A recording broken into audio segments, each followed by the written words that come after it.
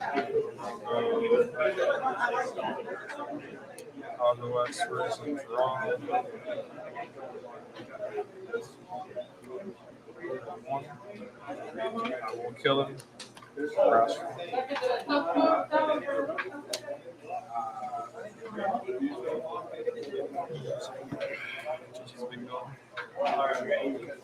Oh, that would have been fucking fire. This fucking option card, so good. 18K. The thing is, I was saying about running Megadeth in the deck, but the thing is, I need all these options. That's true. I need all of this. This is to go aggro. Probably I should take up this.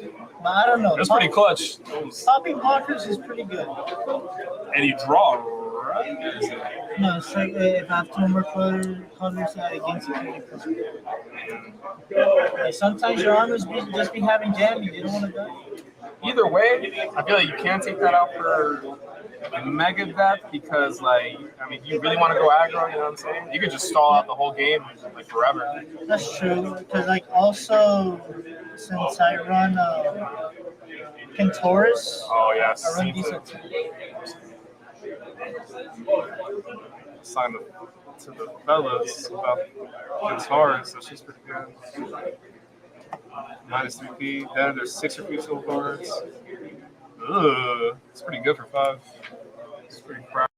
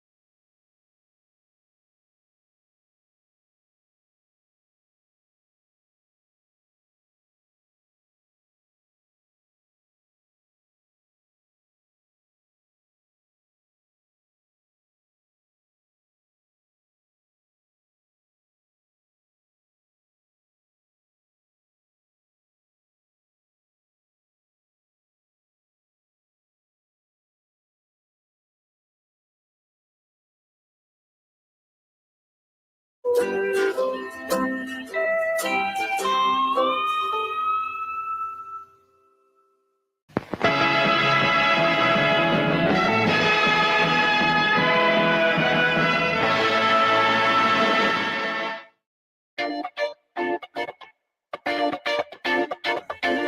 Play Games is back on the road, and we are ecstatic to hit the convention scene once again. We will be attending and organizing events around the country for the rest of 2021. Pro Play Games. Play with the pros.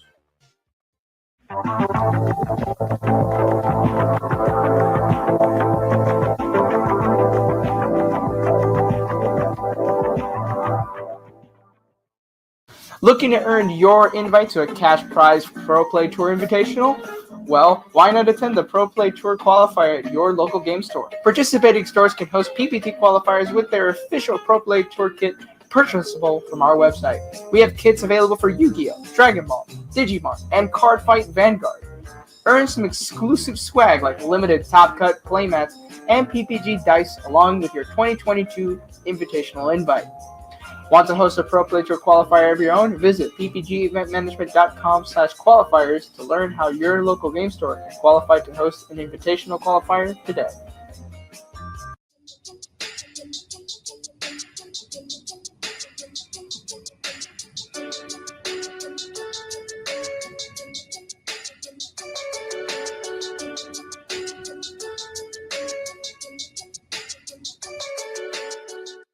Hello, everybody. We are here for the Otakon 2021 Yu-Gi-Oh! Tournament, representing Pro Play Games here today.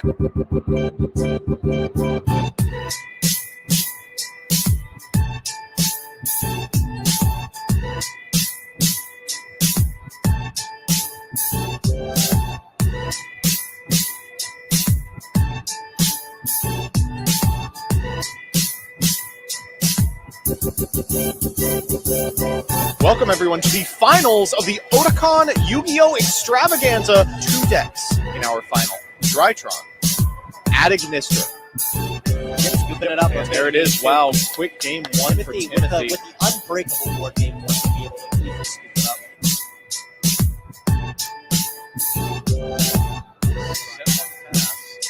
Roll Baylor. There's the handshake. Check out ppgeventmanagement.com for events and tournament information.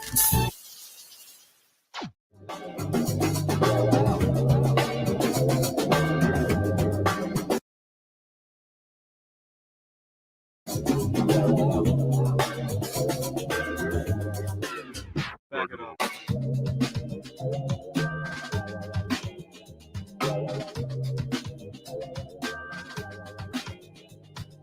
Want to take your TCG player hustle to the next level, but don't have access to wholesale distribution? Then check out our PPG Investments Patreon. As a patron, you can pre-order the latest TCG releases at near wholesale rates without an official distributor. Yu-Gi-Oh!, Pokemon, Magic, Dragon Ball, Digimon, Vanguard, My Hero, Flesh and Blood, you name it. Join a community of vendors and get direct support from PPG. Joining will get you distribution like access across all TCG sealed case product and accessories, not to mention access to other invaluable perks like Q&As and product ratios before release. Our mission is to help you make a successful side business out of trading card games. Don't delay. Check out the Patreon today in the link down below. We'll see you there.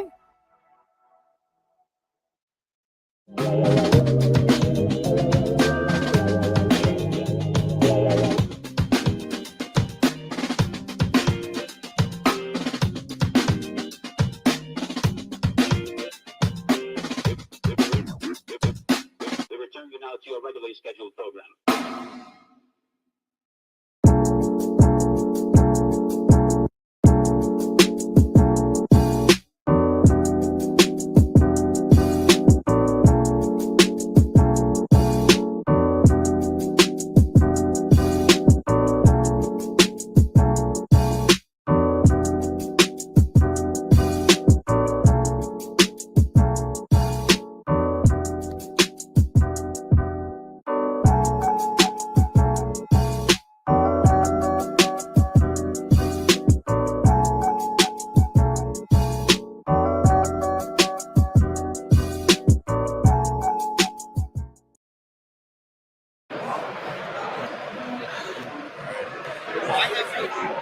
the Origins Game Fair. They have good tacos.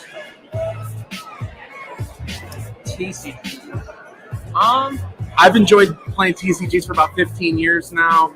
It's a thing I do with my friends. It's one of our most common activities. Doesn't matter who you are, doesn't matter what you do. Anybody is capable of enjoying different aspects of trading card games. There's truly nothing like it.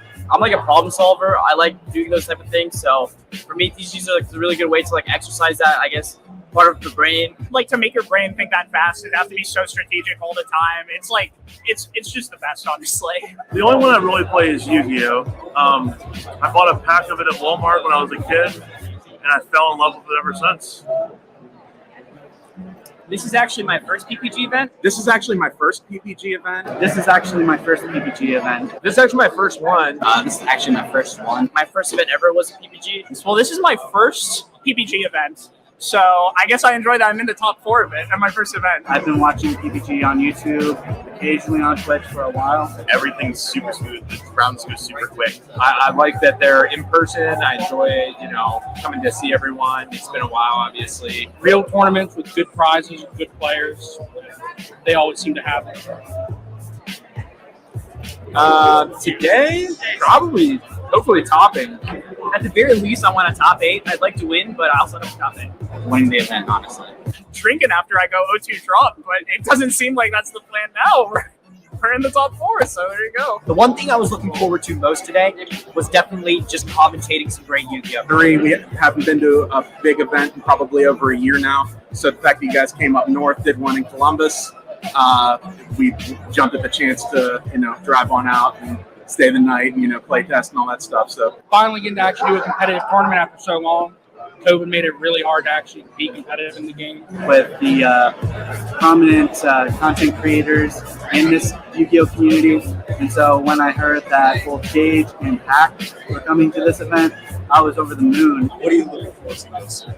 Winning the event. I like it. Thank you. Yeah.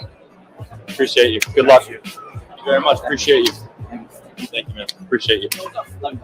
Cool. Perfect. Thank you very much, man. I hope that wasn't like. No, that was great. Good. That was really good. Check out ppgeventmanagement.com for events and tournament information.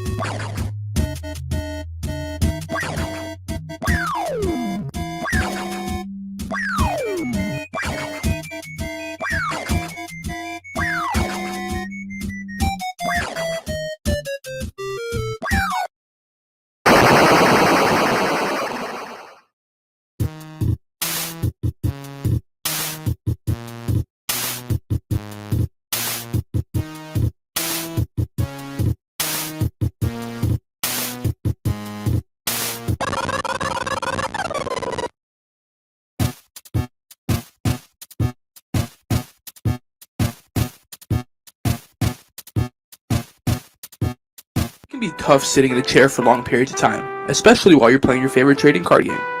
That's why eWin has designed a state-of-the-art luxury gaming chair.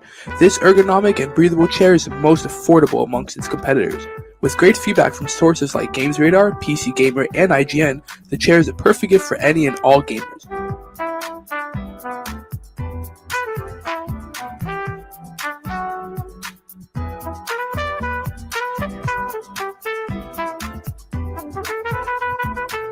Use discount code PPG at checkout for 30% off your order.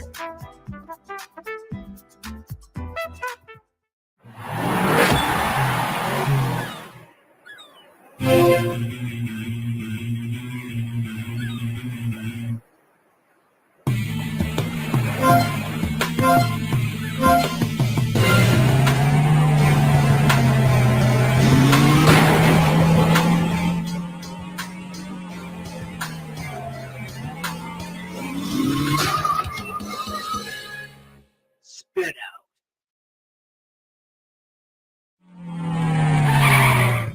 Bonus stage.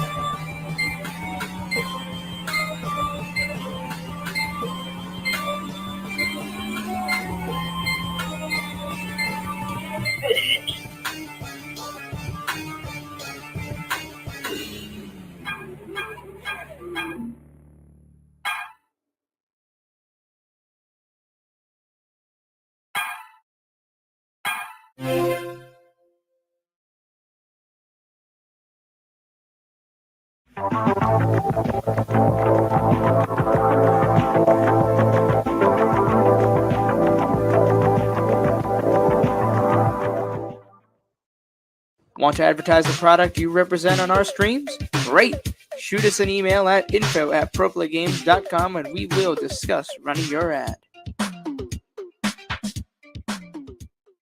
Are you tired of the same old boring and plain sleeves? Have you ever wondered what it would be like to have any image of your choosing displayed on the back of your sleeve? Well, look no further, because yourplaymat.com is the one-stop shop you need to print all your customized designs on durable and high-quality sleeves. At yourplaymat.com, you can sleeve your deck in style. It's as simple as uploading your design and selecting your size and style. Use promo code PROPLAY10YP at checkout for 10% off your order.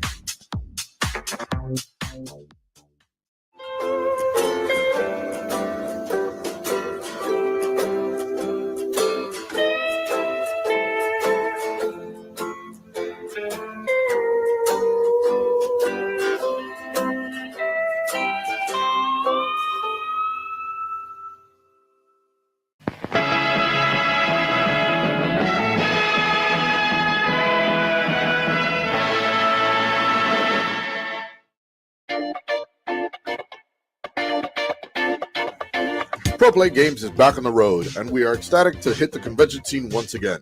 We will be attending and organizing events around the country for the rest of 2021. Pro Play Games. Play with the pros.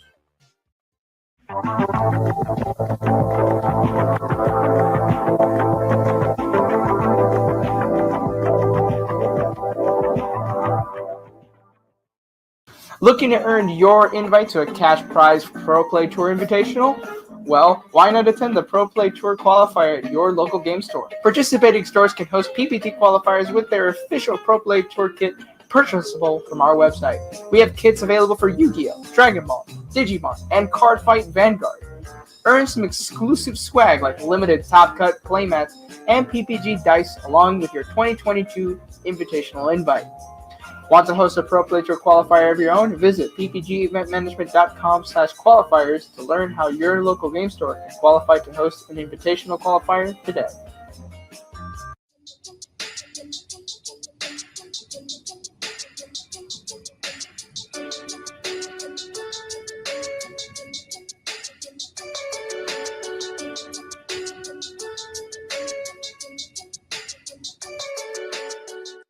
Hello, everybody. We are here for the Otakon 2021 Yu-Gi-Oh! Tournament, representing Pro Play Games here today.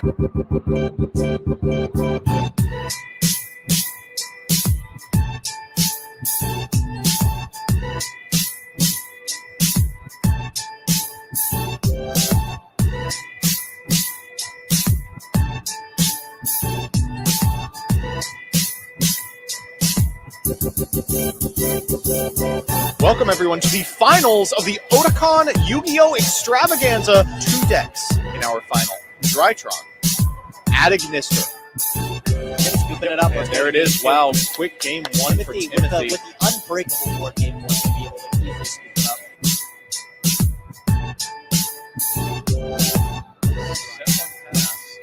Roll Baylor. There's the handshake. Check out ppgeventmanagement.com for events and tournament information.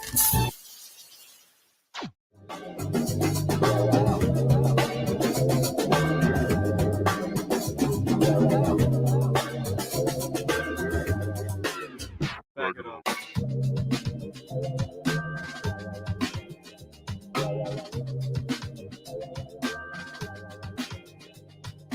Want to take your TCG player hustle to the next level, but don't have access to wholesale distribution? Then check out our PPG Investments Patreon. As a patron, you can pre-order the latest TCG releases at near wholesale rates without an official distributor. Yu-Gi-Oh!, Pokemon, Magic, Dragon Ball, Digimon, Vanguard, My Hero, Flesh and Blood, you name it. Join a community of vendors and get direct support from PPG. Joining will get you distribution like access across all TCG sealed case product and accessories, not to mention access to other invaluable perks like Q&As and product ratios before release. Our mission is to help you make a successful side business out of trading card games. Don't delay. Check out the Patreon today in the link down below. We'll see you there. We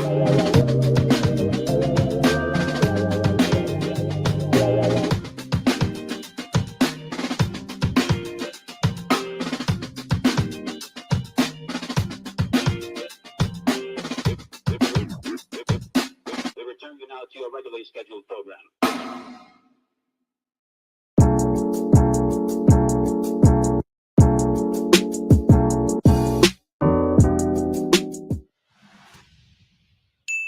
All right, guys, we are coming in the middle of what we assume is game one. If we can get the information, we'll kind of follow up. But it looks like we're going to be shot right on into the middle of game one here. But welcome to PPG Denver. Some technical difficulties to start the morning. It's okay. We're going to get through them. Long day. We have 47 players, I believe, with 6 rounds cut to a top 8. How are you doing this evening, Scott? Good. I'm enjoying this game. No, we can see it. You guys can't yet. So I think we're ready. Let's just get into it and get into the action.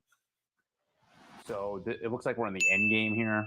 The Amber Steel player earlier in the game had sung, I believe, grab your sword twice to wipe out the Emerald board, and there's a win for the Amber player. That's a windmill. Not yet. Oh, 19. My bad. 19. Windmill slam of lore, though. So Yeah. we'll work on, as you guys will see, it'll get updated throughout the game for the screens on the left and right. But on the player board, the numbers are from left to right. So 0 on the left, on right is the 20. So you'll see them counting up, and it's for each player's perspective. All right. So it looks like we have a concession in game one there. Not certain. We came in the middle of this as we were trying to figure out these camera issues. So we'll figure this out pretty quickly. But it looks like we're shuffling to go to a game two. Yeah, agreed. Okay. So we had we didn't get to see a whole lot. We got to see a bunch of Ariel singing, and I got a hey there. So yes, that's true. This is a deck that we're definitely expecting to see today, though, right? This Amber Steel aggressive mid-rangey kind of aggro deck. Yes, I would agree. Yeah. It was just released, I think yesterday, that like there were some stats that came out that this was one of the more decks that kept going up in percentage of being played on online avenues. So it's not shocking to me that this is definitely going to be something that'll be here today in high numbers. Now, what is this deck, kind of looking to do early, Scott? Basically, it's just trying to stave off your opponent's massive aggression and get to a point where like your Ariel is getting you card advantage, especially if they can grab your swords, if they can get a whole new world to gain massive advantage in the mid game and make sure they don't get overrun in the early game. They also have like Stitch New Dog and a Stitch Rockstar. And then they have like Rapunzel. So like it's basically just like Amber Good stuff, but followed up with a lot of the steel removal. Right. So I think it's a very, very strong mid-range deck. So if it can win in the mid-range and not let the more controlling decks get to the late game, I think it has an advantage over the aggro deck. So to me, this is like the mid-range deck of, if you think about the typical like pyramid of mid-range aggro and control. Yeah, it's definitely a deck that has the ability to pressure at almost every point in the game, depending on like its opening hand, depending on like what you're aiming for in mulligans. As you can see here, we are mulliganing 5, which is a very aggressive mulligan.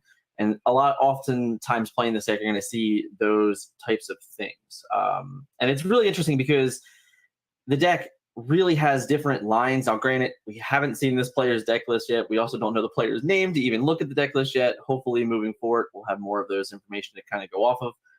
But for me, I've seen versions of this deck that have Just in Time. I've seen versions of this deck that have Lantern. We've seen Rockstar versions. So there's all types of avenues for this version. We'll just have to, now that we can start it fresh in a game, we can finally see exactly everything's going on here.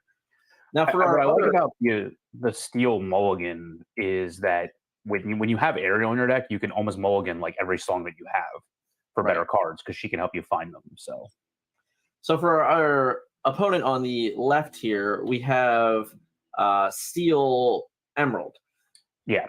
This is a deck that I've seen a little bit more recently. It was actually featured on PPG's stream the other night in round 1, I believe it was. So this could be something similar to a version like that. But this is basically removing the Amber draw for like Emerald good stuff, right?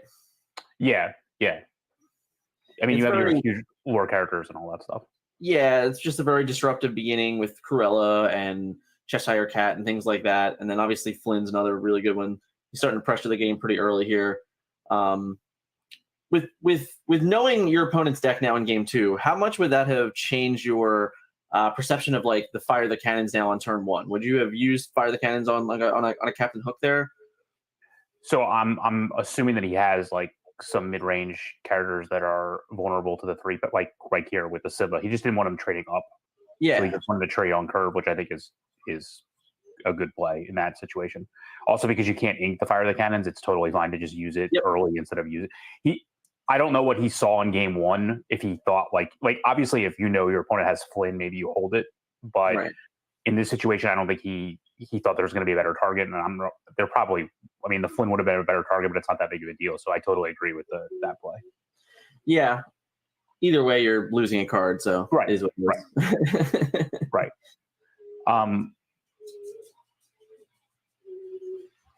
They're just checking. Yeah. We did say, as we were watching this before it went live, player on the left was moving very fast. Both players are actually moving pretty fast. So this is not sped up for all intents and purposes. These players are just they are moving fast. We're getting some camera angle changes here. We apologize if anything goes wonky on us. They're just trying to get the best image for the stream in general. So he inks the aerial there to play the smash, which I find interesting. I wonder if he's gonna. Hold on, I don't understand what happened. I think we're just trying to keep the board clear as possible early because he feels that he's more comfortable in the mid range. So I think he didn't discard his card yet. Right, and I think he probably thought it was like more like a Cheshire Cat than it was. Yeah. So we discarded the whole new world here. Yeah, so. Simba just needs to be tapped there. Yeah, and then we're fine. We're all cleaned up. Yeah. Again, moving very fast. Yes. First tournament for people, I'm sure. Maybe first time playing the game at outside the kitchen table. So I totally understand. Right. There's a difference of just having the correct pace of play for camera and things like that, just so everyone has the ability to make sure all interactions are working correctly. So we get Hans here, 13th in line, I believe that's his sub name. Yeah. It's a pretty good card. It's going to threaten that. Well, I guess it'll slowly threaten this Zimba if he wants it to. Yes. But either way, it also just probably pings the Tinkerbell just in case. If the pinger isn't that way, he can't just freely trade because it's a 3/3. So now he can, rather than doing that, unless he has like another line here, I would have really appreciated the Tinkerbell line because this way you could, if the Tinkerbell has to attack in the Hans, you feel much better about the trades. If he has the shift here. Right. Yeah. So I mean, that'll be a huge play. But the other situation is, I mean, like the Simba's free 2 damage here also. Oh, there we go. So now the Tinkerbell will certainly. I assumed. I mean, I wonder if he's going to take out the Hans or just accept the Simba trade here, because the Mad Hatter is not. If he takes the Hans, he does get another free 2 damage on Hatter. Yeah, of course. Yeah, that's true. But But it wouldn't finish him. So yeah, I actually like the Simba taking out here and getting the lore. Yeah, because the Hatter can't swing into the Tinkerbell. So yeah, you give your opponent 3 free lore to go to 7. Right. But 7 on turn 5 for. I mean, I know this isn't like a super aggro deck. I think this is actually. I think that was a good play. Yeah. All right, we are catching up. Because he's facing against Steel, so chances are he could like have a grab your swords, and then the Simba gets absolutely no value. Right. And just gets taken out. So I think this is all these lines seem correct to me. So his opponent inks to 6 and then passes. I don't know what he could possibly have to ink there instead of like just holding the card. My guess is Genie, and he didn't want to bounce. Both cards back. Yeah. Or did he actually not have any cards in hand? He had 1 card in hand, and then that was great play there. That's a good Rapunzel right there. Exactly. So he gets to take out the Hatter. His opponent draws a card, and then he just gets Rapunzel and draws 3 cards. Or 2 cards. My bad. But still, very, very good. Very ahead in this point. What are we? We're looking at. He's at 3 lore now. He's at 3. Adam's at 7, and he's representing 4, and Adam's just he's gonna have to keep trying to play cards like this. But right now, the race is about to be even, and board presence is not going to be. So I think this is the difference between Emerald and Amber when you have Steel as your other color is the Emerald characters just can't trade efficiently with the and that's a big trade right there with the Amber ones. So we just get the smash away. We're up on resources. We're up on cards in play, and we still have cards in hand as well. Yeah, from the Rapunzel. Right. So there's the power of Rapunzel right there. Yeah. It looks like they're walking through certain situations going on here. So we have Vulpix sleeves, I think. Yeah. Go me. Shout out to you. There's a cat. My favorite card. But there's just the problem with this is there's no way that these lines of plays are going to get you back in the game. No. That Cheshire cat is meaningless at this point. It represents no strength, and we're just going to keep luring away for 4 lore a turn and just having a good time. Now we're going to lure for 7 next turn, so I don't mean that's not lethal yet. But it's not lethal now. But the cat is just not threatening. The cat is not lethal either. So. No, the cat is very far from lethal. See, if that was a Kristoff here, at least you'd have a threat. At least you'd have a way to do damage. Because, we can see in his hand he has a fire the cannons, and right, we could have got something off the board. That's not going to happen now. No. We're just going to be very far behind. It looks like he has grab your swords, fire the cannons. So, yeah, that's not ideal. But it looks like we're going to... So I mean, I guess that's not even board wiping because two characters have 5 willpower. Right. So...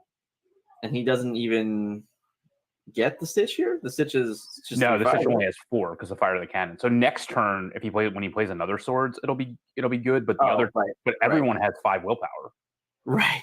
So it's I mean, not to mention we just turned on our Rapunzel in our hand, right? The Rapunzel. Okay. Yeah, also true.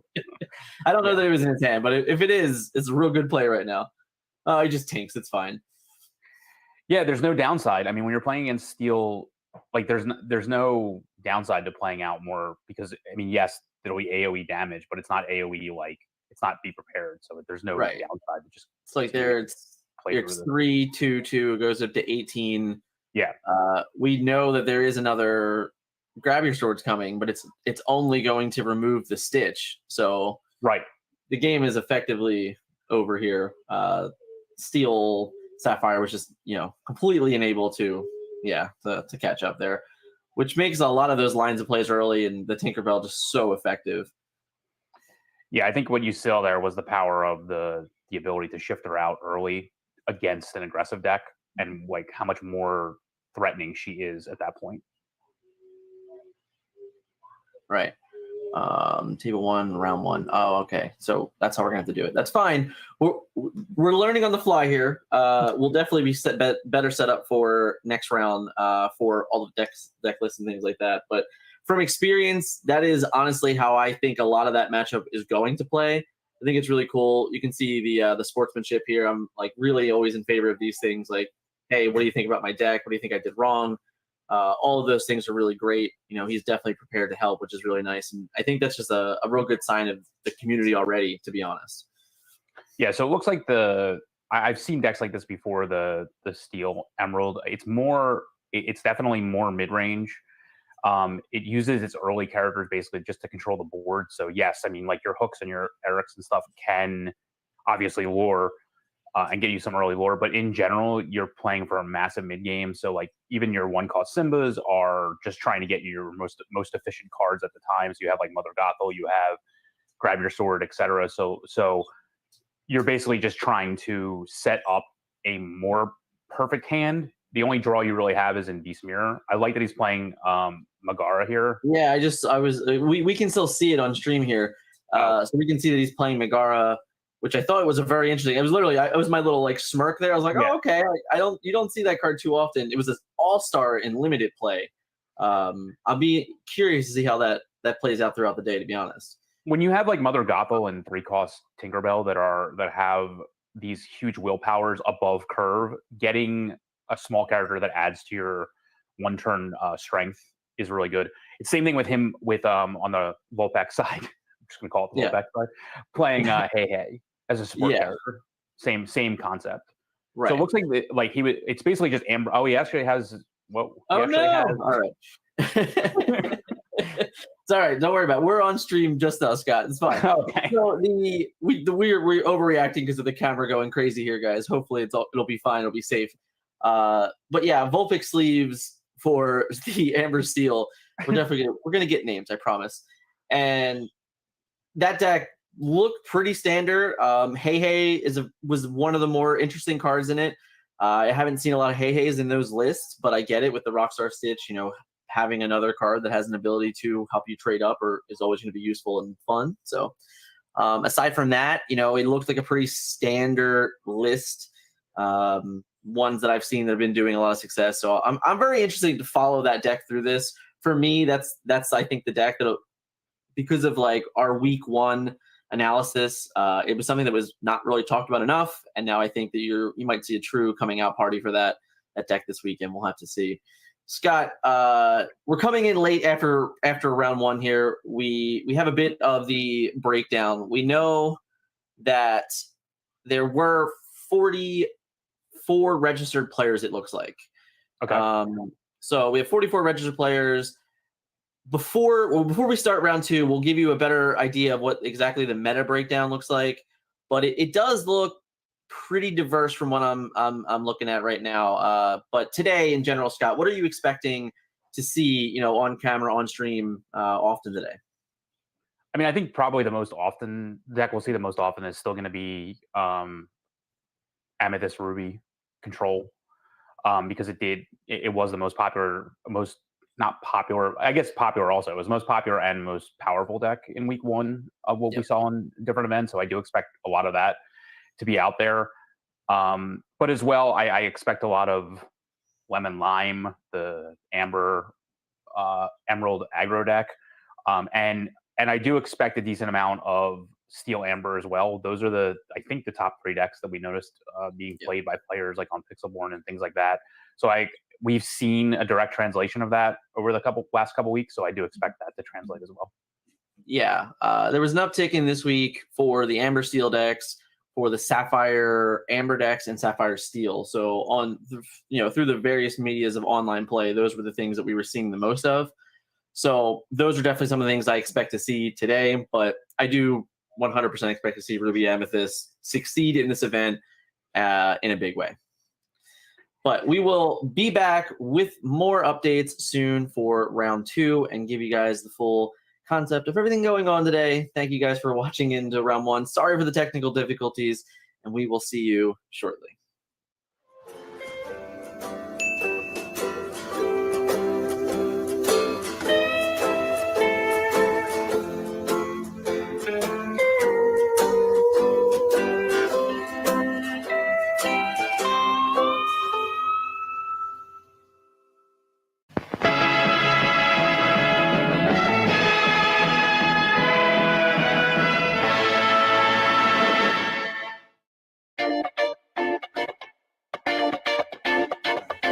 Pro Play Games is back on the road, and we are ecstatic to hit the convention scene once again. We will be attending and organizing events around the country for the rest of 2021. Pro Play Games. Play with the pros.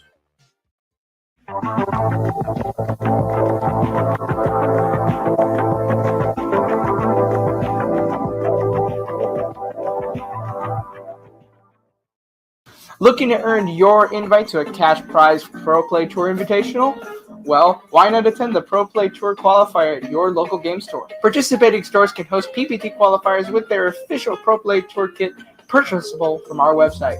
We have kits available for Yu-Gi-Oh!, Dragon Ball, Digimon, and Card Fight Vanguard.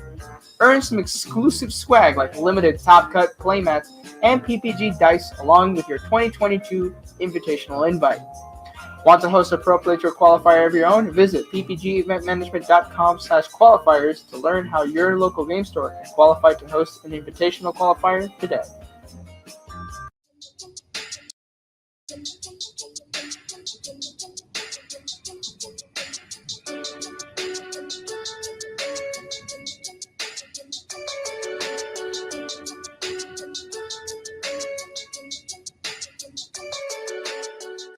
Hello, everybody. We are here for the Otakon 2021 Yu-Gi-Oh! Tournament, representing Pro Play Games here today.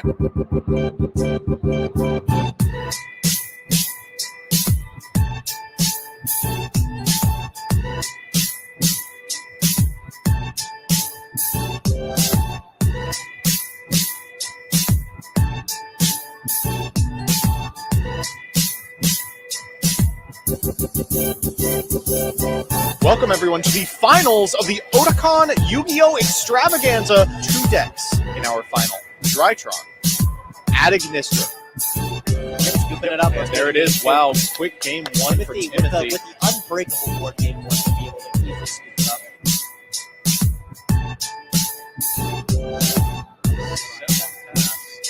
Roll Baylor. There's the handshake. Check out ppgeventmanagement.com for events and tournament information.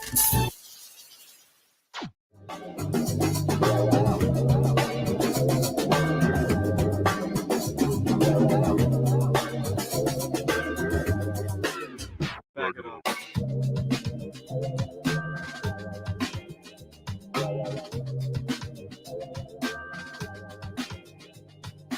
Want to take your TCG player hustle to the next level, but don't have access to wholesale distribution? Then check out our PPG Investments Patreon. As a patron, you can pre-order the latest TCG releases at near wholesale rates without an official distributor. Yu-Gi-Oh!, Pokemon, Magic, Dragon Ball, Digimon, Vanguard, My Hero, Flesh and Blood, you name it. Join a community of vendors and get direct support from PPG. Joining will get you distribution like access across all TCG sealed case product and accessories, not to mention access to other invaluable perks like Q&As and product ratios before release. Our mission is to help you make a successful side business out of trading card games. Don't delay. Check out the Patreon today in the link down below. We'll see you there. We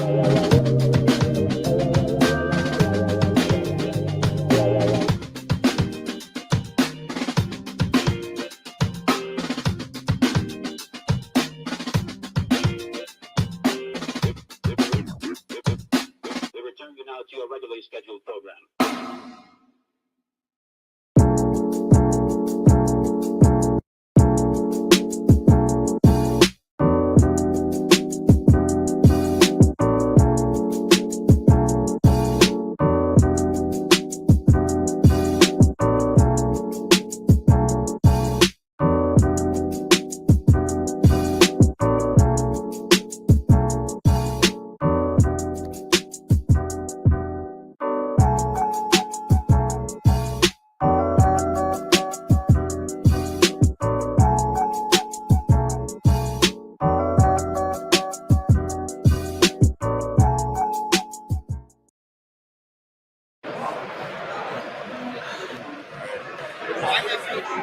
welcome to Origins Game Fair. They have good tacos. TCG. I've enjoyed playing TCGs for about 15 years now. It's a thing I do with my friends. It's one of our most common activities. It doesn't matter who you are, it doesn't matter what you do. Anybody is capable of enjoying different aspects of trading card games. There's truly nothing like it. I'm like a problem solver. I like doing those type of things. So for me, TCGs are like a really good way to like exercise that, I guess, part of the brain. Like to make your brain think that fast, it have to be so strategic all the time. It's like it's just the best, honestly. The only one I really play is Yu-Gi-Oh. I bought a pack of it at Walmart when I was a kid, and I fell in love with it ever since. This is actually my first PPG event. This is actually my first PPG event. This is actually my first PPG event. This is actually my first one. This is actually my first one. My first event ever was a PPG. Well, this is my first PPG event. So I guess I enjoy that I'm in the top 4 of it at my first event. I've been watching PPG on YouTube, occasionally on Twitch for a while. Everything's super smooth. The rounds go super quick. I like that they're in person. I enjoy, coming to see everyone. It's been a while, obviously. Real tournaments with good prizes, good players. They always seem to have it. Today, probably, hopefully topping. At the very least, I want a top 8. I'd like to win, but I also want a top 8. Winning the event, honestly. Drinking after I go 0-2 drop, but it doesn't seem like that's the plan now. We're in the top 4, so there you go. The one thing I was looking forward to most today was definitely just commentating some great Yu-Gi-Oh! We haven't been to a big event in probably over a year now. So the fact that you guys came up north, did one in Columbus, we jumped at the chance to, drive on out and stay the night and, play test and all that stuff. So finally getting to actually do a competitive tournament after so long. COVID made it really hard to actually be competitive in the game. With the prominent content creators in this Yu-Gi-Oh community. And so when I heard that both Gage and Hack were coming to this event, I was over the moon. What are you looking for most? Winning it. Winning the event. I like it. I like it. Thank you. Yeah. Appreciate you. Good luck. Thank you very much. Appreciate you. Thank you, man. Appreciate you. Cool. Perfect. Thank you very much, man. I hope that wasn't like. No, that was great. Good. That was really good. Check out ppgeventmanagement.com for events and tournament information.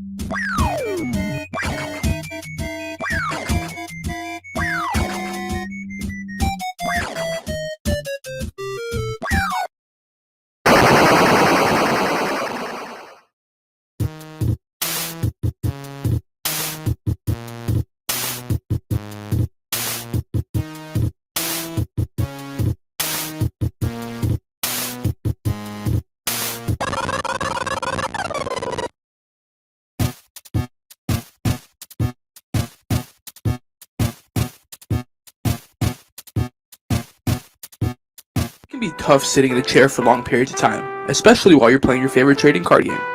That's why eWin has designed a state-of-the-art luxury gaming chair. This ergonomic and breathable chair is the most affordable amongst its competitors. With great feedback from sources like GamesRadar, PC Gamer, and IGN, the chair is a perfect gift for any and all gamers.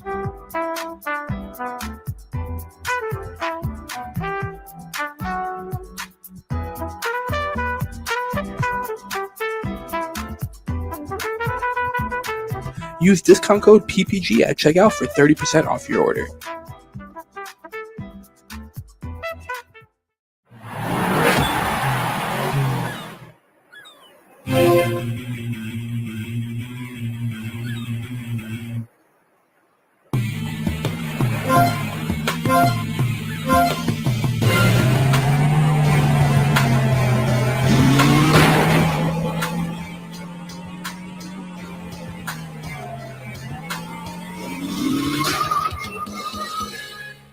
Spin out.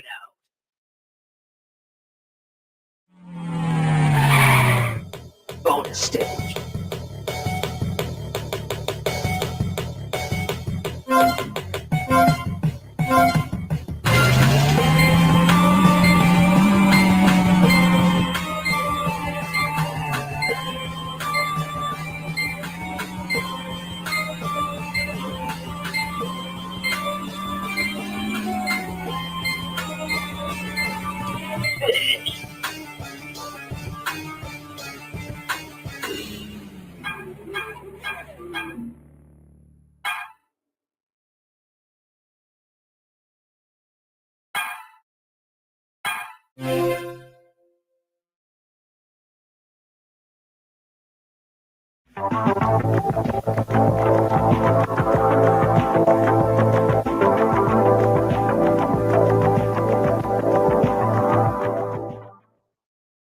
Want to advertise the product you represent on our streams? Great! Shoot us an email at info@proplaygames.com and we will discuss running your ad. Are you tired of the same old boring and plain sleeves? Have you ever wondered what it would be like to have any image of your choosing displayed on the back of your sleeve? Well, look no further because yourplaymat.com is the one-stop shop you need to print all your customized designs on durable and high-quality sleeves. At yourplaymat.com, you can sleeve your deck in style.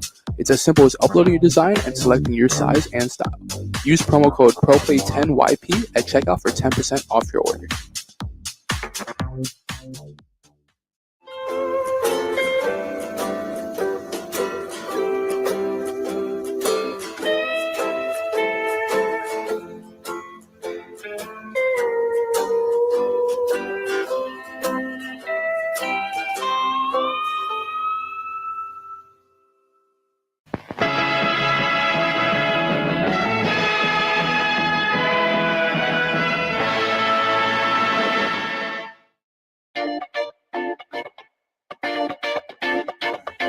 Pro Play Games is back on the road, and we are ecstatic to hit the convention scene once again. We will be attending and organizing events around the country for the rest of 2021. Pro Play Games. Play with the pros.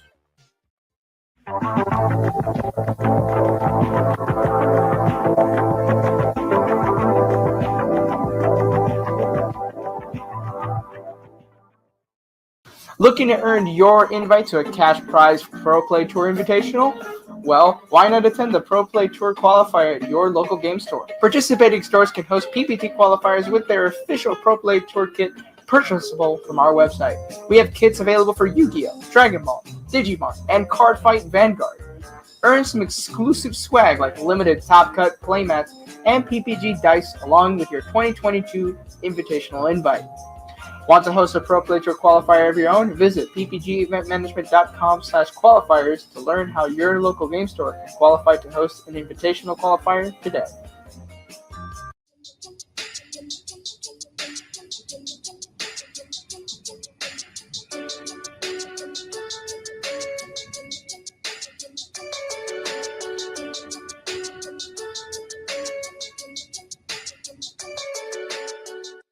Hello, everybody. We are here for the Otakon 2021 Yu-Gi-Oh! Tournament, representing Pro Play Games here today.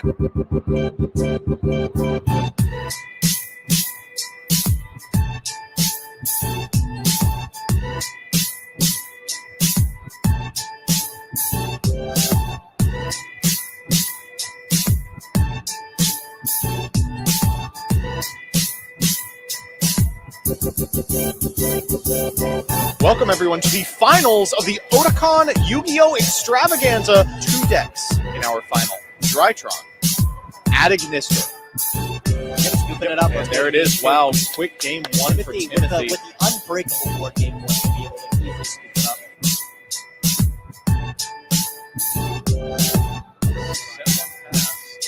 Roll Baylor. There's the handshake.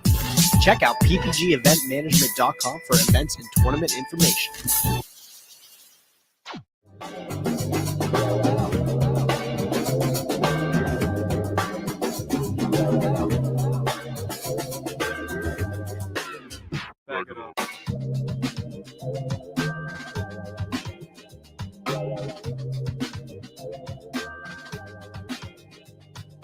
Want to take your TCG player hustle to the next level, but don't have access to wholesale distribution?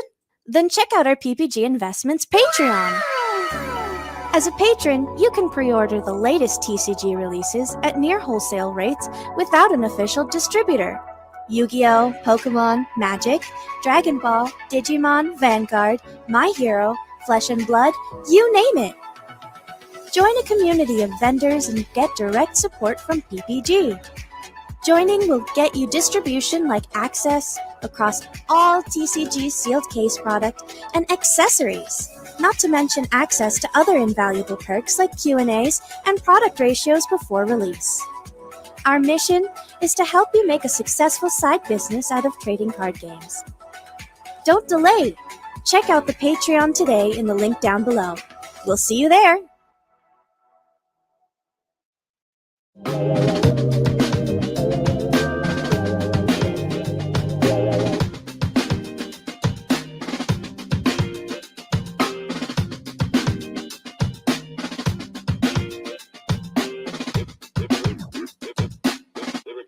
To your regularly scheduled program.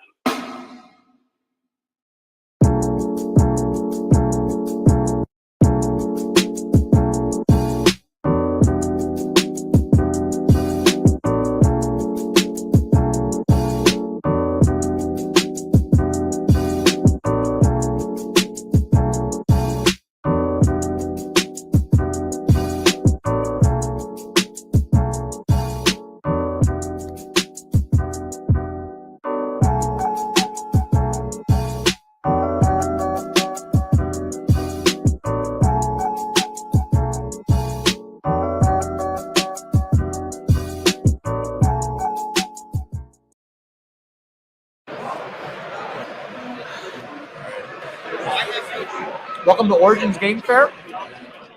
They have good tacos. TCG. I've enjoyed playing TCGs for about 15 years now. It's a thing I do with my friends. It's one of our most common activities. Doesn't matter who you are, doesn't matter what you do.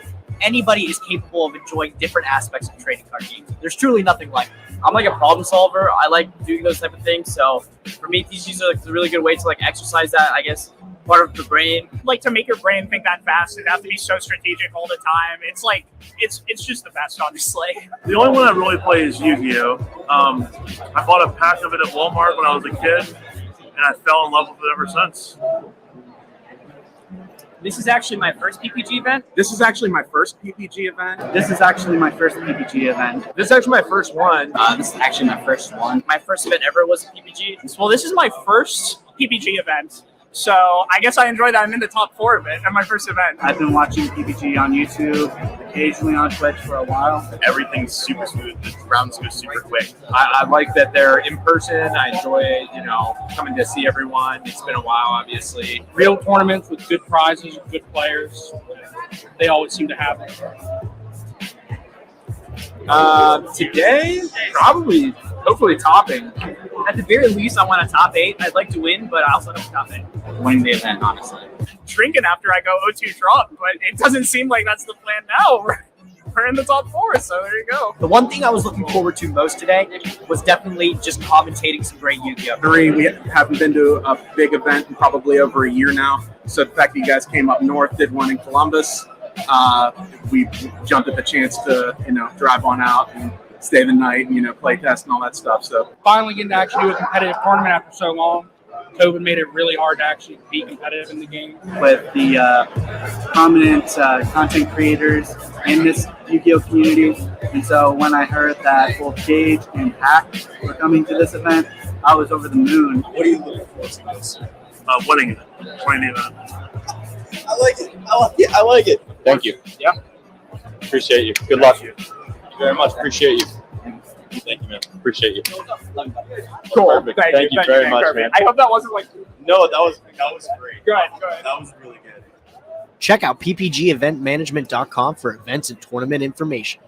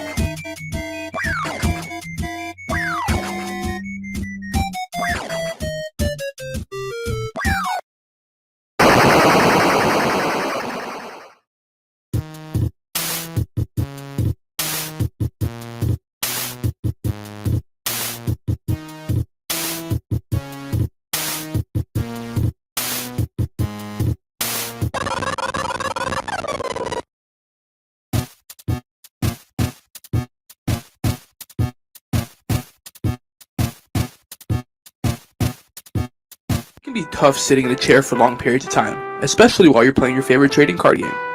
That's why eWin has designed a state-of-the-art luxury gaming chair. This ergonomic and breathable chair is the most affordable amongst its competitors. With great feedback from sources like GamesRadar, PC Gamer, and IGN, the chair is a perfect gift for any and all gamers.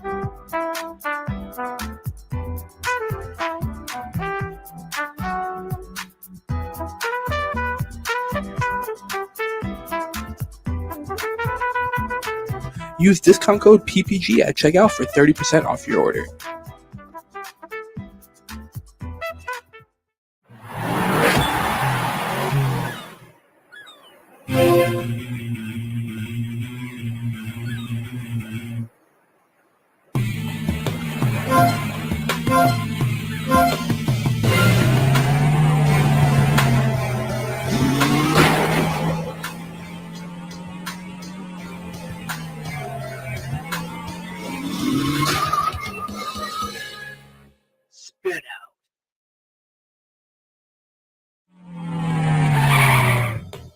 on stage.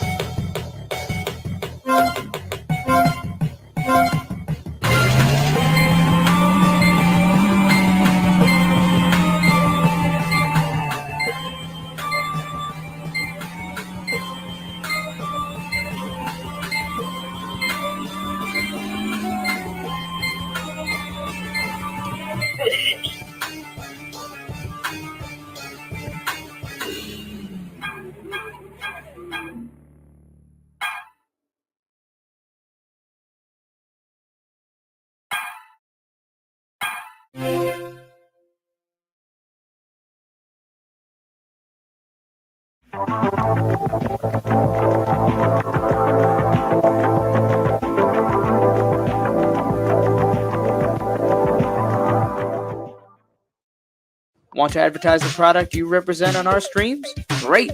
Shoot us an email at info@proplaygames.com and we will discuss running your ad.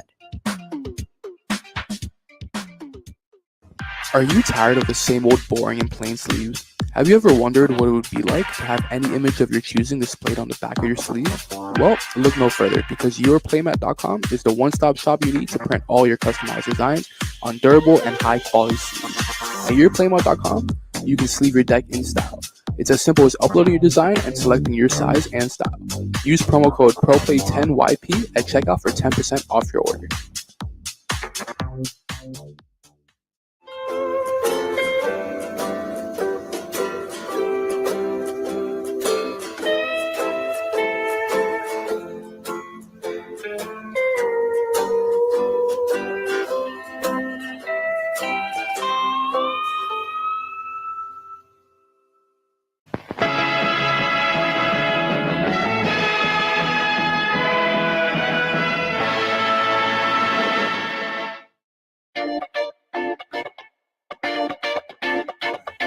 Pro Play Games is back on the road, and we are ecstatic to hit the convention scene once again. We will be attending and organizing events around the country for the rest of 2021. Pro Play Games. Play with the pros.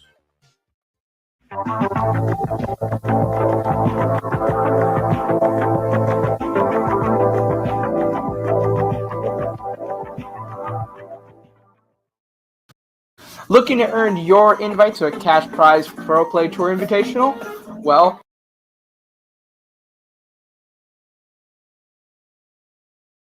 why not attend the Pro Play Tour qualifier at your local game store? Participating stores can host PPT qualifiers with their official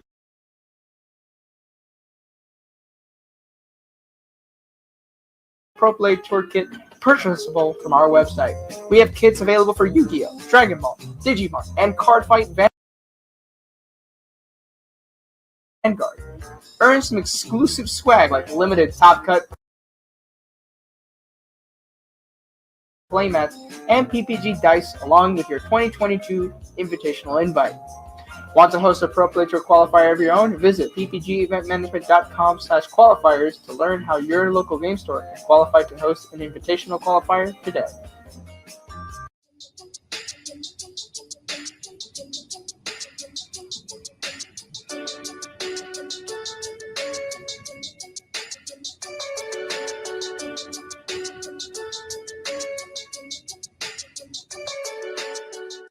Hello, everybody. We are here for the Otakon 2021 Yu-Gi-Oh! Tournament, representing Pro Play Games here today.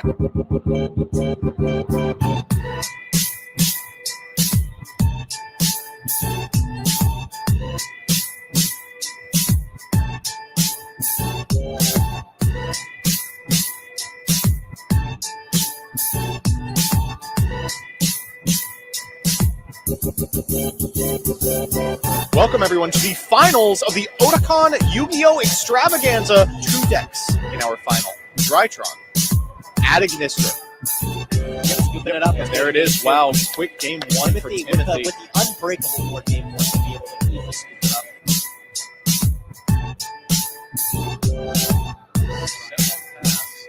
Roll Baylor. There's the handshake. Check out ppgeventmanagement.com for events and tournament information.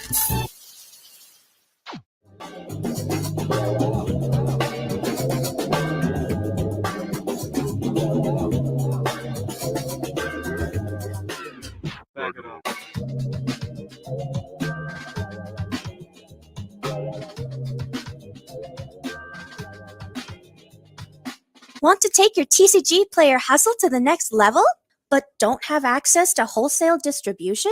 Then check out our PPG Investments Patreon. As a patron, you can pre-order the latest TCG releases at near wholesale rates without an official distributor. Yu-Gi-Oh!, Pokemon, Magic, Dragon Ball, Digimon, Vanguard, My Hero, Flesh and Blood, you name it. Join a community of vendors and get direct support from PPG. Joining will get you distribution like access across all TCG sealed case product and accessories, not to mention access to other invaluable perks like Q&As and product ratios. We are back live with NDK in Denver for PPG Round 2. Back with Scott here. We're about to get into it. The game is already being decided on dice and mulligans. Scott, what are we looking for in this Round 2 matchup here?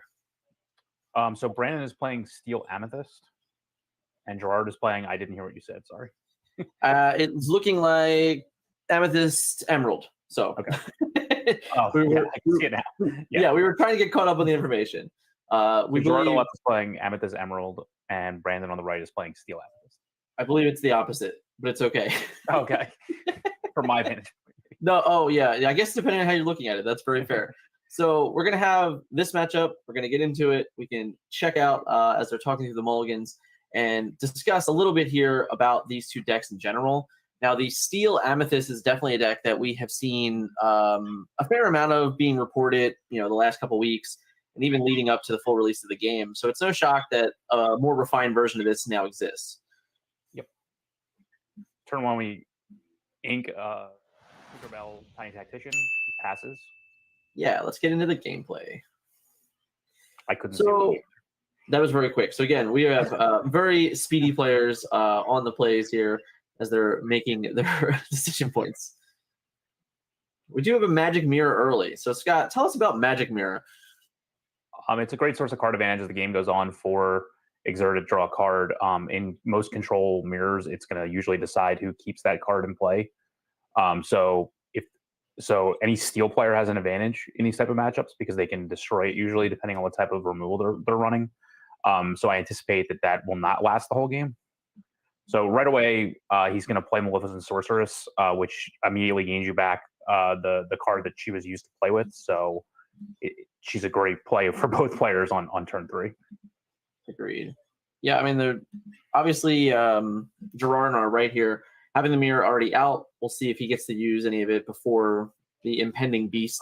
We do get the traditional tap my Maleficent to sing Friends on the Other Side.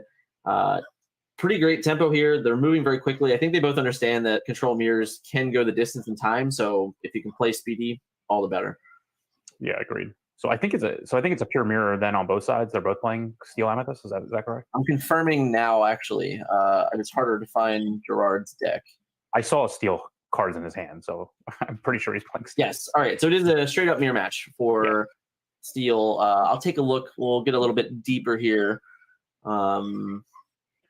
It looks really close to similar. There are some differences in the end game. I will say that, okay, we're both playing Beasts. We're both playing Tinkers. Both playing Elsas. Jafar, Keeper of Secrets, looks to be a key difference between the lists. So some different variations of that. So really, we're all purple right now. Yeah.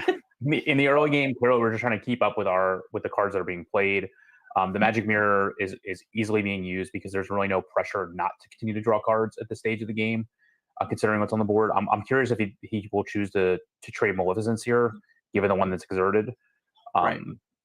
I'm pretty sure this will be the last turn the mirror is actually able to be used, so I'm curious if he'll use it. I mean, given that he knows his opponent is also playing Steel, I would expect Beast to come out next turn, so I'm pretty sure he probably will just use the mirror here. There's a solid 4 might as well Beast. use it before it gets destroyed. There's a solid 4 Beast in each player's deck, so there will not be any mirrors in this matchup.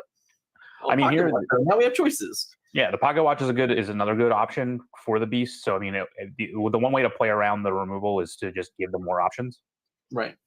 instead of just like, playing it, giving them that. Like now at least he has an option to get rid of one or the other. So he chooses to quest here instead of trading Maleficence. So now we have 1 lore to 0. Yeah, which is really interesting. I mean, obviously, each of these players have grab your sword, so all of the threatening things here are just unrealistic. Why did the magic mirror go? Oh, there he is. Okay. He knew he was going to play. I think he just said it. Like he said, I'm going to beat your mirror. Got it. Wow. It's quite a turn. The shiny. He immediately uses friends on the other side to get back any type of card advantage. I believe he probably has 7 or 8 in hand. Given no max hand size, it doesn't really matter either way. But that's basically what this matchup is going to come down to: is cards in hand, card advantage, and it looks like Gerard has that advantage right now. So he also chooses the quest of Maleficent. Obviously, he used the other one to sing friends on the other side. So it's now lore 1 apiece. Yeah, So I think the lists are very, very close. I'm trying to find like some key differences, and they're extraordinarily close. Oh, you're going to see a very straightforward mirror match in this one. I don't think there's any real tricks. I think the pocket watch is the core difference between these deck lists. So you'll have to play dividends to see how the pocket watch does in this matchup. So he plays the Elsa, Anna, Captain Hook. I assume one of them will get. Yeah, he gives the Captain Hook rush with the pocket watch, which he says to exert. But it's obvious, yeah. And then he will just quest ahead with Maleficent to go to 2 to 1. Obviously representing a threat for Beast or the other Maleficent to take out. We just have to wait dice moves, but it is 2 to 1 lore. Or we just grab your swords and move on. There's also that option too. So he plays his 6 resource. I'm not really sure whether these decks. I guess I do see an Ursula. Yeah, so Ursula and Elsa are both in the end game. Okay. So they will want to keep playing. I believe that's a foil, the way I can tell on camera, but it wouldn't shock me. There was already a foil friends, so there's definitely plenty of room for more foils to show up. That does look like a foil tink though, so we got the going up to 4 lore, so it's 4 to 1 right now, or 4 to 2 right now. Right. So it's a pretty straightforward board position for both players. I think the pocket watch is going, has a real opportunity to start swinging the game in different states here, especially in a world where we can get an Elsa shifted here. We can probably do, some really mean things in the game state with pocket watch. So as he's going into turn 7, if he does have his own Tinkerbell here, it'll be interesting because he can give it. So he actually inks Beast, which is kind of dangerous in this. So he does play 7 cost Facilier, but doesn't have the extra ink to be able to give him Rush. So I'm curious to see what he does here. He decides to challenge both characters into the Beast, just saving himself the time there with shortcuts. But that you do have the 2/3 Elsa and the 2/2 Maleficent trading with the 4/4 Beast. Right. So he just gets to refill his hand and be content with where he is in lore right now. So we did get a foil. So we just inked another foil. So yeah, there's lots of foils going in on the left side here, which is nice to see. So Facilier does represent a threat to the Tinkerbell. So he's just going to sing Grab Your Swords. And he smashes and sings Grab Your Sword. Again, these players are taking a lot of shortcuts. I think they know each other and know each other's the lists are really similar. The play pace is very familiar. So yeah, I would argue that that's very true. So we have a Jafar here. It has 4 strength, I believe, currently. Yeah, and he had quested with Maleficent, so Cooler is now 5 to 2. So there's a lot of board and lore advantage going on for Gerard right now. So it's gonna depend whether or not Brandon can actually play something of value with the pocket watch being in play to get himself into this. I mean, his characters are always going to have essentially a turn up, except for if he was to play an Elsa here or something like that he just doesn't have the lore to be able to do both in one turn. But in the long run, his characters are going to be able to act a turn before. So we'll see how that goes. So he does play the big Tinkerbell here, which is obviously a key card in the matchup. So now he can give it Rush, which I assume he'll do. Yep. Right. And swings it into the other Tinkerbell. Uses her ability to do 2 damage to the Maleficent. So yes, that leaves Tinkerbell vulnerable, but he's essentially going to get a 3-for-1 here out of it, regardless. Yeah, exactly. So that's a huge play. I mean, even if he does choose to swing the Jafar in, it's still going to be a 3-for-1 in the long run, and that's one way. I mean, we saw that Gerard had a lot of early card advantage, like pure draw, but on the flip side, Brandon's able to use his cards that are in play to gain back that card advantage. So we'll see what happens here. Yeah, so we're still deciding whether or not to trade with Lore. Tinkerbell or go way ahead on Lore. So he does decide to trade directly with the Tinkerbell instead of allowing the trade. I assume her ability would be too powerful to allow her to make the decision. So we get Ursula another just Lore. one more down. Right, we get a Lore gain there. So Brandon goes to 1. Yep. Gerard goes to 6. And this is kind of where we're going to be very interesting because the Ruby Amethyst deck has a lot of spot removal and trading for 1-for-1s, whereas the Steel Amethyst, you don't really have those things. You're much more reliant on your pocket watches and things like that. So it'll be interesting to see how they start battling each other with these much bigger endgame characters. So he plays the Maleficent Sorceress just to gain back the advantage, but Ursula has such a huge amount of lore gain that it's going to be tough. So the Beast comes down, destroys the Pocket Watch, which I think is going to be a huge play because that was really Brandon's source of being able to keep the card advantage, and he plays a Magic Mirror. Yep. So now even if Brandon does play his own Beast, it has a target. So now he does quest with Ursula as expected to 8-1 on the lore. Yeah. I believe there's a lot of work that Brandon needs to do to get back in this game at this point without a pocket watch and without his own Magic Mirror. Right. The early card advantage that Gerard gained just was too hard. Is just very hard to overcome. So he does, as assumed, play his own Beast to try to slow down the bleeding of the card advantage. But Ursula's 8 willpower is pretty much going to be very dominant here. Even right now, you have only 6 strength into an 8 willpower. You're going to have to find other help other way. By making this lore trade, getting the lore is great, but now the Beast can just trade into it, which makes the Ursula even more dominant. Yep. 8 willpower is a very, very fine stat for that card. Yeah. So he quests with Maleficent, so it's now 8-2. But I mean, yeah, that's exactly what I figured. He's just going to gain 5 lore here to go to 13. So it's now 13-2. He's just going to Ursula again. Yeah. Because there's no be prepared. Once again, you don't have answers to 8 willpower cards very often. So Ursula reduces the lore and draws him a card, and quest for 3 lore. So I mean, now we're representing lethal. He's representing lethal. Yeah. In like a very big way. Yeah. So I guess Beast can trade with Beast to prevent lethal, but I mean, it's it's lethal with Prince. He has to be able to get rid of Prince. Yeah, it's true. It's true. So right now, this is like game in the hand.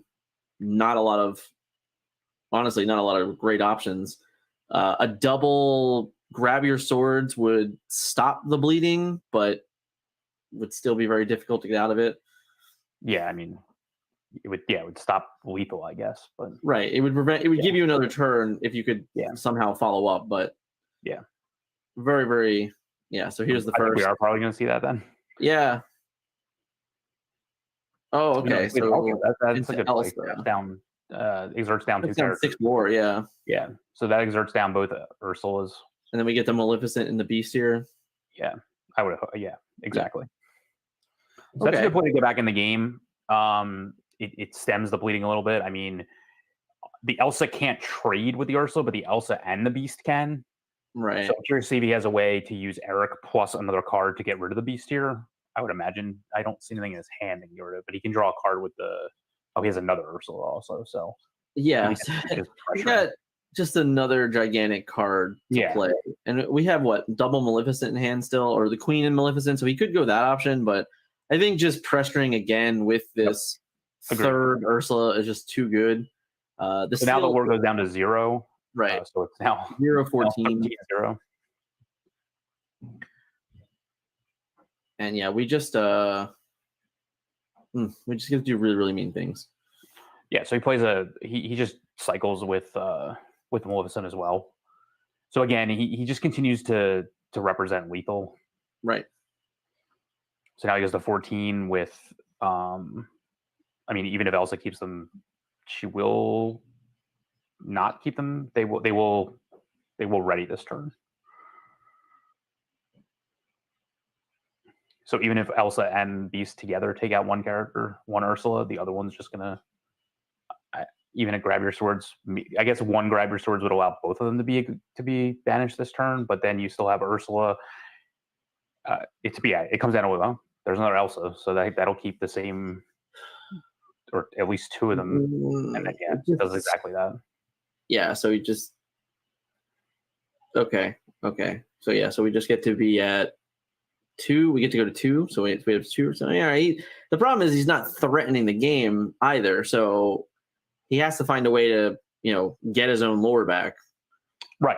Exactly. I mean, like, and I assume Gerard can mop up these characters this turn, especially when he has this Tinkerbell here as well in hand. So I don't even know that he needs to play it necessarily because it's not going to make the difference. Well, I guess Eric and the Tinkerbell will clean up the Elsa. But he just decides the quest, which he's close to victory. So yeah, 16-0. It's hard not to do those things, right? So I mean, I'm a fan of this. Like you force your opponent to make the decisions into your character as opposed to you being aggressive and doing it. Because even now, I mean, he has well enough more next turn, but it's like if he has another Elsa, he's like he's not, his opponent's not gonna be able to gain any lore because he has to then trade into Eric's and Maleficent here, and then still get 2 lore from a Tinkerbell. So it's a really tough spot. He just fell very far behind in the game very quickly. Yeah, so having the mirror will allow him to gain gain cards back, even if the board is wiped here somehow. Right. It's still going to be to his advantage to continue to play to the board because he has the mirror and his opponent does not. So there's no reason not to continue to pressure.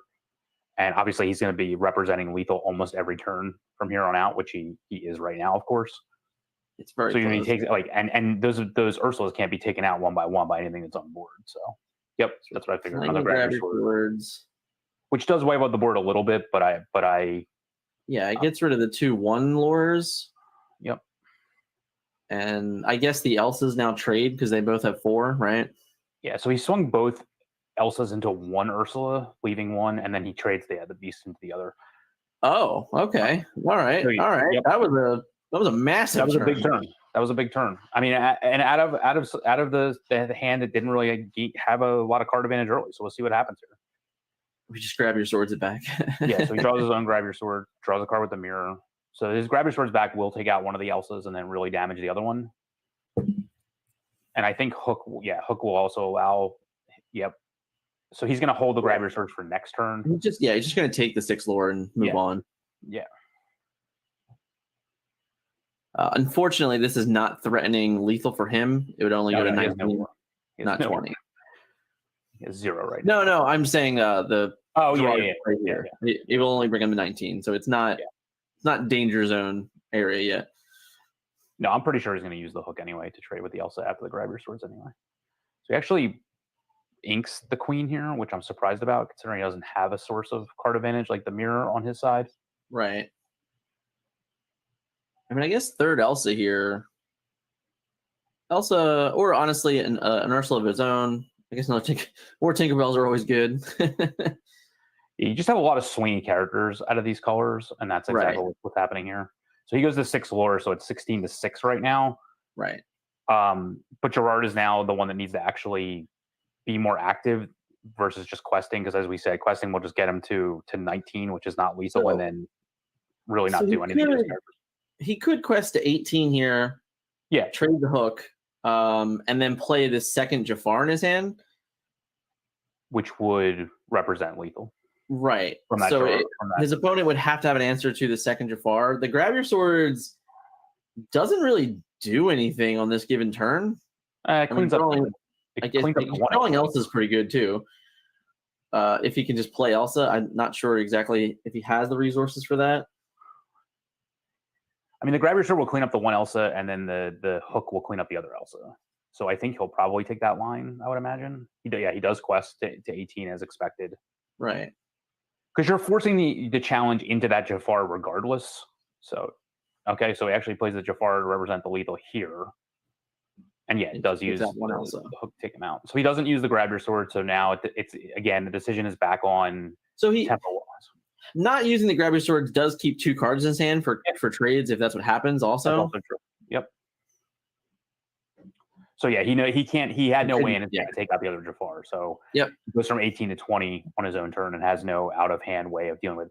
I think that's as we've talked about in the past, that's the difference between playing Steel versus Ruby. So Ruby would be able to have numerous ways of taking out that Jafar before it was actually able to quest, whereas Steel typically would have required 2 cards to do that, and he just didn't have the answers. Again, he could have delayed it with another Elsa type effect, but he didn't have that. So Yeah, I was game one curious.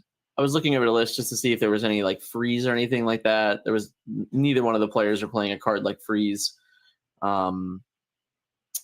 Gerard has 3 Elsas versus Brandon, who has 4 Elsas. So he did have the ability to draw another Elsa if he could have found one. But that also goes back to that conversation of maybe the turn before playing Queen over playing Tink as ways to like, continue to dig. Because where his opponent was at that point in the game, he would have been drawing 2 cards a turn, had to keep trucking through and getting more and more resources. But in the end, like, you have to find ways to answer it every turn. Else is a great way to, like, in some fashions, time walk your opponent. But at that point in the game, it would have literally been, I need to play Elsa for the next 1,000,000 turns. Yeah, any threat that he plays that has 2 lore, which like the Jafars do, any of his other big characters do, just represent lethal on the board that's hard to deal with. So for the mirror match here, what do you think you'd have been searching for in the mulligan? Any card draw, obviously friends, mirrors, beasts, queen, anything that draws me cards over my opponent. He does roll the pocket watch here, which is surprising, but I guess he figures his opponent, he might not have enough items to soak up beast from his opponent, so he figures he might as well just put in the inkwell. He might just, also depending on what the hand looks like, ink just might be hard to find right now. So I really like the big Simba here because in decks like this, you have answers. So this allows you to find those inflexible answers more often. Like this combination also can end up with a lot of uninkables. Right. So in specifics, like these lists have actually pretty low counts on uninkables. Ironically, they're both at 14. So, but I've seen versions of this deck that have up to 20 and 22. So playing out the 3-cost Tinkerbell always represents being able to play shifting out the large Tinkerbell on turn 4. So I'm curious to see whether or not, I would imagine there's a friends coming here from Maleficent and probably not playing anything, obviously, that would get smacked around. Oh no, he does. No, friends as assumed. We do the the usual. He does play another Maleficent. So a big Tinkerbell here will wipe the board, but you're not really losing the card advantage because you drew cards off both of these. Yeah, he's just gonna, he does have the Tink already. Whether or not, I think playing it is fine here. You just clear the board and you threaten all that you're threatening right now early on. So you just get to literally remove everything on the board. He's just making shortcuts here. And then you just also have the Zimba. So you have a 3 lore board. It just looks like he's not going to even ink with Zimba. I guess he's afraid of Rafiki. And he didn't quest with Simba there. Probably fearing some type of rush character. Or I can't imagine what else he would have. Rafiki or Zeus is my guess. Yeah. So he rose the Beast, which is surprising given the nature of the matchup. Plays out his 3-cost Tinkerbell's very similar. Right. Again, he's only 1 turn away from being able to play the giant Tink by herself, but now you'll have. So you can shift and do multiple things. If you shift, So he draws a mirror. I imagine that's down relatively quickly. I think he's trying to decide whether or not he can get rid of that Tinkerbell out of hand, and all I see is a smash, so he can't necessarily. Yeah, it's not. 4 health is it's a dangerous number when you can't do other things with Tink. I don't know that it would be worth it to fire the cannons and smash that card. He decides not to quest at all here, and doesn't play an ink, I believe, either. Right. So that's just the, if I have mirror, if I'm playing mirror that turn, I think I'm okay with taking the trades, right? The entire game is going to be based on these trades anyway.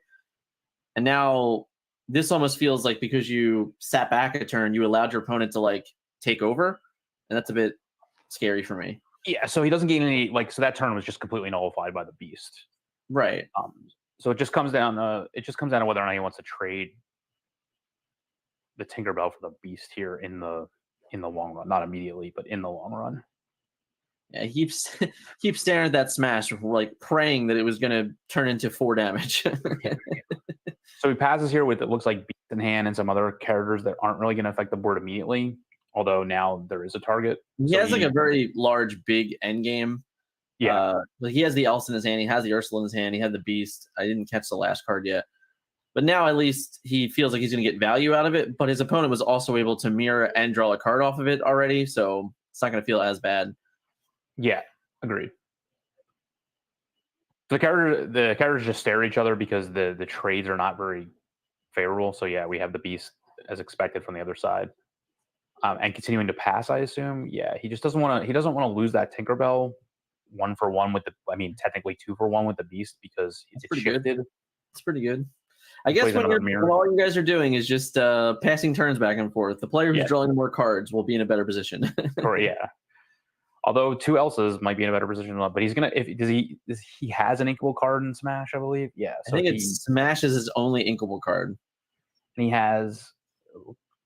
We just passed. Looks like 6 ink, so he's not gonna play the Smash in order to play the Ursula. Right. He's also not gonna play the Ursula because he can't even get advantage off the Ursula. He can't take a lore away and draw a card because there's been no lore gained in the game so far.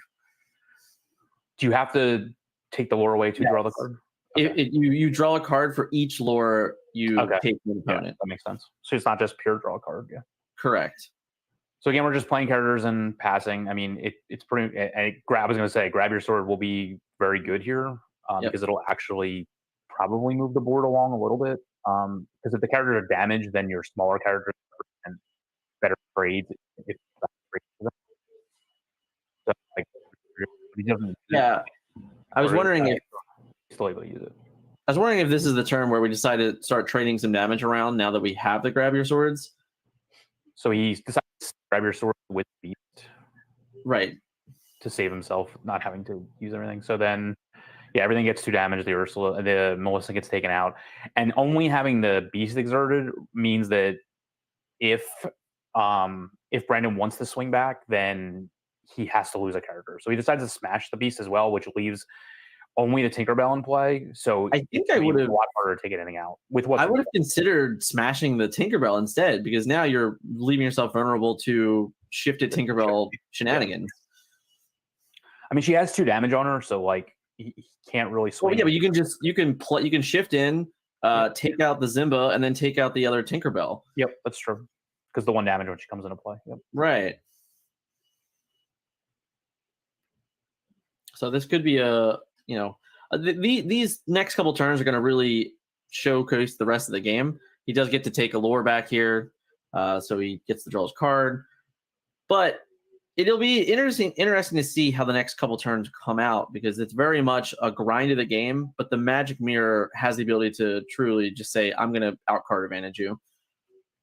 So Ursula brings it down to 2-0. He's not gonna either use the Tinkerbell ability or put her in any vulnerable position. She can't really trade. I mean, she could trade with the Simba, but I mean, that's not. I mean, then you just leave yourself vulnerable to Tink just taking it out and getting 2 damage somewhere else. So he basically just passes on using the Tinkerbell at all, even for its draw and discard ability. Right. I think now Elsa could be interesting in kind of taking over the game again, where you can Elsa the opposing Tinkerbell, run your Tinkerbell into it, get some free damage on Ursula, and do some more things there. So he quested for 4 to go up to 5. He just or to go up to 6. He hasn't moved the dice yet. Yeah. And then he plays Tinkerbell to do 1 to everyone. So the lore is technically at 6-0. He just hasn't moved the die yet. Actually, it would be, I believe, 6-1 because Ursula. Oh no, I'm sorry. No, yeah, just 6-0. But he hasn't moved the dice yet, so I believe he has 6 lore considering he quested. But yeah, he definitely just quested for 4 lore. He went from 2 to 6. So I assume Elsa, will exert down the 2 Tinkerbells, and then Ursula just quests to gain 3. So now it should be 6-3. Yep. We are up to date on stream, just not on the map. It did look like he finally slid his dice up there. Somebody moved their die eventually. Yep. All right, so we have tap down Tinks and just the 8 willpower Ursula hanging out here.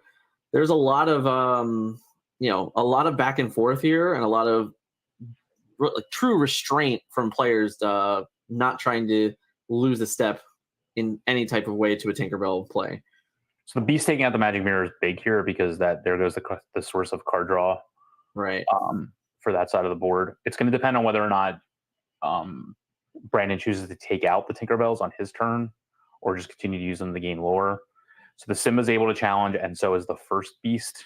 So we'll see what happens. Yeah, that's what I would do too. You send the Beast into Ursula. Beast survives. She takes 4 damage. It's his 4 power is still, even if he does swing Ursula into it, would get taken out, or he could swing the Elsa into it, but it's still a lot of damage. So like the character combat is still representing a huge amount of damage here. So I totally agree that you just put the damage on where you can, because that's your only way of taking out opposing characters anyway, is through damaging, not through immediate removal. So yeah, specifically there with the Zimba too, like not offering up Zimba for another lore just takes away the Tinkerbell shift play again. Because like you said, if we shift in now, well, now my Tinkerbell just gets banished, and that it's not going to feel nearly as good as you would hope it would. It's still going to be pretty good, but it's not bad, but it's not not overwhelming. It's not she survives, which is the issue. Right. She would have to trade with something. Yeah. We have a lot of cards in hand. He's just going to decide to cast Friends. I guess at this point is like, what are we searching for? Grab your sword? Like, is that what we're trying to make out of this? No, I don't think there's anything specific he's looking for. I think he's just trying to draw as many cards when it's optimal and when there's the opportunities to. But yeah, he does play Grab Your Swords. So it takes out the Simba, it takes out the Beast, it puts 2 damage everywhere else to where there's 2 for him. Okay. He's just all right. So I think he played a second Grab Your Swords by singing with Ursula. Yeah. Okay. And then, and then quest with Elsa. So we just so took we're now out at 6 all with the lore. So now it's going to come down to whether or not Gerard has any answers to this board, which something like single Grab Your Sword is not going to clean it up. No, but he has double Elsa. Yeah. So that can just kind of. But he he doesn't have 8 ink, I don't think. He No. only has 7. Oh yeah, it does only have 7, and he has a lot of uninkables in his hand. So is he playing Ursula, or he just plays his own Grab Your Swords there? I think he only has 6. If he's exerting 5, it's only Yeah, I think you're right. So he has no inkable card in his hand, and he drew the Grab Your Swords, and he does not even have 7 ink. So yeah, it was actually a pretty. Again, we only have 14 uninkables in the deck, and in that given turn, very late in the game. So he quests for 6 here. Yeah. To go to 12, so it's 12-6. And the Elsa and Ursula still represent giant threats. So there's absolutely no reason, which I totally agree with, for him to really play anything other than card draw this turn. So he starts out with a Friends. He might play something minor. I guess that's fine, but I also like just playing another Ursula would have been good too, right? Sure. He can play it. Yeah. Okay. There we go. So he takes away a lure to go to 5 and draws a card. Well, because now you're also represent lethal here. Yep. So exactly. Your opponent has to have a way to get out of this. Yep. And drawing the other Elsa was not it. So that was a matter of not drawing too many uninkables. Yeah. And a lot of your uninkables just they cost a lot. I didn't see what he mulliganed if he kept a lot of that stuff in his hand, but that's really what that represented here. I think Brandon's early game draw, where he just kept cycling the Maleficence, played Mirror, and drew with it when he could. He just took the ability to draw cards whenever he had the opportunity to. So then in the late game, he always had ink, always had threats, and just allowed his opponent to not misstep, but to not have ink. Right. So that he played threats early that drew him cards, and then had more cards in his hand in the late game. So this game, the round now has about 16 minutes left, like 16 and a half minutes left in the round. I'll be interested to see if anything gets done differently. Like in this game, there was a lot of waiting around for lore, a lot of I don't want to make my trades and things like that. If we end up going to a time situation, this could be a very difficult avenue for one of the players that are being a little more hesitant. Yeah, this is given the state of the last couple of games, this is probably going to come down to extra turns and lore. So we'll see what It's happens. very close. On average, they're looking at probably 16 minutes, almost to the dot, maybe something like that. So These players are not playing slow. I'll tell you that. No, much. they're not. Right. The speed is there to where like it could end in it could end, but it's very unlikely that we're going to finish within time. Is my guess. My guess is we'll be going to additional turns. Yeah, just the nature of the decks, but it is not due to the speed. No, and you could see it. Like these players are making decisions quickly, making their mulligan decisions quickly. They're trying to get through it. They want to get into the part of the game where they can decide a winner. Yes. So I know I think he just mulliganed one Eric, I want to say. He had a Friends. He had a Magic Mirror. He had an Elsa. He had a small Elsa to be able to play the Friends. Right. I saw. Right. And he had enough ink. He kept a lot of ink, which doesn't surprise me. Given what happened last game, I'm not surprised. So he lost. I'm curious if he decided to go first. I would assume so. Looks like he did. He has Simba here too, which He has Simba, yeah. He didn't play it. Yeah, I'm not surprised he didn't play it here. There's no reason to. I mean, to give your opponent there's no reason to play it here. You want to play it when he's not even going to play it as the game goes on. Yeah, he's just keeping the ink. He's just like, this card's not effective for me. Yeah, it's not going to do anything. It might be. I don't think it's a factor of time, but same with the pocket watch. I think there's just not enough real time in the game, let alone like turns. So yeah, right. Plays a 3-drop, which we knew there were going to be 3 drops coming. I assume there's going to be a Maleficent Sorcerer's Command on the other side here. That's the best way to play this deck. Yeah. Oh, is that a Maui? Interesting. Giant Maui. Yeah, I believe it was a one of hiding out in list. Now it's hiding out in the Inkwell. It is hiding out in the Inkwell, yes. So he uses Elsa to play Friends, as we assume, which is especially good here, considering she doesn't even get taken out by the Maleficent, so there's absolutely no reason not to do that here. He continues the game to have ink, and he drew another Friends, which is exactly what you want here. And because she sang it, there's no he still has all his ink available for the turn. Yeah, and the obvious trades here are not great. I think he has 3 Elsas in his hand already. So we'll have to see how that unfolds. Yep. All 3 Elsa Spirit winners hanging out in his hand already. So it looks like both players have 2 Friends. Yeah. The problem here, obviously, is that Elsa trades into Maleficent, and that doesn't feel good. Yeah. Well, at least we have our own Elsa. So we'll see whether he uses one of the Elsas on the Maleficent here. So I'm actually shocked that he rose the Beast there. Yeah.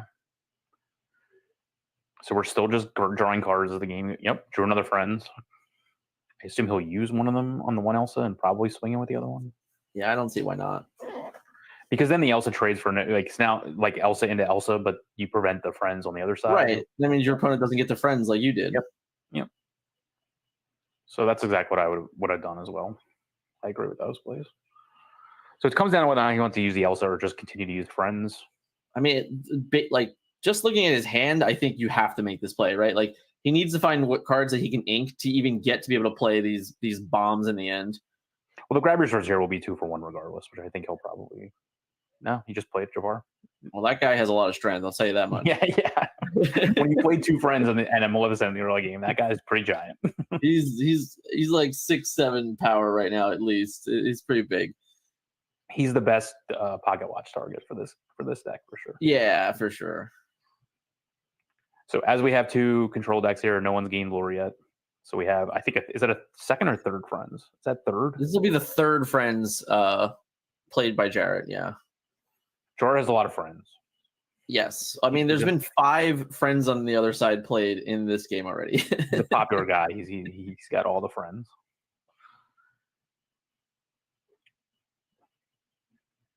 So the Jafar has 5 willpower, right? So he couldn't have used like an Elsa and trade 2 characters into it. No, it has 5 willpower. Yeah. Definitely, that would have been down. But I do really like this queen play here. Now, we know that each player has Beast. So having a queen that has 5 willpower and has the ability to just exert and draw a card is a pretty good position in the game. So he sends both Elsas into the other Elsa, which I really like because he knows his opponent's playing Grab Your Sword anyway. So that in also, all likelihood, the 2 damage Elsas. Yeah, the 2 damage Elsas is going away anyway. So right. Yeah. Like shifting Elsa this turn would have been pretty powerful because we could have shifted in, destroyed the queen, and then ran our Jafar into the queen, and that would have been a backbreaker of a play. So is that his second or that's his third friends as well? It's his third friends. We have lots of friends, Scott. Lots of friends. Everyone has friends. Everyone has lots of friends here. And more draw. All right. So we are at 0-0 and we're approaching the 10-minute mark. 10-minute remaining or 10 minute in the game? 10-minute remaining, yeah. Yeah. So lots of options. We get rid of the Elsa. So it's the same thing here. I think we get rid of that Elsa so we're not being shifted into and things like that. Just keeping Elsa off the table for another turn. So the issue with the Queen here is I think she only represents one card draw before Jafar trades into her, which, I mean, at least it's a trade, so it's not that big of a deal, but I think that's probably the situation we're in. I'm assuming that Jafar will have over 6 power. Yep. So I actually think we're gonna be okay. So we're gonna grab your swords and then run, and then run Maleficent in. So now we're fine, and now we can absolutely just use this to draw cards. Yeah, and feel pretty good about it. Yeah, what's interesting to me about the Queen as a card is because she only has one lore. There's almost no doubt you would want to draw the card over questing with her all the time. Yeah, like her 4 strength is noteworthy. So there is options where she'll end up challenging, but more often than not, I will almost always trade, my lore for a draw card, especially at this state in the game. So we have Magic Mirror here. He knows his opponent already put a beast into the inkwell. He needs to play some type of card draw to keep up here. Again, because there's literally no lore that's been gained yet. Oh, so now we have Magic Mirror and Queen. So now we have Gerard just being able to easily draw 2 cards a turn versus 1 on the Brandon side. So there's a second Magic Mirror. Again, there's not destroy all items in play, so there's no reason not to do that. Yeah, sure. And it's uninkable, so right. Like if he has the ink this turn, there's no reason not to just do it. The only thing I would have considered over that is if we played a 2-drop or a 1-drop instead. Yeah, but because again, time is ticking. We're at 0-0. We're going to almost 8:30 now left in the round. So at some point, we do have to stop drawing cards and trying to win the game, or at least put ourselves in the position to win the game. Getting 20 lore at this point, and with 8 minutes left, not going to happen. But the players need to recognize that this is a factor in the game for sure.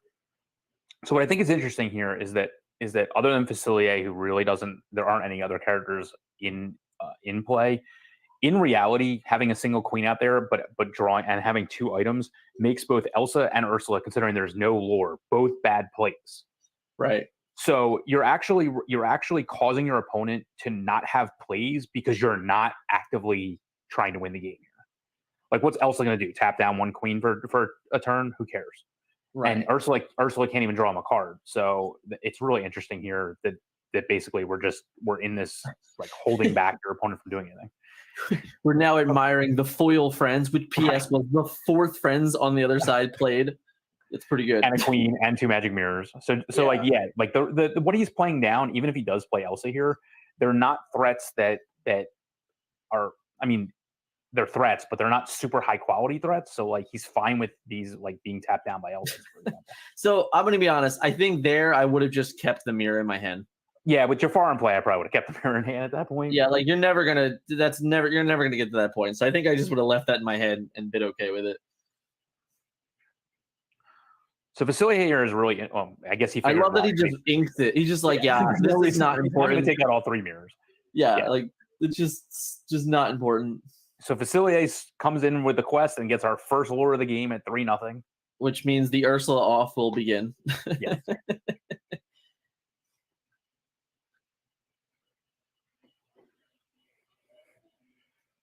So I think what's interesting too is actually really interesting here because he represents a threat that causes all your other cards to be much better than they are on paper. So we start with another Elsa, which will exert down both characters.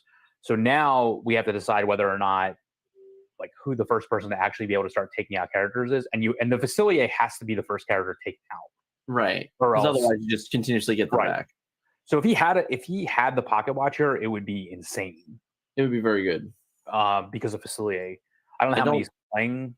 There's 3 of them in his list. I don't see one hanging out. Okay. We know that he inked at least one of them.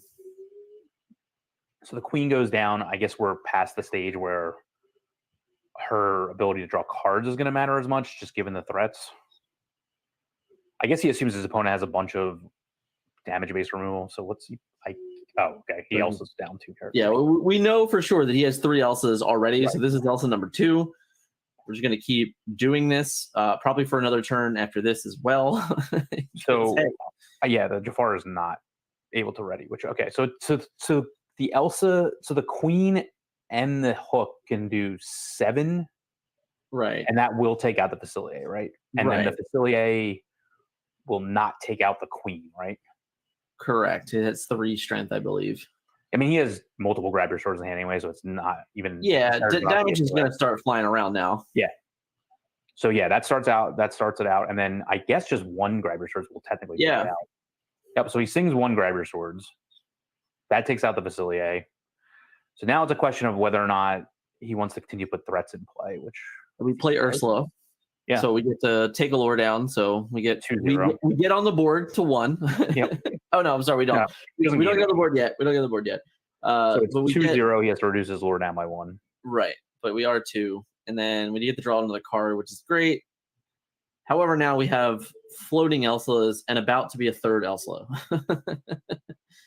Yeah, but there's a point where you need to actually start taking out your opponent's characters. Like she keeps them exerted down, but she's not going to take them out. So, and they all have 5 or more health. So like the double swords isn't going to really do it. It's interesting here. So we're going to be at 4 minutes left or so, and he's clearly going to start heading for lore. I wonder if he drew the other Elsa. I didn't see that. So he quests up to 8-0. Right. So he puts the pressure back on a Gerard to choose to quest into his Elsas with honestly worse characters. So we'll see if he decides it. So the Queen can take out 1 and the Jafar can take out. I know the Jafar is definitely going to take out 1. Yeah, that can just that can annihilate basically anything. I think there's at least 5 cards in his hand. Yeah. So it depends on whether I wants to. Oh, so he has the Eric. The Eric can't take out though by herself. So Ursula's back again, going down 7. Lore is now at 7-0. 7-0, yeah. So he can smash an Eric into 1, which he may do.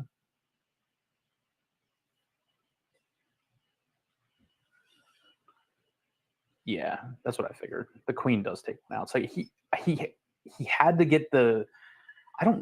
He had the quest there with the Ursulas, but his opponent's board is just more impressive with just what's in play.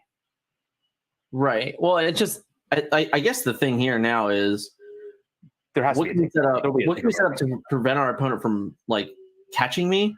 So even if he goes here and goes +5 more and goes to 12, like his opponent very quickly can be like, I'm just gonna gain 3, 6, 9, 11, 12, 13 lore. So like right there on the board, his opponent would already be beating him in lore.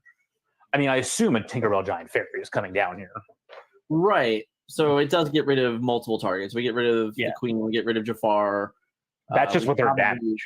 That's just with their damage, let alone the. Right. The problem is that your shifting character doesn't look like he can. He'll be able to banish the Eric.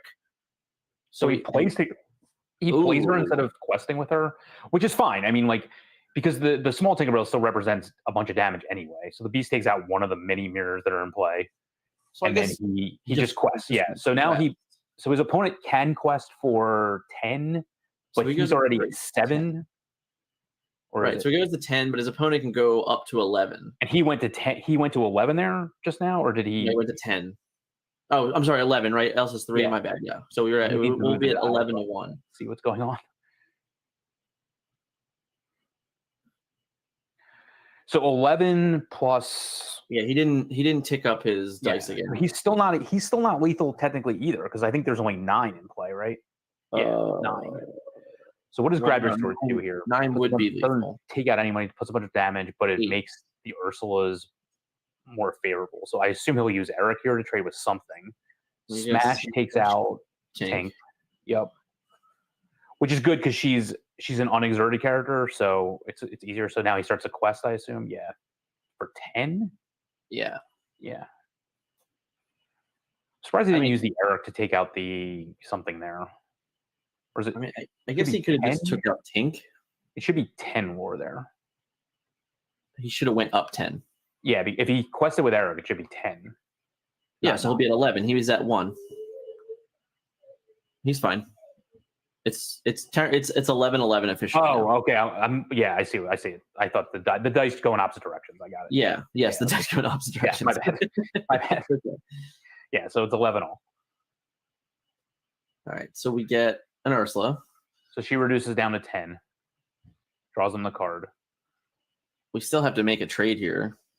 I'm really surprised they didn't use the Eric there because I assume a grab your sword's coming out and then Eric just does nothing. Yeah. Even that, like he can just make the trade favorable anyway now. Exactly. So now Eric just basically does nothing, which is what I figured was going to happen.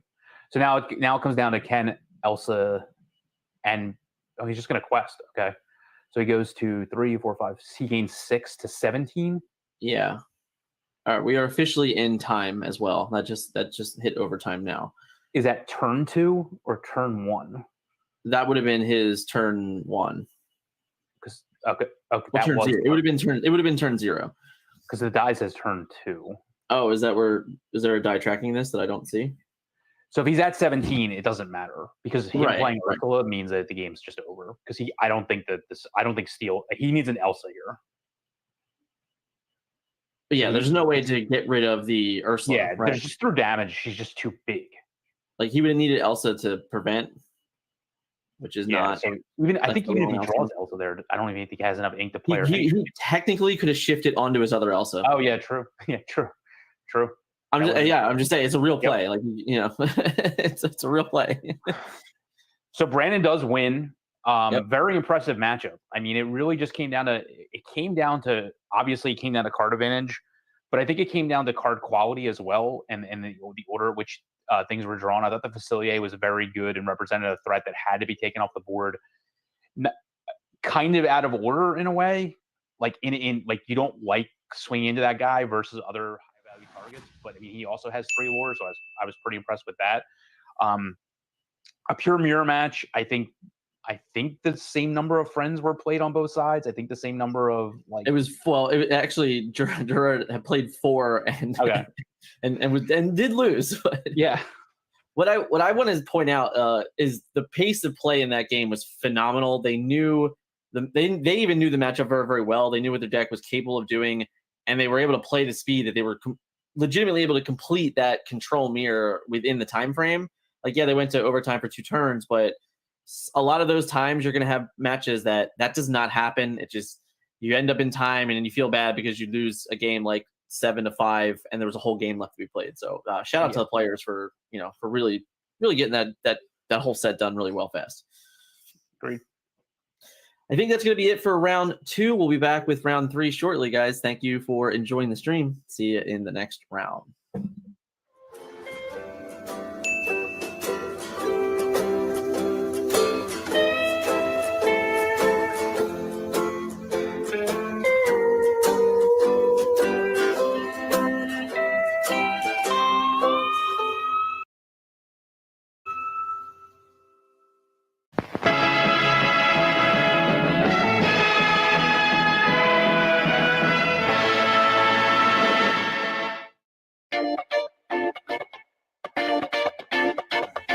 Pro Play Games is back on the road, and we are ecstatic to hit the convention scene once again.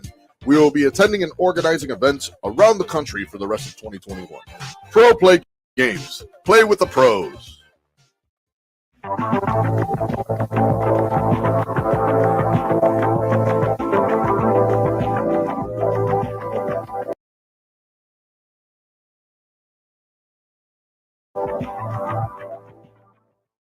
Looking to earn your invite to a cash prize Pro Play Tour Invitational?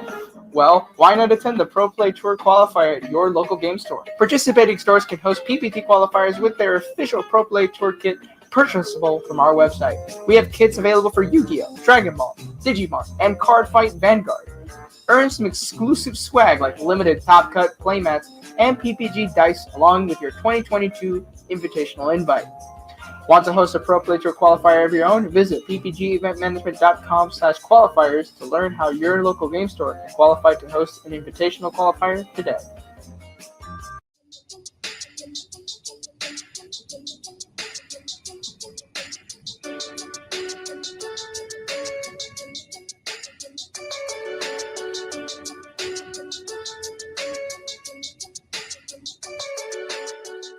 Hello, everybody. We are here for the Otacon 2021 Yu-Gi-Oh! Tournament, representing Pro Play Games here today.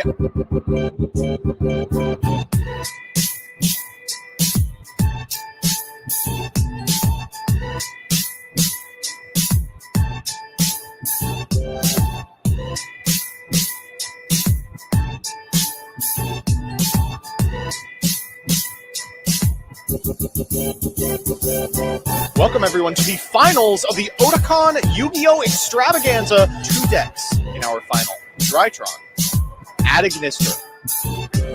And there it is. Wow, quick game one for Timothy. With the unbreakable board game one to be able to easily scoop it up.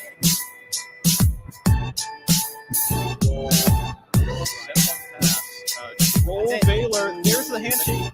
Check out ppgeventmanagement.com for events and tournament information.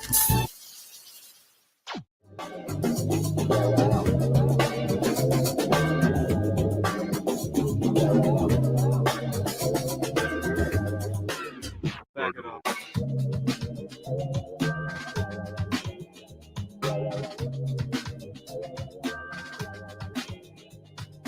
Want to take your TCG player hustle to the next level, but don't have access to wholesale distribution? Then check out our PPG Investments Patreon. As a patron, you can pre-order the latest TCG releases at near wholesale rates without an official distributor. Yu-Gi-Oh!, Pokemon, Magic, Dragon Ball, Digimon, Vanguard, My Hero, Flesh and Blood, you name it.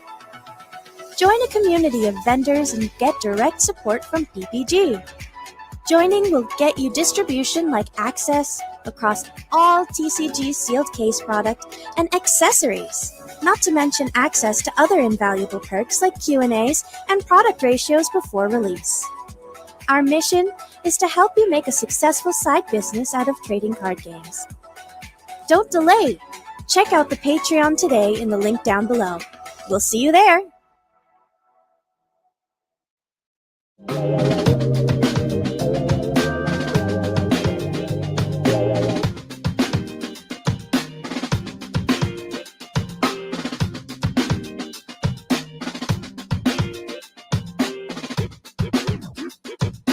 We return you now to your regularly scheduled program.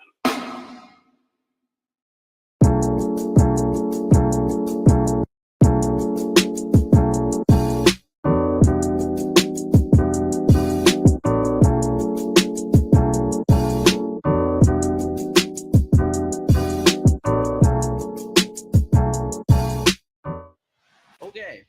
Quick in between round, which is great. It means the tournament is moving very, very well, which is awesome.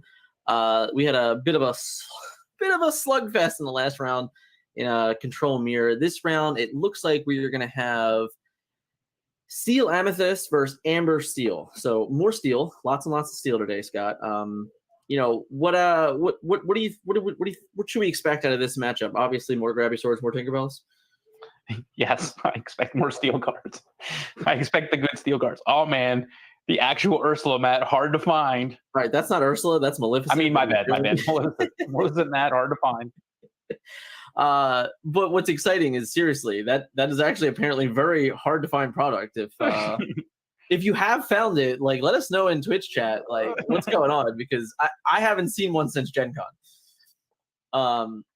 So this should be I would assume a bit more of a back and forth instead of the swing turns I felt like in last round. There was just a lot of very swingy turns throughout the round two. We'll have to see how this one goes. Obviously, we have the Amethyst draw package here against the Amber draw package. Unfortunately, we do not have deck lists for this particular round, so we'll do our best to guide through the turns itself. Scott, we saw, I think, a version of these decks already. So we just saw 2 Steel Amethyst decks in round 1. If you were late, we did have a Steel Amber deck there. What are you looking for out of this? Out of these early turns? So the Amber, it's Amethyst Steel on the right hand or on the Maleficent side, right? I don't know which side they are on yet. I haven't seen the card yet. Sorry. Well, I saw it's the Vulpix guy again. So we see. Oh, then yes. So Vulpix So we do correctly know his name now. All right, we don't need to call him Vulpix guy anymore. I believe his name is Adam. So Adam is our Vulpix sleeves from round 1. That's how we remember people now. So yeah, so we have Adam playing the Steel Amber. So if it is Steel Amethyst on the Maleficent mat, I think what you can do is you can actually pressure your opponent to force them to have a lot of the removal early with some of your cards. Unfortunately, a lot of your early drops, if you are playing them, probably will get wiped away by some of the removal. So, but you can force your opponent to actually have answers, and you can play the more aggressive game. I do think Rapunzel will be huge in this match because of because the only way that Amethyst Steel really has a way of taking out characters is through damage, and it's not always in one turn. So Right. she definitely will be able to draw you a ton of cards, and he does mulligan 5 cards, so he knows exactly what he's looking for here. I assume it's a bunch of Rapunzels to start with. It depends on how aggressive of a game he's going to play. So we'll see what happens there. Yeah, Rapunzel seems so good in this matchup. Now, granted, aside from random leftover damage from Grab Your Swords, which is still fine to draw 2 cards off that card, the Steel players haven't really been, leaving damage around, so they're not going to just walk into those plays. Yeah, it's not about walk. You just sometimes don't have an option, especially in the early game, because your guys just have so much willpower. We'll just see what happens. Yeah. I mean, the Amber can have more targeted draw power. I'm not really sure if he has Be Our Guest. I assume he does because there are aerials in the deck and things like that. So it'll depend on whether on pure card advantage versus targeted. So he starts with inking a pocket watch, which could be good in this matchup, especially versus those hands we said. So he inks. So immediately goes for a Lilo. So this is what I thought. The Amber player can get out to early advantage and force the Steel player to have something. Double pocket watches. Yep, and he does fire the cannons on the wheel. But at least you force it to have it. Right. Yeah, if you don't have it there, you get to threaten very early.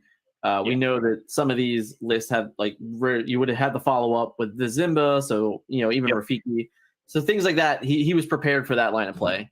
Agreed. So Pocket Watch, Beast. Obviously, Beast not nearly as good in this matchup, right? It's just maybe hitting Beast Mirror. Amber Steel, yeah, that's the only target for it. I mean, it is a very good target, but it's only the one target that you have. So he inks his second Simba here. I assume he'll just quest with the first one. Yeah. So he plays the Tinkerbell on 3, which represents the Tinkerbell potential Giant Fairy on 4. Right.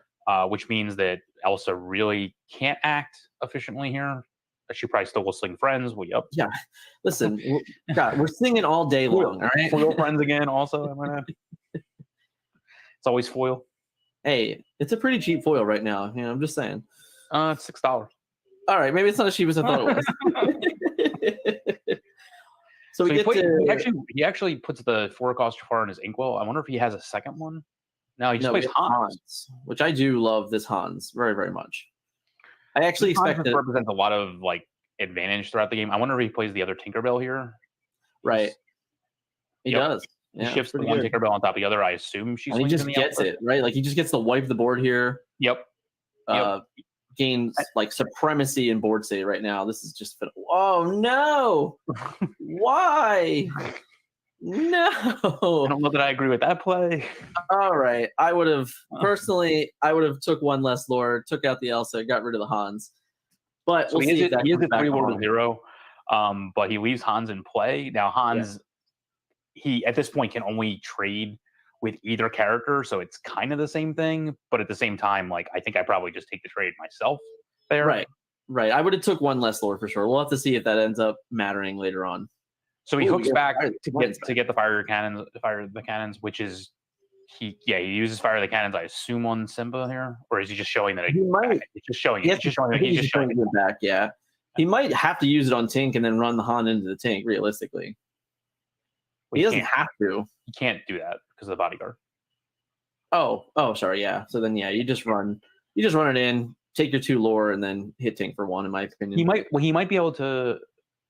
So he can fire the cannons on Tink. That's not legal. Yeah, no, you can't do that. He has bodyguard. Yeah, that's not a legal play. That's unfortunately a very illegal play, and somehow that was not legal. There is a bodyguard character in play. Yeah, that's unfortunate. I guess both players are just gonna let it go. Yeah, that's an incredibly unfortunate miss there by the players. So we get a Lilo. I don't think she's long for this world. Definitely not long for this world. I don't think I would have. I wouldn't have played Lilo until like after another Tinkerbell or something like that had come out. I mean, she can't be inked, so I guess you're just like whatever. But yeah. So Simba Quest here goes to 4 lore. I assume gets cleaned up by Captain Hook here. Yep.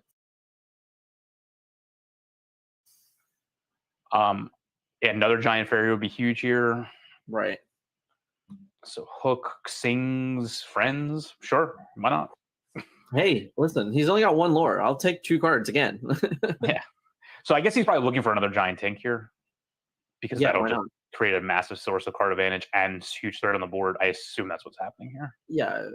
I think we have it. Yep. Yeah, there it is. Yep. So yeah, the Lilo isn't Simba only where did Simba get extra damage from? He might have had 2 on him. I'm not certain. Yeah. So he plays Ariel here. The dice that he were using is very tiny to track. Yeah, I thought it was only 1. So Ariel, we get to find grab your sword, so that's cool. Yeah, but he can't play it immediately. So I wonder if obviously like take it, but I wonder if there was an inkable card you were thinking. Maybe. So he plays Fire the Cannons on Hook, which means the grab your swords will represent lethal on Hook, but not on Tink. Right. So I wonder if he doesn't have I guess he doesn't have a smash in hand. I'm not sure. He's very clearly behind now, and he can't even make an attack next turn to like heal Ariel to get cards off Rapunzel and things like that. So I wonder if the steel. Well, I wonder if the character with 2 steel characters in play. I wonder if he has smash in hand and is trying to decide whether he wants to use it on Ariel, because I would smash Ariel here. That probably didn't come across really well on stream. I guess a whole new world would be a card that I'm worried about. So that would be a reason that I would consider doing it, because your opponent is almost out of steam, and that's the type of card that would just very much help him get back into the game. So he draws 1 with Maleficent. I assume still looking for a smash here. You can honestly, you could play anything here. It's not a bad thing. He's just quests here for. There's no reason not to. Yep. So we get on the board for quests. So that's 4 or 3, right? 3. Yeah. Yeah. Hook is 1.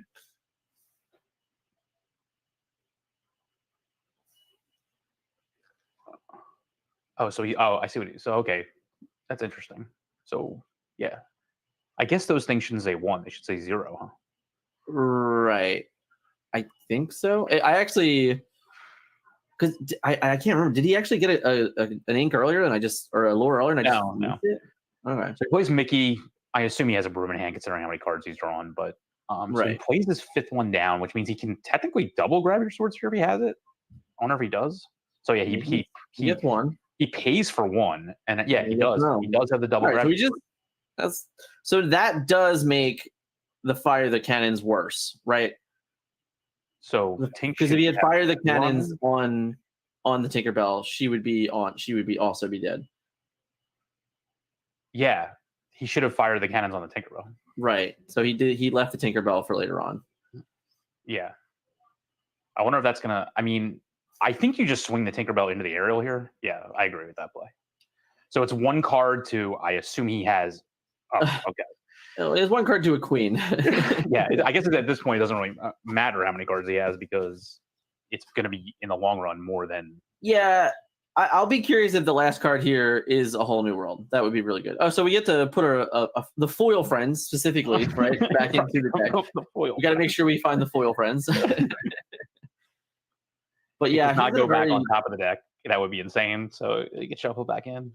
Yeah, the lore counts here only 4 to 3. There's a lot of game left to be played, but I do think our amethyst steel has at least 4 cards in hand. Maybe is it not?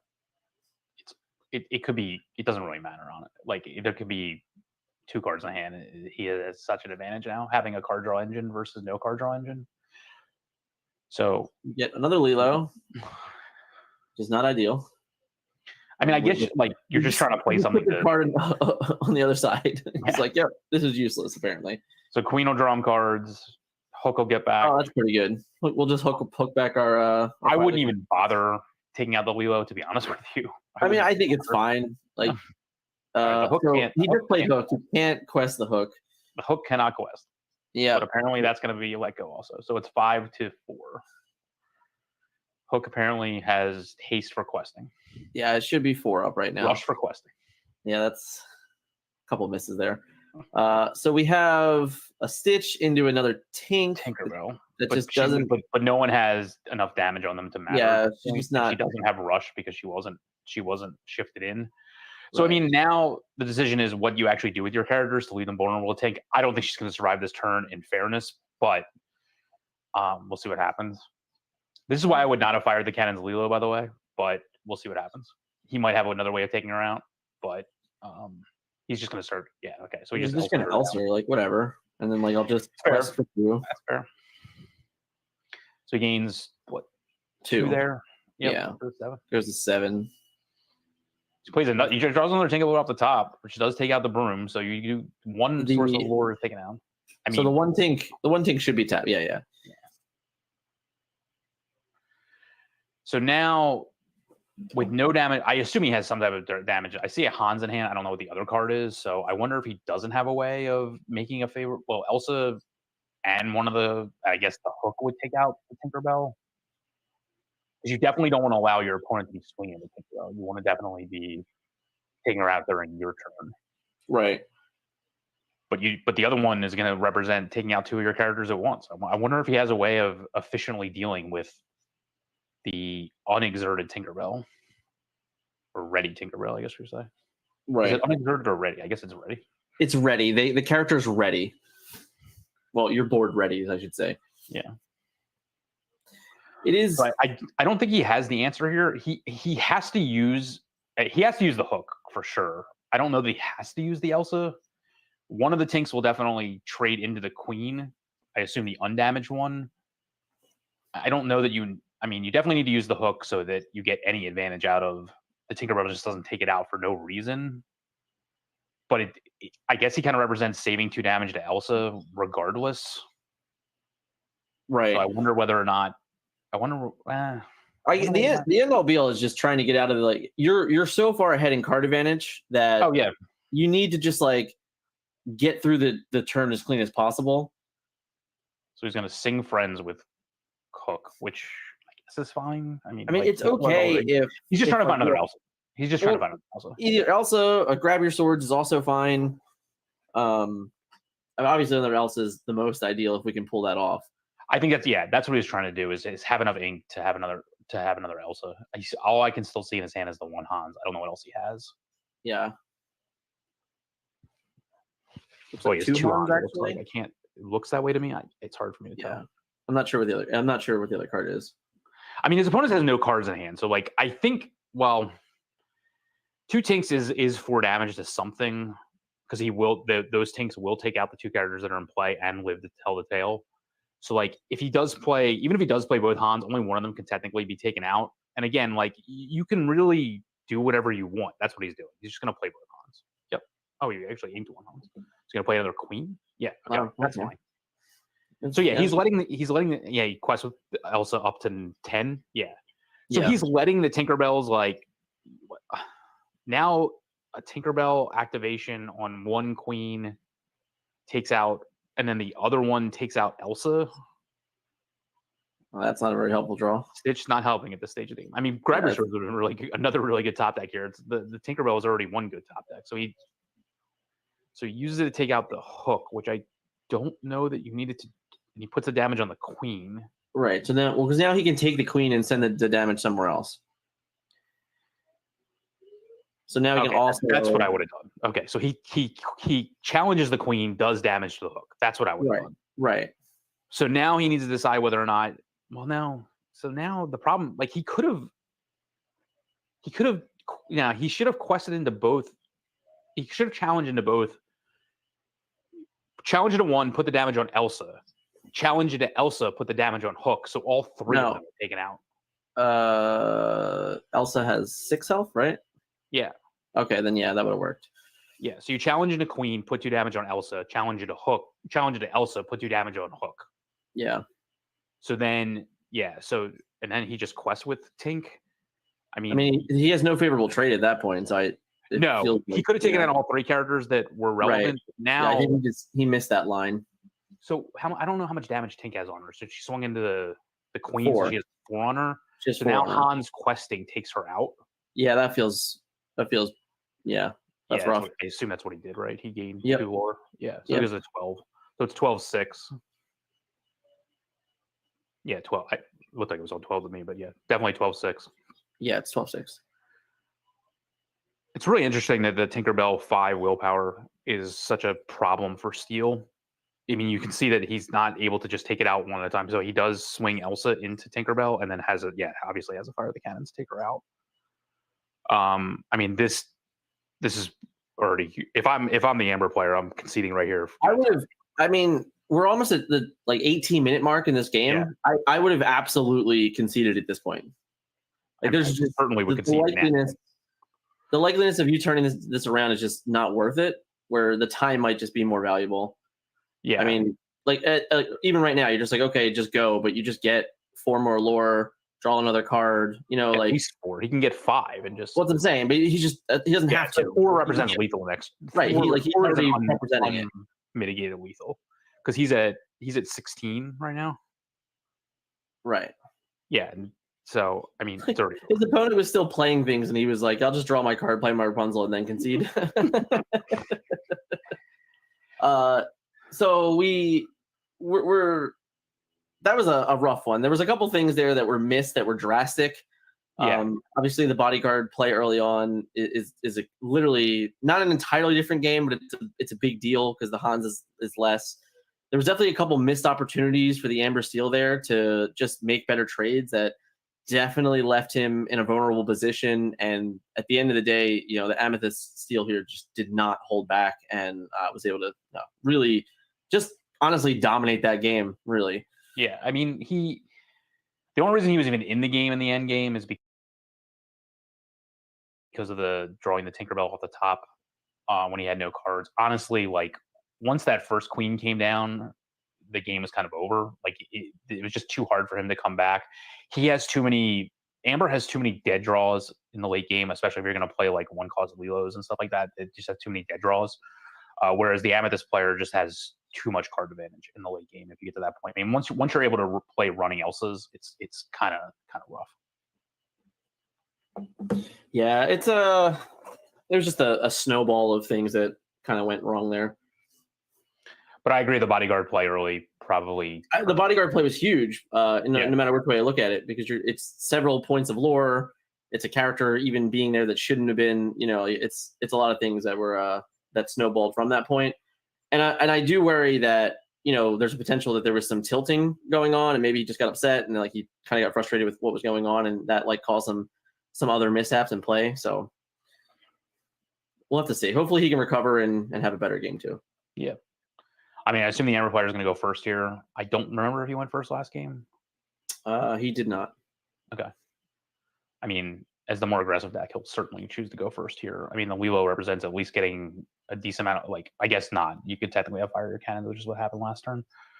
So now, I mean, honestly, the Steel player, the Amethyst Steel player has a harder mulligan because they have to decide whether or not they're going to mulligan for things like fire your cannons to deal with early Lilos that potentially could be there. Whereas, if your opponent isn't playing those cards, you can pretty much just move on with life. Right. I don't think the Amber player's mulligan. Yeah, the Amber player, did neither player mulligan? I think we might have missed. I think it happened already. Okay, I just missed it. Sorry. Yeah. So yeah, this is exactly. But you have to have it, right? You have to have it. And he has Simba follow up here too as well. It also, because it very much looks to me like I have not seen a single Rafiki. I haven't seen a single Zeus. So when you're not playing those cards, you're very much relying on fire the cannons there. And if he just doesn't have it, all of a sudden your Lilo might just go for 6 lore. Right. So by playing Stitch here, I think you're pretty much just you're telegraphing that you have Rockstar in hand because you didn't play a Simba or something like that, and you inked another Hook. So Right. I mean, he did have 2 fire the cannons, which means we're not getting an early Rockstar anytime soon. Right. He plays the Tink. shows that he had rode this the smash. Looks like a foil Captain Hook on screen there. It's all foils on the Fire the Cannon side. Oh, they're foil cannons too. Okay, Yeah, you can tell by the way the yellow is. All right, all right. Off our white here. I can dig it. I can dig it. It is not a D23 foil hook, but yeah, no. Well, hey, you never know. So he inks the Jafar. Is he going to decide not to ink the Jafar? I think we've inked the Jafar. Oh, he's just showing him what it was. He's showing that it's inkable. Yeah, or that it exists or something. So I don't know that the 4 cost like shifting into Tink represents a threat here. So like yes, you can't swing with the hook into nothing, but I don't know that shifting into Tink would represent it. See, I don't like this play. It's just an opportunity to get too much card of it, like to lose too much card advantage. So he's able to quest right away for 2, but I don't know that really does anything, especially considering you left the hook alive and now that hook represents 3 damage. That Tink is not surviving this turn. I'm just not sure what else he could have done that turn. Right? So just draw and discard. Like I don't know that you need to plus Tink here. Yeah, the Tink, you lose a lot of opportunity cost for playing Tink there, and I think that's like the biggest overall loss there. I mean, the hook. If I'm the hook, I'm going into that Tink whether she's being taken out or not. Right. And I'm sure. Yeah, that's exactly what I would do. Like, it's just too much. Like the ability for him to, if he ever survives the swing, it's just too good. Right. So now at this point, I mean, Hans, if he had, he can't get Tink off right away. I mean, she probably will. Like does he just? Oh, that's pretty good. Go. That's real good. That's our play with Rapunzel, we said. But that's why you don't run the hook in. Yep, that's fair. That's fair. So we just get to quest it up again and move on. Interesting that he fires the cannons on Hans. What did the quest with Tink goes to 4? So it's 4-0. Right. What did he fire the cannons on turn 2? Stitch. Yeah, that was Lilo and then Stitch. How appropriate. Yeah. So, I mean, if he had saved that cannons on Stitch, any one of these characters would have taken out that Tink. So I wonder whether or not he just doesn't have a smash or anything like that in hand. Yeah, it looks like all I can see currently is Queen hanging out. Yeah, I mean, you play the Queen here, and I think you just don't swing. You just don't swing with the Hans. Yeah, it seems just not lucrative enough whatsoever, which is the problem. I think he's just trying to decide what he wants to ink here because probably honestly, even gaining the 2 Lord doesn't seem worth it. Putting the 1 damage on a card doesn't seem worth it. No, I mean, I think he has Smash in hand though. I think that card at the front is now Smash, but I can't tell. If it is, that's a different story. But he can I get thought rid I of saw it. him flash it by, but I can't tell right now. Warranted turn to think. This is So he hasn't inked yet. We know that. There's a grab your swords. So he has a grab your swords. Okay, so that's what he's deciding to do. Yeah. So he inks Mickey. He puts the Minky in ink. I agree. So he plays the Queen.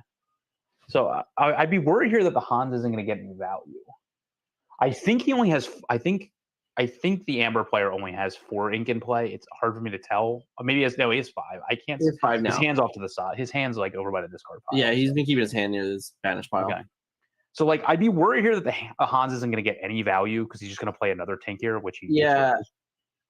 That's what I was worried about. Yeah, that's exactly what I figured. So the Hans has no value. I don't know that it matters necessarily, but I guess the problem is like if it's like a damned if you do, damned if you don't. Like the most he could have got there would have been all right. I can get my 2 lore and I can get my 3 damage on something. But if he just Rapunzel's again, then I'm just going to feel so far behind.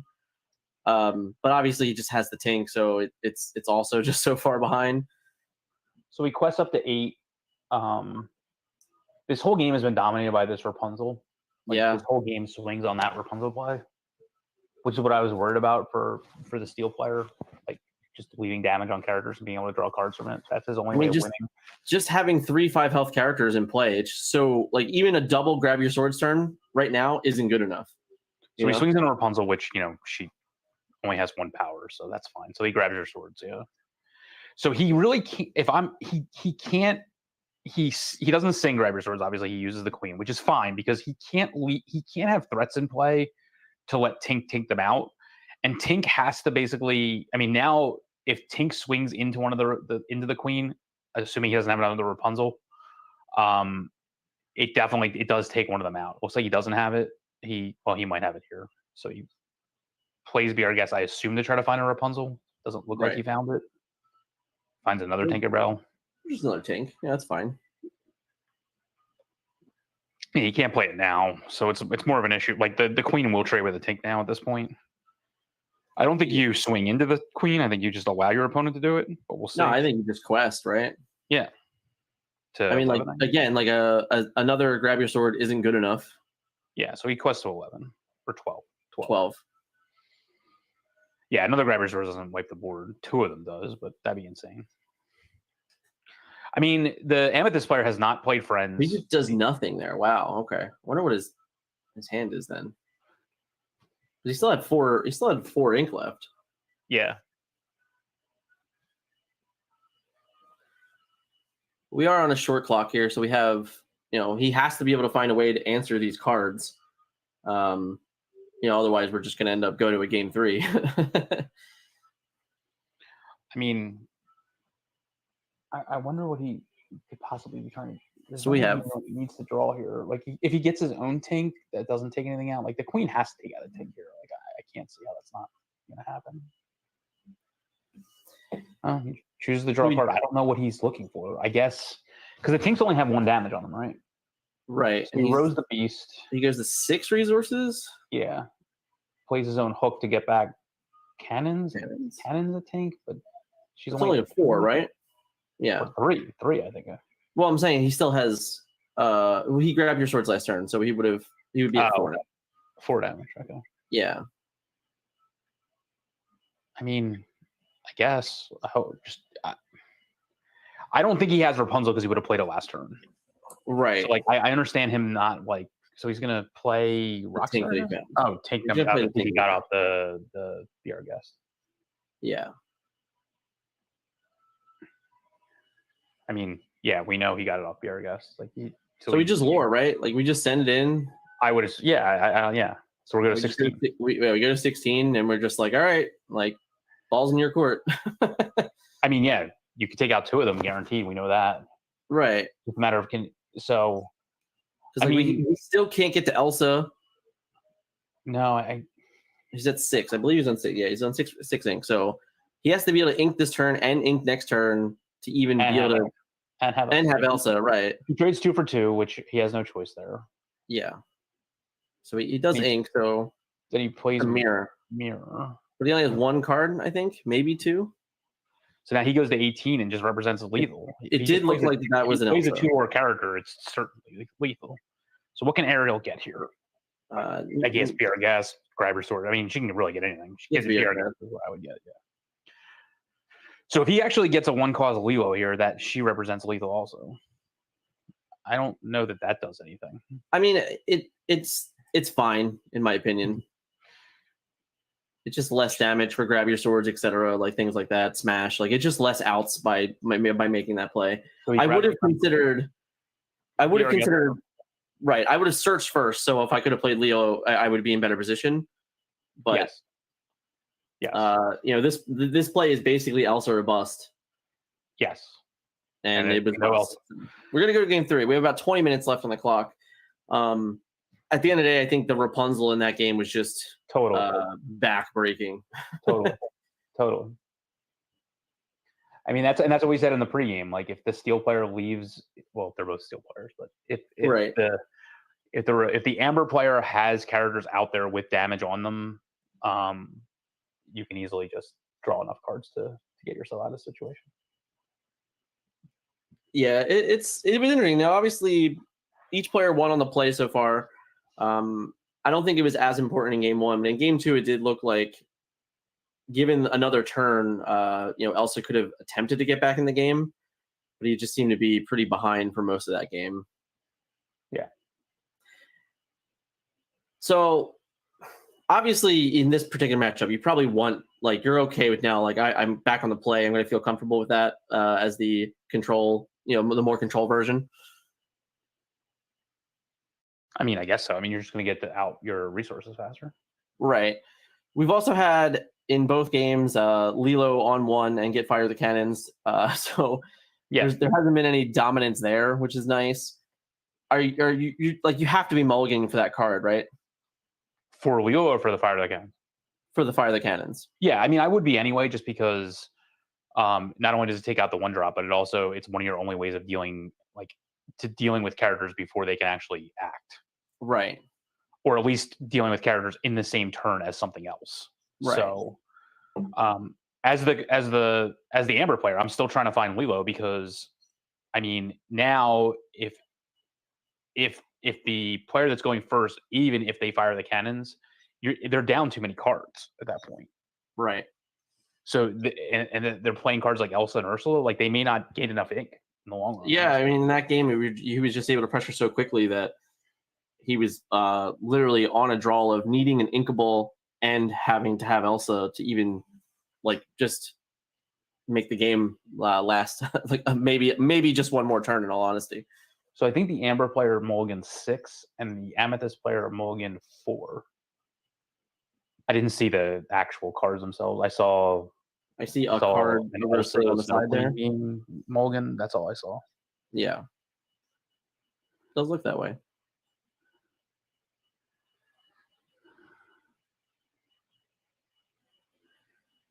So what has to be established earlier now for the for Amethyst Steel to get back on track here?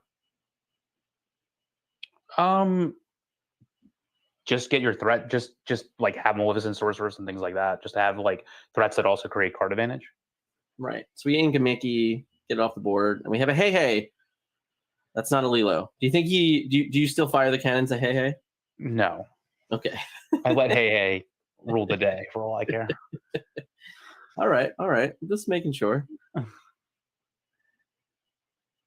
It can't take anything out one-on-one, and it has to have another character in play to even really gain any kind of advantage. Right. So obviously, like if let's just say we're playing a Broom this turn, the Broom will trade into it, but anything that he plays this turn, it's not, Exactly. It's not the exact same extent. I assume he had no other 1-drop. I mean, obviously. Oh yeah, I don't think it's the best. It's definitely not the ideal 1-cost character to play. That's for sure. Give her smash for rough ink here for Zimba. Just in general. Oh, okay. We just have hook. I mean, fire the cannons on the Broom, which is fine. I mean, all right.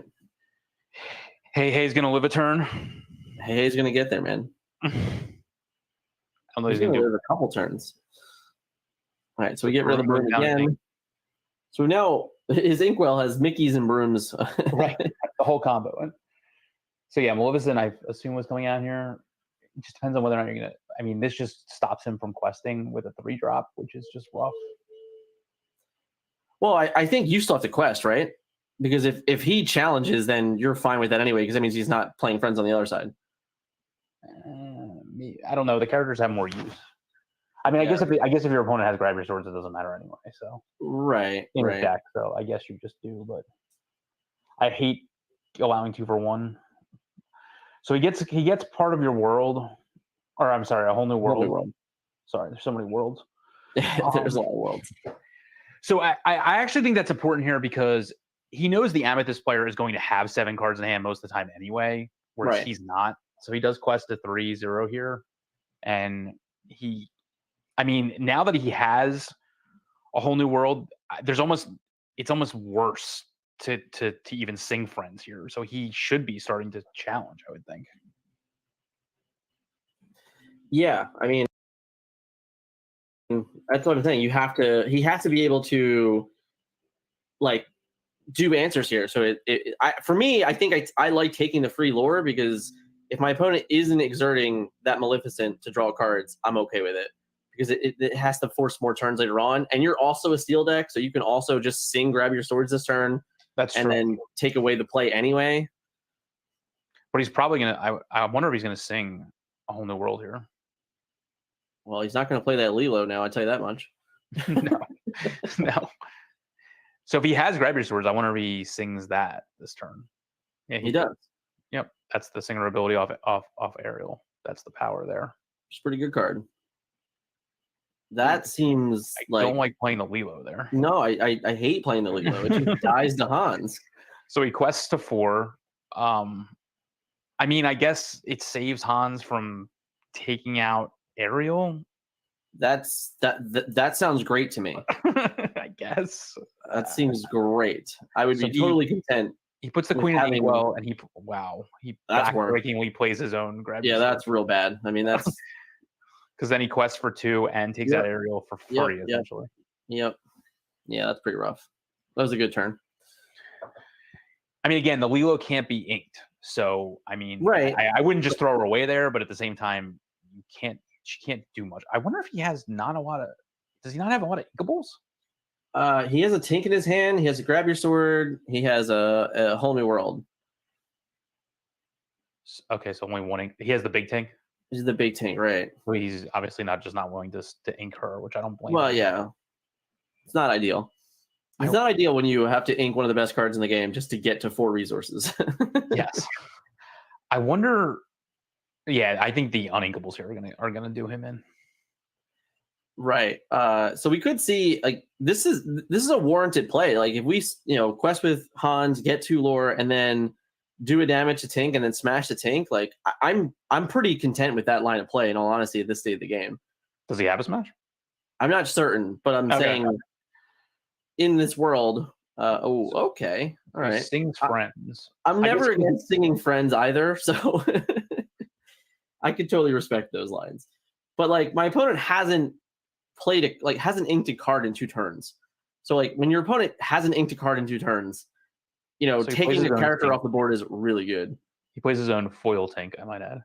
Yeah, he's got a bunch of foils. What astounds me is that the Maleficent is not foil. All right, that's what astounds me.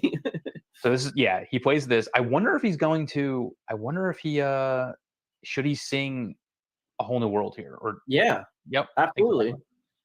He has to.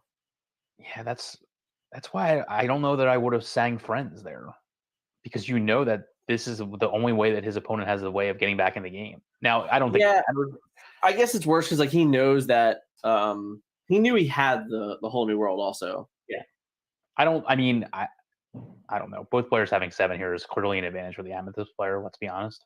Right now it is for sure. I mean, he just has the resources. Already has Tink to play the better end game. Right. He definitely has a way better end game. If anything, you just fueled the end game. So he fires the cannons, gets back, fires the cannons again. Yeah, just see you later, Tinks. Yeah, she already had 1 damage on her, so that's 5. Yep. And then I assume Tink just quests. Yeah, just get in there. And let me, unless we're trying to sing some more, but I'd be okay with the 2 lore. Did he not ink this turn? I guess if he didn't ink this turn, I think he did, but maybe not. I might be wrong. I mean, he has 7 cards in hand. I think he's just deciding. No, he didn't ink this turn. Yeah, so that's fine. No, again, so the hook, there we go. All right, hook it. We got it that time. So he goes to 4. So it's 4 all on lore. Right. That was the first time in several turns where the lore totals had changed. Yes. So he goes to 5 ink. I don't even know what. He probably. I mean, he had 7 cards, and he had 8 cards to start the turn. So let's see what Ariel can find here.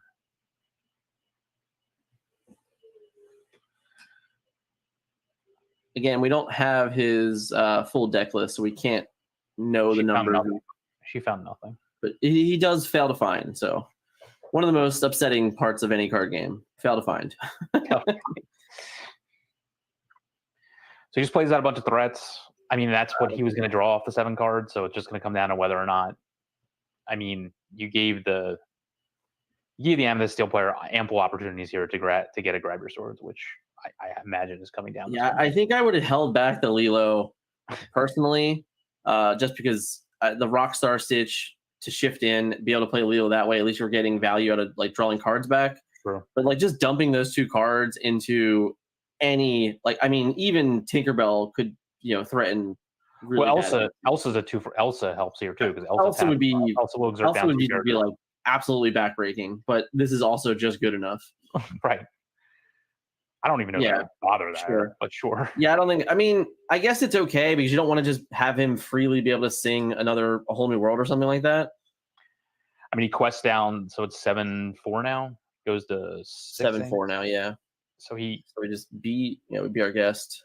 I mean, he put Hey Hey in Inkwell, which he wasn't going to play the Hey Hey anyway, so that's probably He gets the Rapunzel. It's probably too late at this point, honestly. I don't know what else. I mean, obviously, I don't know what other options he has, but I mean, I'm sure it's probably still the best card for what it's worth.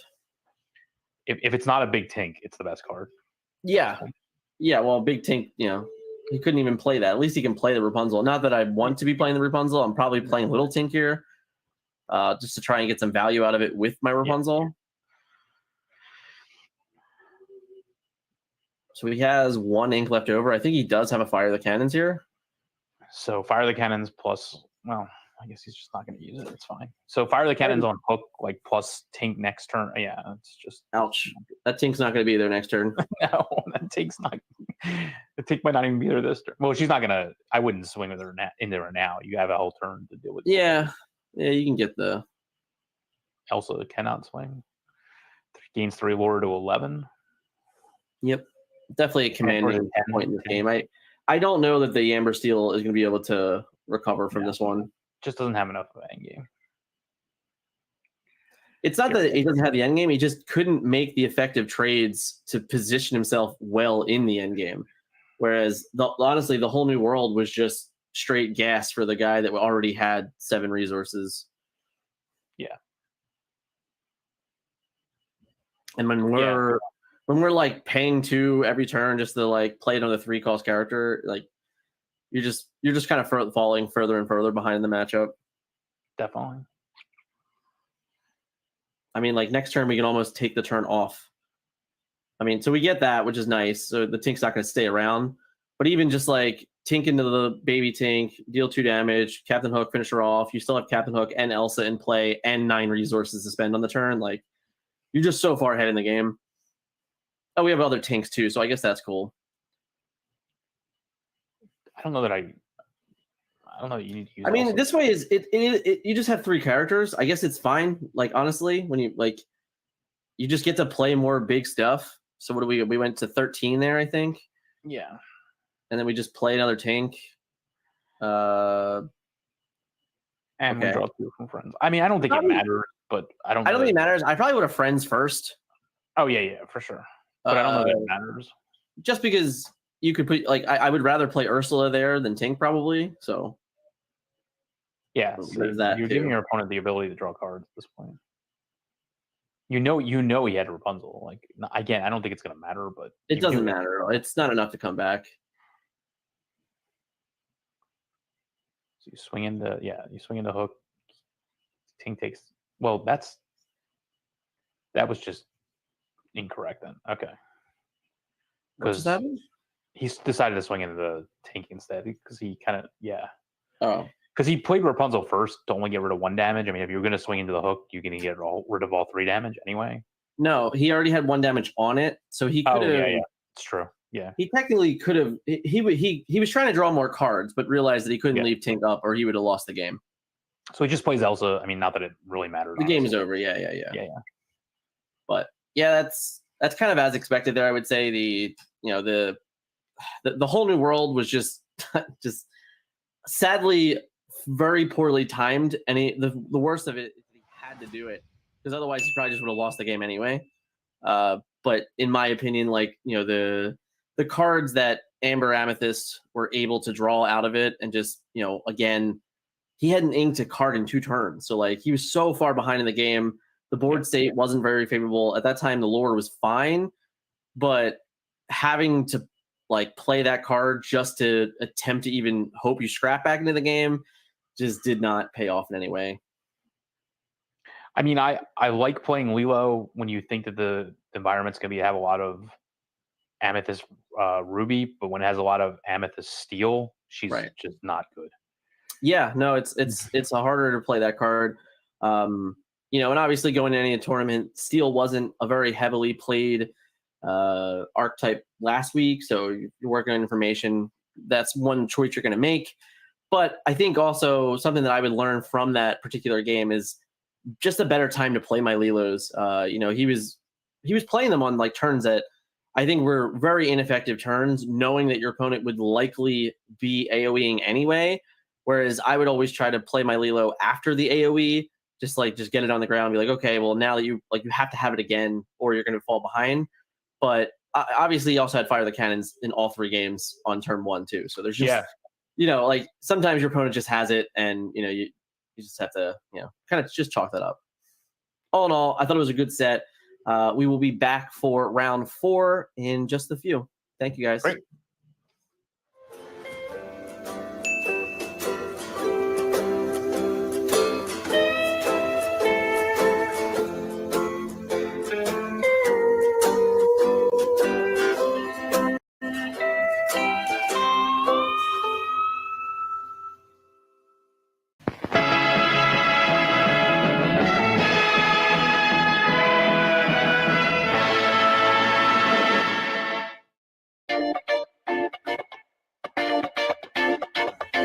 Pro Play Games is back on the road, and we are ecstatic to hit the convention scene once again. We will be attending and organizing events around the country for the rest of 2021. Pro Play Games. Play with the pros.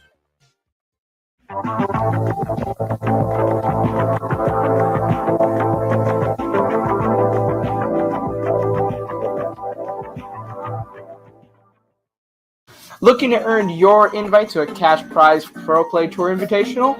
Well, why not attend the Pro Play Tour qualifier at your local game store? Participating stores can host PPT qualifiers with their official Pro Play Tour kit purchasable from our website. We have kits available for Yu-Gi-Oh!, Dragon Ball, Digimon, and Card Fight Vanguard. Earn some exclusive swag like limited Top Cut playmats and PPG dice along with your 2022 invitational invite. Want to host a Pro Play Tour qualifier of your own? Visit ppgeventmanagement.com/qualifiers to learn how your local game store can qualify to host an invitational qualifier today.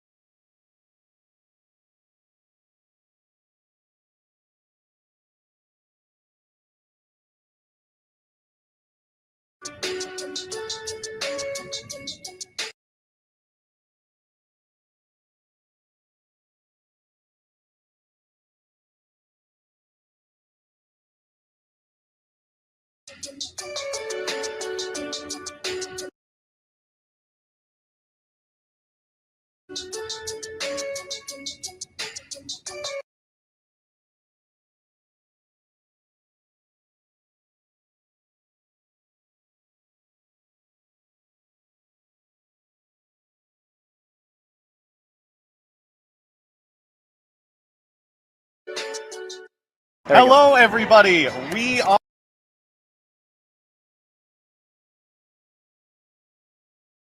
are here for the Otakon 2021 Yu-Gi-Oh! Tournament, representing Pro Play Games here today.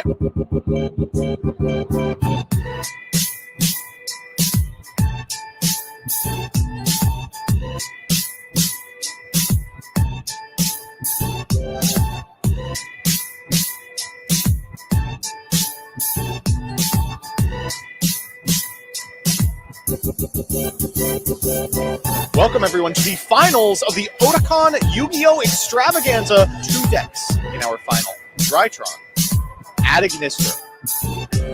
And there it is. Wow, quick game 1 for Timothy. With the unbreakable blood game 1 to be able to keep this up.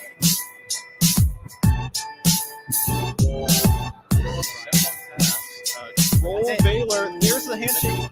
Check out ppgeventmanagement.com for events and tournament information.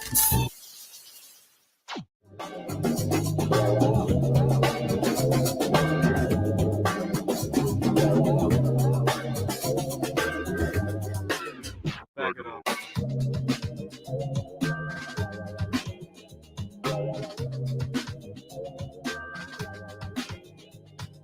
Want to take your TCG player hustle to the next level, but don't have access to wholesale distribution? Then check out our PPG Investments Patreon. As a patron, you can pre-order the latest TCG releases at near wholesale rates without an official distributor. Yu-Gi-Oh!, Pokemon, Magic, Dragon Ball, Digimon, Vanguard, My Hero, Flesh and Blood, you name it. Join a community of vendors and get direct support from PPG. Joining will get you distribution like access across all TCG sealed case product and accessories, not to mention access to other invaluable perks like Q&As and product ratios before release. Our mission is to help you make a successful side business out of trading card games. Don't delay! Check out the Patreon today in the link down below. We'll see you there!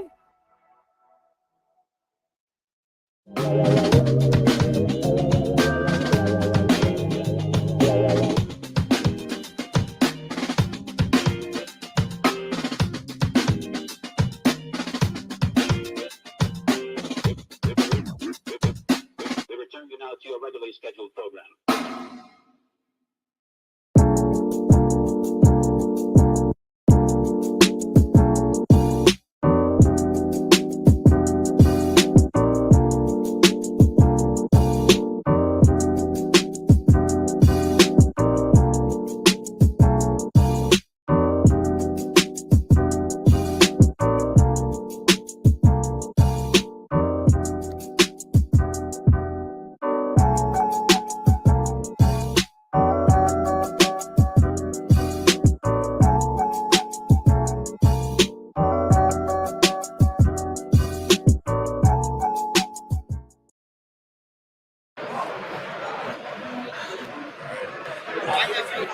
Welcome to Origins Game Fair. They have good tacos. TCG. I've enjoyed playing TCGs for about 15 years now. It's a thing I do with my friends. It's one of our most common activities. Doesn't matter who you are, doesn't matter what you do. Anybody is capable of enjoying different aspects of trading card games. There's truly nothing like it. I'm like a problem solver. I like doing those type of things. So for me, TCGs are like a really good way to like exercise that, I guess, part of the brain. Like to make your brain think that fast, it has to be so strategic all the time. It's like it's just the best, honestly. The only one I really play is Yu-Gi-Oh! I bought a pack of it at Walmart when I was a kid, and I fell in love with it ever since. This is actually my first PPG event. This is actually my first PPG event. This is actually my first PPG event. This is actually my first one. This is actually my first one. My first event ever was a PPG. Well, this is my first PPG event. So I guess I enjoy that I'm in the top 4 of it at my first event. I've been watching PPG on YouTube, occasionally on Twitch for a while. Everything's super smooth. The rounds go super quick. I like that they're in person. I enjoy, coming to see everyone. It's been a while, obviously. Real tournaments with good prizes, good players. They always seem to have them. Today, probably, hopefully topping. At the very least, I want a top 8. I'd like to win, but I also have to top 8. Winning the event, honestly.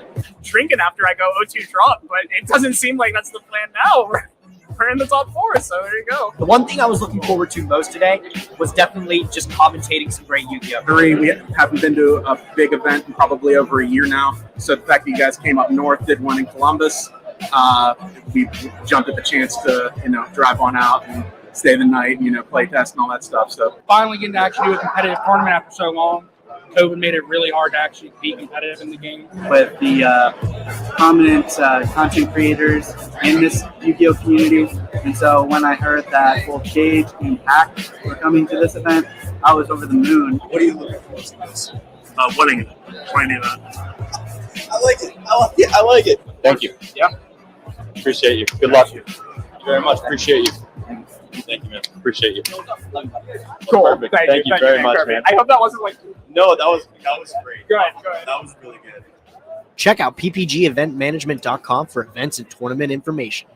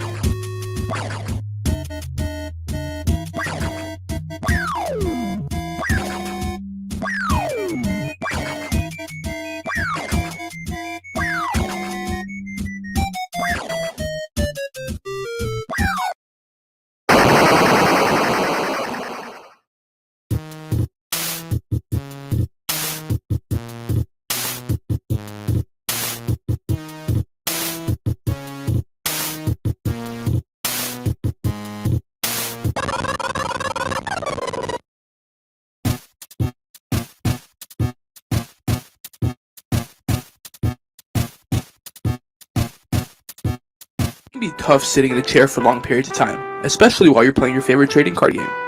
That's why eWin has designed a state-of-the-art luxury gaming chair. This ergonomic and breathable chair is the most affordable amongst its competitors. With great feedback from sources like GamesRadar, PC Gamer, and IGN, the chair is a perfect gift for any and all gamers.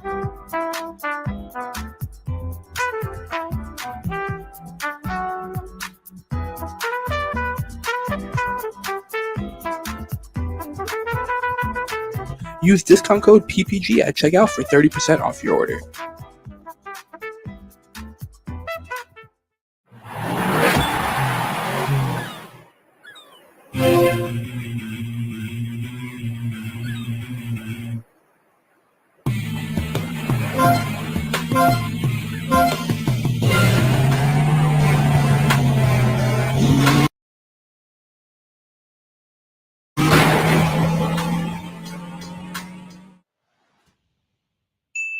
All right, so we are now officially back with round 4, coming on to you all the way from NDK in Denver. I have a new guest and a new co-host. Welcome to the channel, Vin. How are you doing this evening, sir? It's just another day in paradise. I wanted to ask you a question though, Dan, as we get started. You sure? Yeah. Have you heard about this new game? Oh, I've heard some good things. You can't find it anywhere, so I don't know. Maybe I've Well, there's that. There is that part of the equation, but I've been following along, being the silent part of the stream for the first few rounds. So shout out to both you and Scott for taking care of the caster duties early on. But definitely some interesting games thus far. Yeah. Has there been anything in particular that kind of shocked you so far? Well, we were talking about this briefly offline, but the prominence of certain inks has been, I don't know exactly what I was expecting going in, because there's the element of what you alluded to, that some of the cards are difficult to acquire. So are we going to see certain builds or other ones going to be favored as a result? Right. So what ended up on stream thus far, I'm not quite sure if that's really what the event as a whole, since we're doing this remotely. Yeah. Yeah, I mean, we have some numbers that we can discuss. The most represented ink is Emerald. There was 23 Emerald decks in the event, which is more than half of the total event, I believe. So that's a pretty big color. The breakdown of like the quote archetypes isn't bad. It was 14 control, 7 aggro, 7 mid range, and then like just a scattering vary of like where you would put it, or the players weren't specific, I should say, in their registration. Fair. Yeah, there is some gray area in some of those definitions, of course, especially as we're looking at only one set. And I saw it come up in chat. This is not just people's first event in a lot of cases, probably, but in all likelihood, the very first card game. Disney Lorcana is bringing a lot of people in to the genre as a whole. Right. So table 1, we're going to have Sam Cahill versus Joseph Trueblood. I will do my best to get the information on those deck lists. I've seen so far. Yep, Sam looks like he's playing purple, yellow, and our good friend Trueblood. I'm going to keep saying Trueblood. I may or may not have been an HBO fan back in the day. Neither here nor there today. It's funny you bring that up, because that was one of Jackie's favorites as well. It still watches it every once in a while. All right, so it looks like we're not going to have Joseph deck list, unfortunately. We'll go through the paces of the round here.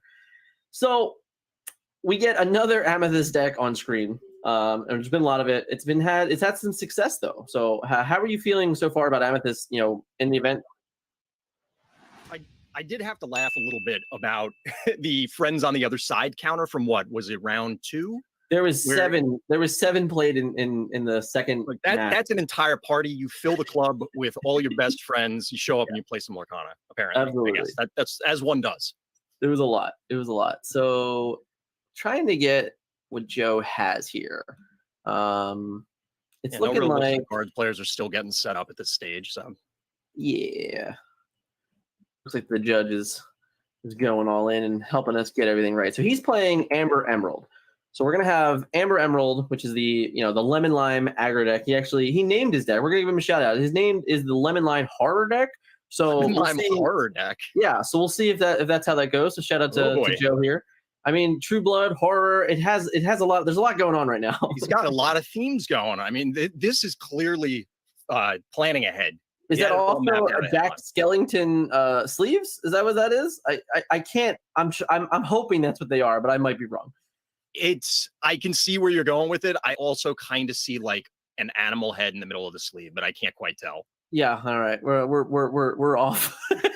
Definitely feels like a feels like an ink blot test at this point, but yeah, looks like we're actually getting underway. So let's see what the players are. They going to come out swinging out of the gates or not? Well, the good news is I officially have access to the deck list. Ooh, so that's good. All right. So shout out to our boy George for making sure we can get all the information for everyone. So this is a very stock amber emerald deck we're looking at here. Nothing too crazy in terms of tricks, although we do have some foil Cheshire Cat, so that's the big shout out here, right? Ooh, nice. We have seen a few foils on stream, and they do show up fairly well. I was a little surprised that they were showing up so well. I mean, they're a lot of them look really nice. You can definitely sure. What's crazy is that you can tell immediately the difference, which I thought was very interesting. Exactly. We get an early road friends there. So looking to fly solo with the Stitch instead of picking up a posse and entourage to go out with. He might have multiple here. It's hard to say. All right, this is the second Hey that's hit the board, and I'm a little surprised at the quantity, I will admit. The two Hey is in fact two more Hey than I expected to see today. I think anytime that Stitch Rockstar is in question, every 1 and 2 calls character will have a place.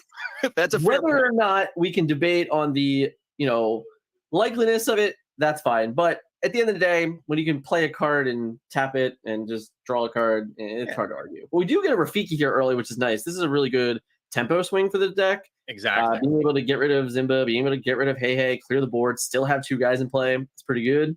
Bye board. If we don't have a Rafiki of the day, correct? That is the first Amethyst deck that I think was even playing Rafiki in it. So wow, yeah, we get the That's cat. a bold move, Cotton. So the cat here is like a really behind the curve play because this Rafiki can now just literally exert and draw 2 cards if we still have friends, which I'm hoping for, which we do not. But this is also a fine play. It's kind of like friends. That's also, I think that's a foil Rapunzel, so that might be a real big shout out there. But this is pretty big. So now our Rafiki got to trade with a card, it got to draw us a card, and it gets to also trade with the Cheshire Cat eventually. That's a lot of work out of a Rafiki. The word on the street is if you end up getting more cards than your opponent, you're in good shape. I've heard that before. Most of the time today, that has been very true. Hard to argue. So Hans, probably, I really do like the Steel Hans, but I'll admit to playing Emerald-based aggro decks offline, and I love this Hans. Not a fan of the row of that there. He wrote his second friends. Not particularly a fan of that line of play. You think that's I would have much rather stage? I just would have much rather. Yeah, I just would have much rather exerted my Rafiki, drew 2 cards, and moved on with life.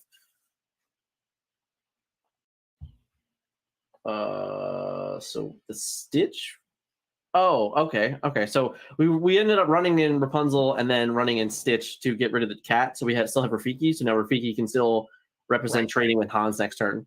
Keep the bigger body. That's fair. I mean, you did sacrifice 3 lore to make that play, though. True. And now we have bigger problems in Warded Cuscos. That guy's pretty dangerous and threatens to maybe not run away with things this early, but it's definitely going to put pressure on our Amber Amethyst player. Well, in general, Cusco. Is that part of our world? Yeah, so we sung part of our world to get back in ink, which I love it. I'm all in favor of that line of play. Oh, and then you forgot me to discard the last 2 cards in your hand. That's pretty good. That seems pretty good. That hurts. We get to keep 3 cards in play, which for note, that's not good enough to get rid of that Cusco just yet. But if we draw a card, we'll be able to get there. No, not anymore. Went down to 2. We're okay. I guess we also have bodies out there. Yeah.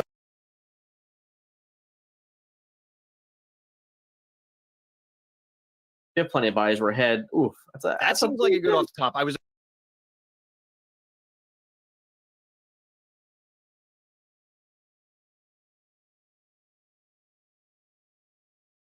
about to point out that the discard doesn't prevent, they're already at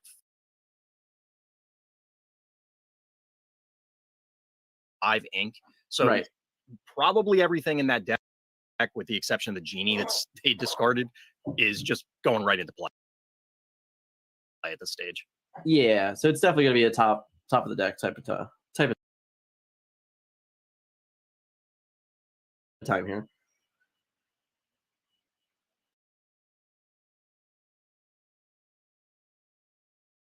So we get rid of Hans. Interesting. Okay.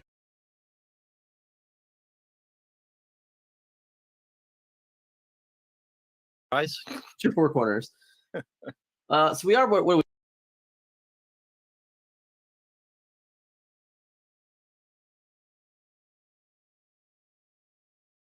Yeah, we are 9 to 8 here. We have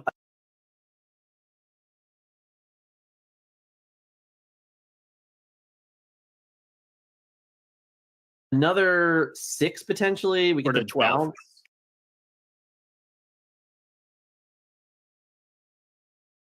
12. Right. So we're going to go to 15, right? Yeah. So we go to 15 here, which represents a win. So like his opponent has to have answers here. Now, granted, we can see that we have what? We have enough in play already to get rid of both. They have all the board. Well, so they need 4 there. So the Elsa does they have nothing. it. Yeah. The Elsa, unfortunately, does nothing here to the ward, so this is not the play we want to be making. But I believe we have our feet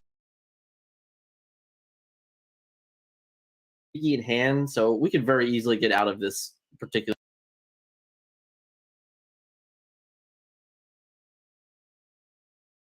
Cusco, like your opponent can't. There's no way for him to. There's way too much.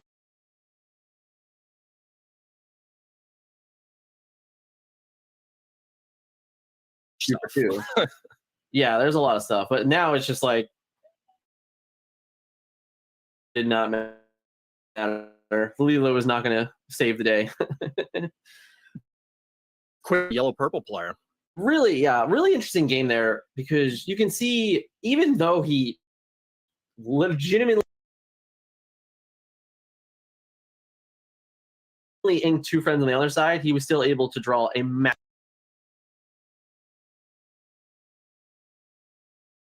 amount of cards, and the You Forgotten Me was it was really rough. That's honestly up to this point one of my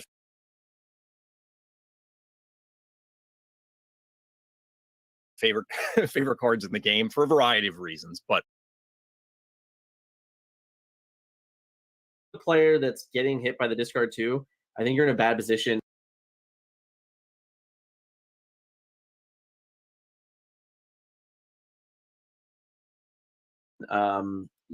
The Emerald has way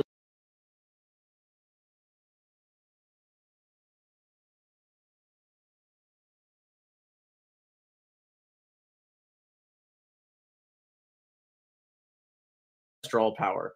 So you're very much relying on your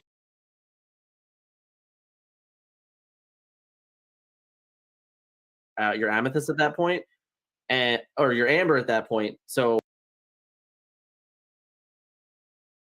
it's keeping what? I can't quite tell. 1, 2, 3, 4, 5, 6. So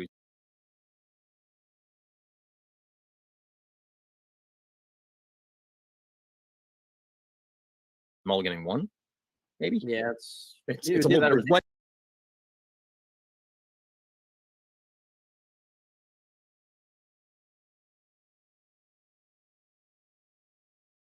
In a little bit.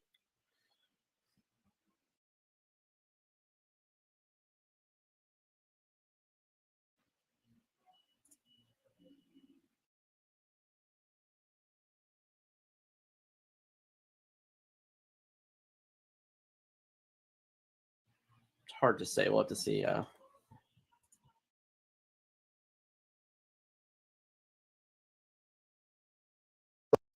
right, so we're pressing the board already. Obviously, we represent 2 lore against the 2 strength willpower character here.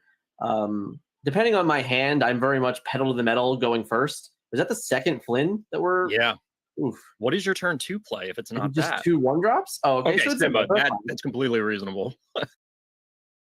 Yeah, I mean, I think I'd For the still 2 game would there, 2-0. Sorry to I cut you probably off, guys. still would have rode the Hey before the other Flynn, but Yes, absolutely. Especially if you have the turn 1 play. If it was Yeah. going to be your turn 1 play, I get it, but I don't see why you're holding it.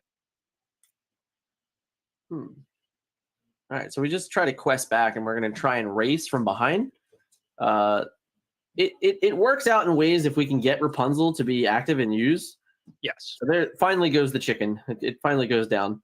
We're going to gain a Jasper. Okay. We did see So I those wonder what road the- in game 1. I wonder what the Jasper is interesting. The 2/4 stats are really powerful in this matchup.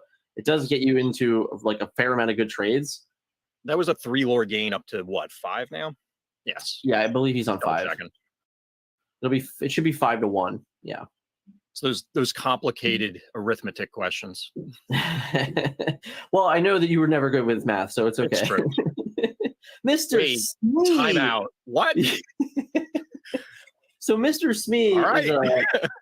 is a vanilla Jasper, right? He's actually a little better. I believe he's a 2/5. He's a 2/5, right. So he does have the extra stat there. Now, it's very interesting because I do believe that 5 willpower, it is a problematic, number in a lot of these mirror matches and aggros. There's a lot of trading for 2s. Yeah. So having 5 willpower is a very interesting call for the meta. Yeah. As our third Flynn, man, we just don't like Flynn in this deck. Apparently. So we There's the green Hans. So, Emerald Hans. Obviously, we've gotten to this point. We're in a different state here. But for me, I would have much rather have loved to play 2 Flynns on this turn than to play a single Hans. How many cards do they have left in hand? I can't quite tell because there is a question of we remove the Jasper and quest for 2? Up to 7. All right. Yes. So I believe the Jasper is only when he quests his ability.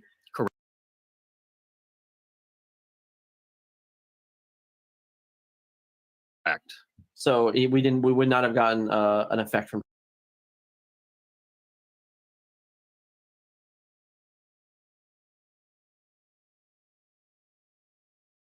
Jasper there. So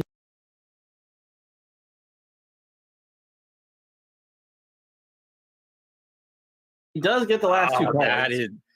This, I think, is even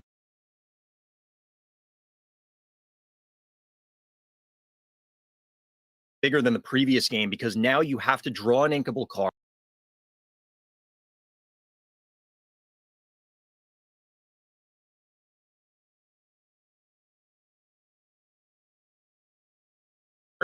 And then, because if you draw 5 cost, it's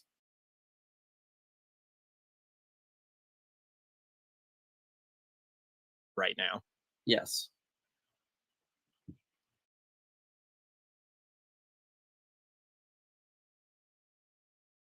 Although, admittedly, I guess John could be inked. John would have been inked. It would have had to have been, but yeah. So we get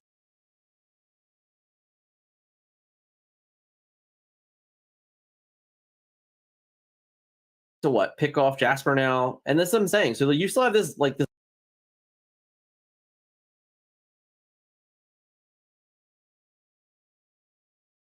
live character, which is very interesting. Yes. Like this Mr. Smee is getting some work in.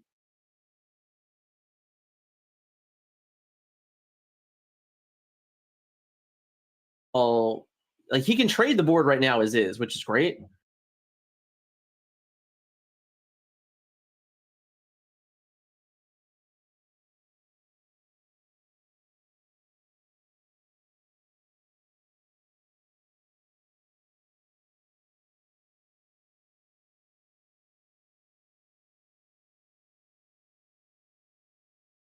But if we do that and then we don't get anything else, yeah. So like I don't.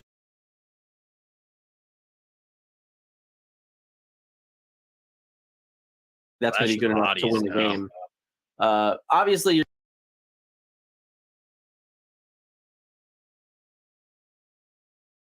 right? Yeah. But you also don't have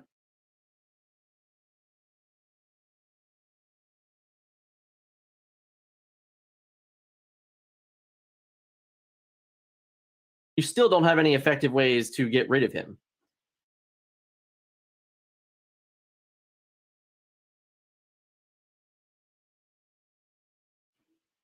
So we just go to 19, and then we just I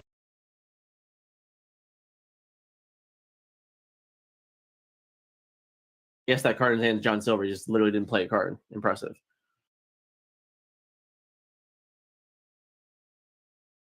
Like, it's possible they have Rockstar Stitch.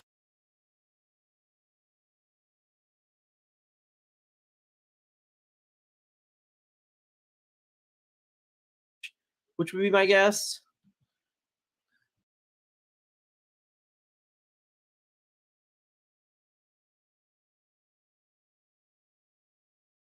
Genie, huh? That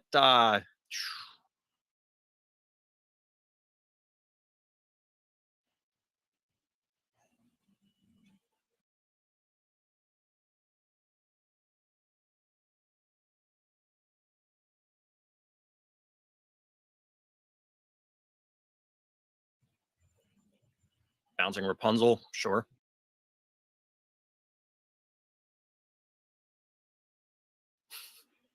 Right. Like, okay.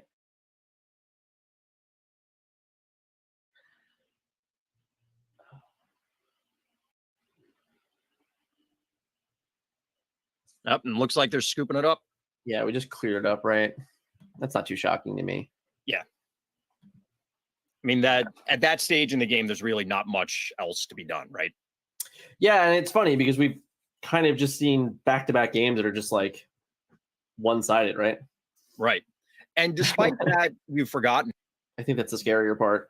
But now we're going to get to see what this deck can do on the play, which can be really scary. You know, if he can hit an early Lilo or, you know, just early pressure, the Emerald Amber decks just don't have a good way to really act with the board that well.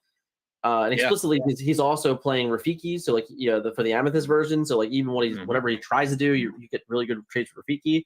So I think this might be a really tough matchup going second for the Lemon Lime deck.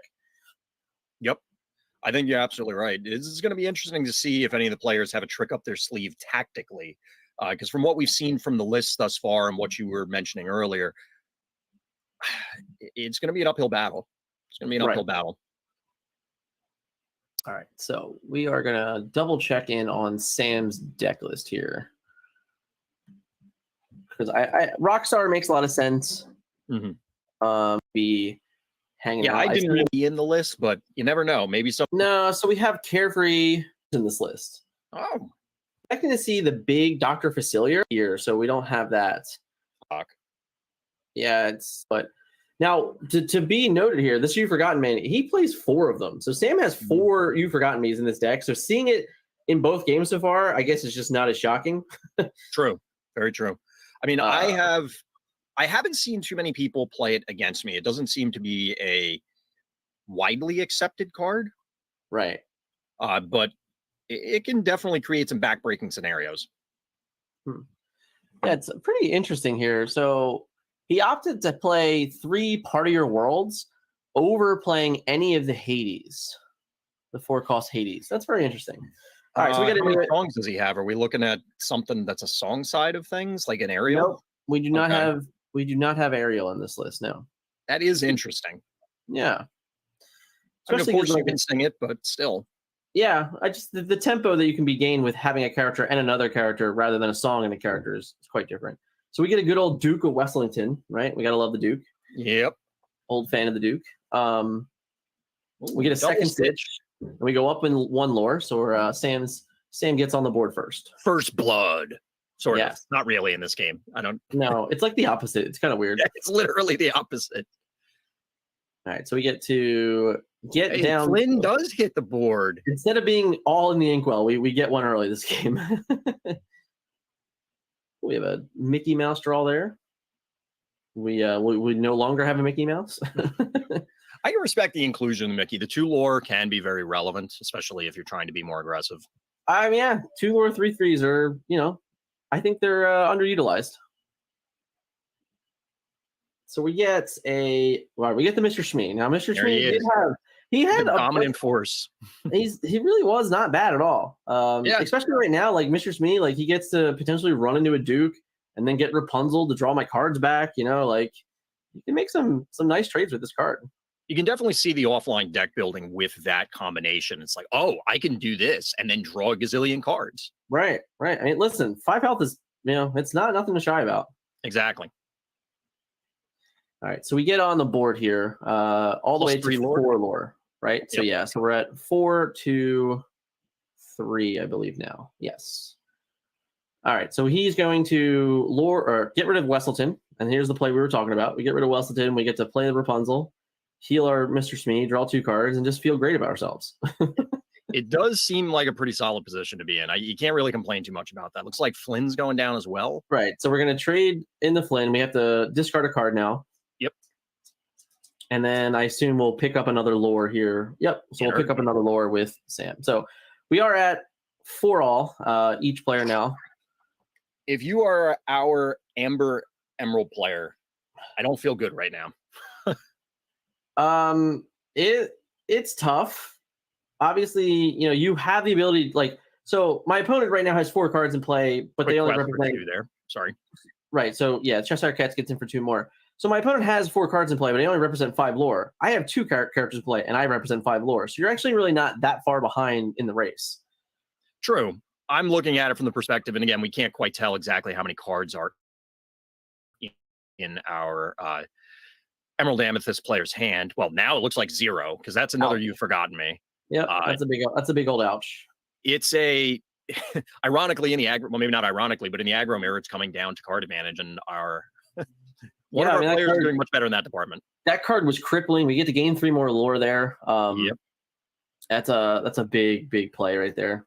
Now he did have more cards in hand, so it wasn't totally crippling, but we're definitely low on card advantage. Just being reminded to reveal the stitch there before the row. Is that a Mad Hatter, I believe? That is a Mad Hatter. So that's probably the best card you can see after You've Forgotten Me. It seems like a pretty good one. Just get that refill going, maybe. Right. All right. So we are currently at Sam with 7 lore. We just gained 3 more for Joe, so he'll be at 9. And then we're gonna ready up, and we have, I guess, some interesting choices here. So we have Elsa? I think 2 Elsas in his hand, a big Stitch, I believe. Can't quite tell. I think there might be a little Stitch there. Yeah. Which is what, a 4th little Stitch? Yeah. Problems to be had, right? Too many Stitches. Yeah. Not exactly what you want to see. Despite filtering through that many cards, well, maybe not filtering, but drawing that many cards, still not quite seeing in that second You Have Forgotten Me. It's kind of dead weight at this point. I guess it's an ink. I mean, it's not a dead weight for what it's worth if you can remove the Hatter and then force the cards that you use to discard. So that's a fair point. I think it's worth holding on. Rafiki here helps. But so I guess you're in a good position still, because now your opponent is going to draw his card off the top, play his card, and then you can just run 2 cards in the Hatter. The card draw means nothing, and then you just You've Forgotten Me and put them right back to ground 0. Yep. It does get to go with 3 more there. Right. And trading back with +3 from Joseph. Yeah, so we're currently at 12, right? 12 to 9. So Joseph now is at 12. Sam is at 9. Yes. He did not play a card. So this is kind of what I get to talk about. 12 right? to 11, excuse me. Sorry. Is it 11? No, it is 11. You are correct. Yeah. So, man, there's a lot of speed going on here. He's just sending it, 1, right? 2, 3, 4, 5. Yeah. So 5, he goes to 16. Yep. So he'll be at 16, and then his opponent just doesn't have it. That's a lot of stuff. Yeah, that's kind of what the capability of that deck is. The Rafiki was massive, as we expected, coming in, getting rid of multiple cards throughout the matchup. All in all, we said it was going to be really tough for Emerald, the Emerald Amber, on the draw. It's just a really rough matchup on the draw. This Mr. Sneeze were great. Just gonna shout out, he has 4 of those in this list. Wow. So that's a card that he made a meta decision on, in all honesty, and I got to give him credit to that because, again, that 5 health it's a very interesting cause and effect. It takes multiple 2 whatevers, whether it's fire cannons, grab your sword, a bunch of bodies that have 2 on the front end. It takes several.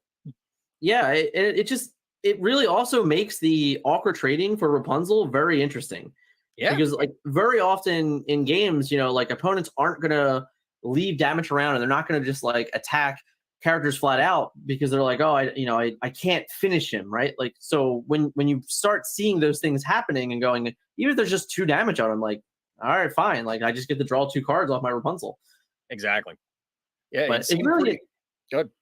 It's really interesting for that particular card in general because you look at that card and you're just like, oh, it's a 2/5, it's vanilla, it only has 1 lore, like it is what it is. But when you start seeing even the games today played on stream, you've seen a lot of double grab your swords turns and like things like that, and like weird interactions with like tinks and stuff, like or a grab your swords and a fire the cannons, like all of those things. He lives through all of those. Just lives through all of it. Who knew, Mr. Smee, the tank. Mr. Smee, I'm happy for it. I'm excited to see it. It's definitely a bit of an interesting choice, but all in all, I do respect it. So yeah, we will be back. There is exactly 22 minutes left in this round, so a bit of a break this round. But thank you guys for hanging out with us in chat, and we'll be back for round 5.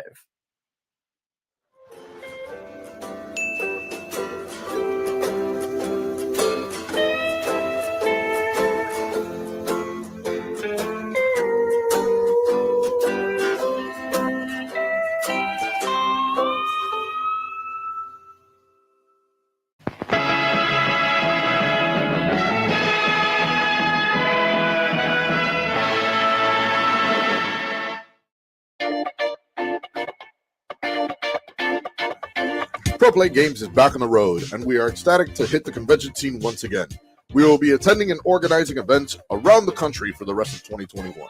Pro Play Games. Play with the pros.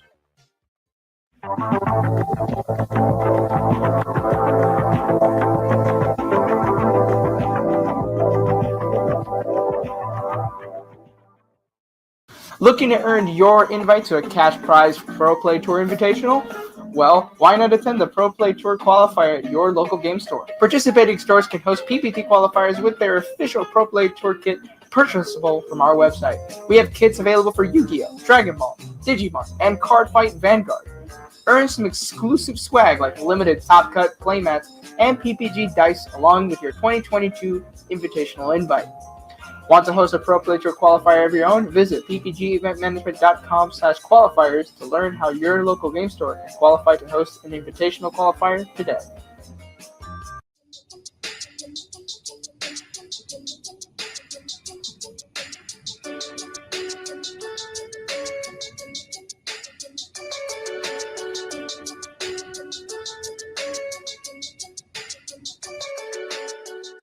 Hello, everybody. We are here for the Otacon 2021 Yu-Gi-Oh! Tournament, representing Pro Play Games here today.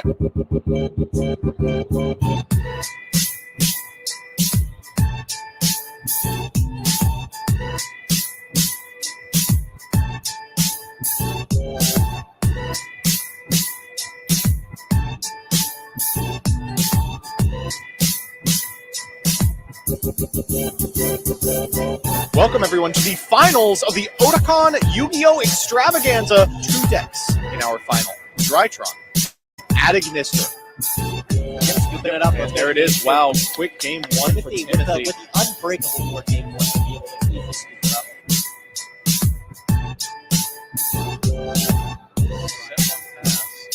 Roll Baylor. There's the handshake. Check out ppgeventmanagement.com for events and tournament information.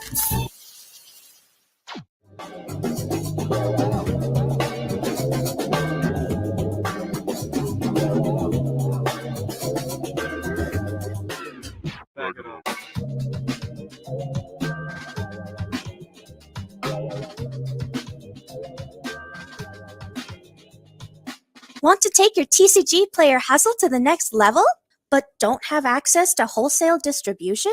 Then check out our PPG Investments Patreon. As a patron, you can pre-order the latest TCG releases at near wholesale rates without an official distributor.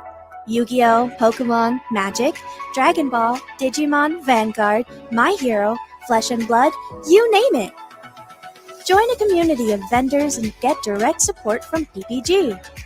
Joining will get you distribution like access across all TCG sealed case product and accessories, not to mention access to other invaluable perks like Q&As and product ratios before release. Our mission is to help you make a successful side business out of trading card games. Don't delay! Check out the Patreon today in the link down below. We'll see you there!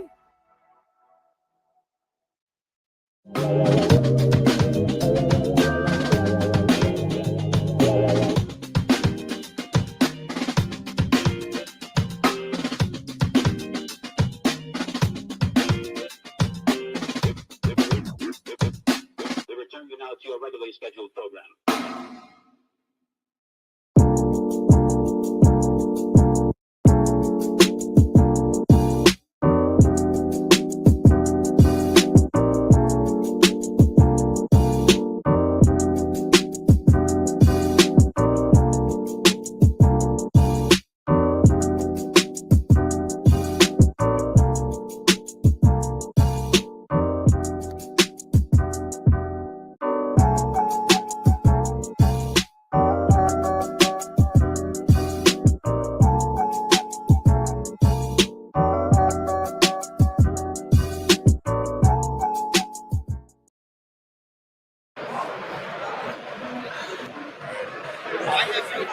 Welcome to Origins Game Fair.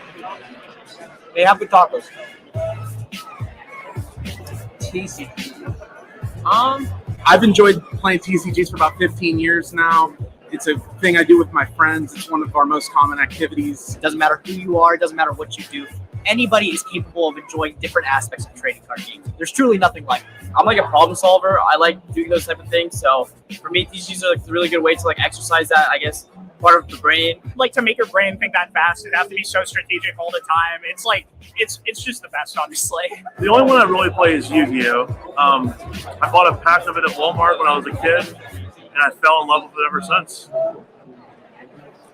This is actually my first PPG event. This is actually my first PPG event. This is actually my first PPG event. This is actually my first one. This is actually my first one. My first event ever was a PPG. Well, this is my first PPG event.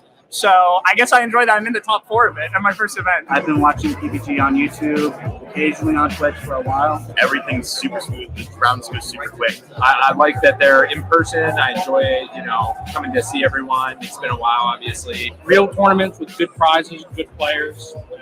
They always seem to have it. Today, probably, hopefully topping.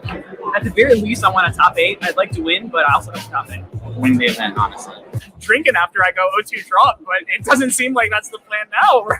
We're in the top 4, so there you go. The one thing I was looking forward to most today was definitely just commentating some great Yu-Gi-Oh! We haven't been to a big event in probably over a year now. So the fact that you guys came up north, did one in Columbus, we jumped at the chance to, drive on out and stay the night and, play test and all that stuff. So Finally getting to actually do a competitive tournament after so long. COVID made it really hard to actually be competitive in the game. With the prominent content creators in this Yu-Gi-Oh! Community. And so when I heard that both Gage and Hack were coming to this event, I was over the moon. What are you looking for from this? Winning the event. I like it. I like it. Thank you. Yeah. Appreciate you. Good luck. Thank you very much. Appreciate you. Thank you, man. Appreciate you. Cool. Perfect. Thank you very much, man. I hope that wasn't like. No, that was great. Go ahead. That was really good. Check out ppgeventmanagement.com for events and tournament information.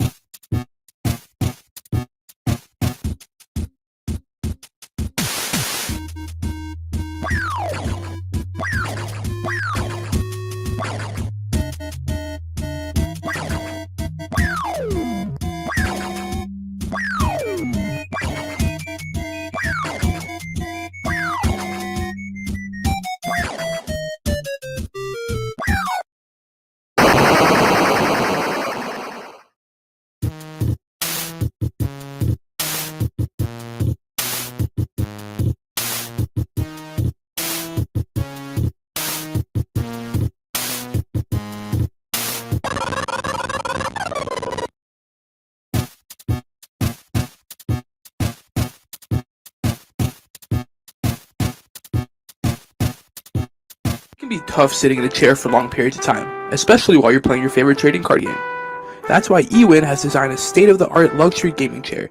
This ergonomic and breathable chair is most affordable amongst its competitors. With great feedback from sources like GamesRadar, PC Gamer, and IGN, the chair is a perfect gift for any and all gamers.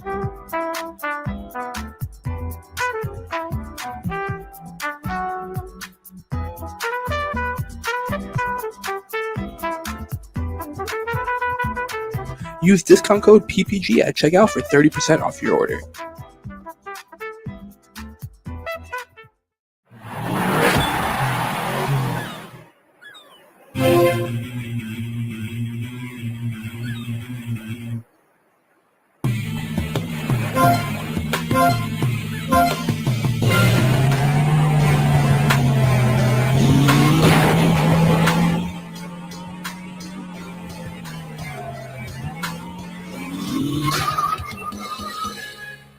Spin out.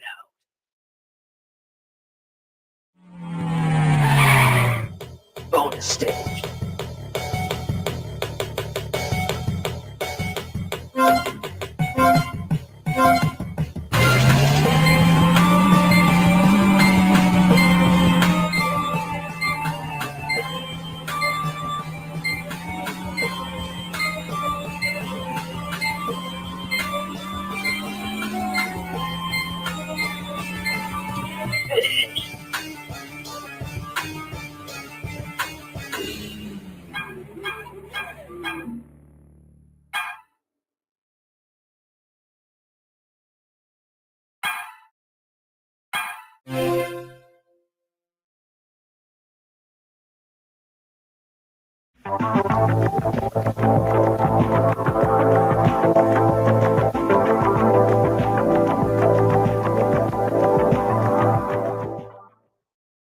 Want to advertise the product you represent on our streams? Great!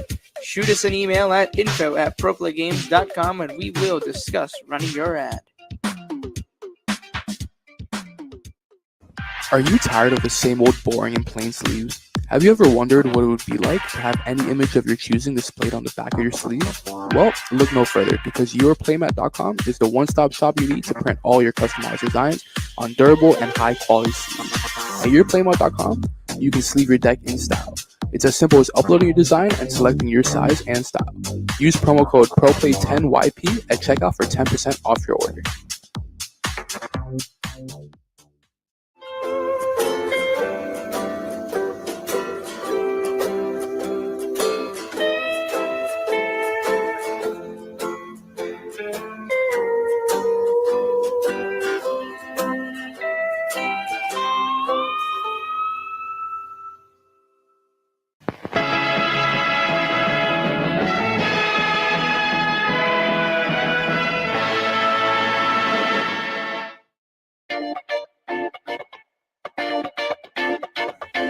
Pro Play Games is back on the road, and we are ecstatic to hit the convention scene once again.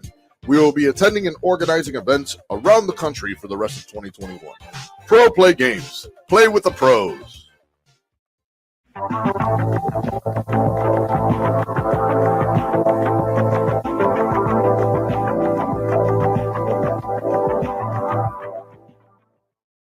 Looking to earn your invite to a cash prize Pro Play Tour Invitational? Well, why not attend the Pro Play Tour qualifier at your local game store? Participating stores can host PPT qualifiers with their official Pro Play Tour kit purchasable from our website. We have kits available for Yu-Gi-Oh!, Dragon Ball, Digimon, and Card Fight Vanguard. Earn some exclusive swag like limited Top Cut playmats and PPG dice along with your 2022 invitational invite. Want to host a Pro Play Tour qualifier of your own? Visit ppgeventmanagement.com/qualifiers to learn how your local game store can qualify to host an invitational qualifier today.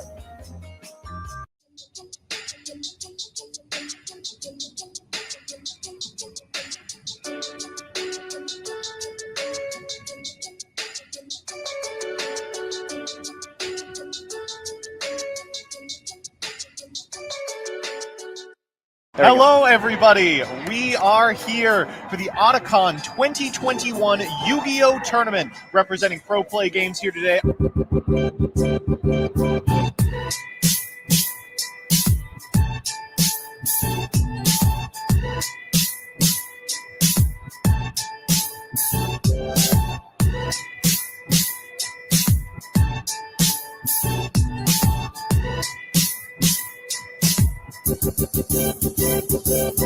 Welcome, everyone, to the finals of the Otakon Yu-Gi-Oh! Extravaganza. 2 decks in our final. Drytron, Adignister. Scooping it up. And there it is. Wow, quick game one for Timothy. With the unbreakable board game one to be able to easily scoop it up.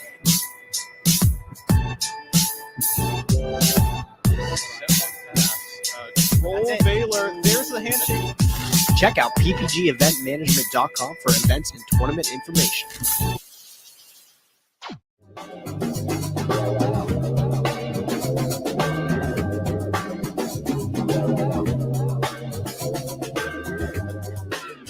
Back it up.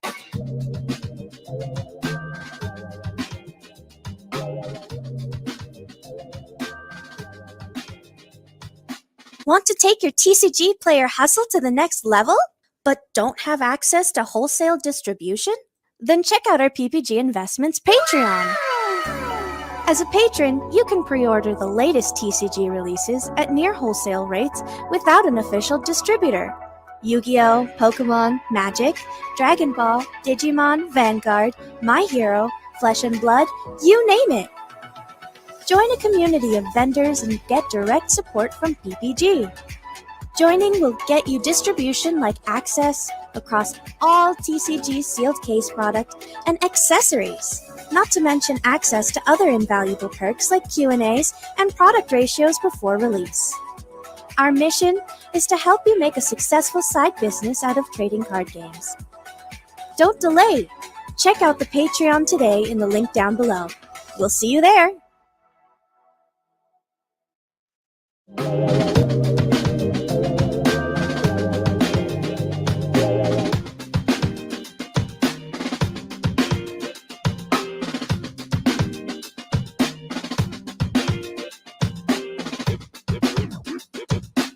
return you now to your regularly scheduled program.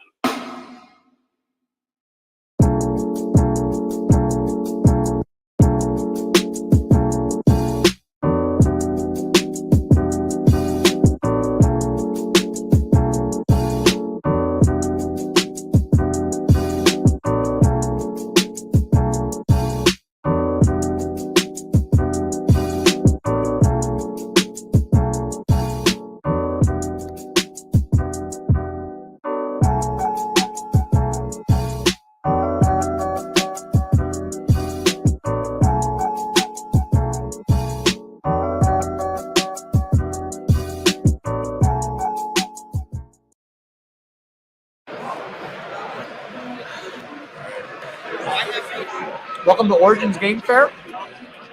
They have good tacos. TC. I've enjoyed playing TCGs for about 15 years now. It's a thing I do with my friends. It's one of our most common activities. It doesn't matter who you are, it doesn't matter what you do. Anybody is capable of enjoying different aspects of trading card games. There's truly nothing like it. I'm like a problem solver. I like doing those type of things. So for me, TCGs are like a really good way to like exercise that, I guess, part of the brain. Like to make your brain think that fast, it have to be so strategic all the time. It's like it's just the best, honestly. The only one I really play is Yu-Gi-Oh. I bought a pack of it at Walmart when I was a kid, and I fell in love with it ever since.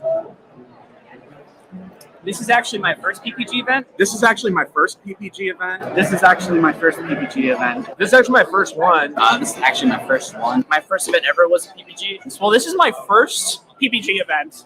So I guess I enjoy that I'm in the top 4 of it at my first event. I've been watching PPG on YouTube, occasionally on Twitch for a while. Everything's super smooth. The rounds go super quick. I like that they're in person. I enjoy, coming to see everyone. It's been a while, obviously. Real tournaments with good prizes, good players. They always seem to have it. Today, probably, hopefully topping. At the very least, I want a top 8. I'd like to win, but I also want a top 8. Win the event, honestly. Drinking after I go 0-2 drop, but it doesn't seem like that's the plan now. We're in the top 4, so there you go. The one thing I was looking forward to most today was definitely just commentating some great Yu-Gi-Oh! We haven't been to a big event in probably over a year now. So the fact that you guys came up north, did one in Columbus, we jumped at the chance to, drive on out and stay the night and, play test and all that stuff. So Finally getting to actually do a competitive tournament after so long. COVID made it really hard to actually be competitive in the game. With the prominent content creators in this Yu-Gi-Oh community. And so when I heard that both Gage and Hack were coming to this event, I was over the moon. What are you looking for to this? Winning it. Winning the event. I like it. I like it. Thank you. Yeah.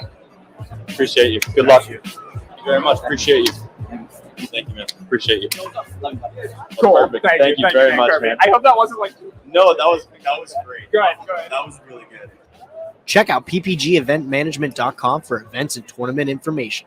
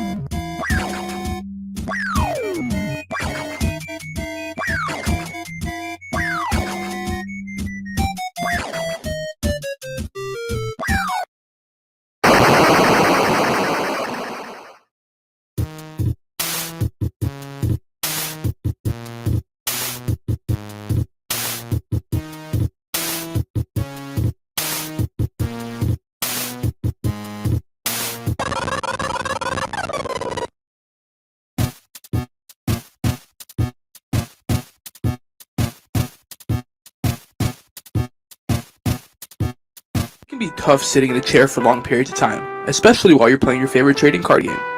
That's why eWin has designed a state-of-the-art luxury gaming chair. This ergonomic and breathable chair is the most affordable amongst its competitors. With great feedback from sources like GamesRadar, PC Gamer, and IGN, the chair is a perfect gift for any and all gamers.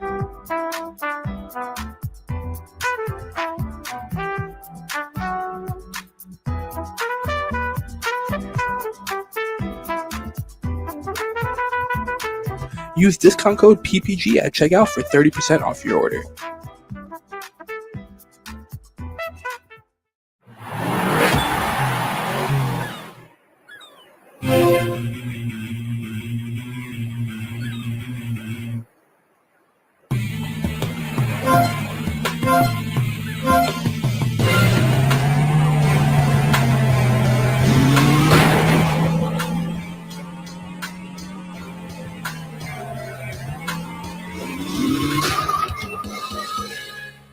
Spin out.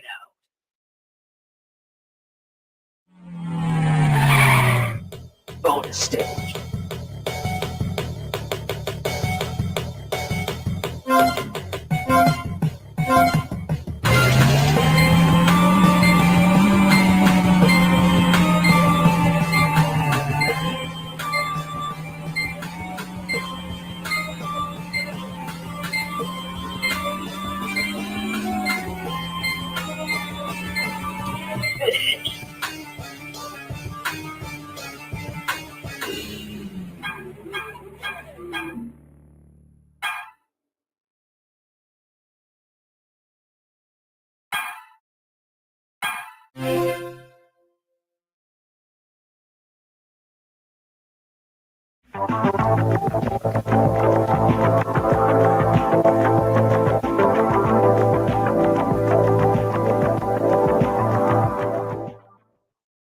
Want to advertise the product you represent on our streams? Great!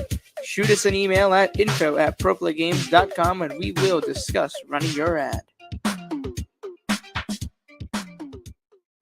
Are you tired of the same old boring and plain sleeves? Have you ever wondered what it would be like to have any image of your choosing displayed on the back of your sleeve? Well, look no further because yourplaymat.com is the one-stop shop you need to print all your customized designs on durable and high-quality sleeves.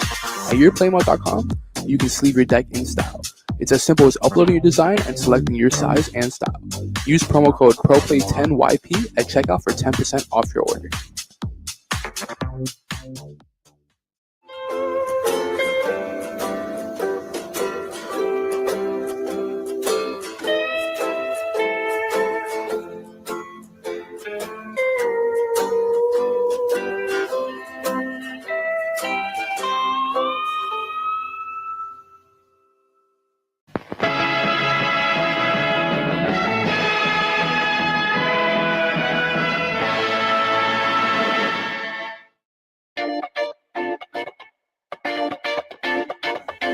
Pro Play Games is back on the road, and we are ecstatic to hit the convention scene once again. We will be attending and organizing events around the country for the rest of 2021. Pro Play Games. Play with the pros.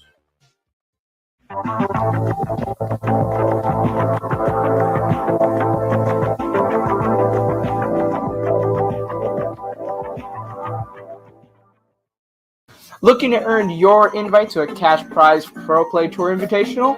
Well, why not attend the Pro Play Tour qualifier at your local game store? Participating stores can host PPT qualifiers with their official Pro Play Tour kit purchasable from our website. We have kits available for Yu-Gi-Oh!, Dragon Ball, Digimon, and Card Fight Vanguard. Earn some exclusive swag like limited Top Cut playmats and PPG dice along with your 2022 invitational invite. Want to host a Pro Play Tour qualifier of your own? Visit ppgeventmanagement.com/qualifiers to learn how your local game store can qualify to host an invitational qualifier today.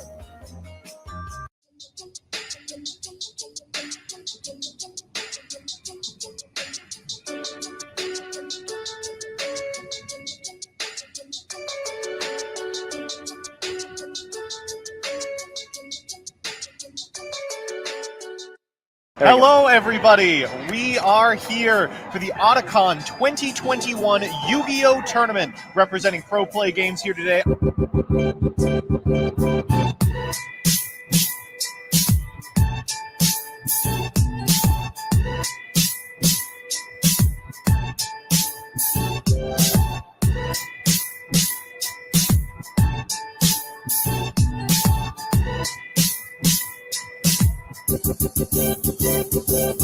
Welcome everyone to the finals of the Otakon Yu-Gi-Oh! Extravaganza 2 decks in our final. Drytron, Adignister. There it is. Wow, quick game one for Timothy. With the unbreakable board game one to be able to easily scoop it up.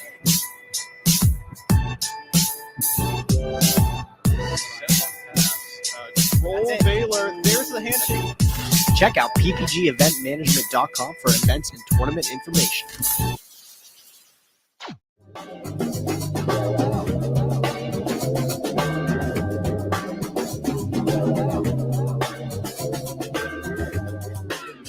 Back it up.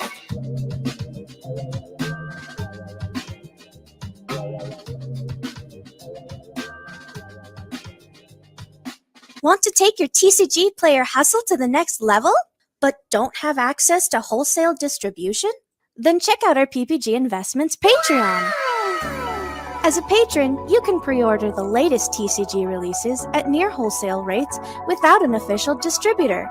Yu-Gi-Oh!, Pokemon, Magic, Dragon Ball, Digimon, Vanguard, My Hero, Flesh and Blood, you name it. Join a community of vendors and get direct support from PPG. Joining will get you distribution like access across all TCG sealed case product and accessories, not to mention access to other invaluable perks like Q&As and product ratios before release. Our mission is to help you make a successful side business out of trading card games. Don't delay. Check out the Patreon today in the link down below. We'll see you there. We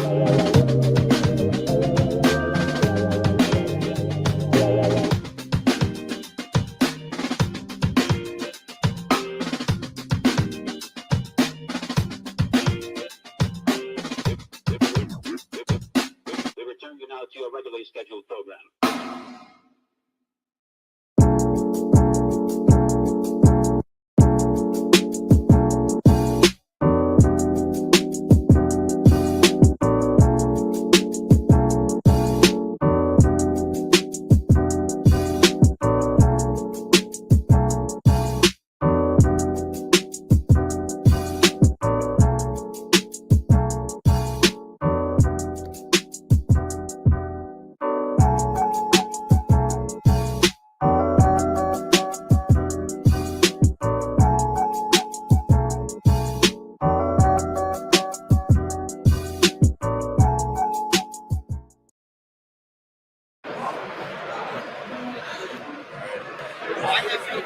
Welcome to Origins Game Fair. They have good tacos. TCG. I've enjoyed playing TCGs for about 15 years now. It's a thing I do with my friends. It's one of our most common activities. Doesn't matter who you are, doesn't matter what you do. Anybody is capable of enjoying different aspects of trading card games. There's truly nothing. All right, Vin, we had a pretty long break there. I was able to eat a snack. I had an apple and a pretzel. Who said that was allowed? Well, nobody did. When did that happen? Nobody said it was allowed, but I took the opportunity. Snuck it in there. So we're entering round 5. So we're hitting the the cap here on what top 8 might start forming into, and where you might be able to see maybe something that's not Amethyst this round. I don't know. I don't make the rules, guys. Yeah, I mean, it seems as though that is kind of the dominant force of the events thus far, at least what we've seen. We'll see how it bears out. Like you said, we're going to actually get our top 8 in short order. It's this round and next round, so we're coming down to it. Yeah, and I'll quickly, we're working on a graphic for this, but it looks like the most played deck in the event is Ruby Amethyst at 8. And then there are Ruby Emerald Evasives at 6. And then we have a couple at 5, which is the Amber Emerald, the Amethyst Steel, and everything else is kind of trickling off at like 3 2s and 1. So there's it'll be cool to see the full graphic. Now there's the list I'm looking at is short. I think it's even longer than that, so there might be more. But it's it's pretty cool. It's pretty cool to see. Now, ironically, that we have not seen, Ruby Amethyst on stream yet. They'd been dodging the cameras. So Is they that what have- you expected coming in, Dan? Not to cut you off, but were you Yeah, anticipating that would be the primary thing? Yeah, I mean, 2 weeks in a row, it's the most dominant deck on online play. Seeing the most games played and stuff like that. Now, there could be a whole lot of, well, I'm playing this or playing against this, so I'm still testing it, so I understand the matchup and things like that. But yeah, there was a lot of reason to believe that would be the most popular deck. So. Absolutely.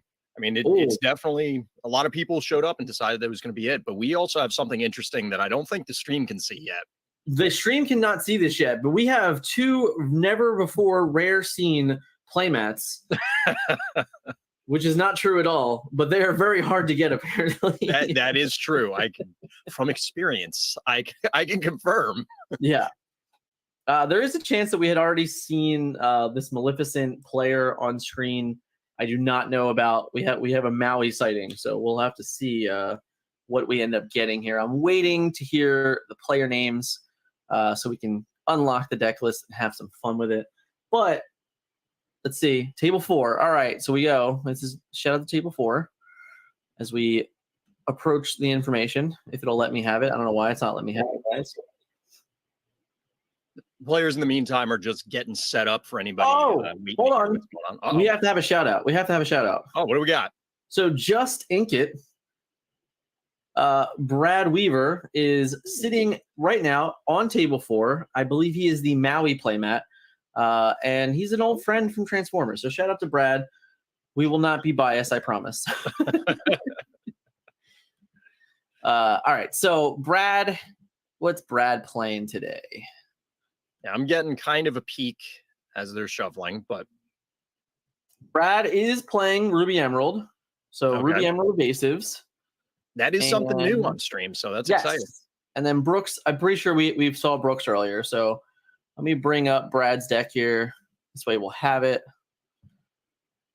And then I'll grab Brooks' deck again. Are we in Mulligan's already here? We are in the process and switching over. I see now everybody should be seeing what we're seeing. Cool. And I'm pretty excited to see how the evasives deck does because it is something that I feel like has grown in popularity more recently. Obviously, it's been around, but I feel like it's waxing at the moment. Like it's growing at this stage. I mean, it's absolutely the best budget deck I think you can build.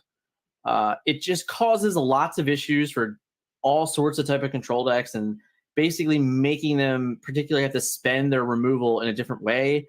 It has the ability to remove Rafikis and Mauis and Zeuses and all of those rush characters kind of like from the equation. So when you start leaving uninkable cards in your opponent's hand and they're not getting the uses out of them, it just makes their matchup a lot more difficult. And it's a pretty cheap deck to build, which is always nice. Yep.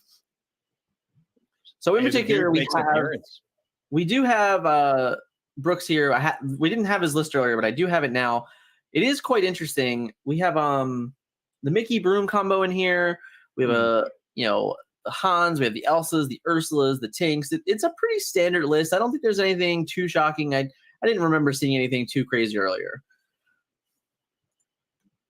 And then for Brad, that didn't work. I got to bring up another list. Quick one more gain from Brad here. Brad gets on the board early. Yep. And the LeFou to untap or ready, excuse me, the Duke. Oh, okay. That feels like it's kind of early, but I guess if you want to get out to an early start, like I don't know if you need that thing on 2 to protect the Duke, especially since you need to fire the cannons right now. I would probably just look at it as if I didn't have a 2-cost play, I guess I want to pressure the board. I just want to play this card. Yeah.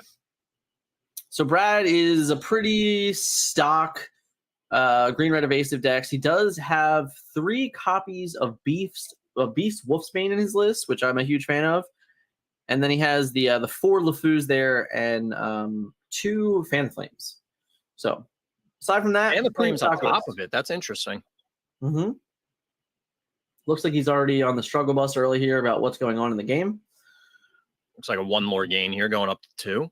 Yeah, it looks like he was trying to figure out what he was going to do with his inkwell.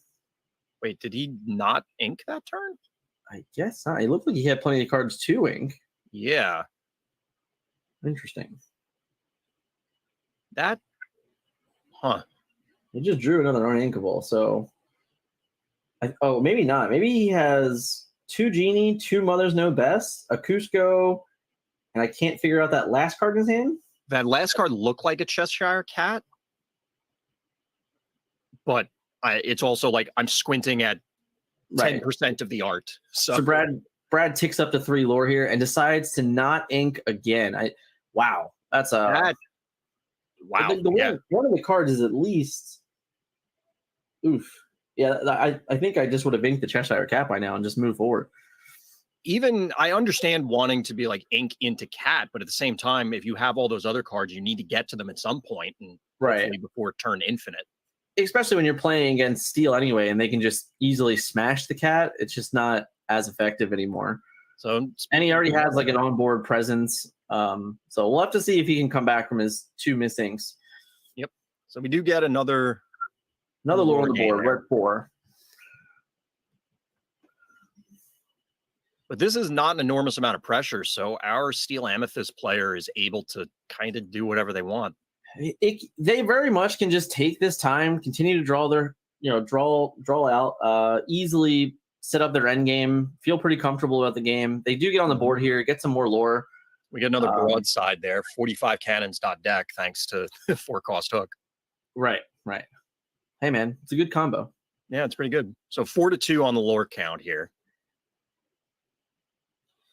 All right, so what do we pick up? Do we pick up an inkable? We feeling better about ourselves? That feels like that's not an inkable. I don't think so. That's a Mother Knows Best, I think. That is definitely a Mother Knows Best. Sadly, I would be. Oh, is that enough? That's just rough. Yeah, that's just. I mean, take a look here. I don't have an exact count, so I'm gonna have to do the math for his deck. Never do math on stream. I've learned that the hard way. So we have. So we do get a quest to go up to 6. And it looks like Hook is gonna eat the Cat. It's actually, I mean, this is just a really bad hand. He only has 14 uninkables. So the fact that his entire hand is consumed of uninkables is. He only has 14 uninkables and he has 35 in his hand right now. Yeah. Like, I don't know what else to say. That is a rough patch for sure. Right. So let's see if he can climb back in. He's. The good news is that if he can find the inkables, which he didn't, so what do you get here? Just another Mother Knows Best here? Because I thought they were Mother's Knows Best earlier. I actually think they're Beast Wolfsbanes now that were in his deck. See, this feels like a play that I don't think you can afford to make. I think you just kind of agree. You just have to row and just get to your 5-cost characters and just be in better position. Because now you're just so far behind in the game. The Lord total at this point, like, that doesn't feel good either. I mean, I guess a card's a card. Don't get me wrong. You could have just waited and traded for a Maleficent if you wanted to and get some more lore this turn. But yeah, I don't know. I agree with you that I think going for the 5s would have been better. You can get some big swings since it's Cusco. I think you just needed to keep inking just to put yourself in a better position. Like knowing that you have 2 genies, knowing that you have Cuscos and things like that to get back in lore, you would have had the ability to catch up. But to go this many turns without taking anything, like even there, he could have inked Hans and chose not to. There could be a level of tilt creeping in where it's I've now gone how many turns, and because I know I've been in that position where it's just all right, I can't win. You just start frustrating yourself. I don't know if that's actually the case, but it's entirely possible. So we're up to 12 lore now on 12 to 6 on Brooks's side. So it's 12 to 6. He does play this Hans, but honestly, if I'm Brooke, I think I'm just gonna keep moving the game forward. I mean, how many cards do you have in his hand? Like 5, 6, 7, maybe a million? I have no idea. Yeah, at that point, it's an arbitrarily large number. Right. So he's just gonna keep drawing cards. He has more than enough to find a smash. I mean, he doesn't even need it, in all honesty. Like, just playing Tinkerbell here is great. I would just... And now, like, even your Maleficents just threaten a kill for this Hans regardless. So, you just get to really move the game forward. There's a level of as our. Let me pick up 2 more lore here. Yep, just did. Move to 10. All right, so we're at 10 now. I got confused on the mat myself. Yeah, it All right. Yep, He reveals on to the next one. his royal flush of uninkables. Given I how can quick respect that game one was, I think there's very much an element of, and I think you mentioned it earlier in some of the other games, kind of take a breath, reassess. You don't need to, like, that game took almost no time. Yeah, it was less than 10 minutes. In all honesty, it's one of those where I would take a little bit extra time here, pile shuffle my cards, and understand that my opponent still has to beat me once. So you still have 2 opportunities to get back in the game. You know, you've made it this far. You know what your deck is capable of. You know, we're sitting on table 3 or 4, I believe. Like, you're doing well in the event. You just have to kind of just put that one behind you and move forward. Absolutely, yeah. You don't want to linger on it because the psychological element is going to play in, and you start second guessing every play you're going to make, and then it leads to bad decisions. Yeah. And for there, it's like you said, like having that many uninkables, I think any card I would have drew would have just been an Inkwell, knowing that I have this whole end game to play. And I'm not certain like what his motive was for not doing that.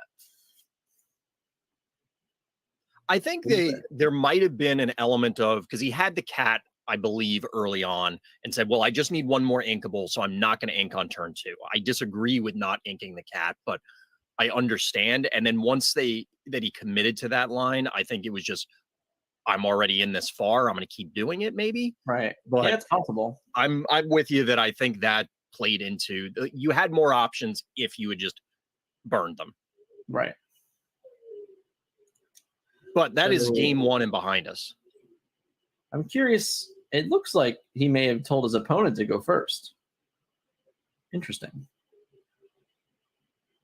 That is, in fact, a bold move. All I know is if I have any uninkables in my hand right now, I'm getting rid of all of them. Yeah, I can see that. I can see that. Just get out of here. I'll be happy with what I have. It looks like 4 going back. All right.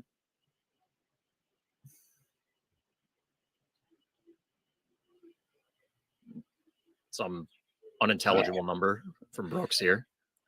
Yeah, so to note, I don't think I saw, so I didn't see the Aladdin package in his list either. So his end game is definitely a little more different than I would say the normal. Like having the Beast, Wolfsbane is definitely not something I think is hyper common. He also is packaging 4 Mauis. So that's a pretty... I can definitely see the Mauis, but the Beasts are definitely something that I guess people haven't come around to on yet for the most part. Yeah, he's just, I mean, in all honesty, like your opponent's just not going to expect you to have 8 cards with Rush in your, absolutely Ruby not. Evasive deck. So, and I wouldn't be surprised to learn that that's what got his last few opponents that got him to this point. Right. So I think that's the more interesting thing here is that when you start considering those, like, oh, he just has like these random things about Rush or, the genies to bounce, the mother to bounce. So like the removal here out of like a green-red evasive deck is actually, it's pretty notable. True. So it is in fact Brad going first in this game. Duke to lead it off. Into Flynn, we're already off to a better start, but we didn't have to Lufu or Duke, but we do go up, get on the board for 1. All right, so we get the Cannons, the Finn, which is much better than cannonsing the Duke. True. But he's pressuring the third inkable. We do, in fact. Cat goes down. I think that was Cat. It was Cat.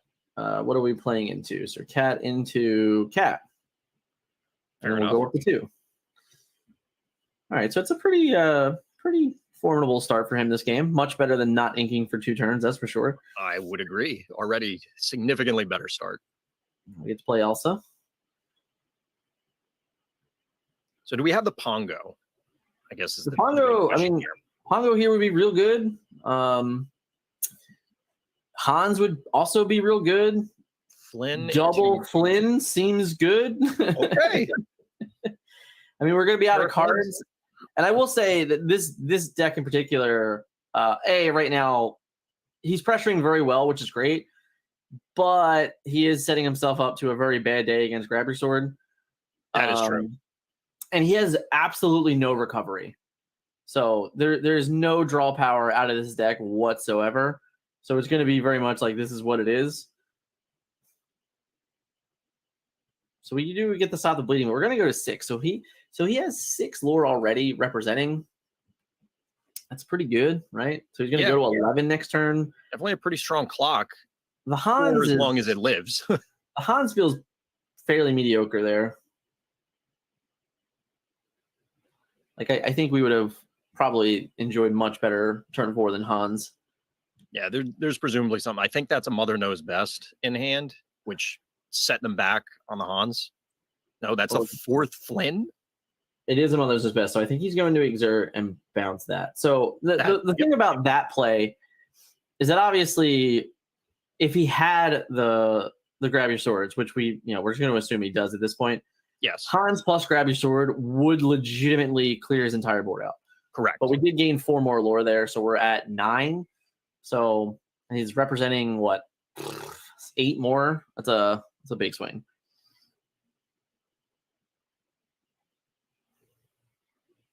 But yeah, setting back the tempo with the bounce on the Hans is pretty significant. I'm curious what the follow-up is here on turn 5. And we don't have a Grab Your Swords? Question mark? We do not have a Grab Your Swords. So we get the Cannons of Flynn.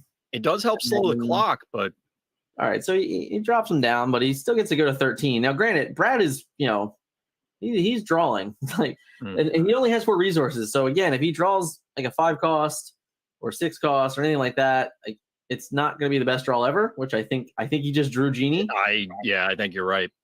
So he doesn't get to do anything crazy, but he does. What do we get? 4 more there. We go up to 13. Yep. So he's pressuring the game very, very well. But if he doesn't have a way to finish the game, and he honestly, if he just gives time to steal Amethyst here, it's going to be a hard one to get past. Absolutely. Now that isn't to say that Brad is completely out of options. There are definitely things that can be drawn, but like you said a minute ago, it looks like whatever they drew on that turn is both uninkable or they don't want to ink it. Right, they were unable right now. Like they're not able to get to 5 resources, which for the deck in general, that hits Beast, that hits Goofy, that hits Cusco, that hits Maui, and then obviously you go further than that, it's Tigger and Genie. So that's a Tinkerbell. Tinkerbell's good. So who are we? Are we just getting rid of our Cheshire Cat here now? We're actually going to take the card, and we got rid of a Hans. Okay. I guess this is fine. He gets to stick around. He gets to then take out Cheshire Cat next turn. Exactly. That way you don't have to send Tink into it. Right. Yeah, you don't want to lose that one. And the race is not ideal, so we are sitting at 14-0 now. Looks like 13 to me, but I might have missed one. Yeah, I believe that's... So we go to 15 with the cat, and we get a Pongo. Now the problem here is he still has 1 card in his hand. All right, yeah, he's just identifying that. So the Pongo can still get hit by that tank. I assume that's where you were going with it. Well, it can be hit by the ability, but it also means he's trading his Tink with the Cheshire Cat. I don't know if he wants to do that. Also true. So, this might just be 15 friends. Just casting friends. That's interesting. I wonder what he was looking for to not. You have to find really specific things there, right? Well, what exactly are you thinking of? That since I don't know what's up in front. I just think I would have. I think I just would have sung potentially. Like if you were gonna play friends this turn, it means you just didn't have answers. But I would rather have just tapped the hook and just got more answers. Because even in this world now, you could have tapped hook, drew your cards, and then you could have used Tink to take out Cheshire, do 2 damage to Pongo, and then play Grab Your Swords. And you would at least his board would be clear, and then you can kind of just try and get to the next turn. Yeah. But now he didn't he limited himself on his draws, and that's the problem. I'd agree. I thought I saw Grab Your Swords as I think he Brooks was did get shuffling one, around but now cards. he has to tap Tinkerbell to play it, right? Oh, we're gonna get the attack. Right. All So right. he challenges here. He does 2 damage. I mean, if he has like a Fire the Cans or something, like I think it's okay, but he just doesn't. So it's a quest for 1 there. Yeah. So he gets on the board and gets the 1. So it's 15-1. But Pongo's representing 2 more. And we're still on 4 resources, right? Yeah. He draws a I have a Cusco, I feeling that think? other one. It looked like Genie. I thought it was it 2? Cusco, but regardless, I don't think it's a card he can play. So up to 17 here. So it is getting to that point of the game. Well, right now, honestly, letting him get to 17, Cusco alone just wins the game. Exactly. So there is the grab the swords, and you were absolutely right. The tempo loss on missing that turn, because that Right. Pongo could have been gone already. Right. If he was gone, then you have more time. But now it's literally just draw a card that can be inked, ink And my card, here and comes play Cusco. Cusco, and the game is over. Like he has no way to answer this card whatsoever. And he's also out of cards on top of that, so he's even further behind. But that's legitimately the game right there. I heard that Cusco guy seems all right. He's a good card. Just double checking the text here. I don't blame Yeah. anyone for doing it. He's but like, I lose to this, right? it probably says it's not going to end well for you. Yeah. It's not the best position.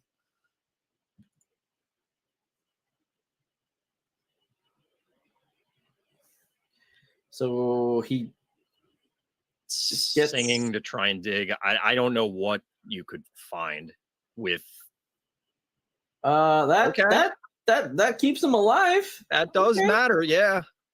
It keeps him alive. Gets the draw on the card. Did he end up playing 2 friends there? Yeah, there were 2 friends played. Oh, One off okay. a hook and one off Elsa. Okay. All right. Well, that was interesting. So does Brad have the follow-up? You don't need a whole lot, but it does have to be. Yeah. Right. Get my 3 lore. Yep. Step 1. Step 2. Oh, that's pretty good. That seems all right. That's pretty good. Yep. That's not bad. Let's see how good our draws have been. Because now we need double grab your sword or bust. Yeah, exactly. I mean, I can't think of anything else that's You've going to already interact. played one, so there's only so many copies left. Yeah. All right. There So we we go. get to go to a Swift game 3. So what do we have here? We have 28 minutes left on the clock. So plenty of clock left. So we don't have to really worry about any of those things. But right there, we saw the polar opposite. Like that's how red-green evasives is supposed to work. Yes, exactly. And I think it is also going back to the potential psychological threat from game 1 that it feels good to get out of that scenario where Yep. is my tournament going to end here because my deck crapped its pants? Yeah. Like you just walk out of it. You know that was a pretty clean win for him. Yep. Can't really be too angry with that. But it's definitely frustrating to go from one to the other.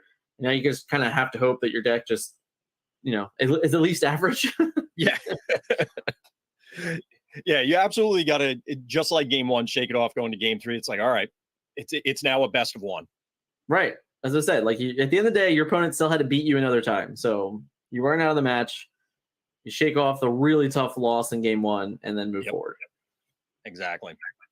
And I do assume that we'll have Amber Steel on the play this one, or Amethyst Steel. Yeah, I have to imagine that would be the case. It would be very strange to see otherwise, but. All right, so I do love the Maleficent playmat. It's very nice. I've mentioned this offline, but I've thought about getting it as a gift for non-card gaming people because they love this, and it would probably look very nice in a frame. Well, the good news is, or the bad news is, it's very hard to find. So I don't think you're gonna be able to do that. Yeah, that may have to wait a little while. There's more playmats coming in soon. Don't worry. Yes. So pretty big mulligans here. 4 cards. 4 cards and 4 cards, I think. All right. Or 3 cards, maybe. I got confused. Yeah, we'll see.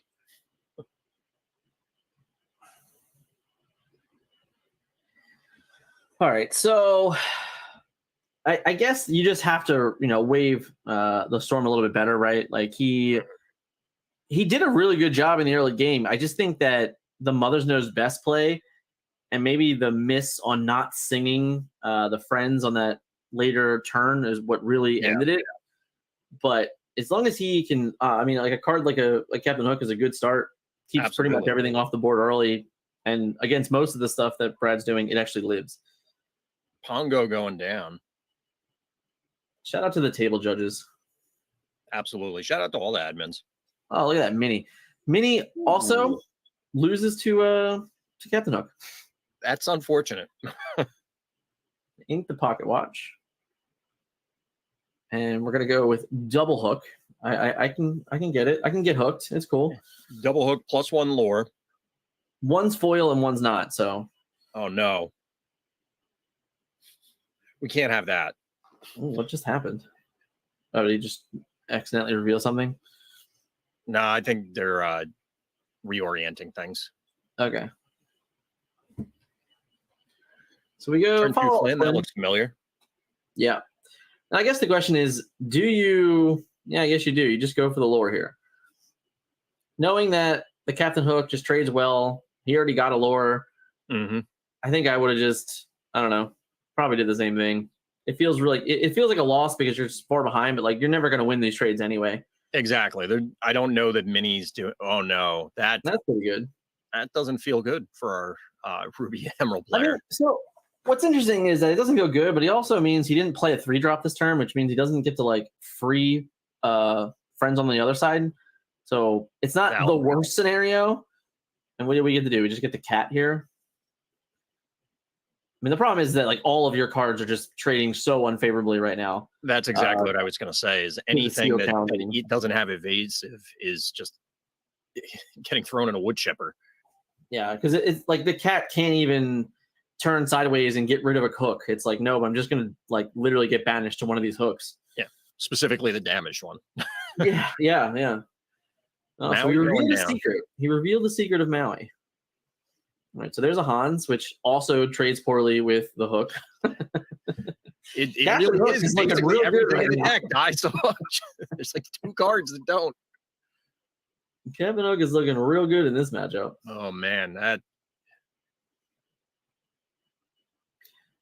So we get very likely a hook trade here. Like, I mean, trading my 1 cost for your 3 cost and a 2 lore for 1 lore.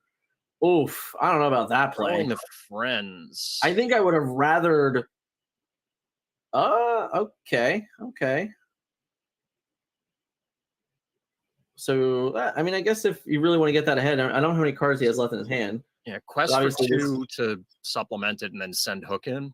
Right. So he ends up getting 3 lore, removing everything on the board, and not being too bad. He goes to 6. So yeah, we'll be hanging out, or 7 actually, 7 with the hook. Yeah. And then he just, man, that just happened again. Not like this. Literally shipped it back. Oh yeah, that's not like this. So we go to 10. He just gains 3 more resources, drops another Hans.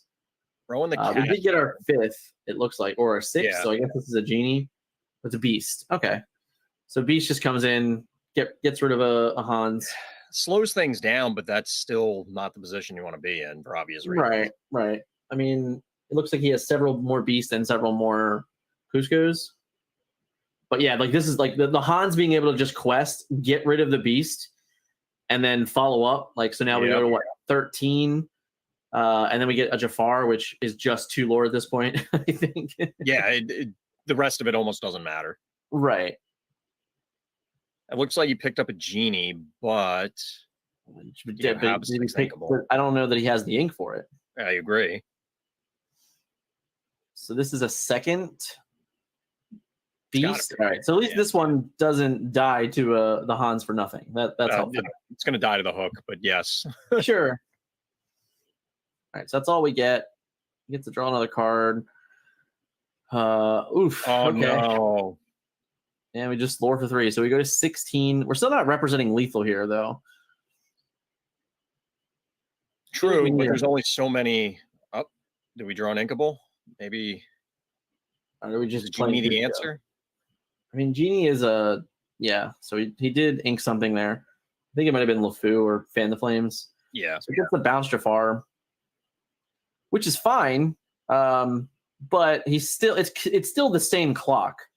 Because like Hook still just gets the quest here, go to 17, and then we just get to play, whatever we have left. We'll just do another Jafar. It's fine. Yep. He was already putting his card away. He's like, Yeah, it's he not knew good that was enough. happening. All right, so we go The to obvious 7. Yeah, he goes to 17 on the lore, pressuring the game very, very well. Unfortunately, I'm not sure how many more answers we're going to have. So we exert to bounce. All right, so we Mother's Knows Best to bounce Jafar, and then we're going to play Where's the Cusco. second play? Yeah, so Okay. he just plays Cusco. He's just trying to get lore on the board. Yeah. I mean, you need to advance your board position because if you're gonna win this game, you gotta get stuff on the board. Yeah, I mean the problem here is it's so There's a few problems. I don't know about the problem. Yeah, so we go to There's several. 18. I'm very shocked that he opted to play the Elsa over the Jafar because the Yeah, Jafar represents the win. Correct. So it's weird to me that that's the play he went with. Oh, but I guess he's going to. I see what happens. So he's betting on the shiftable ink Elsa to win the game. That's a fair point. So he trades, But and now he is he actually on a turn where he can? Oh yeah, it Yeah. shifts for 6, right? Yeah, so he's just going to shift It's into 6, Elsa, yeah, okay. I shift had to into think the for a winner, second. and win the game just by that with Rush. So yeah, rushing for lore with shift. Yeah, that was man, that's crazy. Like looking at Brad's deck list, Mm-hmm. he really got bottlenecked by his uninkables, and it's not even that high of an uninkable cost, which is the crazy thing. Yeah, I mean it's 4, 8, 11, 14 uninkables, and it felt like in games 1 and 3 he was completely bottlenecked Absolutely. by those cards, which is crazy. Yeah, it's unfortunate, but sometimes the numbers do work out that way. With 14, it is possible, I guess, to just hit all 14 consecutively. We didn't quite see that, but it certainly felt that way. Well, the big deal is he also just has no additional draw, so he has no way of sifting or getting out of it. So it's like once he's stuck with it, you're just stuck with it. Absolutely, it's a rough way to end up losing the round, but sometimes that happens. Yeah, unfortunate cookie crumbles that way every now and then. But we did get to see Brooks there going. I can't see the exact standings, but he has to be in very good position to make top 8. So that was a pretty core round. Losing and winning in round 5 is the difference of a top 8 in most cases. Absolutely. So we'll have to see how the rest of it plays out. There's currently 17 minutes left in the round. Lots to be reported. I can't see anything, unfortunately, but we will. We're hoping to have a full meta breakdown shortly, and we're going to have a wonderful announcement before the top 8.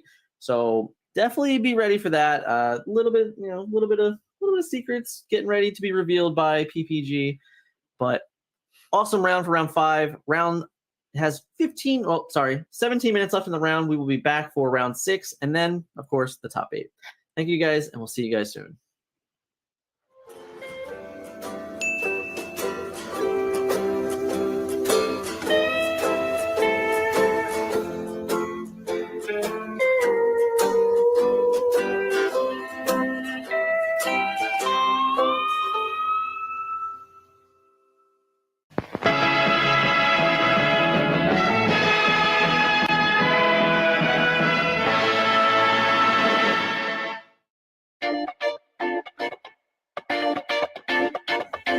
Pro Play Games is back on the road, and we are ecstatic to hit the convention scene once again. We will be attending and organizing events around the country for the rest of 2021. Pro Play Games. Play with the pros.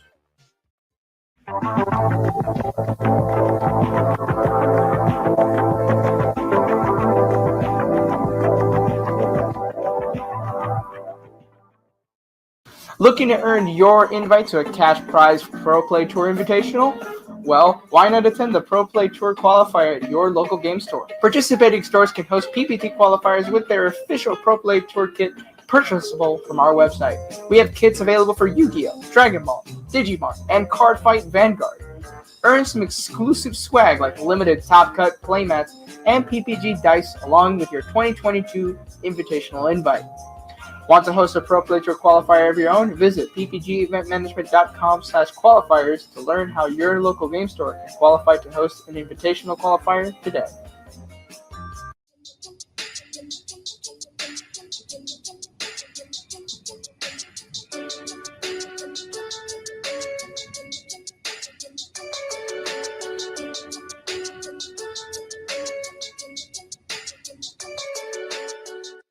Hello, everybody. We are here for the Otakon 2021 Yu-Gi-Oh! Tournament, representing Pro Play Games here today.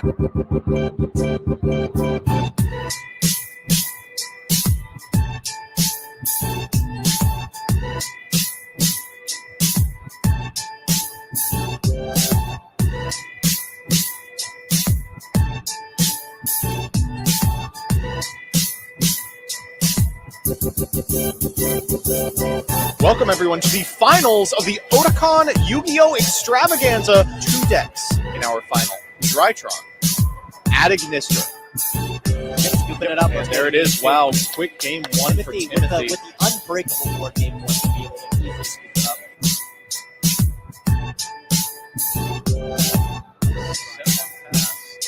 Roll Baylor. There's the handshake.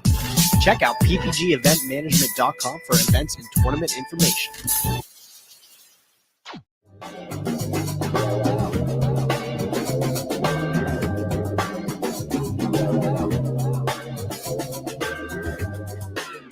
Back it up.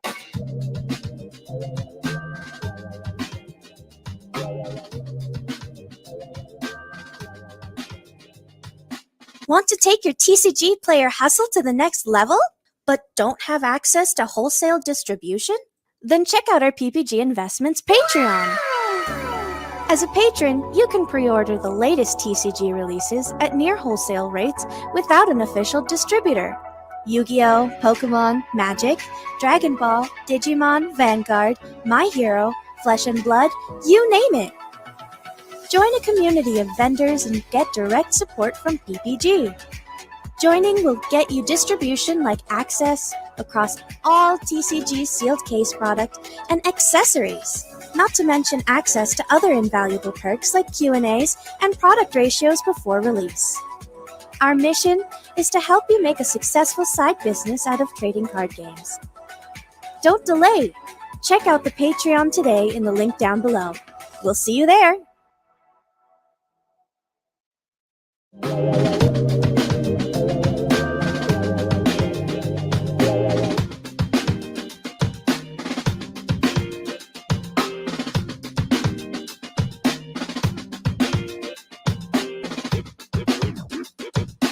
We return you now to your regularly scheduled program.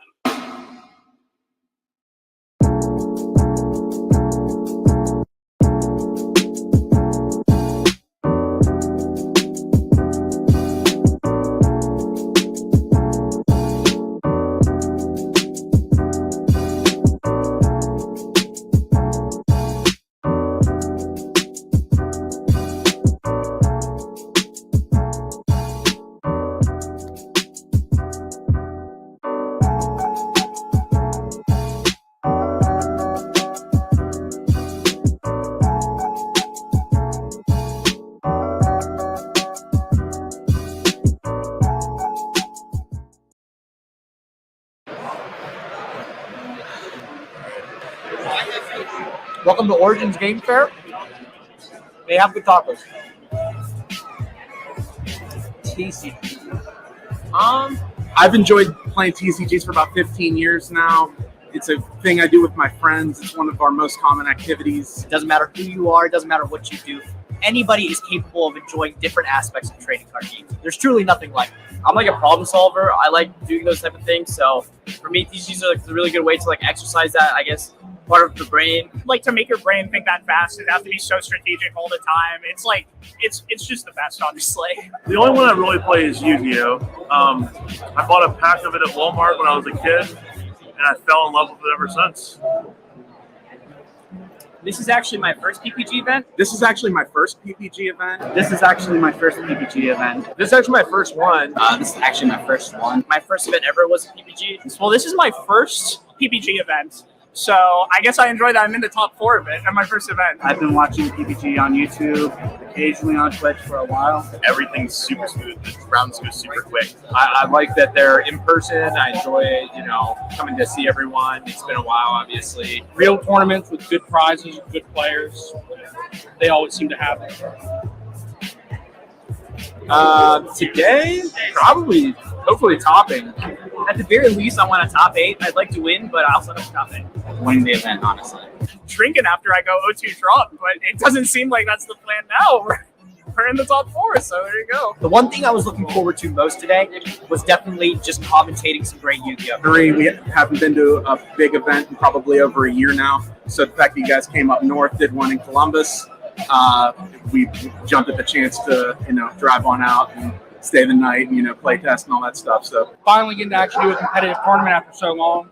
COVID made it really hard to actually be competitive in the game. With the prominent content creators in this Yu-Gi-Oh community.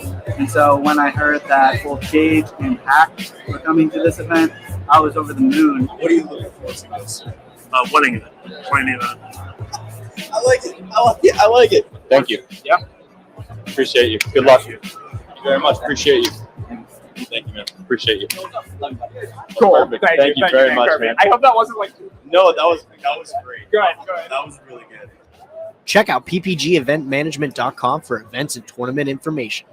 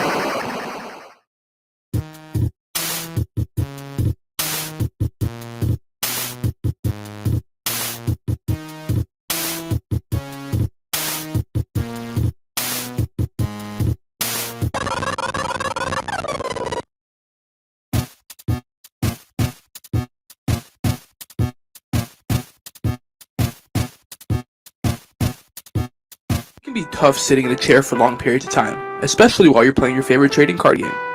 That's why eWin has designed a state-of-the-art luxury gaming chair. This ergonomic and breathable chair is the most affordable amongst its competitors. With great feedback from sources like GamesRadar, PC Gamer, and IGN, the chair is a perfect gift for any and all gamers.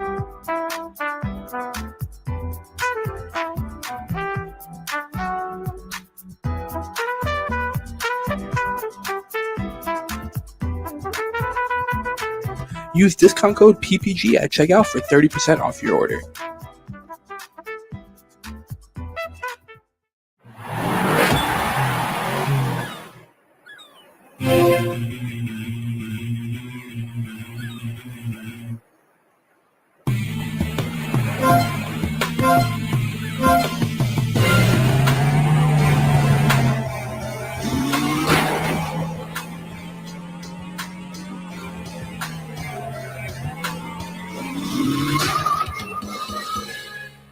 Spin out.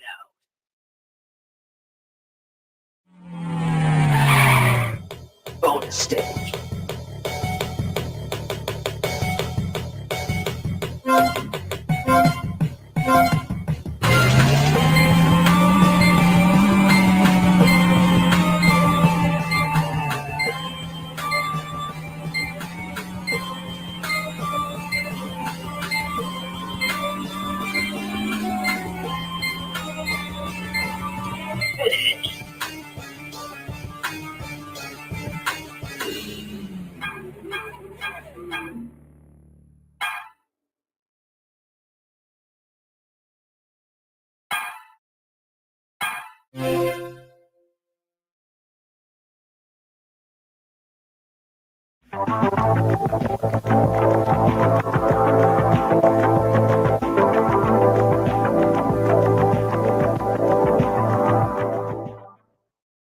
Want to advertise the product you represent on our streams? Great! Shoot us an email at info@proplaygames.com and we will discuss running your ad. Are you tired of the same old boring and plain sleeves? Have you ever wondered what it would be like to have any image of your choosing displayed on the back of your sleeve? Well, look no further because yourplaymat.com is the one-stop shop you need to print all your custom designs on durable and high-quality sleeves.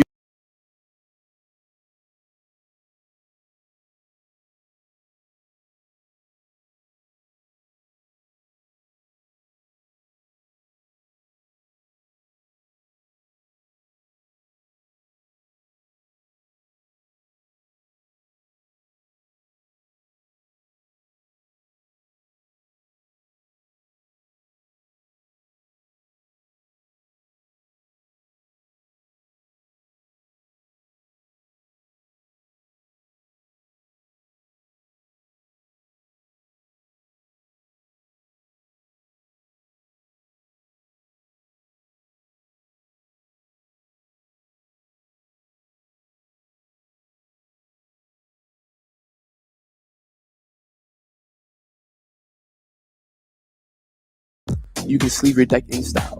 It's as simple as uploading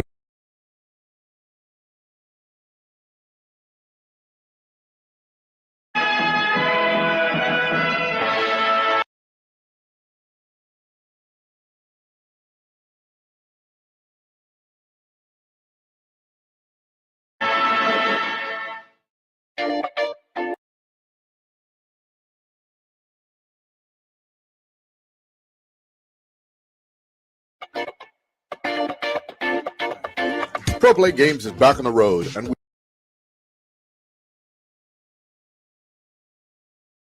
we are ecstatic to hit the convention scene once again. We will be attending and organizing events around the country for the rest of 2021. Pro Play Games. Play with the pros.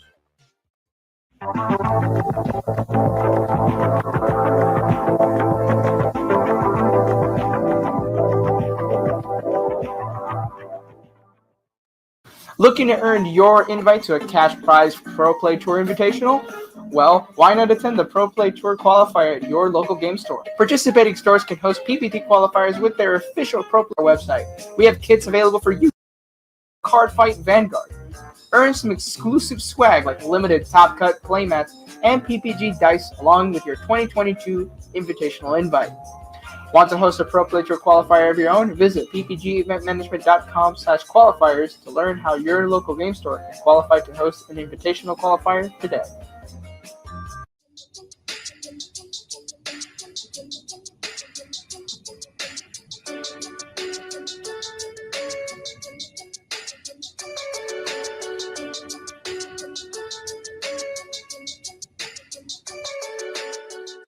Hello, everybody. We are here for the Otacon 2021 Yu-Gi-Oh! Tournament, representing Pro Play Games here today.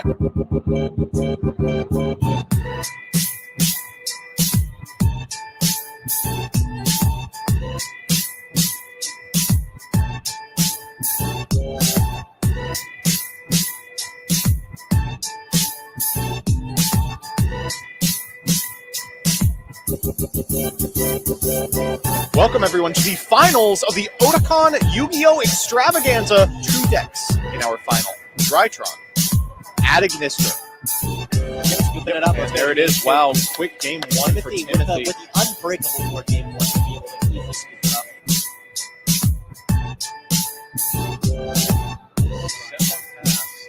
Roll Baylor. There's the handshake. Check out ppgeventmanagement.com for events and tournament information.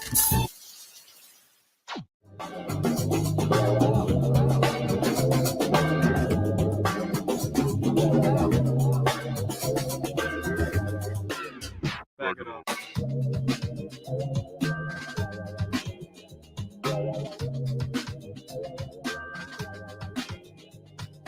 Want to take your TCG player hustle to the next level, but don't have access to wholesale distribution? Then check out our PPG Investments Patreon.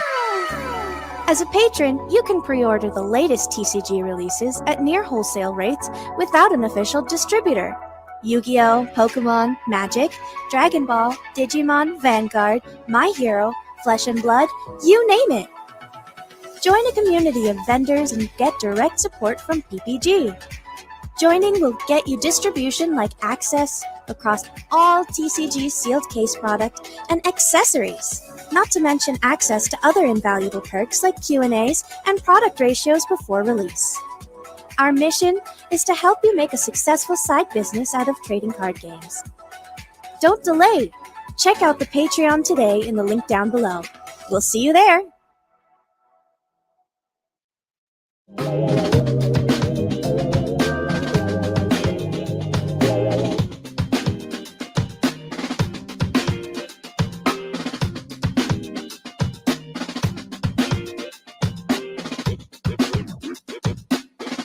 Now to your regularly scheduled program.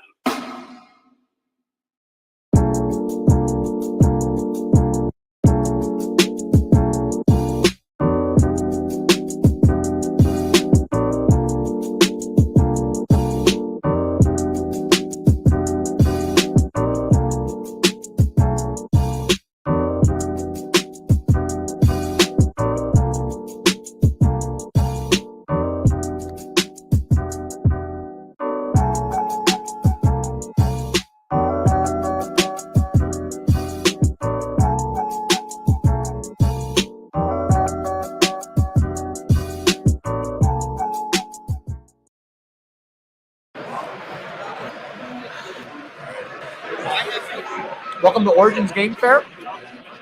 They have good tacos. TCG. I've enjoyed playing TCGs for about 15 years now. It's a thing I do with my friends. It's one of our most common activities. It doesn't matter who you are, it doesn't matter what you do.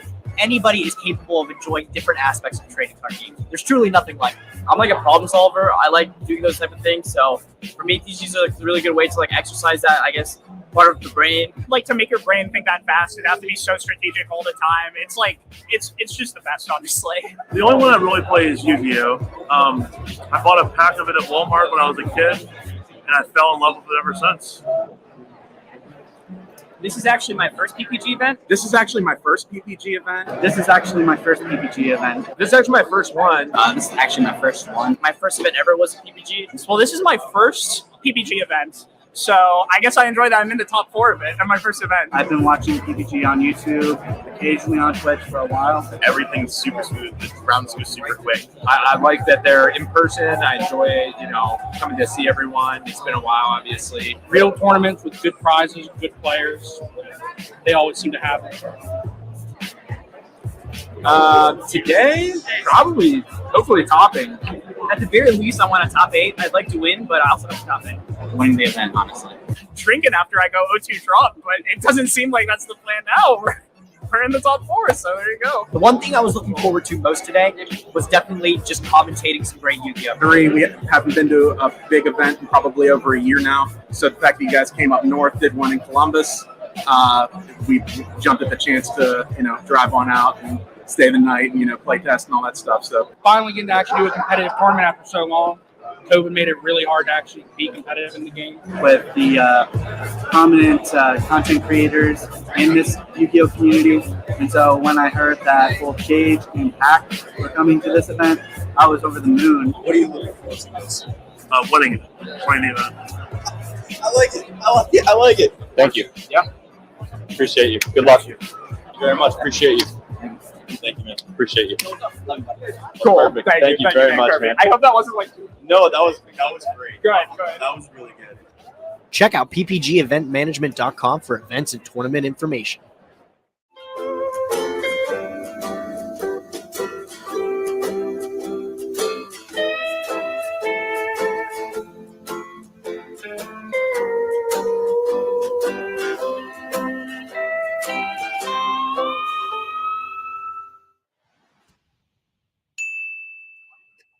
All right, so we are back with round 6. We are waiting to hear what exactly table number we're on. However, we do know for a fact that this is a win and in situation. Vince, longtime gamer, how often do you find yourself in these win and in positions? Probably more than I would like. I'd like to be somebody who's drawing in, make my life a little bit easier. But being on the bubble is definitely a stressful scenario, and especially for our 2 players here.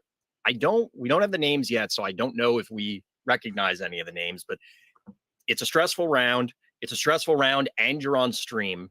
Yeah. There's a lot of factors here that could play into someone making a silly mistake that they wouldn't ordinarily do. Right. Yeah, it's difficult. Being on the bubble is never fun. Either you are really excited or you're really let down after the round. So it can be it's like when you played ball as a kid or something, you take the team bus back after an away loss. It's a very, very long bus ride. It's the same thing if you're driving home after being on bubble and losing that round. It feels bad.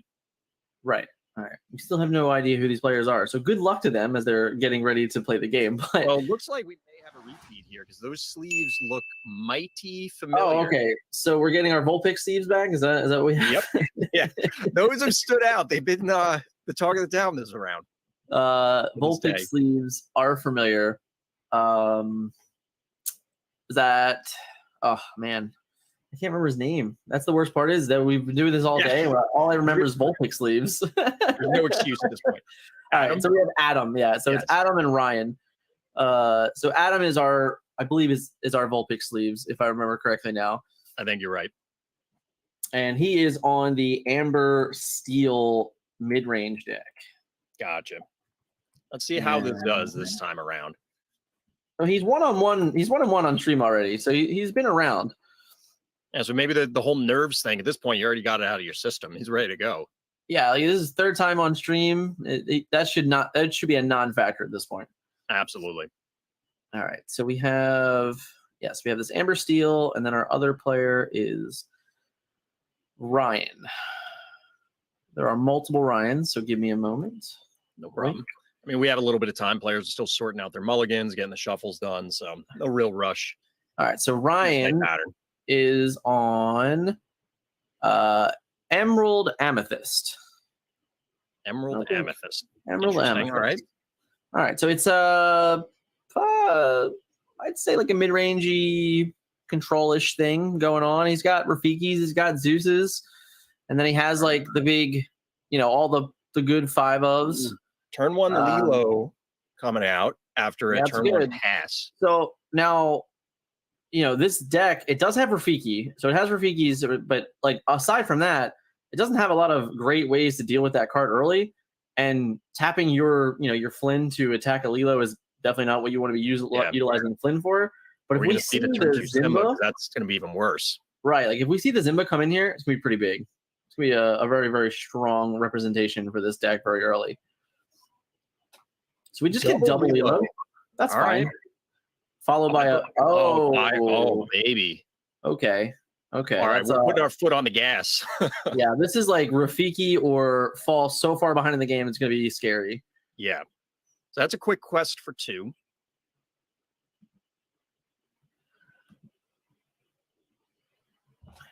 Adam taking the early lead, obviously.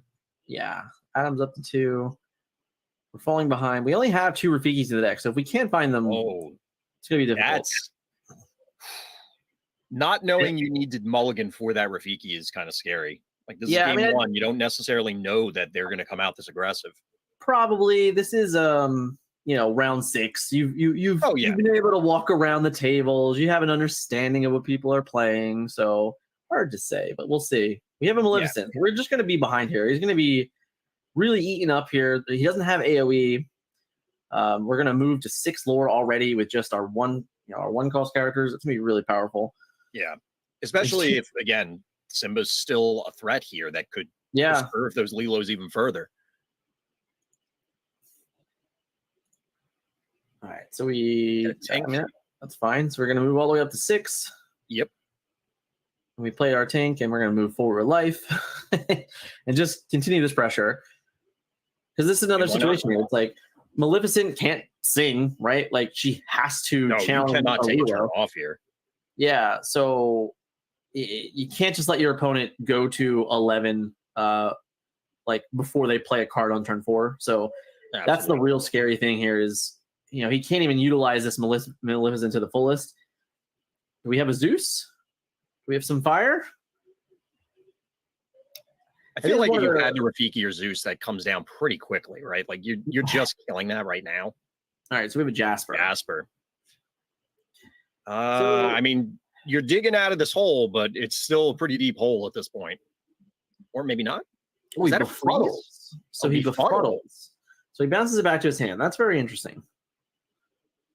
The thing about the befuddle, in all honesty, now granted, it saves you a time of return. So we get to kill and then just lore, I guess. So we'll do 1 damage to Jasper and then we'll just lore for 2. Yeah, I guess that's fine. The interesting thing about Lilo here is that probably as long as we can get it on the table before turn 6 or 7, you're going to get another 2 lore out of that character. What just happened? That there must have been a what's the wheel? Did he play? Okay, I never saw it. That's all. Okay. Yeah, it must be at the bottom of that stack. Interesting. A whole new world. I couldn't think of the name. Yeah. I never even saw the card, so that's why I got confused. Okay. All right. So we saw this in earlier rounds. The players are trying to make sure they're not going to time. They're playing very, very quickly. Yeah, it's just interesting to me because he was in pretty good position in the game. I feel like he could have waited. I agree. I don't think that was necessary. So now we just get I mean, I guess this isn't the worst thing ever. Like you're clear the board, you get to start your opening turn, with 4 resources and a full 8 cards. Yeah, the wheel. And your opponent has nothing, so that's good. It's not it's not the worst thing ever. So this is what I've seen him. He's done this a few times throughout the day now, and I feel like if this is what we're utilizing Be Our Guest for, we're kind of struggling in general. Whereas with those 5 resources, I much would have rather just played 2 cards this turn. And then next turn you can see what's in hand, but I agree there has to be something to be played. Like I don't. Yeah. So I actually really dislike the bodyguard here. Your opponent has Rafiki. Your opponent has Zeus. There's literally no reason to do that. Yeah, I find very little reason to play bodyguard here. Oh no! Like you might just offer up a play that you didn't even know you were doing, and we have it. Like he has Zeus, or Rafiki. He has both of them. So just debating which is the more appropriate one. Like, thank you for giving me a lore. Yeah, not a particular fan of that play. Ouchtown population Simba, I guess. Hardcast Friends. That's another one. I guess it's okay if you're not doing anything else this turn, but you also could have just. I mean, I guess you can't rely on Rafiki being there against Steel, so maybe it's fine. Yeah. So what's the follow up here? We're gonna get another Be Our Guest. I guess that wheel was just not. That wheel was not kind to him. No. But like you said earlier, I think it probably was unnecessary at that stage. Yeah, I mean, in particular here, we picked up a Tinkerbell and a Rapunzel off of it, and we haven't played a single character, that we picked up. Like, that doesn't feel like it's something I would really want to be doing. I mean, you have the Tinkerbell, you could just get it later. Right, like, you would have just got it next turn, so, like, you're kind of, like, really wasting resources. He's playing very fast here. He's not revealing his cards. He might be a little bit frustrated with the whole new world. It definitely didn't. It doesn't seem very good. In that turn, his turn was literally resource, be our guest, get a card I couldn't play, and then fire the cannons. So not exactly what you want to write home about. Yeah, it's a tough one. That's a tough one to walk away with. Despite the explosive start, it's giving their opponent a whole lot of time to do whatever they want, to be perfectly honest. That's why I really didn't like the wheel. You had a commanding position in the game. You could have just replayed several cards the following turn for Tink and just make your opponent have to have answers to what you were doing already, and instead you just refilled your opponent's 7 cards and you totally whiffed. Right. And now your opponent has gotten first act. Well, you have the answer for the Hans, but they were able to play the first threat at this stage. Right. Third Lilo. And obviously the Zimbo was also a rough loss for you. Just discard a card. Pay 2 resources, discard a card. All right. Well, Lilo can't quest now, so she's useless. Or no, she has to challenge if able. Correct. So I guess she can't challenge, so it's fine. Well, they can't quest and must challenge if able, so I think she can't do it either. Okay.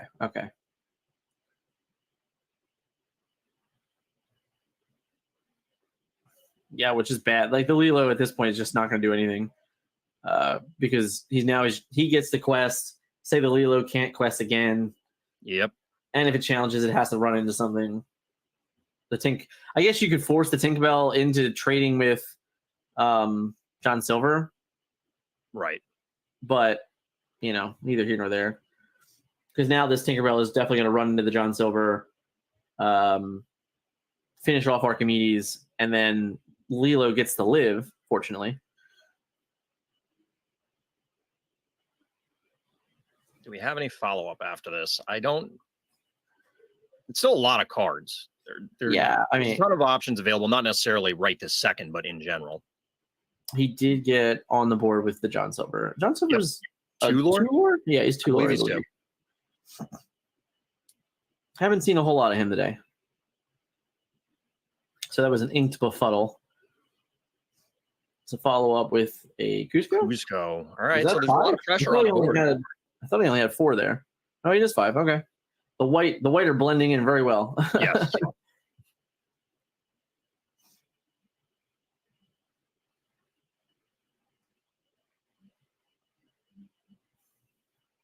we still have a million cards, right? I mean, like, a Grab Your Swords here isn't the worst card ever. Yeah, it actually clears a significant number of things. Oof. Is that a third Be Our Guest? Our third Be Our Guest that we hard cast it. So what are we finding? We find Rapunzel. So I'm okay with this because, like, our Tinkerbell gets to attack John Silver, take 4, and then I get to Rapunzel, remove 3, and draw 3 cards. Right. That's about the most exciting Rapunzel, thing. Correct? What? That's the second Rapunzel, correct? Yeah, he has 2 of them, yeah. But this is definitely the most... Now, wait. Sure. Oh, no, I didn't like that at all. No, I'm with you. Not when I can draw 3 cards and put another 2-lore character in play. Definitely not a fan of that particular play there. Could have killed a Maleficent if you really wanted to anyway. Right. Like, I guess he's going to do this anyway, and he's going to get rid of Archimedes. I believe that is alive. Oh, no, it's 5 power. Yeah, you're right. Oh, that's why. So he didn't get the trade. I'm sorry. I missed up on the numbers Gotcha. there. Okay. But the smash still feels unnecessary. In all honesty, the John Silver had one. I would have rather ran the Lilo into it with the smash rather than running the Tinkerbell into it. Yeah, I would agree with that. The Lilo is not really. It's not applying enough pressure at this word. It's not So we get going on the to board. apply enough We pressure. get to 5. So now we have 6. Adam's at 6. Ryan's at 5. But he's representing a lot of lore. And we get Is to Quest Rockstar going to finally. dig you out of this hole? So Leo goes to 7. It depends on how many cards in his hand. I mean, obviously he could have 3 or 4 1 or 2 cost cards. Yeah, just But we, flood the board. but we know he has multiple Rapunzels. The good news is that, well, actually, not even that good news. The Stitch can't trade really that well. That was a pretty good draw there. And the worst part is the Stitch can't even get value from doing damage to that. So it's not like you can Stitch, put damage on, and then Rapunzel. I was going to say you can't quest there with Jasper. And he's going to gain a fair amount of lore here. What's that? 6 lore he just gains. So he goes to 11, I believe. That's a lot. Yeah, 11 is. And then he follows up with another draw. And obviously, Jasper's targeting the Stitch. So the big question now is, where are you sending it? Because presumably you're sending it. This is another Sing. Is this a... Oh, we are attacking. So we're attacking a Jasper, is my guess. I don't know. He might have to attack Cusco. Okay. So he puts 2 on. What's he going to do? So the problem now is we can't play Grab Your Sword. So since we can't play Grab Your Sword, I think we just lose the game. Because we have, 3, 4, 5, 6, 7, 8, 9. 9 lore. That's the game, right? Like he's just on 11? 4, 5. Yeah, they're counting it up right now. Yeah, he just turns it sideways and wins the game. Yeah. And that's the ball game, folks. Yeah. That is the second time today that A Whole New World has absolutely costed him a matchup or a game. There were, I mean, aside from the Whole New World, there were at least a couple of other things that seemed, we'll call it questionable through the course of that game. Yeah, the Zimba for Bodyguard there was just no reason for it. Offering it up to even giving your opponent the opportunity to utilize their rush character, knowing that they're a rush deck, is just not something that we, that's a lesson learned that hopefully we don't make that mistake again. Yeah. You definitely need to internalize that one, because otherwise it's going to be a very painful lesson to relearn. Yeah. It was a very, very interesting choice. But I guess my problem again is like he was ahead in the game and he was, in good position, and the Whole New World just felt so very unnecessary. And then obviously he very much whiffed, which did not help at all. Absolutely. Like even in a world where I guess I don't know how many BR guests were in his opening hand, but it would have been at least 7 cards away, so you wouldn't have been doing it. It just feels like this deck can't afford to take that many turns off and just not do anything. I mean, after the Whole New World, he just had no follow-up. Absolutely. At all. It was just stunning that, I don't know. We were talking about this offline, but it would be nice to interview the players, speak to them and say, okay, well, what was the line that you were thinking of here? Because obviously these players aren't just, slinging it for the hell of it. They're doing it because, okay, I'm going to do this and then follow up with the expectation that I'm going to do X, Y, and Z. Right. I'm just not seeing exactly what that X, Y, and Z is from here. Yeah, it was just a tough one. But we assume he's on the play again and see if we get more early Lilos. Now, we mentioned it in the first game, but presumably our Emerald Amethyst player now is hard mulliganing for some of those Rafikis, some of those Zeuses to try and combat the early aggression or the potential early aggression. I wonder why, I guess in particular, the Hook over the Stitch. I don't have the answer to that question. Okay. I really don't. But like the Stitch trades with that Archimedes and the Hook doesn't, so it feels bad. All right, well, goodbye, Dog Stitch again. Stitch.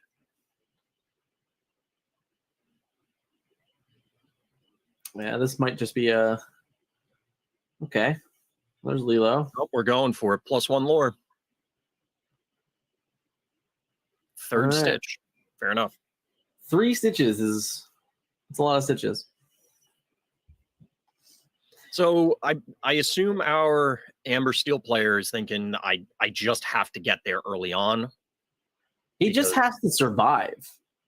And this is exactly how you're going to do it. He's going to make these favorable trades. He gets up on card advantage right there. The Cruella even representing as a 1/3 that can, if he wants to, just gonna eat the Lilo. Just eat Lilo and still have 2 willpower left over. It's not nothing. We're getting rid of the chicken. Hey in the ink. All right, Simba coming down and actually wait. Did we not bodyguard this time? Oh, okay. All right. His opponent they probably said it and just didn't exert it. Yeah, is what happened. But we did end up getting a 3 lore gain there. But even here, like if we just have Rafiki, right? Do we have Rafiki? Yep. We do.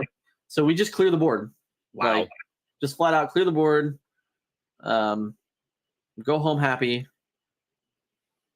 And yeah, just move on with life.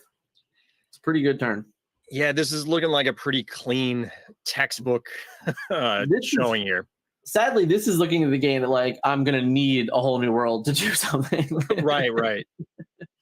But we have a Be Our Guest again.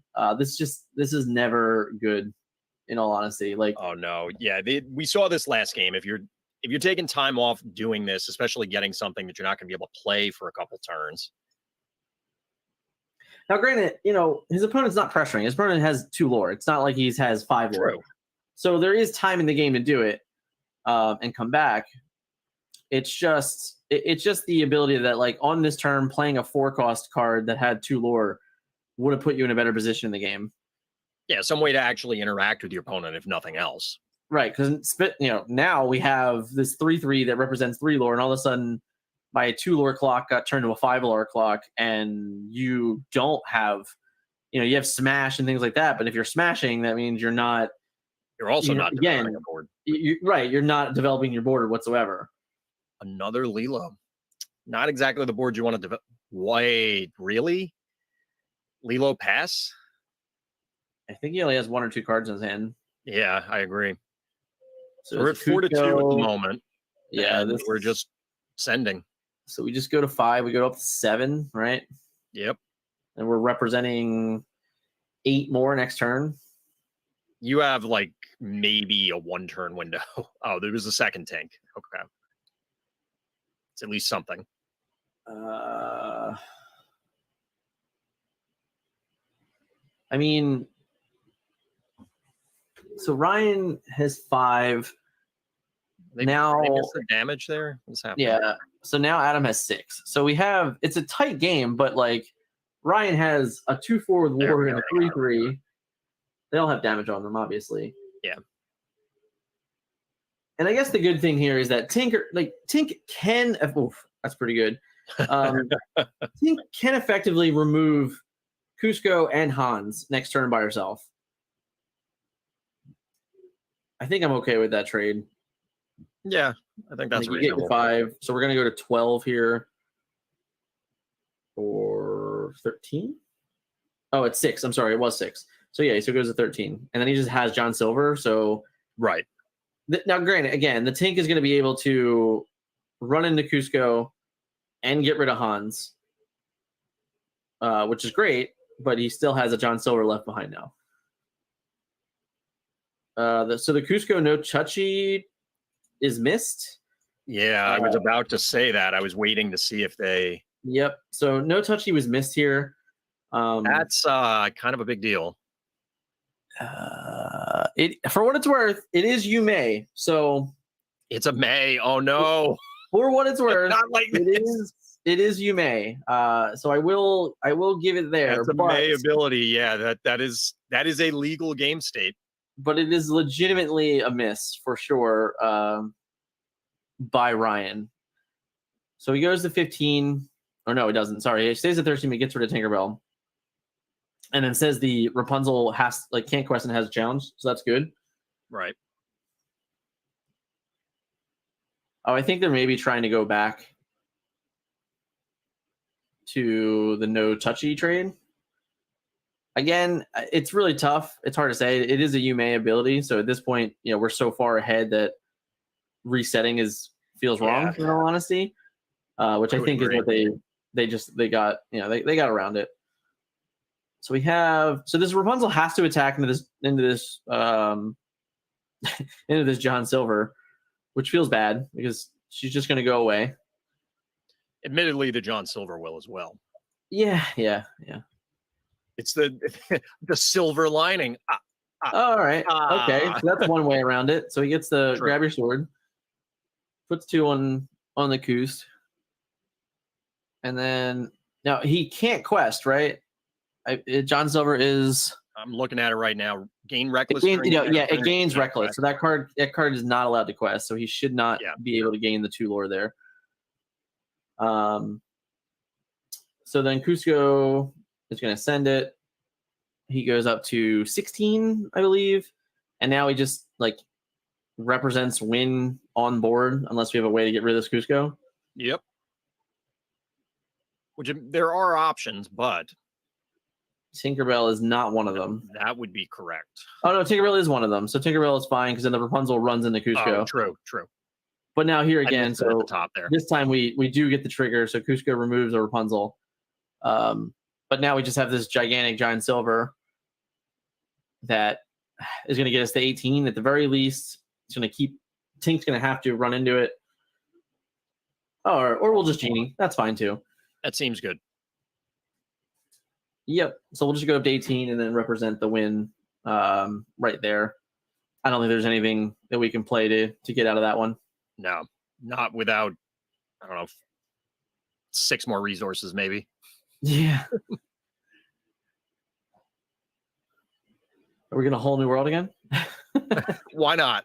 I mean, I guess if he has grab your sword, no. Grab your sword and some, nope. He just can't do it. He's just too low. That's honestly double swords was what I was thinking if they had a ton of more resources, but yeah, it's just not. Oh, right. But he's on 18, so the game is still over because Genie is just too lore. Exactly. Okay. GG. Tough one. So congrats to Ryan. He definitely just made top 8 for sure, which is great. I believe his name is Ryan Link. So congrats to Ryan Link. Some of the other players that we are pretty sure are, 4 of which we know are in top 8 are Jonathan Ball, Joseph Trueblood, Sam Cahill, and Brooks Clark. I believe we saw all of them on stream except for maybe Sam Cahill. I don't know if we saw Sam Cahill. He might have been one of the earlier rounds and I forget, but so I believe there was a Sam at one point, but I could be wrong. So I can take a look. Ready? Let's take a gander here at some of the top 8 decks. So we know one of them is going to be green, purple, or more appropriately, emerald amethyst mid-range. Emerald mid-range is a definite. We need Ball and Trueblood. So Ball playing. We have so Ball is a ruby amethyst. Okay. We didn't see those on stream, but we know they were running around. We didn't see them on stream. We know they were the most played deck in the event. One of them is in top 8. No surprise to me. All right. So that's 2 down. We have Joseph Trueblood. We did see on stream. Trueblood was on stream. I do not recall what he was playing, so we'll take a quick look. He was playing. Come on, internet. He was the lemon lime aggro deck. Okay. So so we have a lemon lime. We have all you aggro enthusiasts out there have a champion for yourselves. Yeah, right. So I'm gonna just leave all these open so I can find them all later. It's a good idea. And then we have Sam Cahill, who was playing, looks like Amber Amethyst. Yep. Amber Amethyst. Lots of foils in that deck. I And then think who's that's our- the one we saw on stream because I think there it are was. Mr. Smees in that build. Oh, okay. Nice. Yeah. I'm So gonna then go out we on a just limb had and say that's our guy. Brooks Clark, which was Seal Amethyst. So yeah. So my 4 that we just had were Amber or Amethyst Emerald, Ruby Amethyst Control, Lemon Lime Aggro, the Amber Amethyst Tempo, and Steel Amethyst Control. So yeah, that's 5. We'll know the rest soon. Right. But that's definitely 5 of them. When we So have what the are your rest of the initial details. thoughts after we saw? I mean, we were talking earlier that there was a lot of amethyst running around, that we just happened to see a lot of it on stream. But does anything surprise you out of the list that we know right now? That And we talked about a little bit. You know, I think the Mr. Smees are great. I think they're eye opening. In all honesty, I think that's a card that people were not at all considering putting in their decks. Yes. There are very few people who had Mr. Smee cross their mind in a serious manner. So when you have a deck that shows up and is in top 8 and has the card, it'll at very least get looks at other places now. So I think that's a definite big takeaway from Sam. The other decks are, they're pretty normal, like nothing too crazy that sticks out to me. The Ruby Amethyst deck that we did not see on camera at all is it's, for what it's worth, it's different than some of the decks that I've covered so far. In particular, this one has BLTs, so that's a card that's interesting. Like kind of fallen off a little bit. So it's interesting to see that card in decks. And then it has a Cauldron and a Shield, which is cool. Cauldron's another one that is always floating in and out of different decks. This is the first one that I've seen that has a Jafar Keeper Secrets, which is another card, in all honesty, today that I think was highly played. Yeah, it definitely was. And we've seen it a bunch on stream, so it's cool to see another card like that definitely get some love. So what about you? Anything catch you off guard?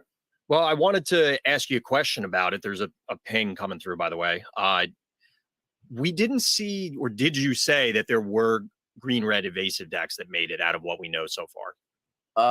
I didn't say that there was one that made it, but there were a bunch of them in there.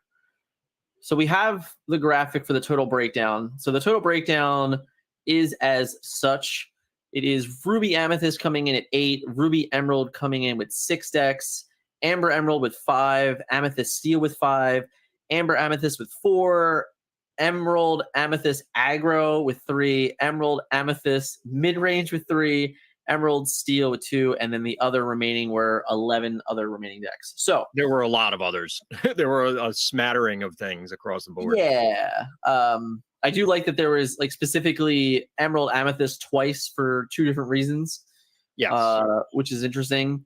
So it looks to me here, Ruby, or maybe Amethyst. It looks like Amethyst might be the king here. Emerald potentially, actually. So what we got? We have 11, 15, 18, a bunch of, it's actually pretty even, I guess, in all honesty. They're probably about 20 of each, anywhere between 18 and 22, I'd say, of each color, which is good, right? And no absolute color dominance that you're seeing in the game early. Even the top 8 was 5 different decks already. So that's very different than from last weekend, where last weekend's reports were 6 of the same deck in top 8. So that's definitely cool. That's good to hear. Yeah, it's definitely exciting as we're leading into the actual top 8. I know there's some other stuff going on as we're talking about the different lists. I'm a little surprised that there weren't. Well, we know the one Ruby Amethyst made it, right? But I think everybody was expecting it would be 4 of 8. Maybe not everybody, but I feel like that was a not uncommon I mean, I just look at it like, you know, coming in. last week, first weekend of the year, first week of, you know, competitive play, basically kicking off down in Tennessee with the 1K event, and the talk of the town was Ruby Amethyst. So it was either A, I'm going to play Ruby Amethyst, or I'm not. But I think the represented number was there was 9 players that played Ruby Amethyst, and 6 of them made top 8 of that event. So in this event already, you know, we just said that there was 8 players that had it, and only 1 of them are currently in the top 8 that we can confirm. So definitely a big difference, which is good. I think across the board, that's a good thing. It shows a lot of growth. Having 5 different decks in general is great. Lots to break down and talk about, you know, once we can reveal the deck list and everything. Yeah, I know there's a lot of people, especially in chat, very, very eager, we'll say, to take a peek at those deck lists, but gotta wait. Gotta be a little more patient. We'll get there. We'll definitely have them out, I promise. As soon as we're allowed to. That's the real truth. Exactly. But for now, we're going to take a little bit of break. We're going to be back with the top 8 cut. There is currently 16 minutes left in round. So I'll tell you what, we'll wait. We'll wait. Vince, let's just break it down a little bit here. So we had this. Do you want to do that? Okay. I'm getting some reports of a special announcement that might have to go through here. Little excitement at the end. I'll get a little bit of drum roll going in chat because it's a lot of fun. It's a very exciting piece of information. So I'm going to kick it, and I'll catch you guys after the roll.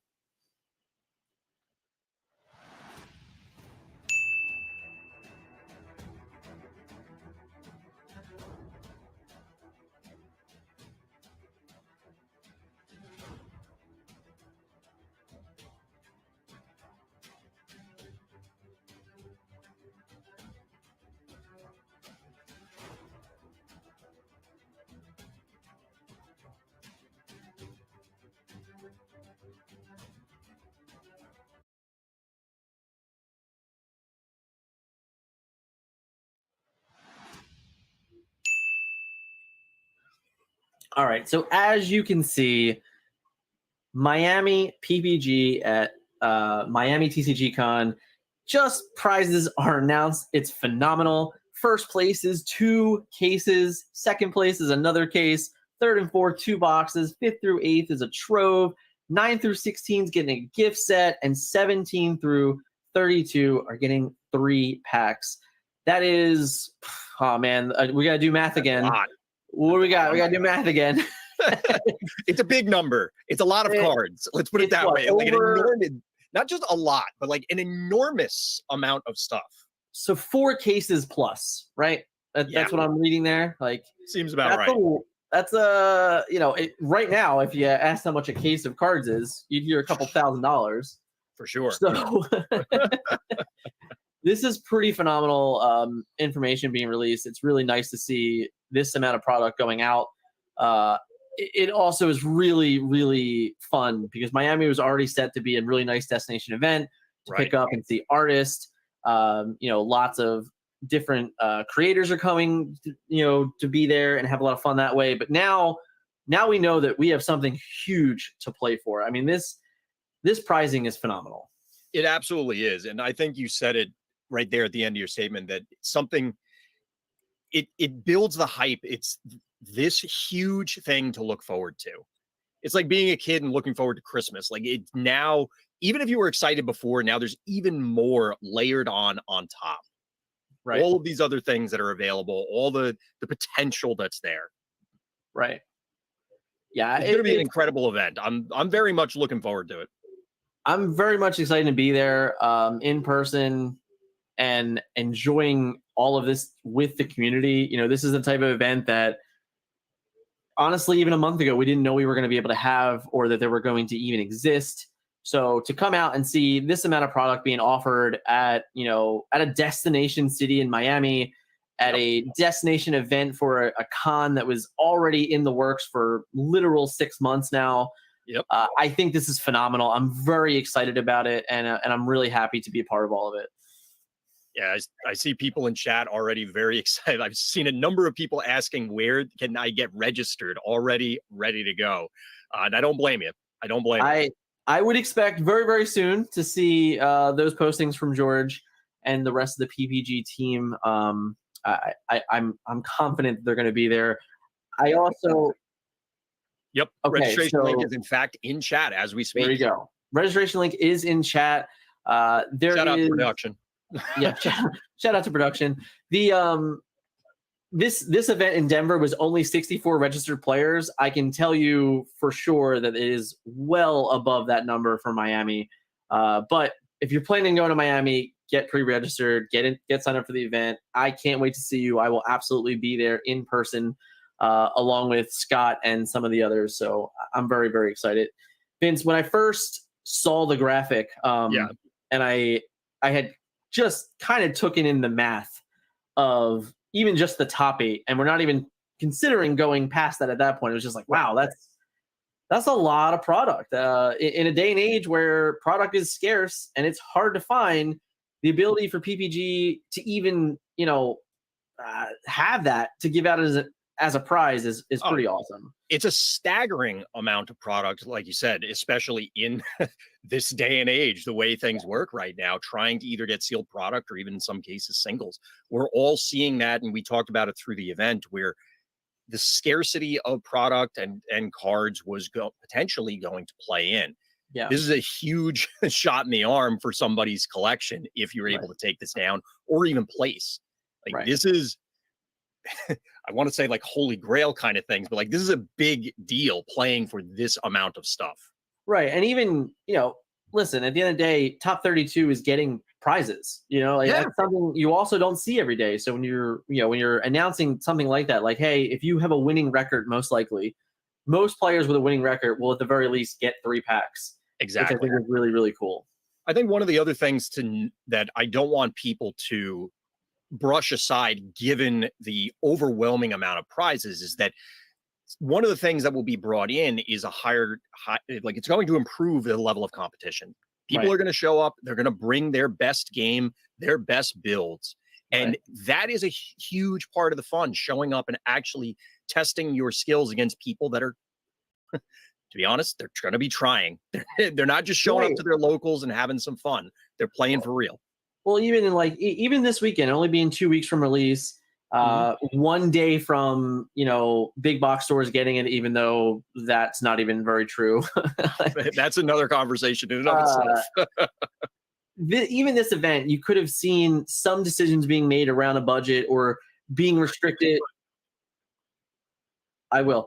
Being restricted from the collection, all those things. Like, we have 7 weeks to this event. So it's 7 weeks to leading up to this event. You have all the time that you're going to need to acquire the cards that you want to play in that deck. And then the crazy thing about it is, although it's at Miami TCG Con, this event does not require a badge either. That's actually pretty wild and very notable to bring up, that you don't need a badge for the event. Right. And it's a big deal. It is a big deal. Like, now for the players that want to come to the event and get their card signed by artists, you will be required to have a badge. But if you're not about that, if that's not, your priority or anything like that, you can come, you can play, enter the game room, no badge required, which I think is just, it's an additional cost for players. For here at the con today, players had to spend $35, $45 extra just to get in the convention so they could play in the tournament. That is not the case for Miami. Yeah. And like you said, it's a big deal. It is a destination event, and justifiably so. But on the flip side of it, I can understand people. It's going to be a big trip. So any little bit helps there, and having the option to not have that additional cost on there, definitely thumbs up there. Yeah, I've definitely been hyping it up a little bit. I hope the announcement lived up to the hype that I was putting on it, because I was overwhelmed by it, and I'm just so excited. If you're not excited about this after seeing that, do you have a pulse? Like, come on. Yeah, Are you with us right now? Because this is exciting. It's going to be an exciting event. It's going to be a great time. Miami's a great city in October. Lots of good reasons to show up to Miami and compete for some incredible, incredible prizes. Absolutely. This is very exciting. Everybody in the Lorcana community has something huge to look forward to, but that time is going to go quick. Yeah. You said it was 7 what, weeks 7 will be here weeks before from we know now? That's going to go faster than people think. Exactly. Definitely start planning your trips. If you were on the fence at all, I hope this took you over the fence and you're ready and you're already looking for flight tickets. That's what my hope is. Yeah. I'm with you, Dan. It's good. Go ahead. Well, I was just agreeing with you because this is I'm broken recording at this point. That it's so exciting, and shout out to PPG for putting this together, getting everything up and running, the incredible prize support. Shout out to everybody today. We're not done for the day, of course, but I want to get top 8 is coming to get those in. I love it. So with that, there is under 7 minutes left in the final round, and then we will be back for the top 8. See you after.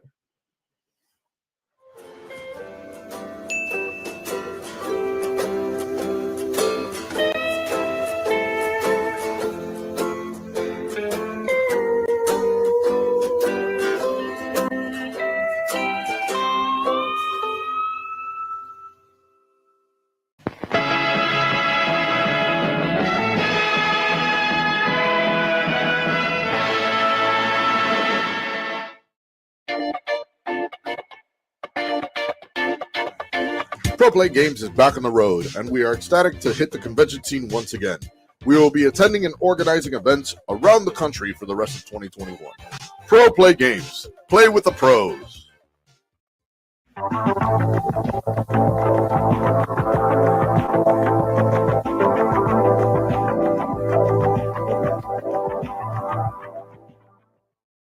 Looking to earn your invite to a cash prize Pro Play Tour Invitational?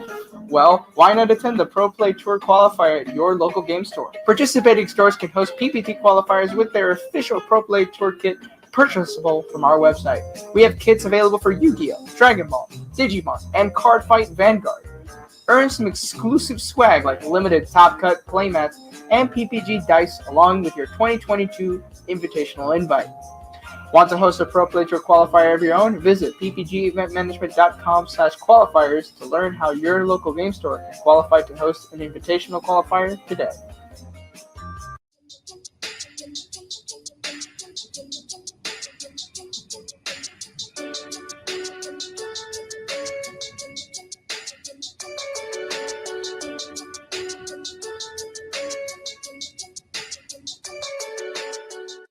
Hello, everybody. We are here for the Otakon 2021 Yu-Gi-Oh! Tournament, representing Pro Play Games here today.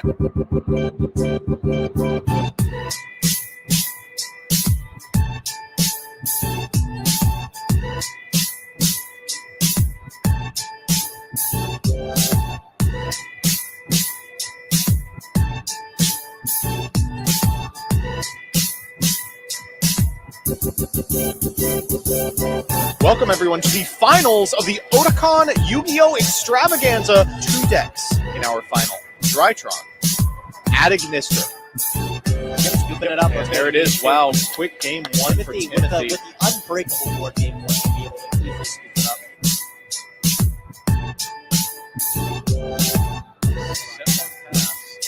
Roll Baylor. There's the handshake. Check out ppgeventmanagement.com for events and tournament information.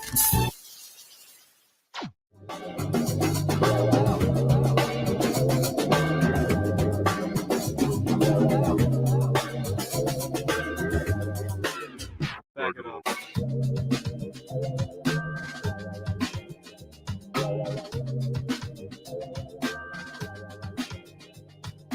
Want to take your TCG player hustle to the next level, but don't have access to wholesale distribution? Then check out our PPG Investments Patreon. As a patron, you can pre-order the latest TCG releases at near wholesale rates without an official distributor.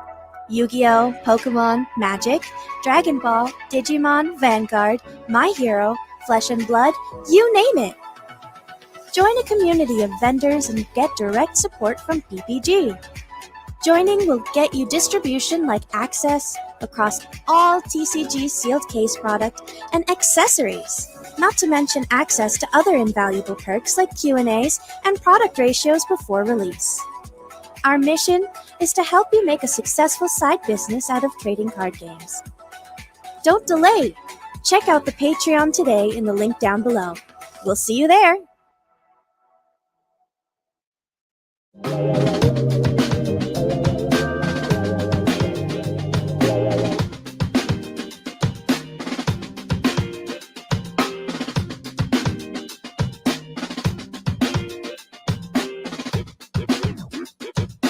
We return you now to your regularly scheduled program.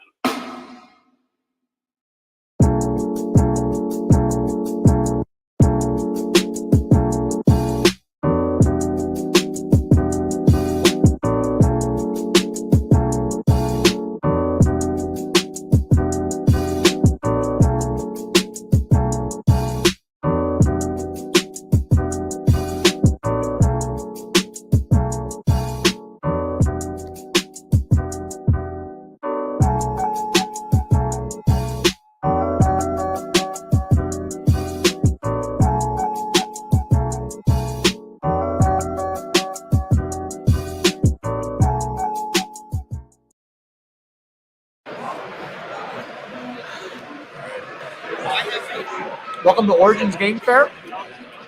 They have good tacos. TCG.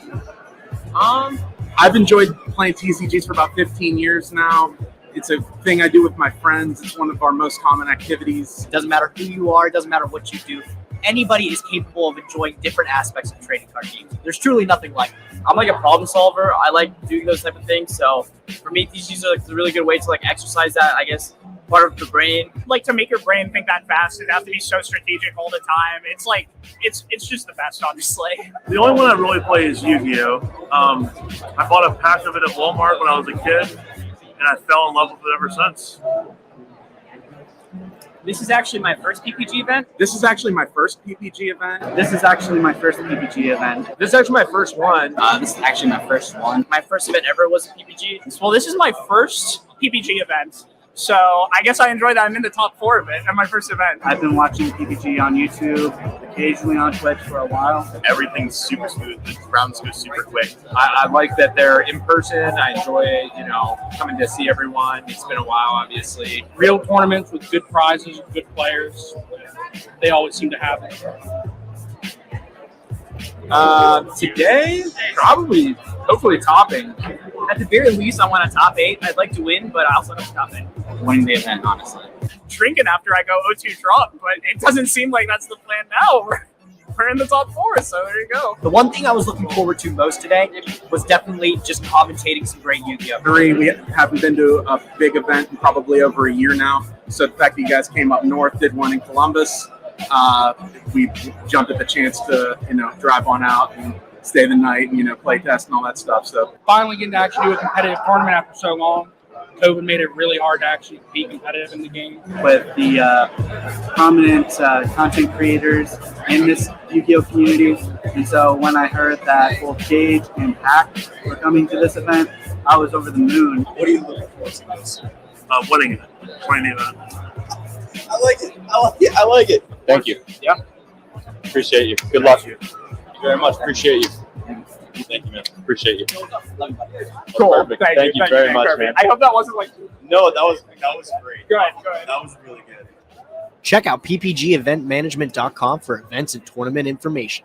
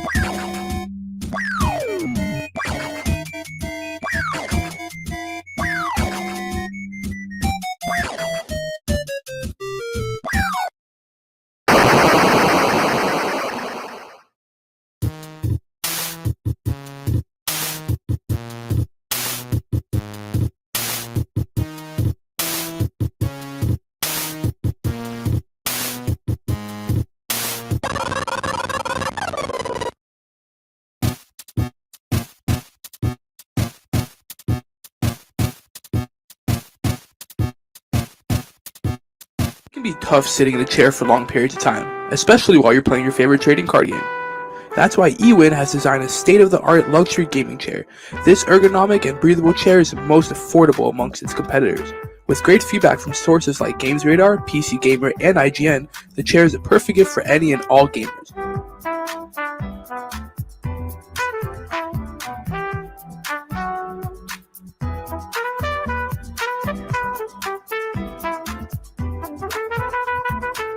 Use discount code PPG at checkout for 30% off your order.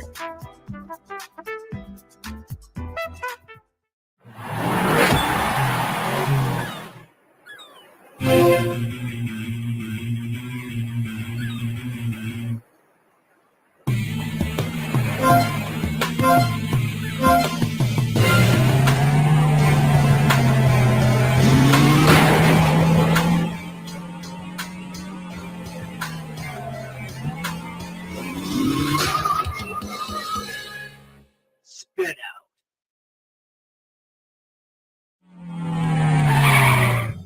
Bonus stage.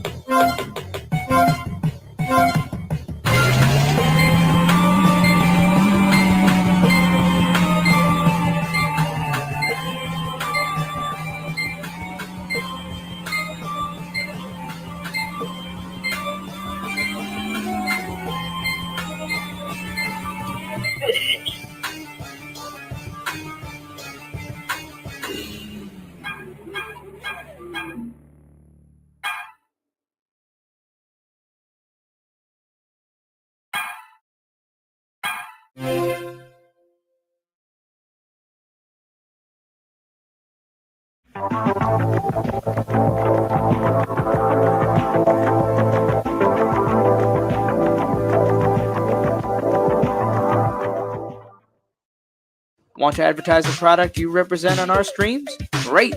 Shoot us an email at info@proplaygames.com and we will discuss running your ad. Are you tired of the same old boring and plain sleeves? Have you ever wondered what it would be like to have any image of your choosing displayed on the back of your sleeve? Well, look no further, because yourplaymat.com is the one-stop shop you need to print all your customized designs on durable and high-quality sleeves. At yourplaymat.com, you can sleeve your deck in style. It's as simple as uploading your design and selecting your size and style. Use promo code PROPLAY10YP at checkout for 10% off your order.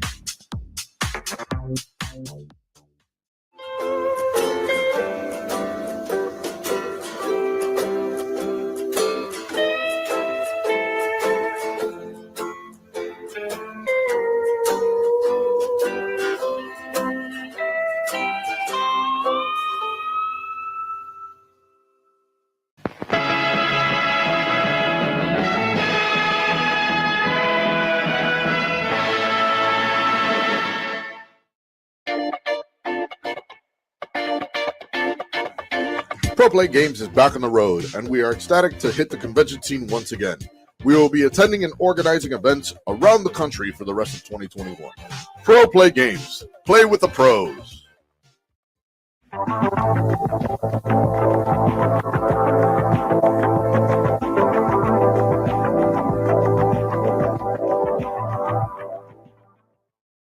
Looking to earn your invite to a cash prize Pro Play Tour Invitational?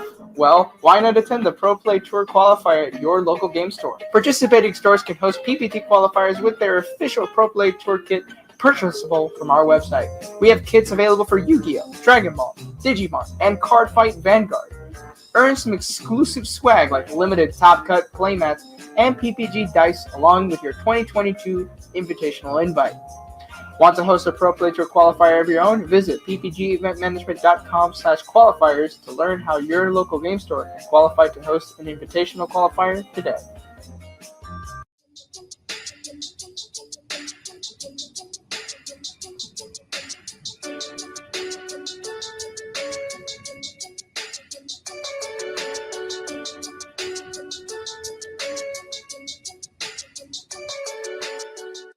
Hello, everybody. We are here for the Otakon 2021 Yu-Gi-Oh! Tournament, representing Pro Play Games here today.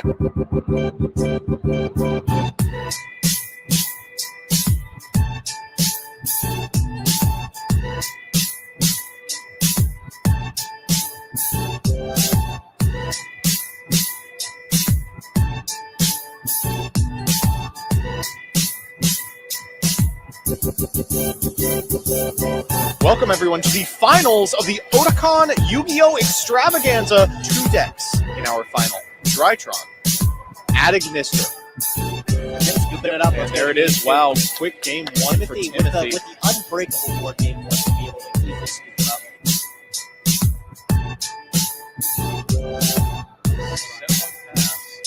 Roll Baylor. There's the handshake. Check out ppgeventmanagement.com for events and tournament information.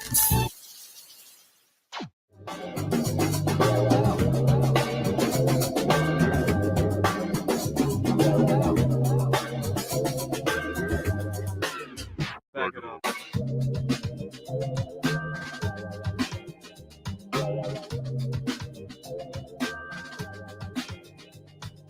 Want to take your TCG player hustle to the next level, but don't have access to wholesale distribution? Then check out our PPG Investments Patreon. As a patron, you can pre-order the latest TCG releases at near wholesale rates without an official distributor. Yu-Gi-Oh!, Pokemon, Magic, Dragon Ball, Digimon, Vanguard, My Hero, Flesh and Blood, you name it. Join a community of vendors and get direct support from PPG. Joining will get you distribution like access across all TCG sealed case product and accessories, not to mention access to other invaluable perks like Q&As and product ratios before release. Our mission is to help you make a successful side business out of trading card games. Don't delay. Check out the Patreon today in the link down below. We'll see you there. We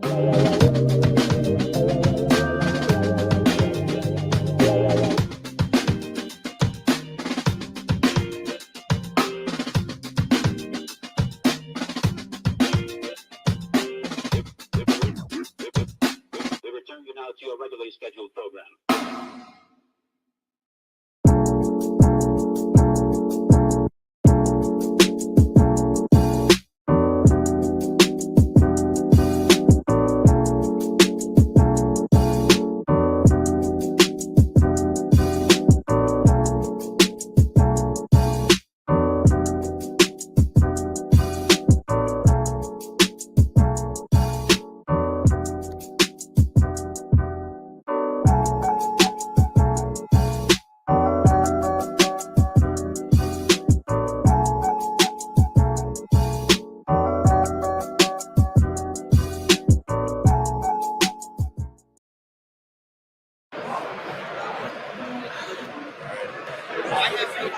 Welcome to Origins Game Fair.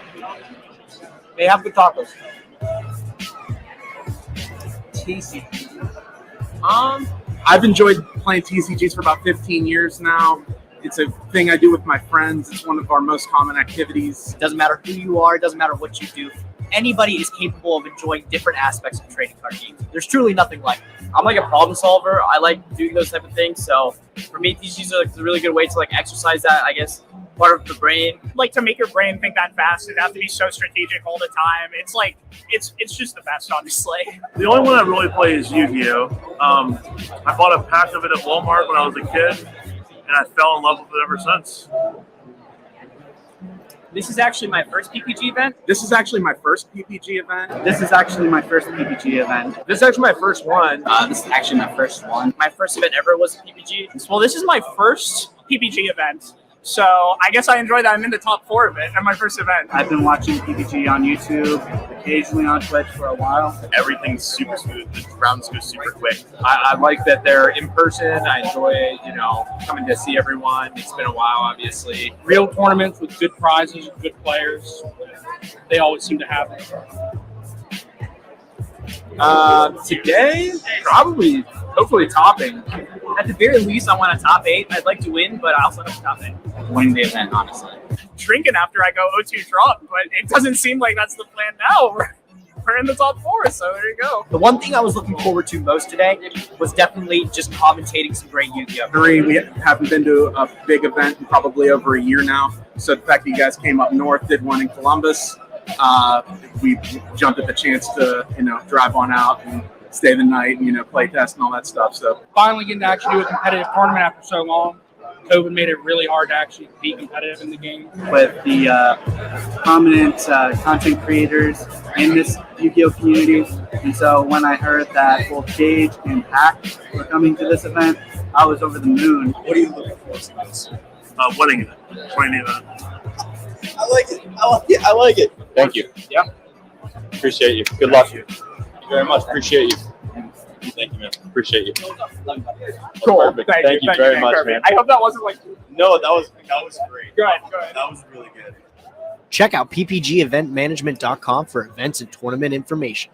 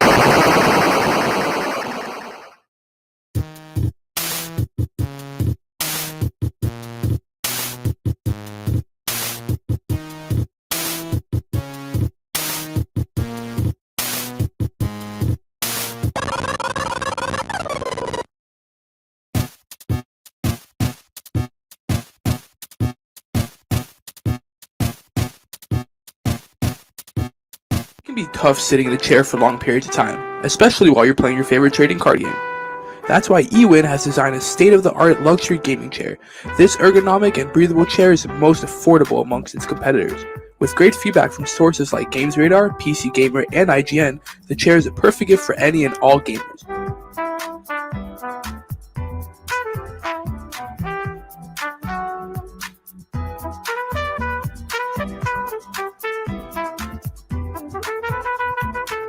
Use discount code PPG at checkout for 30% off your order.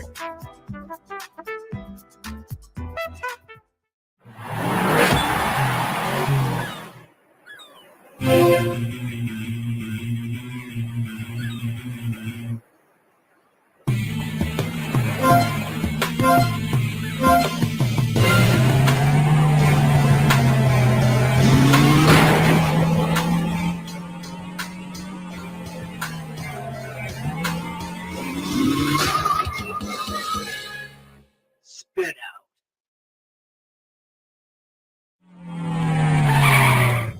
Bonus stage.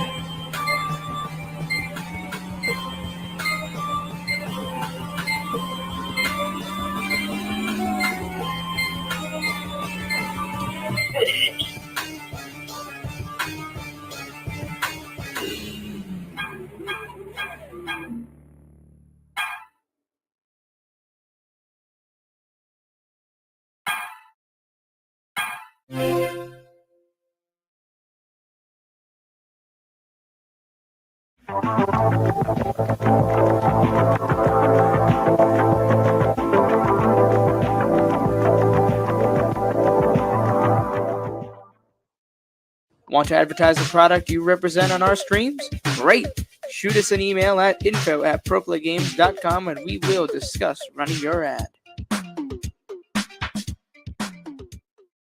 Are you tired of the same old boring and plain sleeves? Have you ever wondered what it would be like to have any image of your choosing displayed on the back of your sleeve? Well, look no further because yourplaymat.com is the one-stop shop you need to print all your customized designs on durable and high-quality sleeves. At yourplaymat.com, you can sleeve your deck in style. It's as simple as uploading your design and selecting your size and style. Use promo code PROPLAY10YP at checkout for 10% off your order.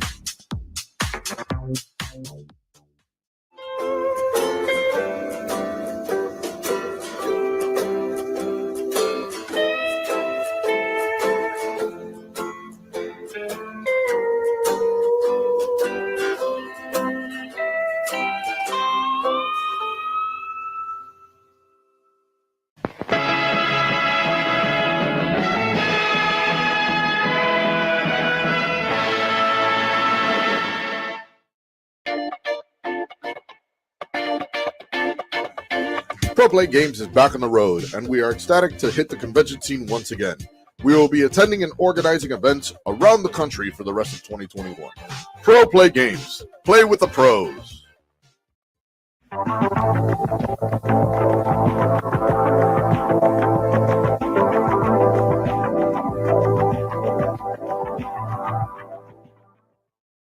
Looking to earn your invite to a cash prize Pro Play Tour Invitational?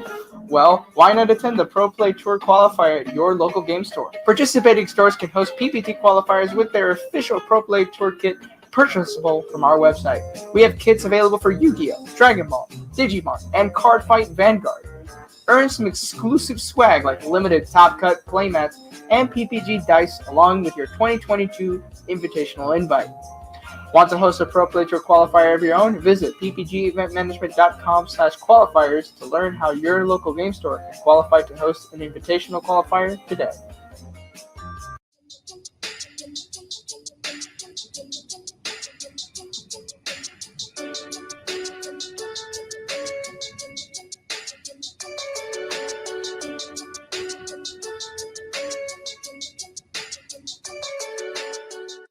Hello, everybody. We are here for the Otacon 2021 Yu-Gi-Oh! Tournament, representing Pro Play Games here today.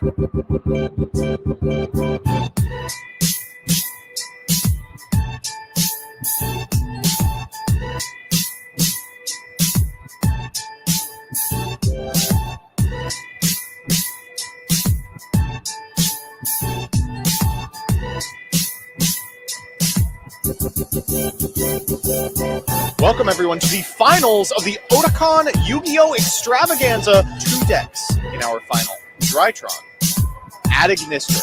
Scooping it up. There it is. Wow, quick game one for With Timothy. the unbreakable board game one to be able to easily scoop it up.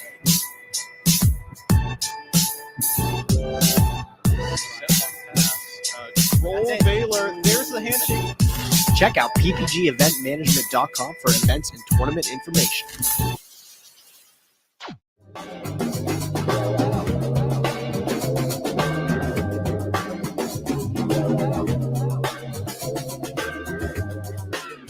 Back it up.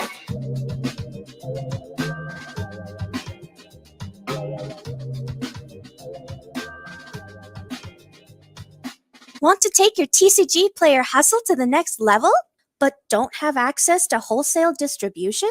Then check out our PPG Investments Patreon. As a patron, you can pre-order the latest TCG releases at near wholesale rates without an official distributor. Yu-Gi-Oh!, Pokemon, Magic, Dragon Ball, Digimon, Vanguard, My Hero, Flesh and Blood, you name it. Join a community of vendors and get direct support from PPG. Joining will get you distribution like access across all TCG sealed case product and accessories, not to mention access to other invaluable perks like Q&As and product ratios before release. Our mission is to help you make a successful side business out of trading card games. Don't delay! Check out the Patreon today in the link down below. We'll see you there! We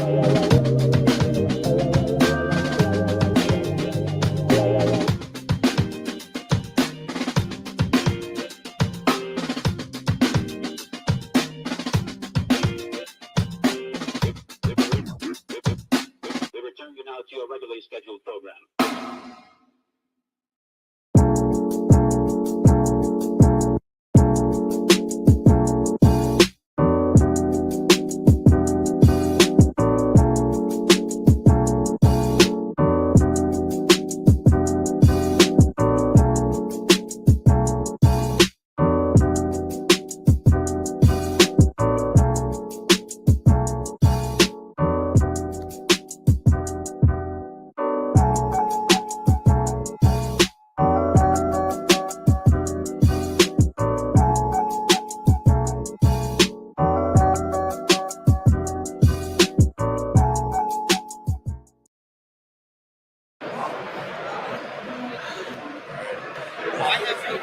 Welcome to Origins Game Fair. They have good tacos. TCG. I've enjoyed playing TCGs for about 15 years now. It's a thing I do with my friends. It's one of our most common activities. Doesn't matter who you are, doesn't matter what you do. Anybody is capable of enjoying different aspects of trading card games. There's truly nothing like it. I'm like a problem solver. I like doing those type of things. So for me, TCGs are like a really good way to like exercise that, I guess. So we have a top 8 to get to, Vince. There is, in fact, a top 8 on deck. Now, we have some information about the top 8. We have the deck breakdown. So we have 2 Ruby Amethyst controls. We have a Amber Amethyst mid-range, an Amber Amethyst aggro deck, an Emerald Amethyst tempo deck, an Amber Steel Song aggro. I'm excited for that one. Steel Amethyst noted as Steel Brooms, and then a Steel Amethyst control. So the decks we have not seen were both of the Ruby Amethysts. We haven't seen either of those decks on screen. Correct. And I'm pretty confident we didn't see the Song aggro deck either. So I'm interested in those ones. Yeah, absolutely. There's a few different things here that are curious. We were talking about it before or during the break, before we went live again, that I'm somewhat surprised by some of things that are missing as well as things that did make it, but it's going to be interesting to see because is it the pilot, is it the deck, or is it the combination in a lot of these cases? And I'm very anxious to see how it breaks down. Right. So, the top 2 decks played in the event were 8 Ruby Amethyst and 7 Ruby Emeralds, and there are 0 Ruby Emeralds in top 8, and 2 for Ruby Amethyst. So it could be a combination of was the evasive deck just not good enough? Was it similar to what we saw in round 5, and the draws got the best of you? I'll be excited. I'll be interested to hear more of those things moving forward for sure. Yeah, that was one of the notable things that unfortunately we did see that one match that realistically it did come down to, hey, I drew all my unankables, and it's card games. It happens sometimes. Notably, no Sapphire in here, which I know you weren't too surprised by. I'm a little surprised that there's literally none, but I'm definitely not making an appearance. I'm just not. I think it's very clearly underwhelming for a lot of the big things it can be doing. I'm just very excited by Hades personally, and I think that's why I'm so attached. I don't know. I think it does some things well, but I just think that these decks can probably do them more consistently. Yeah, absolutely. The one deck that we could have seen that I just didn't see any. I don't even know there was any registered actually. If I go back and look, where there was no Amber Sapphire list, which is one of the more popular lists that were out there through online, information. So maybe there's still a chance there. Maybe it's just a code that hasn't been cracked just yet. Right. But I'm definitely not shocked by any of these particular decks in top 8. No, the ones that are showing up, I don't think anybody looks at these archetypes and says, well, how did that get there? Right. I think these are all, you see that top 8, you nod your head and go, yeah, that makes sense. And like I said earlier, I think it's going to come down to, is it the pilot that really got them through the day, and is it going to get them through the next several rounds?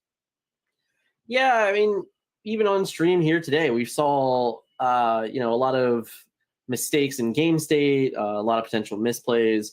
Absolutely. And at the end of the day, it's still, the game is very young.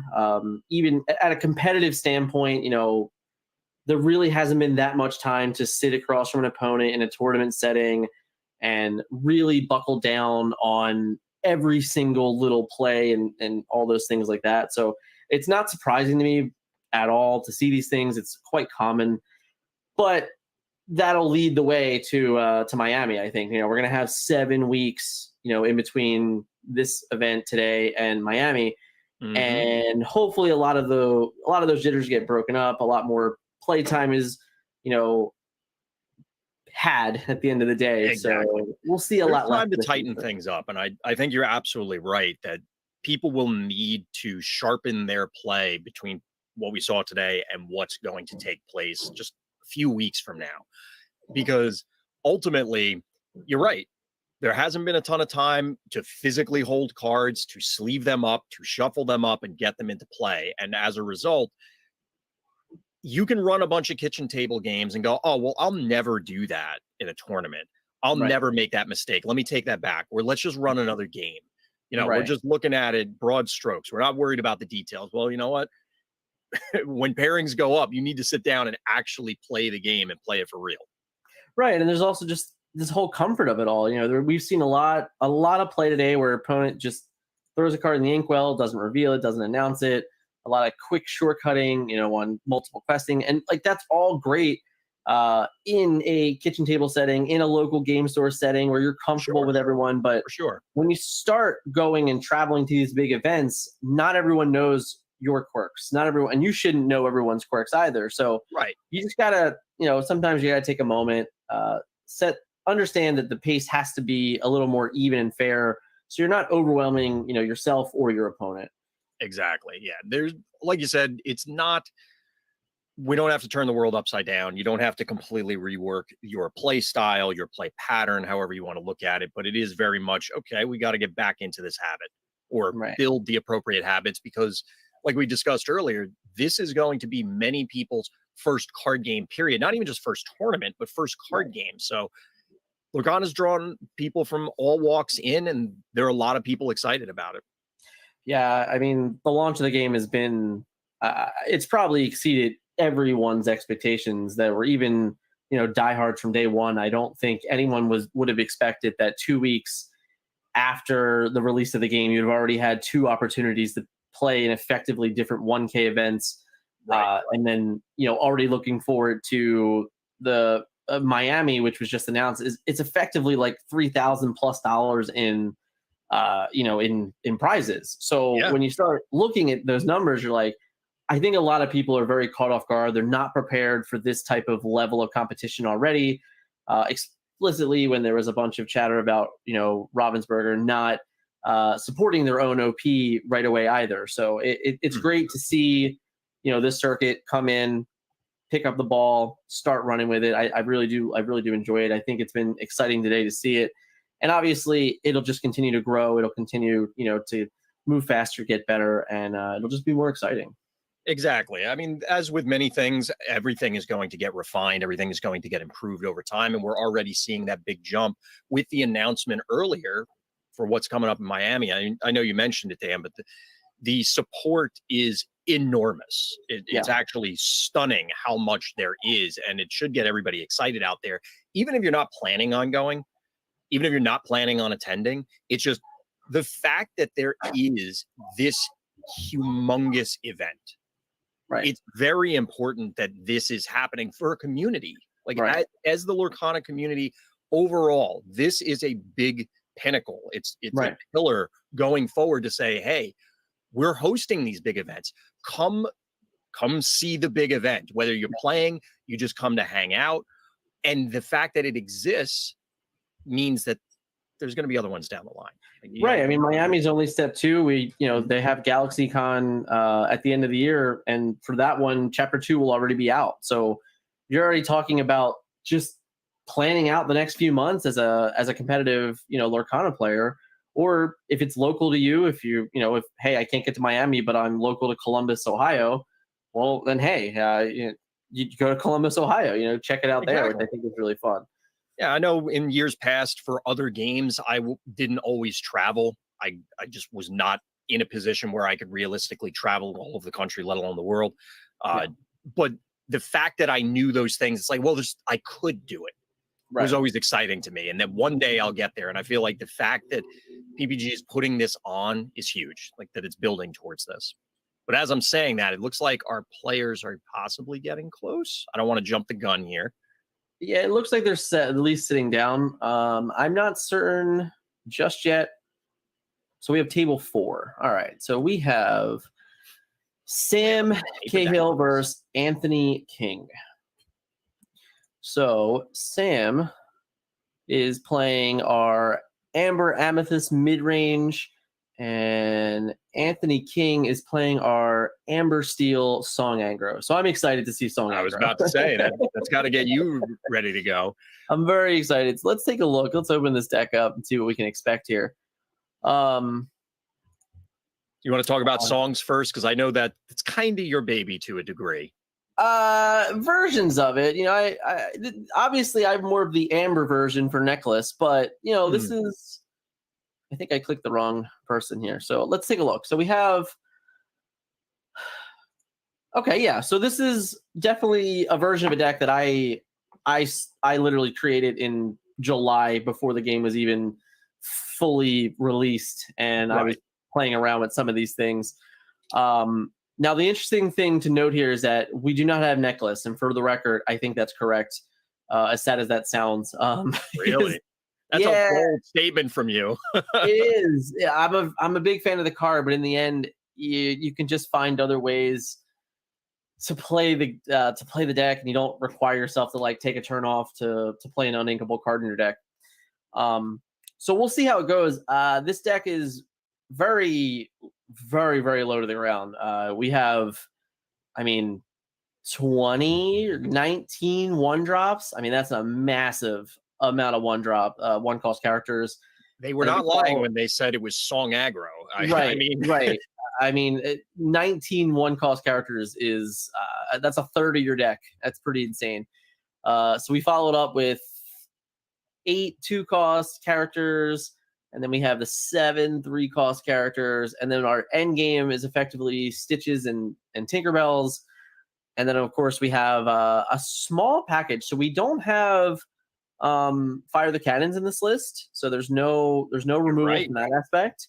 But we do have Grab Your Swords and Smash, and the refill for this deck is absolutely either go off with Stitch Rockstar or A Whole New World. I do think that this is a much better A Whole New World deck than we've seen earlier in the day.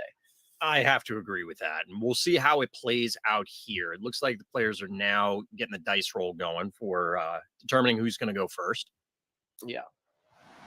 All right. So we can we're going to cut to the game here, and we can start really getting into this actual gameplay of what we're going to expect. And honestly, it's an interesting one because it is so very aggressive that if it gets low to the ground early and it can get off running, it might be really hard to keep up with. Yeah, I can definitely see that. We've seen the power of aggro elsewhere where you can just get out to these early starts. But this time around, because of a Whole New World and a few other cards, you have the ability to refill. Right. You have the potential to do something that maybe those other aggro decks could not. Right.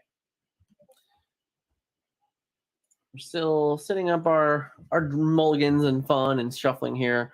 Yep. I'm getting a whole. I wanted to take a quick look at Sam's deck. I believe we've already had Sam on the stream once. I think that might have been one of the early rounds that Scott was helping out with. Yeah. So Sam is our orange. Yeah, he was the foiled out Amber Amethyst list with the 4. I think it's 4. It might be only be 3. You forgot me. It might be cut off. I'm not certain, but this deck was very, very foiled out and pretty. So we'll get to see more of that going on. So we get an early Lilo here. All right, so we get an early Lilo. 19 1-cost card deck gets a 1-cost on 1. Who'd have thunk it? What are the strategy? odds? Strategy achieved. We follow Lilo right now is getting stymied by that Stitch. I can't. It doesn't look like there's a Simba available. No. He does play them. Yes, just not available this turn. Right. But we could just, again, he has so many 1-costs that his ideal play in most cases might honestly just be 1-cost, 1-cost. It could be true. I mean, with that many, just flood the board and cross your fingers they don't have Grab Your Swords. Yeah, and I mean, there is another world. So obviously the tell of inking the Rockstar Stitch there is making it worse. But we do have a Whole New World already in his hand. So he also might just be looking to dump his hand as quickly as possible, get as much lore, and then reset with a Whole New World anyway. True. Definitely possible. So we're getting in for an early lead here, 2-0. No fear of the opposing Stitch. No, not when you have more. So Dr. Facilier, which is a very fine static card in this particular board state. You're not too upset about these things. Yeah. In this case, probably going to eat a few different things. Going to live to tell the tale about it a few times. Yeah. In my guess, it'll be very often where he's just challenging with that card rather than luring with him. Absolutely, yeah. We get up to 5 already, so early start with no play on turn 3. That doesn't feel great.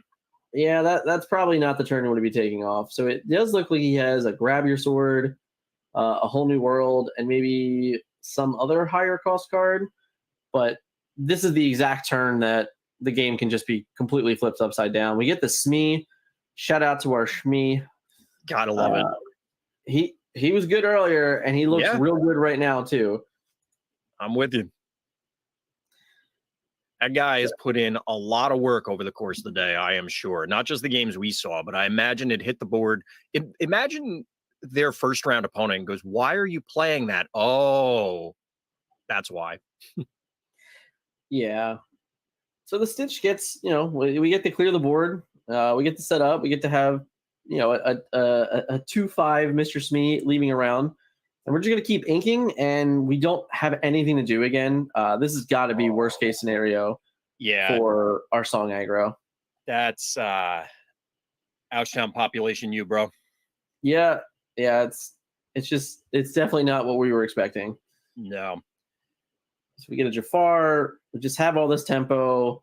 None of these cards are going to be removed from the Grab Your Swords. I'm not even certain I'd play the Grab Your Swords at this point. I mean, I'm kind of floored as to what other options. So I think there's a whole new world you said was there. Yeah. Grab your swords, and then I can't tell what the other thing is. They're just going for it. Yeah, which it feels like a necessary evil. Oh, that was cool. Grab your sword. It looks like right. But it is one of those where like you're just passing to your opponent that has already 4 lore on the board and a now 7 strength Jafar that can kill anything. This is not. Nobody wants to be in this position. Yeah, I mean, my guess is the most ideal thing we're going to see is a follow up Rockstar Stitch, and then a attempt to flood the board with a million things and go off. But even that is still multiple turns of trying to get there while your opponent is applying this pressure. A big lore game there. So we get to go to 6 here, and then he's representing another 9 next turn. Yep. So that's already putting him to 15 with a lot of cards. Yep. Yeah, this is, and we're down 2 grab your swords. Not that that's necessarily really digging you out of here, but in case people are wondering what sort of sweepers would be available. Yeah. That's like your only option. Yeah, we're definitely down. We're down on those cards, which doesn't help.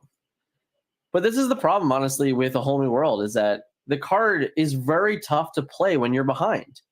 For sure. For sure. So we get an aerial here. We get to search for something. Like maybe we get to find and grab your swords. It looks like we might have missed completely, which we do. So we just get to send them back in any order we choose. Now, granted, the aerial can sing a 5 next turn, which might be necessary, but the 5 he wanted is definitely not in his hand now. Yeah. I don't know exactly where you can find the way to pivot, get back in this, because right now you got to be looking towards the next game, to be honest. Yeah, I mean, if I don't know enough about my opponent's deck in top 8 specifically, like we're untimed, or at least I thought we were. We might be untimed. I'll have to double check on that.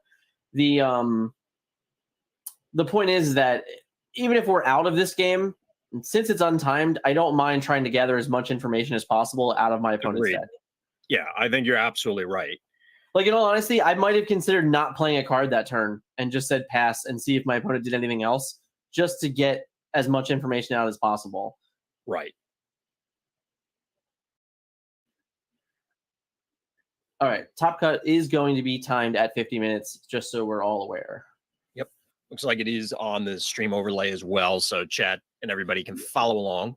Yeah, there were some conversations earlier, so I was a little confused. Yep. Fair enough. Looks like we are getting that big lore gain So going. that was just a 9, right? He just went right to 15, right? Just a straight. It says 13. I guess he held something back, maybe. Maybe my math was wrong. 3, 4, 5, 6, 7. All right. At 13 either way. I think I might have missed something. But all right, so he goes to 13 to 5. He's definitely threatening game, right? Absolutely. He's got 2, 4, 6, 7, 8, 9, 10 lore or something like that. He's got enough to win. He's got all these and many more. Yeah. And this is a straight Mr. Smee and Mickey Mouse beatdown right now. Sentences that you probably a few years ago never thought you'd say. That's exactly why I said them, actually. It's fun with some of this stuff. It is pretty fun. Mr. Smee, Mickey Mouse, and Jafar walked into a bar. I'm just kidding. This is what it would look like, probably, if we're being honest. Yeah. So we get to sing. Like that is effective. All right. How many resources do we have? We have 6 resources, so maybe a hard cast Tinkerbell on top of it? Tinkerbell would be pretty stellar here. That would... Man, would that actually remove the entire board from the game except for the Smee? Which then dies to Stitch. Right. Well, no, Jafar lives, right? Jafar has 5? Okay, so you would just run in Jafar instead of running in the Smee. Right, but close to board clear. Yeah. I'm guessing they don't have the Tinkerbell or... Yeah, it would have been slam dunk, right? Yeah. So we get the ink. Oh, no. So, well, the problem is what is he going to find? because like if he kills, I don't know, if he banishes Jafar, it's still 1, 2, 3, 4, 5, 6, 7, 8 lore. That 8 lore is still enough to win the game. Mm-hmm. So he really needed to have Tinkerbell to even do anything. Yep. So yeah, he just Players recognize it, and we're moving on to the next one. Yeah, that turn did have potential. Like, it wasn't an impossible scenario to come back from if you had the appropriate tools. If he had the Tinkerbell, the game at the very least gets a bit of a pause. Right. Which is nice. But we didn't get there. Yeah, if you don't have the exact cards you need, it doesn't quite work out. Hey, sometimes you got to play for that, though, right? Like, sometimes you just got to go, I'm going to play out my cards, and if my opponent has it, then he has it. And if he doesn't, I get to win the game. And that's exactly how I looked at that turn for, I believe Sam is on our right. Sam is the orange. Yeah, so Sam, like, that given turn that he goes, like, if my opponent has Grab Your Swords and Tinkerbell, I'm going to be in a worse position. But if he doesn't, I just get to win the game. Right. And given 2 Grab Your Swords were already eaten by the earlier discard, seems like a fair bet to make.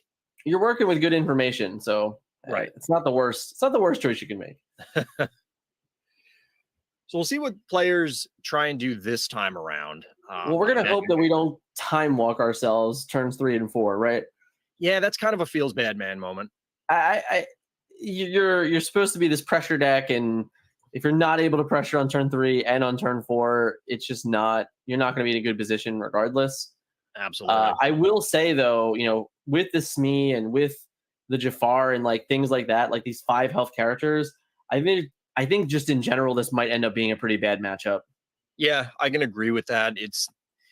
There are ways to make it line up, but it's always, maybe not always, but a good portion of the time going to be very clunky, and you're not going to feel great about it. There's going to be turns where you just, all right, I have to do this, but I don't want to. And it's going to happen a lot. Right. And I imagine there's some bit of hope that you can kind of rock star, into a win. But you have to set up very particular turns, and your opponent kind of just has to let you do it in a way. Now, granted, we're playing against Amber Amethyst, so that's a good start. They don't have like the spot removal, and your cards just kind of get to hang around a little bit longer.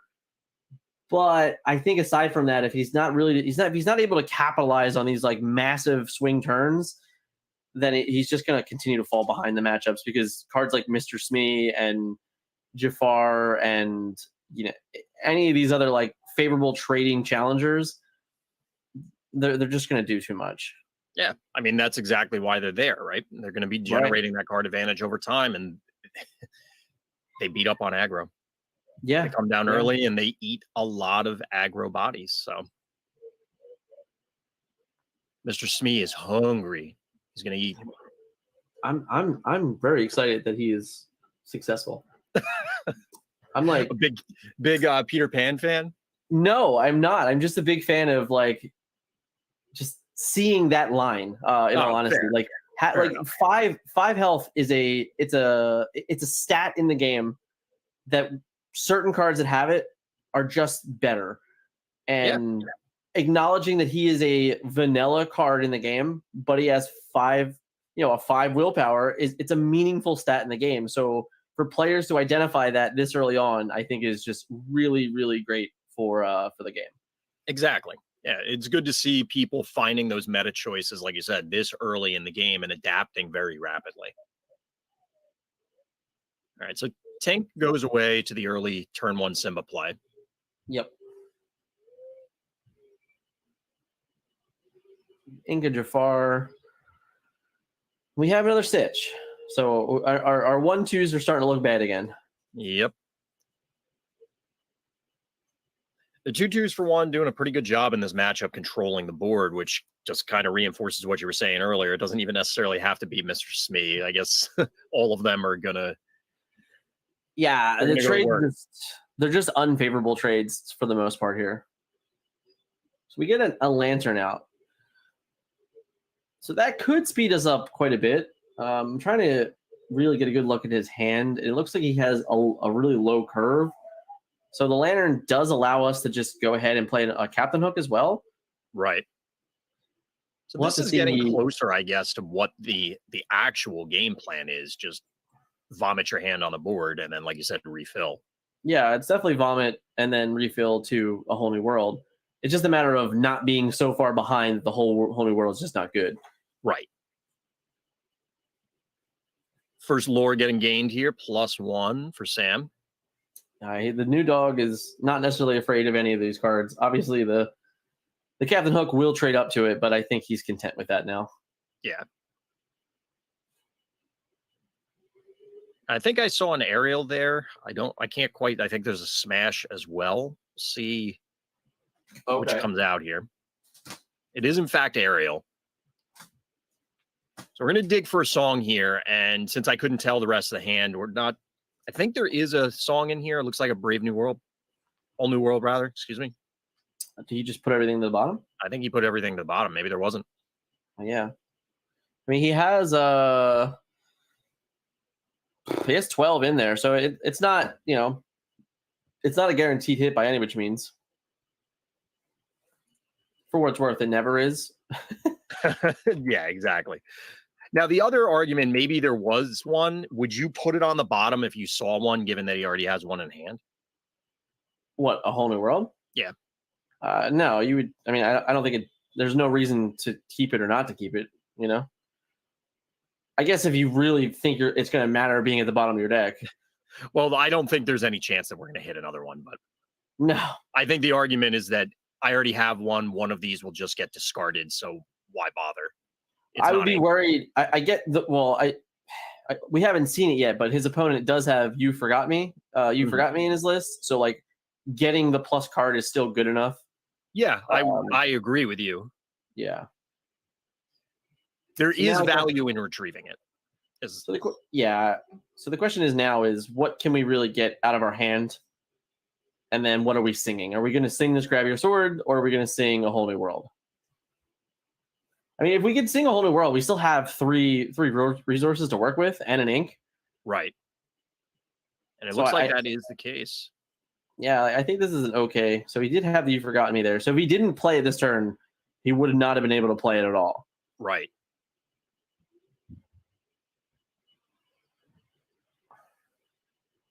So we get the fresh sevens.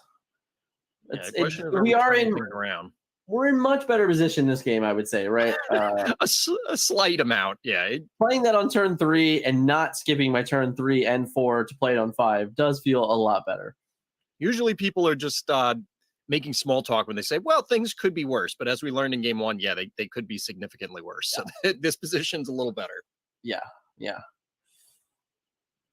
we get to Zimba and search. A little bit of filtering again. That looks like a Grab Your Sword. So He looks like he has Grab Your Sword, Smash, A Whole New World, Stitch, Captain Hook, and Zimba. Yeah, it looks like Captain Hook is going to get tossed aside. But as you mentioned earlier, I don't think there was an ink this turn. There might be a Tinkerbell there too. I think you're right. Looks like Simba goes into the row. Do we have a baby Tink? I don't. No, I think that's only Big Tank. I think it's two. It might even be two big things. Oh, you can get them next turn. So thanks to that Yeah. lantern, assuming you have something else to row and you don't get tagged here with You've Forgotten Me. Preemptive smash. He smashes the Smee. All right. This is where we're at. We are threatening with Mr. Smee. I love it. Incredible. I get some trades here. Yeah. But no lore. So he rose the Forgotten Me because he's, what's it going to do him, right? He can't afford to exert forward and play that this turn, that's for sure.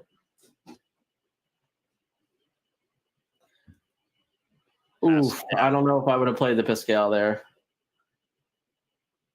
I mean, This feels like it's kind of inviting disaster. Well, I mean, when your opponent Maybe not plays with disaster. Smash on your Mr. Smee, you have to assume why. Yeah, I think that's kind of a tell. And then he even What just happened? Why did the Mr. Speed? He die? ran into the aerial. Oh, and he just lured with okay. He just did it out of order, so I got confused. So yeah, so it looks like we gain a lure with Dr. Facilier, and then we trade it with Shmi.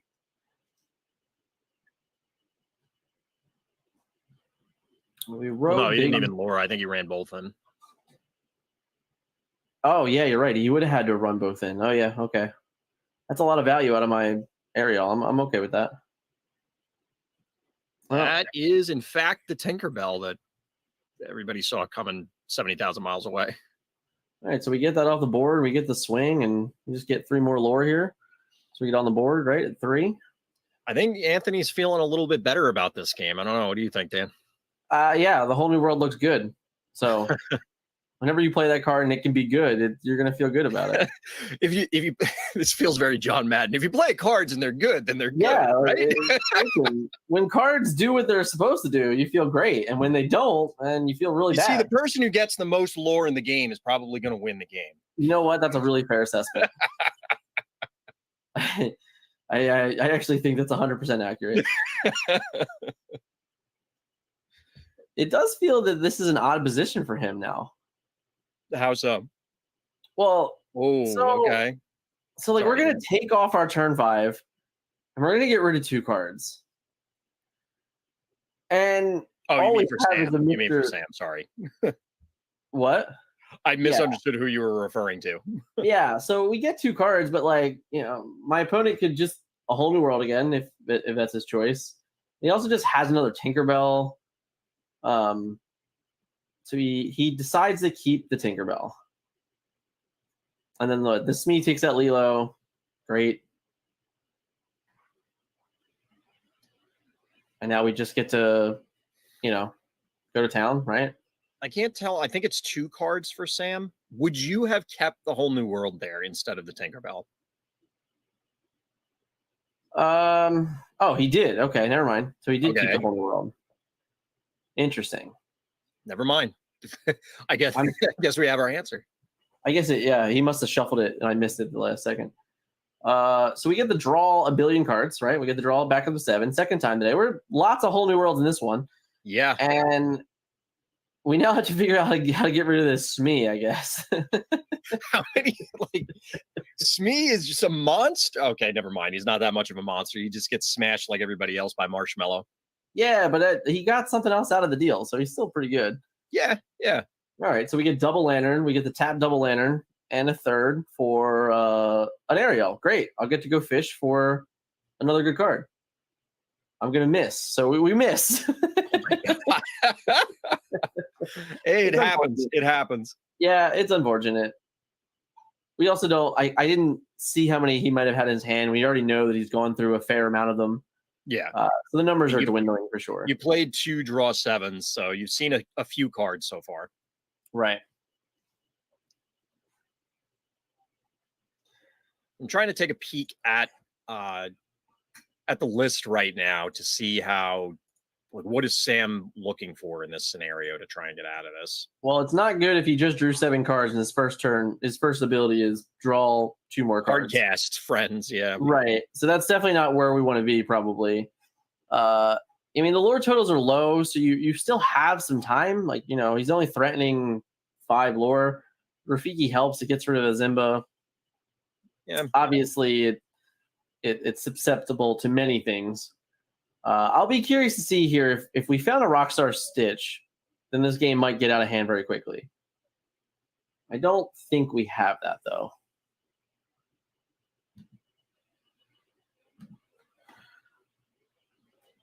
Yeah, with no sweeper to speak of out of Amber Amethyst, and certainly not this list. It would be a challenge if that Stitch just went off and decided to create a giant mosh pit on the board of 80,000 1-drops. I mean, that's definitely the end game for this deck. It's just a matter of finding it, and it looks Right. like he failed to find again. So I don't know if I'm in love with that play. The 1-for-1 grab your swords? Okay. I mean, that's a thing that can be done. I mean, don't get me wrong. If we just flood the board now, it's fine, right? Like, so that's what we're gonna do. We're gonna flood. All right, so we're gonna draw first. Draw a Zimba. We're just pitching a Zimba, right? And then we're just going to play the rest of our hand. So you are representing, what's this? That's fine too. So they have to run the Zimbas before they can touch your aerial. So that's 1, 2, 3, 4, 5, 6, 7, 8, 9 lore. That's a lot. that's a big number. That adds up pretty quickly. He can play any card he draws off the top of his deck pretty easily because he's at 6 resources and the lanterns. So, I don't like to call stuff too early, but we may be seeing a game 3 at this point. Yeah, I think it's safe to say that. We do get some bodies out there, but he's going to end up going to 17 lore here, and you got to find a way to stop a lot of things going on. Right. We said this a few times in some of the earlier games, but that's just a lot of bodies. There's just too many things. There's too much. Like I said, I'm pretty sure this is 9 lore here. 1, 2, 3, 4, 5, 6, 7, 8, 9. So we go to 17, and literally you just say pass and deal with me. Yep.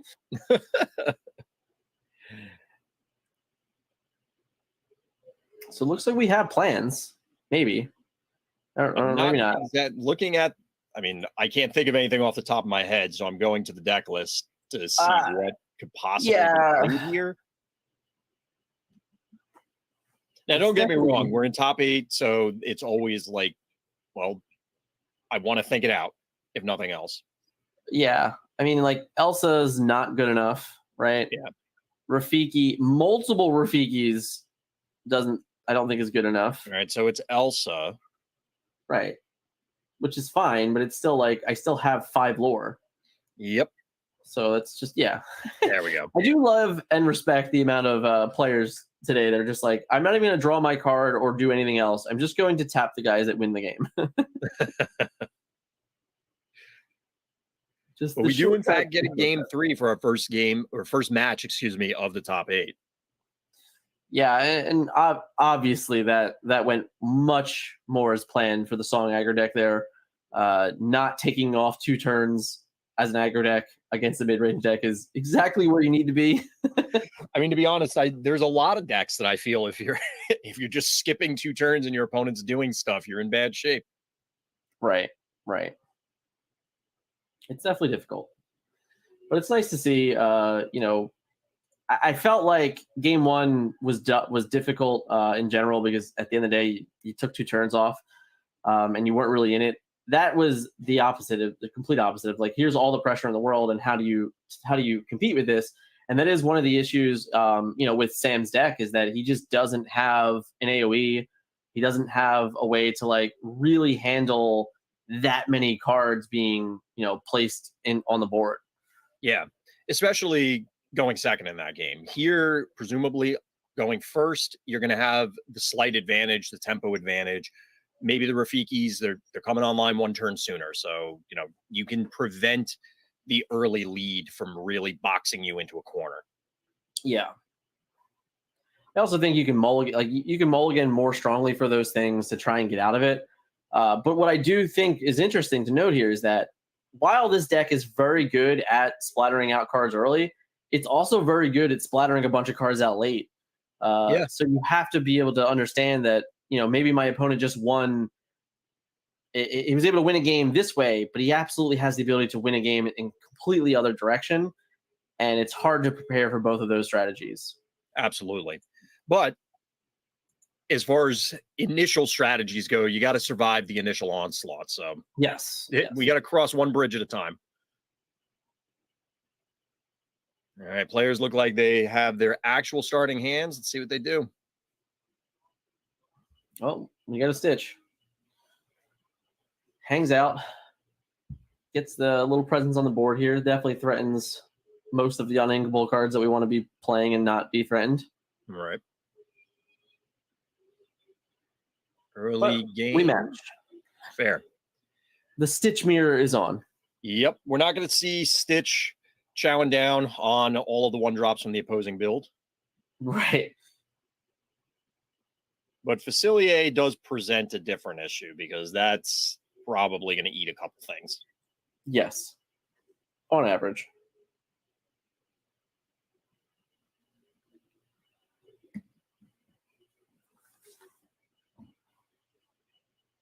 I'm having a little difficulty trying to parse exactly what's in hand. I think is that an Eric? That's an Can't see Eric, the rest of yeah. the card, so I'm. It looks like kinda it's a Smash that just got inked. Prince Eric, which I think is coming down now. Okay, no, we got so we had Lantern. So Lantern into 1. Yep. So we Lantern into Stitch. Getting the ability for Lantern right away is very powerful. The card not going to a minimum of 1 is exceptional. Yeah, it's something that anybody who's played other games is going to.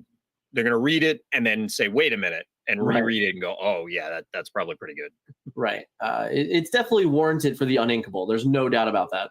For sure. Yeah, it's absolutely justified given the current configuration of the card.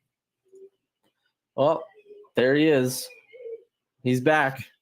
The Good old man, Mr. the Smee. myth, the legend that is Mr. Smee. I'm telling you, this card has been exceptional today, is the word I'm going to use for the 3-cost 2/5 vanilla character. The stocks for Mr. Smee are going up. There's gonna be a run on Mr. Smee. I'm upset he doesn't have all 4 of them foil, if I'm being completely honest. For shame. You gotta want it. If you were going to commit, you had to commit. It's true. It's true. All right, so we drop a Tink, and we get to start lanterning again. All 4. All right, so there's our Rockstar. So effectively, he is just going to pass the turn now, and we're gonna see this Rockstar deck do exactly what it's been doing for 3 months. Yeah, I'm with you. And there's not. How do you even interact with that at this point? You just have to hope that you. The Amethyst Amber deck does not have a very good way of interacting. He does pick up a lore from questing with Smee. He's going to hold back the Dr. Facilier, I think, which is fine. No, he's just going to take it, and that's fine. It's in no danger, in all honesty. Right. But here we might see a pretty healthy turn. We're about to see some funny things, very potentially. Hopefully, we'll see. His hand looks like he has double Ariel with a Prince Eric, and so you're gonna have to hope to draw some things off the top. Potential if they go for it. Right.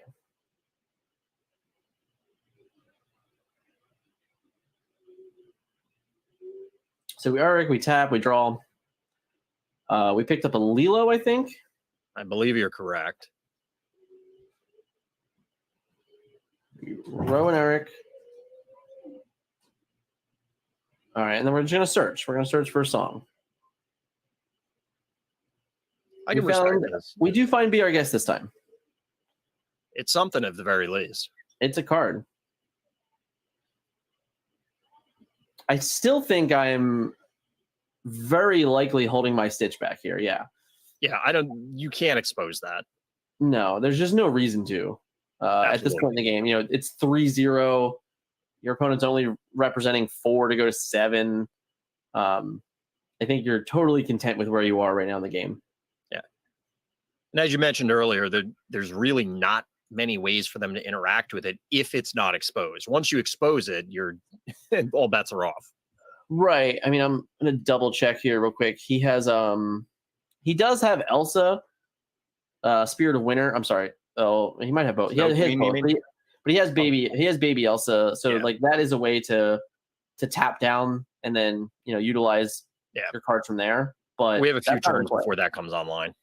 Interesting. So he sung Part of Your World to get back Stitch. So this is definitely a very I'm not going to lose to your wide board play, and I actually really support it. Plus, Mr. Smee singing A Part of Your World. I mean, any Mr. Smee interaction. Yeah. All right. So it looks like he drew another Ariel. Is that what happened there? Well, I think he had 2 before, unless that's a third you're saying. I didn't see it. Okay. So he just finds grab your swords, which is not good news for Sam. No, that's in fact very bad. Yeah. So we get to do some very unfun things with that card now. Because and it's really funny because, I respect the go wide mentality of I can't prevent him from doing this if I don't also go wide. Mm-hmm. However, you're not the grab your swords deck. Yeah. Now, that being said, the grab is going to only directly eliminate the Stitch. There's a bunch of higher health characters out there right now, but it is going to make them vulnerable to allow the aerials trade in or other plays to happen. Sure. But that's also right now. As he develops his board here, as he represents, Sam is going to have to be weary of what he's, questing versus challenging. So now that he knows he has grab your swords, it makes those trades even more difficult, knowing that's exactly it. Yeah, those trades where you could just crash in before and live maybe multiple times. You're not doing that necessarily now. Right. Now you know your cards are going to get unfairly traded for. So we get to play grab your swords now, which does get rid of the Stitch, put some other damage on the board. I do wonder how many cards are in Sam's hand. If it looks like he has at least one, but I'm not sure. I think it's just one. So that makes the Jafar not too threatening at all right now. Right. We're contemplating the Stitch going in. Yeah, so the Stitch took out the Jafar to put one on. And it doesn't feel that bad because it looks like he's out of gas on Stitch anyway. And now if his opponent wants to run into Stitch, he's going to get a very, very favorable line of trades. Yeah, so it looks like Sam's now up to 2 cards since you were pointing out before only 1. Obviously, get the draw for the turn, but do we get a Rafiki? No. Maleficent. Not the worst card. Rafiki would have been better.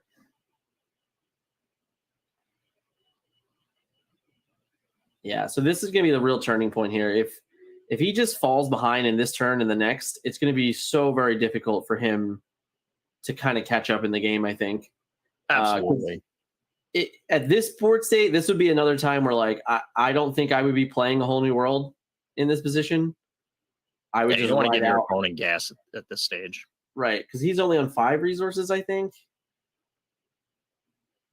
So the Mickey gets traded, and then we just, I would be completely content. I'm actually really shocked that he left Lilo in play. That is a little surprising. Well, no, because those, yeah, I guess. Can't get it with either of those things on the board because obviously they just came out, but some of the trades could have gone down a little bit differently.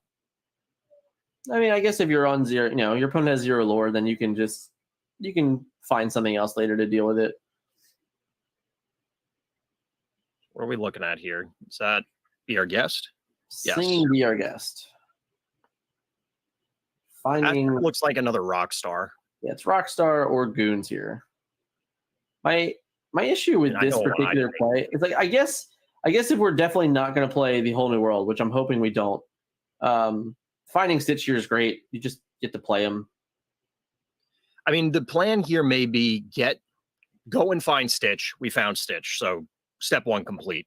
Right. Get now Stitch into play and then whole new world. Right. But given how far down on cards your opponent is, maybe it might be better just to wait and try and draw. Like if you top deck your own low cost and then not have. Yeah, I don't think he should feel rushed to play that card at all. Especially now when my opponent is just effectively going to time walk. The Facilier is going to run into Lilo or Hook. Yeah, and then Melissa's going to trade that there. So you even out the board, but you have six resources with no cards, and on the other side we have Stitch and Ariel, which are both representing things. So I would not be looking to a whole new world here much at all. Absolutely, yeah. There's a slight card quality disparity or board position quality disparity here. And then you just drew a Grab Your Swords. We just sing Grab Your Swords, wipe the board, maybe? No, I Facilier would still have 1 health remaining. mean, you could just. Oh, we're gonna smash. All right. Yeah, so we can smash, and then we can run Ariel into Maleficent, right? And then we just quest with, and we get on the board with questing, so we go to 6. Right. And you're just so far ahead in the game.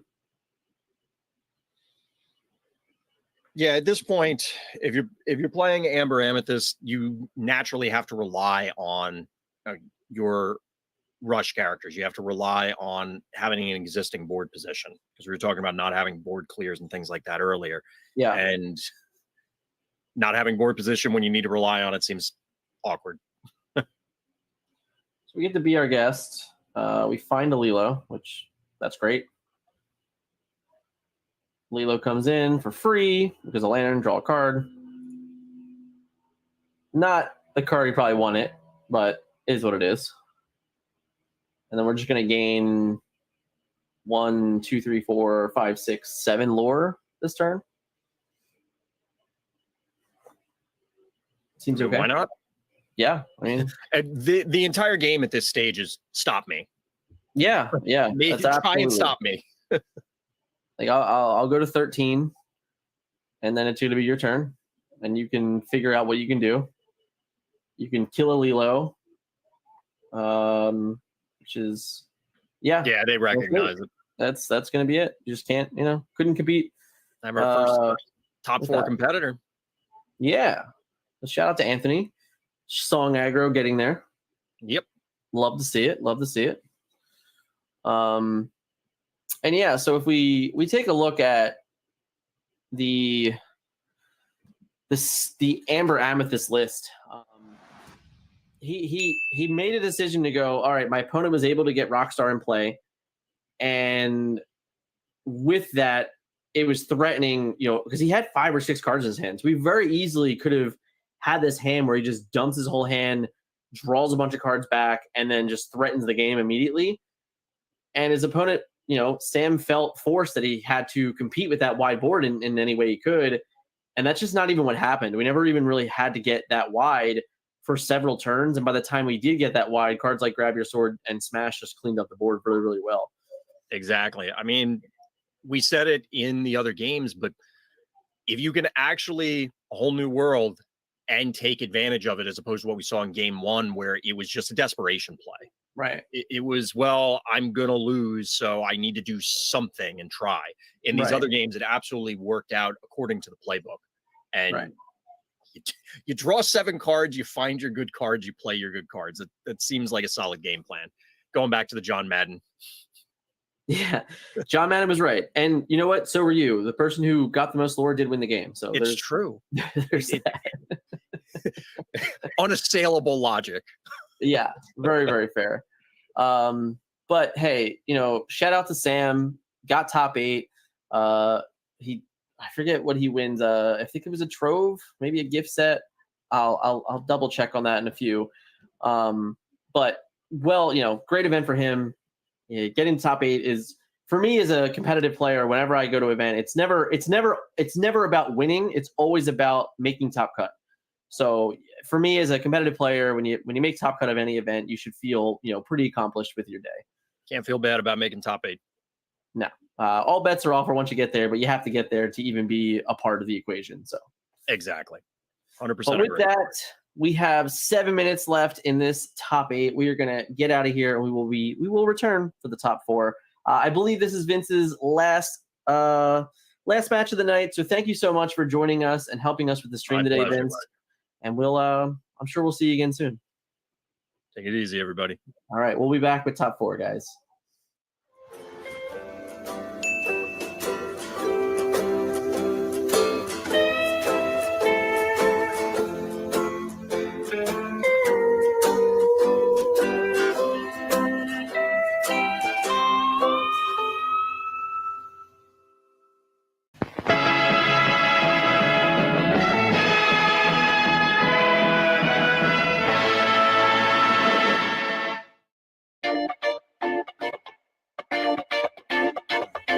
Pro Play Games is back on the road, and we are ecstatic to hit the convention scene once again. We will be attending and organizing events around the country for the rest of 2021. Pro Play Games. Play with the pros.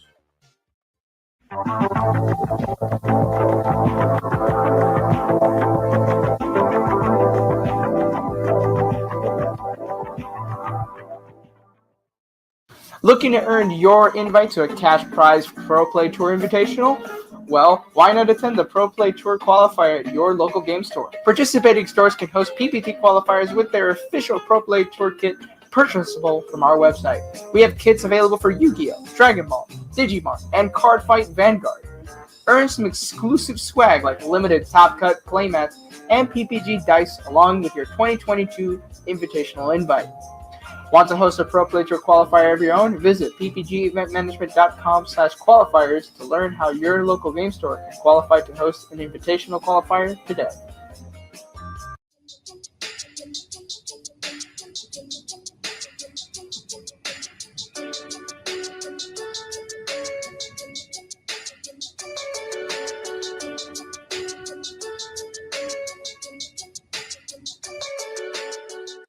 Hello, everybody. We are here for the Otakon 2021 Yu-Gi-Oh! Tournament, representing Pro Play Games here today.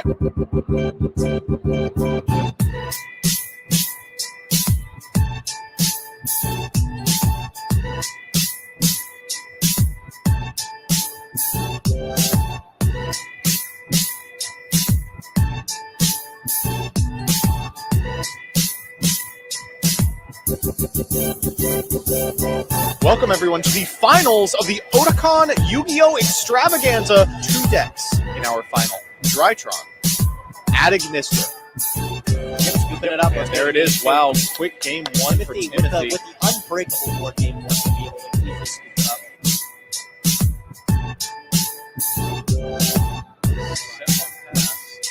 Roll Baylor. There's the handshake. Check out ppgeventmanagement.com for events and tournament information.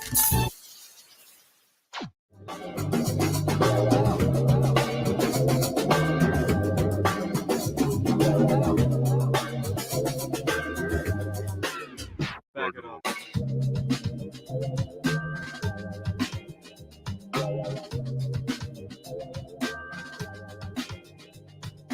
Want to take your TCG player hustle to the next level, but don't have access to wholesale distribution? Then check out our PPG Investments Patreon. As a patron, you can pre-order the latest TCG releases at near wholesale rates without an official distributor. Yu-Gi-Oh!, Pokemon, Magic, Dragon Ball, Digimon, Vanguard, My Hero, Flesh and Blood, you name it. Join a community of vendors and get direct support from PPG. Joining will get you distribution like access across all TCG sealed case product and accessories, not to mention access to other invaluable perks like Q&As and product ratios before release. Our mission is to help you make a successful side business out of trading card games. Don't delay. Check out the Patreon today in the link down below. We'll see you there. We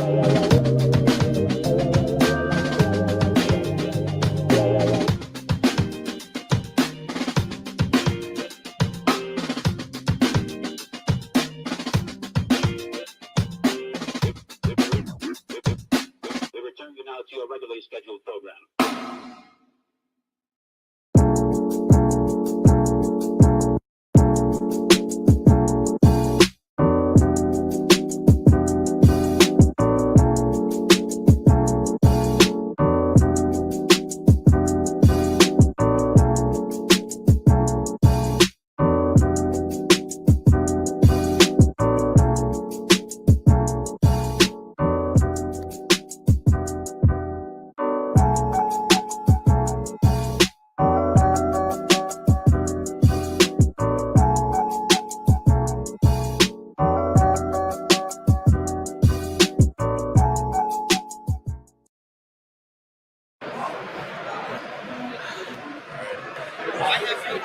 Welcome to Origins Game Fair.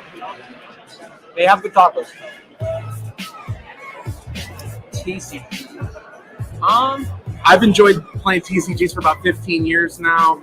It's a thing I do with my friends. It's one of our most common activities. It doesn't matter who you are, it doesn't matter what you do.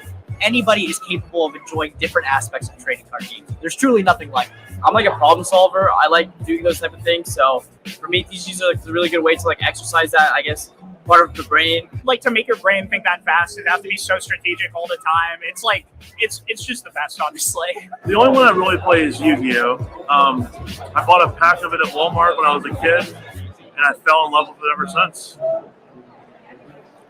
This is actually my first PPG event. This is actually my first PPG event. This is actually my first PPG event. This is actually my first one. This is actually my first one. My first event ever was a PPG. Well, this is my first PPG event. So I guess I enjoy that. I'm in the top 4 of it at my first event. I've been watching PPG on YouTube, occasionally on Twitch for a while. Everything's super smooth. The rounds go super quick. I like that they're in person. I enjoy, coming to see everyone. It's been a while, obviously. Real tournaments with good prizes, good players. They always seem to have them. Today, probably, hopefully topping. At the very least, I want a top 8. I'd like to win, but I also want a top 8. Winning the event, honestly. Drinking after I go 0-2 drop, but it doesn't seem like that's the plan now. We're in the top 4, so there you go. The one thing I was looking forward to most today was definitely just commentating some great Yu-Gi-Oh! We haven't been to a big event in probably over a year now. So the fact that you guys came up north, did one in Columbus, we jumped at the chance to, drive on out and stay the night and, play test and all that stuff. So Finally getting to actually do a competitive tournament after so long. COVID made it really hard to actually be competitive in the game. With the prominent content creators in this Yu-Gi-Oh community. And so when I heard that both Gage and Hack were coming to this event, I was over the moon. What are you looking for from this? Winning it. Winning the event. I like it. I like it. Thank you. Yeah. Appreciate you. Good luck. Thank you very much. Appreciate you. Thank you, man. Appreciate you. Cool. Perfect. Thank you very much, man. I hope that wasn't like. No, that was great. Good. That was really good. Check out ppgeventmanagement.com for events and tournament information.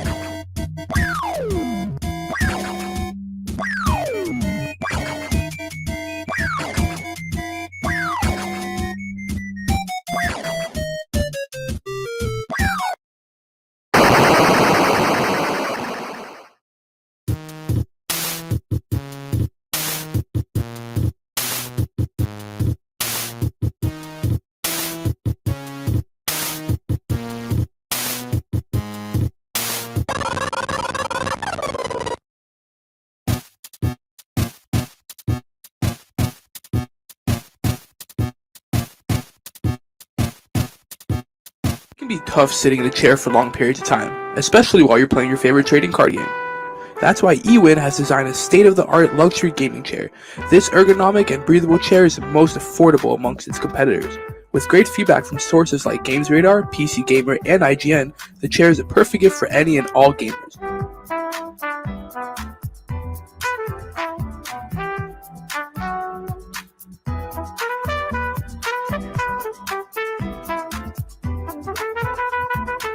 Use discount code PPG at checkout for 30% off your order.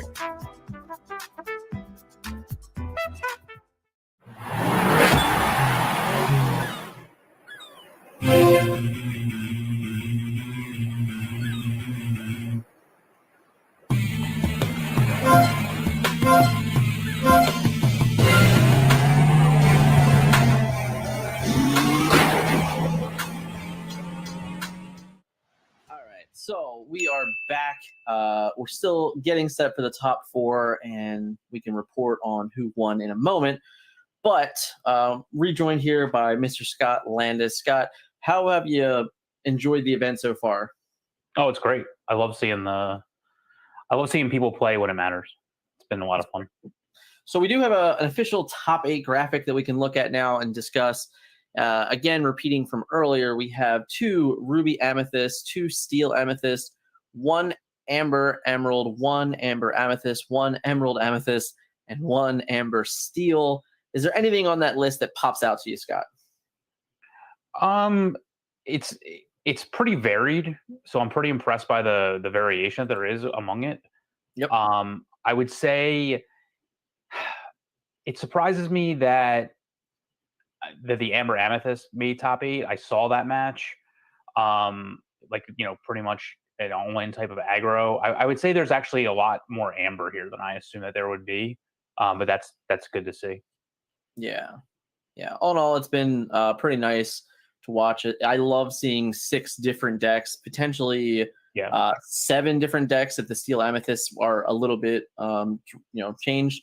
We have taken a look at the Ruby Amethyst decks. They're pretty close to the same type of list. Nothing too crazy to report on through that. So all in all, pretty great to see this big of a breakdown this early on. It's a 180 from last week's information for sure. We're waiting. I'm looking at it real quick to see who has moved through to the top 4. It's looking like no, we still haven't gotten that full information yet. We did. Here we go. So we have Jonathan Ball and Ryan Miles, and then we have Brooks Clark and Anthony King. Do we know who our stream is going to be covering? Table 1. So we are going to get Jonathan Ball versus Ryan Miles.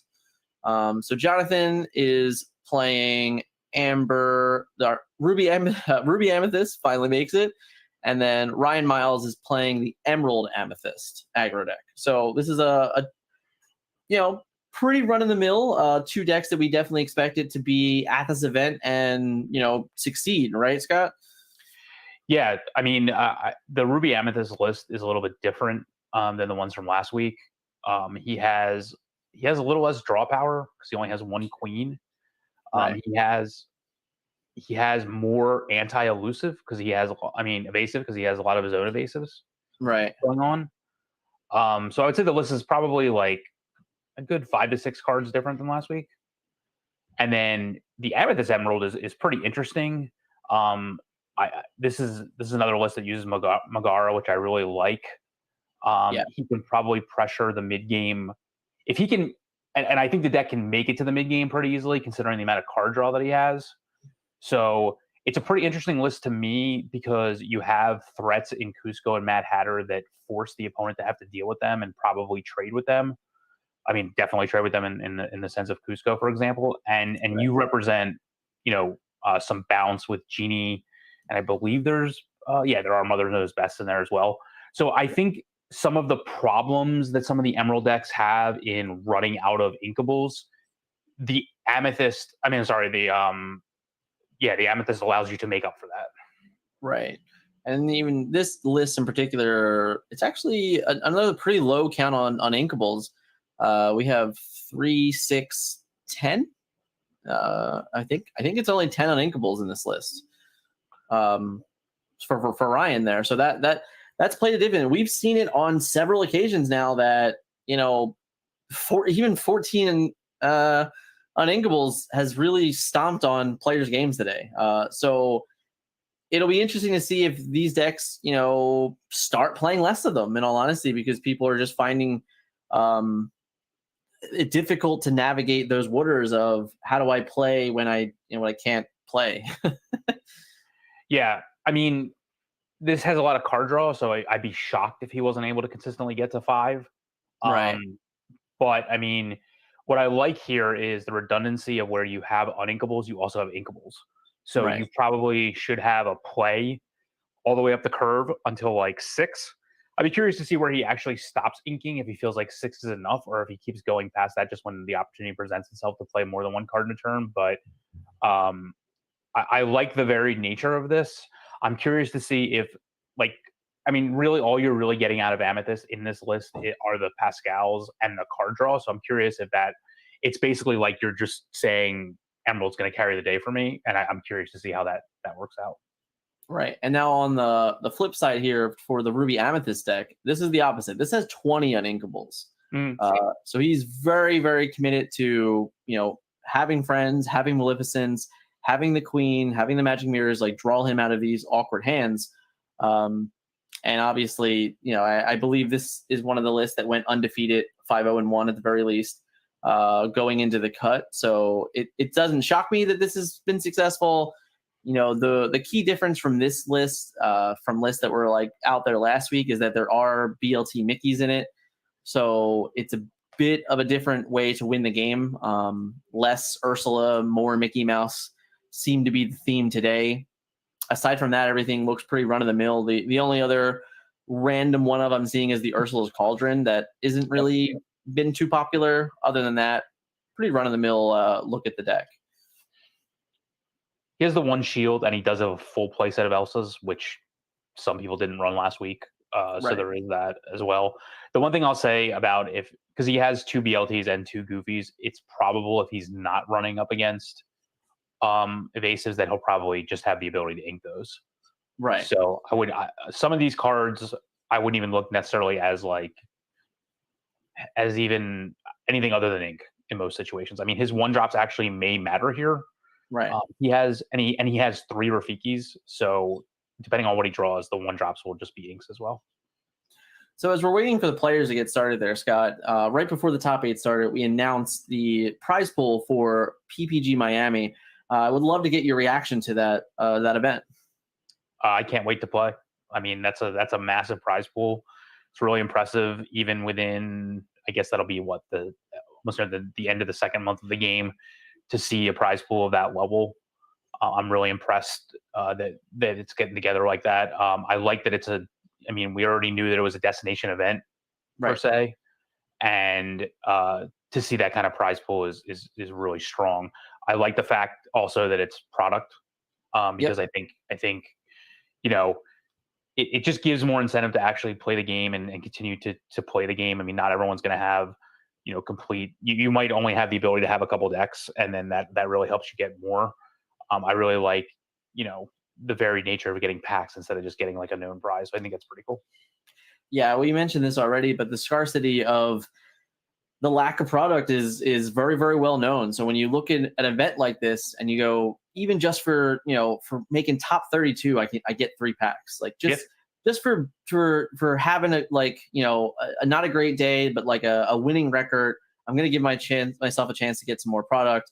But if I can break into that top 8 and start looking at 2 cases, 1 case, boxes, troves, the product for it is out of this world, and especially when you can't even get it at all right now. It's just so very difficult for so many players to acquire that product. Yeah, and with the recent announcement that the September restock is not happening and it's not coming until October, right? That means, and again, given the nature of October, instead of knowing when it's going to be October, it's very possible that you could be landing this product the same time you'd be able to land it, even if you got lucky and were able to get it somewhere else. So it's going to. I think it's going to have value for the players that win it, no matter what type of player that you are. Right. Yeah, I mean, it's going to be exciting. It's exciting to see. A lot of there was already a lot of hype built around it. Really happy to see more players interested in traveling to Miami, experiencing. Honestly, the city it's wonderful. The environment should be great. Large player pool, most likely. As we said earlier, there's 64 players was the cap for this event. I imagine it will be more than double for Miami. So definitely a lot of room and a lot of fun. Are those double sleeved or single sleeve cards? Can you tell? I can't tell. The stream can't see that yet, so we'll have to wait and find out. It is a little bit difficult to see that. But hey, if you have 4 Elsas in your deck, and you have 4 Maleficents in your deck, and you have several, high costed characters right now in the game, and we can see, over the course of the weekend, the single prices are rising. I'm not mad at a double sleeve. No, the deck just looks large to me. Sure. Sure. So we have Jonathan on the left and Ryan on the right. We have a reflection. Is there a reflection? Did I miss a reflection in this deck, or we showing off random cards?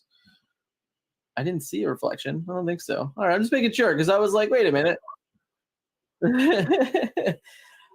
So this is a pretty run-of-the-mill matchup. It's one that we expect to see all throughout Chapter 1, if I'm being completely honest.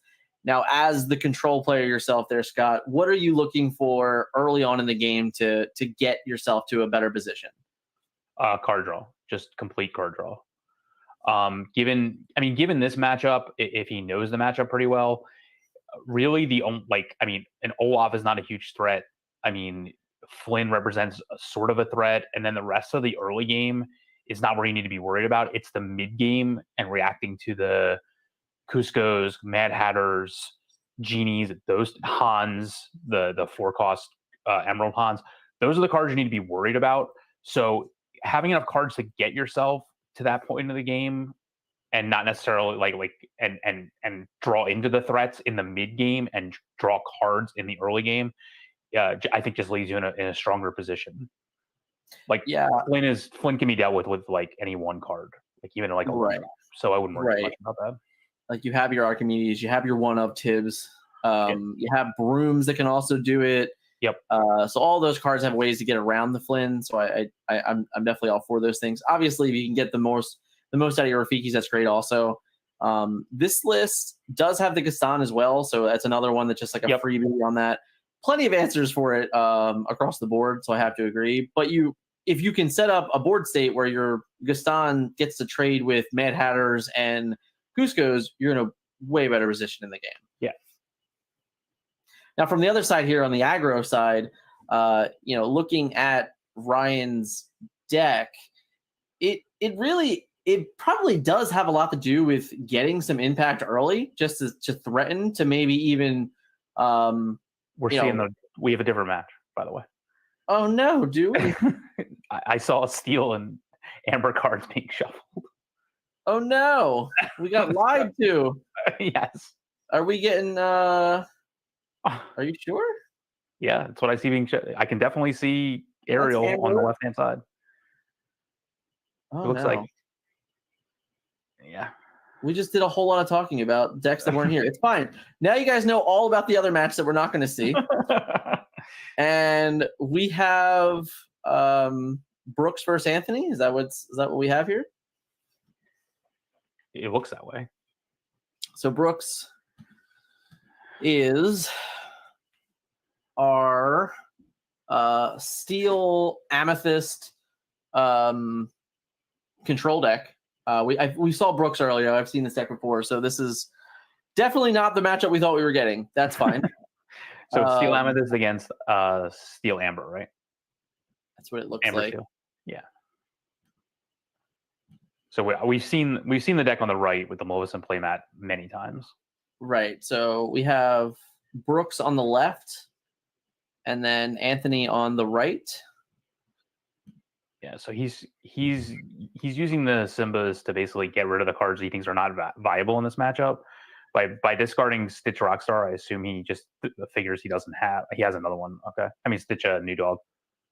So he gets in early here with the Simba for an easy one lure. I mean, he knows he needs to win early because he knows the Amethyst Steel deck can just take over the mid and late game. Right. So I don't disagree with this line at all. I mean, he's leaving himself vulnerable to grab your sword, but he's not necessarily leaving himself vulnerable to that many other answers. The broom does kind of shut down the Simbas here, but I actually think he might just go. If I'm him, I'm just swinging right through them because a grab your sword is going to wipe your board anyway. So why let him like get his own plan? Just keep going. Right. So we get songs on the board. Yeah. So did Ariel? Yeah, Ariel hit with Into a Whole New World. Right. All right. Cool. So we're getting caught up. We were misinformed, guys. I'm very sorry. I was looking forward to the other matchup. It's okay.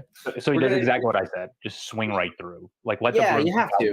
One step at a time. Who cares? This deck is very much about pressuring, and it's about getting the most out of your early game, and then just refilling your hand. We saw in the top 8 cut where he was able to win a game basically from 2 Whole New Worlds, and he was able to win another game with Rockstar. But all of that comes from the pressure in the early game to get yourself in the position to even win that out. So we'll have to see exactly what the strategy will be for this one. Knowing he already has the Whole New World is a big deal. So if you're the Amber Steel player here, do you sing a Whole New World immediately and just? I think you definitely. I don't think you probably don't have to do it right now. But if I can't see his whole hand there, I know he has like a pretty. Looks like he has Tinkerbell, grab your sword. Tinkerbell, grab your sword, and the Whole New World. Yeah, I mean, I would probably be hoping to get more out of my hand currently. So this might go. That Zimba might go a long way in getting there. Like you can just now Zimba pitch something, see if you can find like another 2 or 3 cost to make the decision. But like even grab your swords right now like isn't very good. So I don't know if I want to be there. I mean, if you're planning on playing a Whole New World next turn, I would just play grab your sword now anyway. The Ariel is not going to get wiped out by the Elsa on the re-attack anyway. And the Elsa. Oh, absolutely. It also just means that whatever Elsa does run into, if she isn't singing Friends on the other side, she's going to, she'll get banished. Right. That's a big thing. And I think even inking the Zimba here is also mostly fine. But instead, we're just going to. Okay. So this is also not, it's not the end of the world here. We get the same. We have 4 resources. Right. And we get to pressure the game even further. Yeah, I think he had a grab your sword in hand. I couldn't see. I mean, I guess he also ripped a Stitch Rockstar here, which is really good. Getting to shift into him, getting more lore, all very, very good points to get to in the game. So giving your opponent 7 cards, I definitely would have really studied what my opponent got rid of, because if he didn't get rid of a Mickey, then I'm more likely to swing the Simba into the broom. Right. It looks like he got rid of 2 grab your swords. That's pretty massive for this matchup. So does he? I think he goes to 5 lore there. Yeah. So it's 5-0. 5 lore. Yeah, 5-0. So I mean, I do think the singing a Whole New World there kind of mitigates the friends that he even would have sang in the situation. Oh, he inked a Mickey. That's actually a very interesting choice. Since he has another one here. I wonder if he has a second one. I mean, that's shocking to me. So he runs into Ariel. Yeah. No, he just takes her out with a cannons. Cannons. Okay. I think I would have used the broom as a walking cannons here. Yeah, I guess if we're playing another Elsa, it's fine. But I think I would have been okay with just playing Mickey there and walking through the turn. Yeah. I mean, the broom coming back to your hand means that you get a free ink at worst comes to worst, even if you're not replaying the broom over and over again. But because I mean, against Steel, obviously the brooms are not long for this world, but I would definitely take the free card draw when I had it. The 3-4 with 2 lore out of Mickey is not worthless. So I mean, you already know that he's going to go into this turn with Rockstar being active, and probably he's just going to out advantage you. And because you're not playing Ruby, you don't have the be prepared to make up for the Rockstar turn. So you really need to get the card advantage when you can.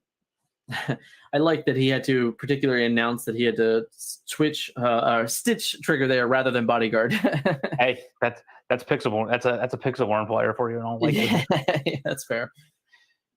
So he's only able to use Rockstar once this turn. He did ink a Captain Hook one cost. So he might have been able to get a little bit more advantage out of it. Yeah, it looks like he has a pretty top end hand here. So I think you just quest here. I don't think you worry about taking out one. I mean, you have to, right? Because he has 2 else's in play, so he can just exert your guy anyway. Right. And you have a bodyguard, so that's also true. I definitely would have took the 3 lore there and said, "Get to me."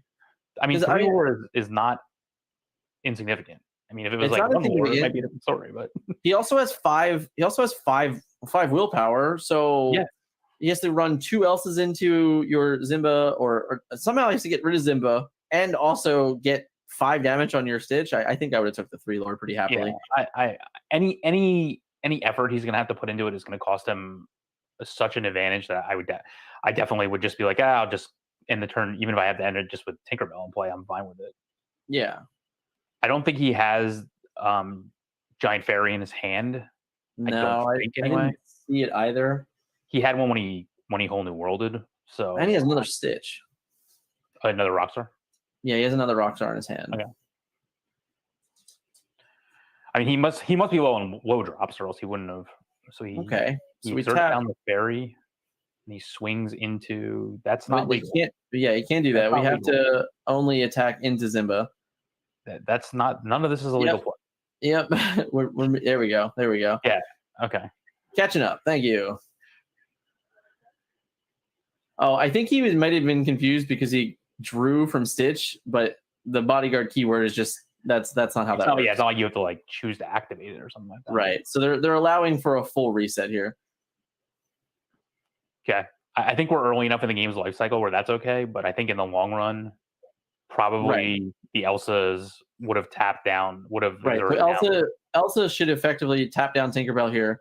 Right. But the first Elsa has to attack into Zimba. Yeah. I mean, I guess you could.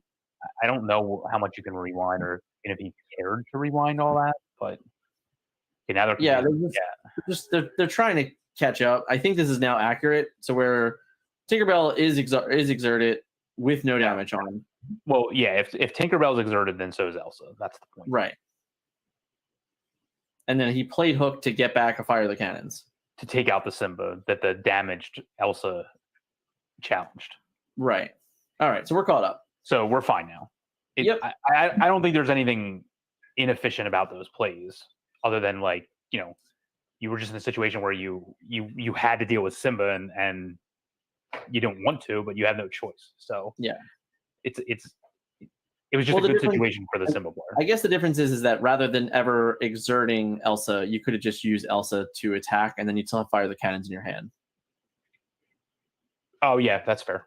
That's fair. So the key point there is that Elsa got exerted, and you had to waste the Fire the Cannons. Yeah, I mean, right this moment, Elsa's kind of exerted for no reason, I guess. Well, no, she would be exerted to damage on her. Right. She would have to, but yeah. Or she wouldn't need to be exerted. All right. I'm keep seeing this be our guest filter play. If he hit Rapunzel here, this would be fine. Or if he hit Big Tink here, I think it's fine too. Yeah, Big Tink's good too. We missed the now exerted Elsa. yeah. Be really good actually. We do miss both. But we have Rockstar. We can start Rockstaring now. The obviously the worry here is your opponent is Steel, so you don't really want to overcommit to just getting beat by Grab Your Swords. So if you can pressure the board in other ways, I think you're setting yourself up well. But I think this is still a turn that like I'm okay playing Lilo on. So he gets Aerial, and I think he has. I think there's multiple. Yeah, I think there's BR Guest, Grab Your Sword, and A Whole New World all in that Aerial, and he chose to take a Grab Your Sword, which I think is probably the right call. Yeah, he also has A Whole New World already. Yeah, I guess you could argue to take the BR Guest just to get a better character, but I think it's fine to take Grab Your Sword here. Yeah. Because both decks are kind of you have to deal damage in combat. So I think it's totally fine. So he doesn't quest with Rockstar. I wouldn't quest with Rockstar here either, especially given the nature of him playing hooks and smashes, etc. Oh, he does. I thought his turn was over. Okay, my bad. It's just the matter again with Elsa, right? Like if he has Elsa and he can just tap. Yeah. You know, I thought the turn was over. My bad. But we get we get to go up 4 lore. Once it puts us at 9. Yeah, it's a pretty healthy. It's a pretty healthy. Pretty healthy lead right now. I mean, because you don't want Lilo to quest.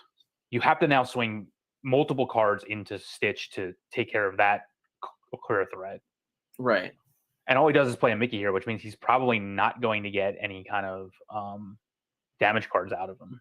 You know he has the grab your sword, so you really can't make inefficient trades. That's what he does. He swings both characters into the Rockstar, which is what I would do here, knowing that your opponent has grab your sword. So I mean, he really has no choice given the known information. Yeah, I mean, it's unfortunate that the Ariel's just going to sing and get rid of that hook, put 2 damage on Mickey. Yep. Gain some lore and move forward, but kind of just is where we are. Yeah, I mean, you're basically trading 1 card for 1 lore by singing grab your sword here. I have no issue with that. I mean, again, you put yourself in a situation where, the Mickey can trade into something, but it's not going to be, I mean, he can swing into Lilo and survive, but that's not that big of a deal. So he's actually 6. I guess he is the second Rockstar. Yeah. Yeah. This is the second Rockstar. So this is where it starts to be a little mean. But now we can also just, like I said, we can sing here, or we can just pick up some lore. I think you actually can just swing the Tinkerbell into the hook and survive, and then swing with the other 2 characters probably. Yeah, I think that's fine. Still threaten the grab your sword to get rid of get rid of more efficient threats next turn. Right. Every turn that you can hold a card instead of using it, especially when it's AoE, you just have a chance of doing damage that's more relevant. So I'm curious to see what he does here. Now he just sings it. That's fine. I mean, there's nothing wrong with that. I just don't know that you might have been able to get rid of a more relevant threat, because now the Mickey's just going to take out the Lilo. So I definitely would swing here with the Tinkerbell as well. Unless he's planning on drawing a card, which that's fair. I mean, he could do that. I mean, you can draw and discard a card if you feel like you have nothing of value. Nah, it looks like he gains the lore, goes up to 10, I assume. 12. Oh yeah, 3 altogether. So 12. Yeah, 3 altogether puts him to 12. Yeah. He hasn't. It looks like he has not moved his die. Yeah, he wrote it down, but he hasn't moved it yet. I'm okay. I respect the writing it down method. So it's not lethal yet. So it's at 12 and he has 7 in play. So it's not lethal yet. So yeah, we get rid of Lilo. Obviously he has to start getting rid of characters. And this is the play that I figured would happen. And so Ursula one more takes a lore off, gets him to draw a card. To 11, I guess. It costs him a Tinkerbell to do it. Yeah, it goes 11, draws a card, which is, I mean, arguable. With the current board state, the Tinkerbell just isn't representing enough, though. So, no, but I mean, the Ursula is always going to be a threat. But the problem is she's not a threat to take anything out of the opponent's board. Right. She's only a threat when you run into her and you're just forced to run a ton of characters into her. I'll be curious to see what happens here. If he draws into a bunch of low characters, it'll be really powerful for him. I think that's a Leo who just got out, and he has a Prince Eric in hand. Yeah, he has a Prince Eric. He can Eric. just continue to flood the board and draw cards. Yeah, obviously he's opening himself up to losing to a grab your swords, or putting himself in a bad position to grab your swords. But now it's just if my opponent does not have grab your swords, and the game is just going to be over. And then this is obviously the crazy thing here too, is that he gets to empty his whole hand here. He's going to draw another card. Is that another Prince Eric? I thought it wasn't. Yeah, it's hard. Yeah, so he's thinking that Prince Eric, which I think is interesting. So now he's going to sing. Right. Okay. So he's going to try to continue to just keep drawing cards. Right. Well, also just flat out threaten the game, where it's you have to have. Don't get me wrong. He has to have it. He already knew he discarded 2 of it, but it is one of those where I don't know how much further I would have to go. You already have. It would just be to the number of +1, right? So as long as you can win the game and your opponent can't prevent you, I wouldn't go overkill past that. So right this second, his board represents lethal next turn. Just lethal though. Yeah, and that's without him swinging with the Rockstar and the Tinkerbell right now. If he was to just pass, it would be lethal. Right. But I'm sure he's gonna. I mean, given gonna these play two another bodyguards Zimbo. in play, I mean, he's Yeah. definitely gonna swing. And then we just get to quest with Tink and Yeah, and go. I to can't imagine 15. after drawing 7 that you need to draw and discard anymore. But Right. But yeah, I think you literally just go, all right, I'll just gain my four lore, go to 15, and then I mean, 15 at that point. He would have to almost have double grab your swords to win, to come back from this. yeah. Because yes, like you said, he has to get through 2 Zimbas. Yeah, I mean, a grab your swords and a Tinkerbell would probably put a lot of damage on there.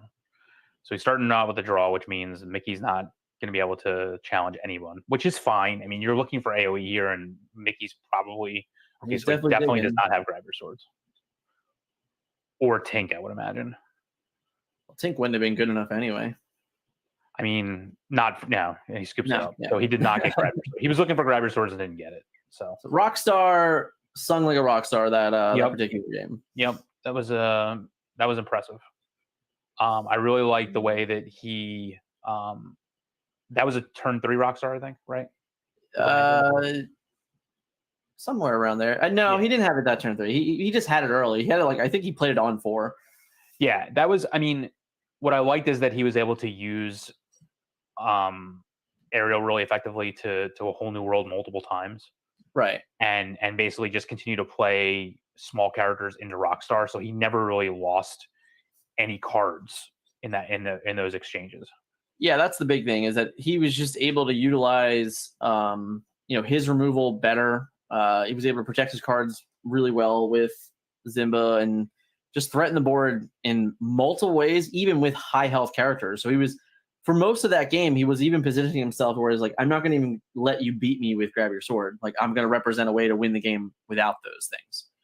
And because he knows his opponent is Amethyst Steel and not Amethyst Ruby, right? He knows that basically playing a whole new world and giving your opponent 7 cards doesn't necessarily represent a board wipe. Right. It represents damage-based removal. But a lot of that, even with grab your sword, is still not going to get through to my characters all the time. Right.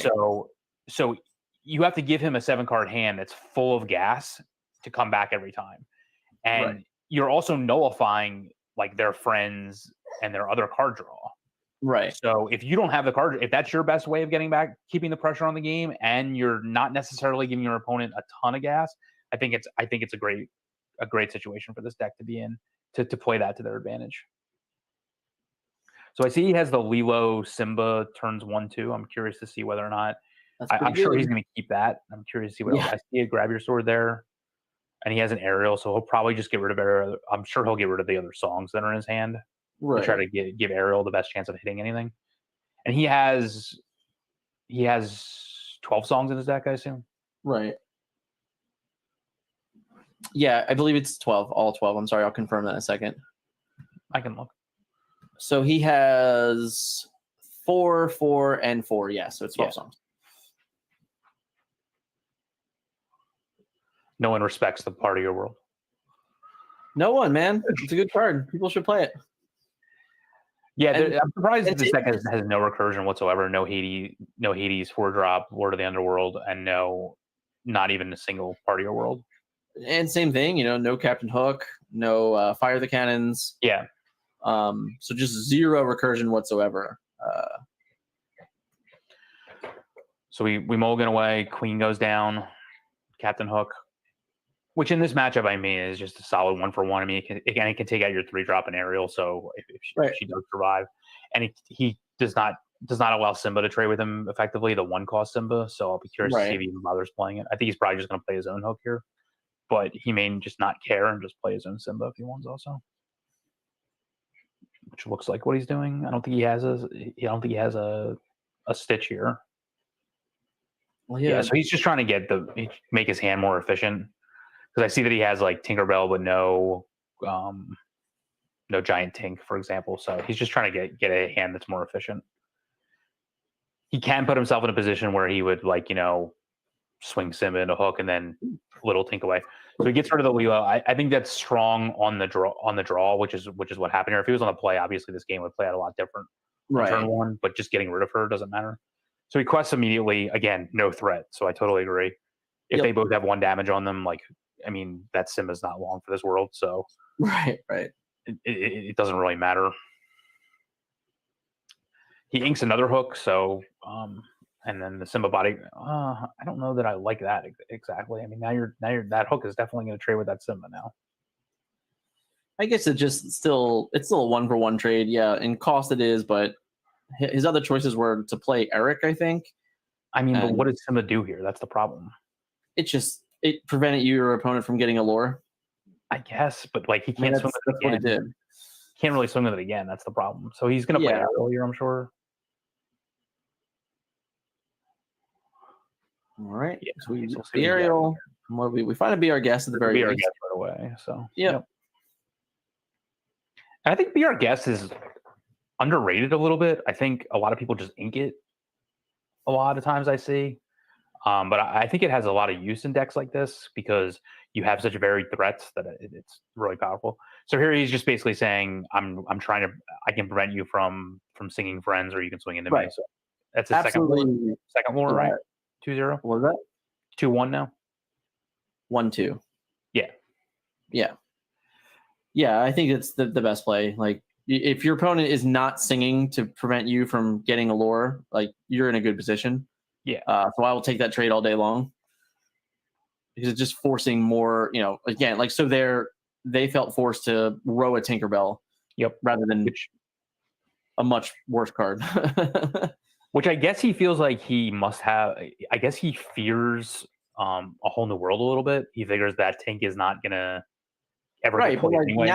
now we look at this board state, and this Ariel can just exert sync grab your swords. Like your entire board is just gone now. Yeah.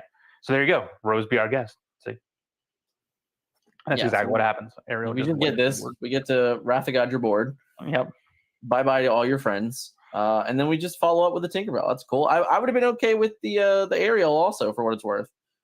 And he has Giant Tink in hand, so right. I mean, obviously, there's nothing in play for him to challenge next turn, but ooh.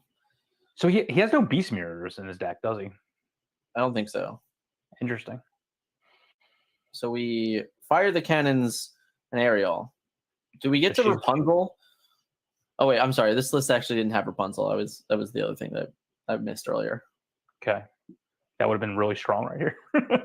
yeah. I mean, he's got plenty of good options. I mean, Ariel has definitely done her job. So yep, absolutely. Sung above curve, got rid of 3 characters, found you a card. She did lots of good stuff.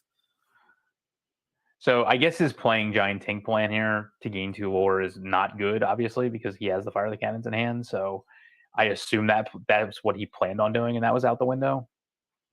So he plays another Ariel. She misses. Yep, it's okay. I mean, that's the thing. She has 1 more willpower than the Maleficent Sorcerer, but whoa. I'm not really sure you can do that, but okay. Do what? I didn't like what just happened right there. I don't know if you saw it. The judge picked it up to confirm all the cards were the same direction. I thought the player didn't just pick up the ink to see what it was. No. Okay. So we have Zimba, and we're on Zimba trigger, I believe. We did not discard the Zimba yet. We have not resolved it yet.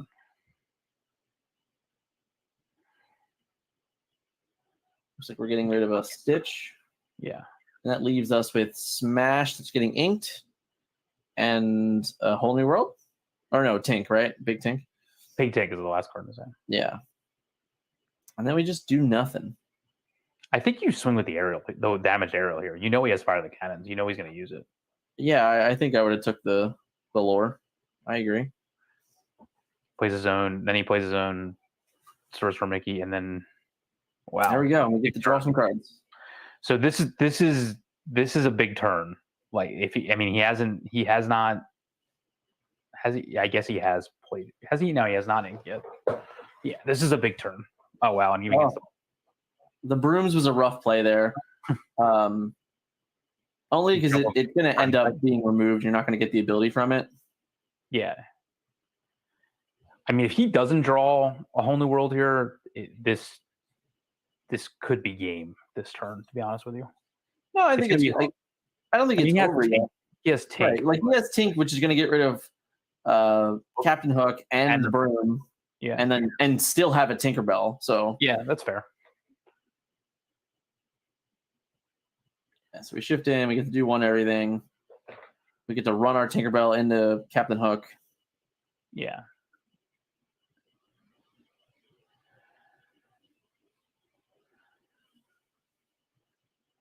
There is that trade. Captain Hook goes. We get to do 2 damage to, I assume, the broom. Yep. See you later. Yeah, no, I mean, yeah. He had no other source of damage, so. And then we get a Lilo. That's pretty good, too. We just quest for 2. So move the game forward. Puts us so now it's going to depend on what he has.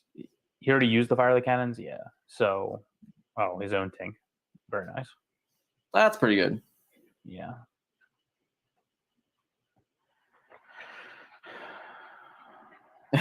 I saw. Let's put the damage on the one. The one willpower. Put that one damage on the wheel.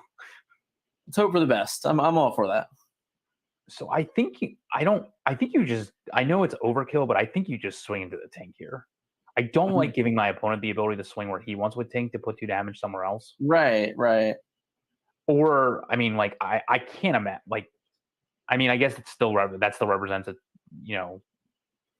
lethal, but at the same time, I think I just take the trade where I can. So we beat our guest. I'm not really sure. Obviously, we would have loved either one of those songs. Yeah, the hits are just bad. Game getting these 1 and 2 drops just doesn't help you very much. No, if anything, like Rockstar would have been our only like real card. We won it. We didn't get it. So we get to trade out. So what's he? I guess now he just holds back the Tink, I assume. Yeah, see this. So we're both off the top of our deck here, just to be noted. He had cards off to the side. Oh, okay. And was off to the side. So like that's where I feel like this is just not gonna be a good situation. Right. I mean, we're obviously in the early game in terms of war generation. It's only 4-1, but like I can't fathom that Tink is long for this world. But I guess if you have nothing, if you don't draw into any kind of removal at all, I guess your Tink just has to hold back now too. And we're just now in this giant waiting game. I mean, we'll have this thing get in for 1, but we're just in this giant waiting game now at this point.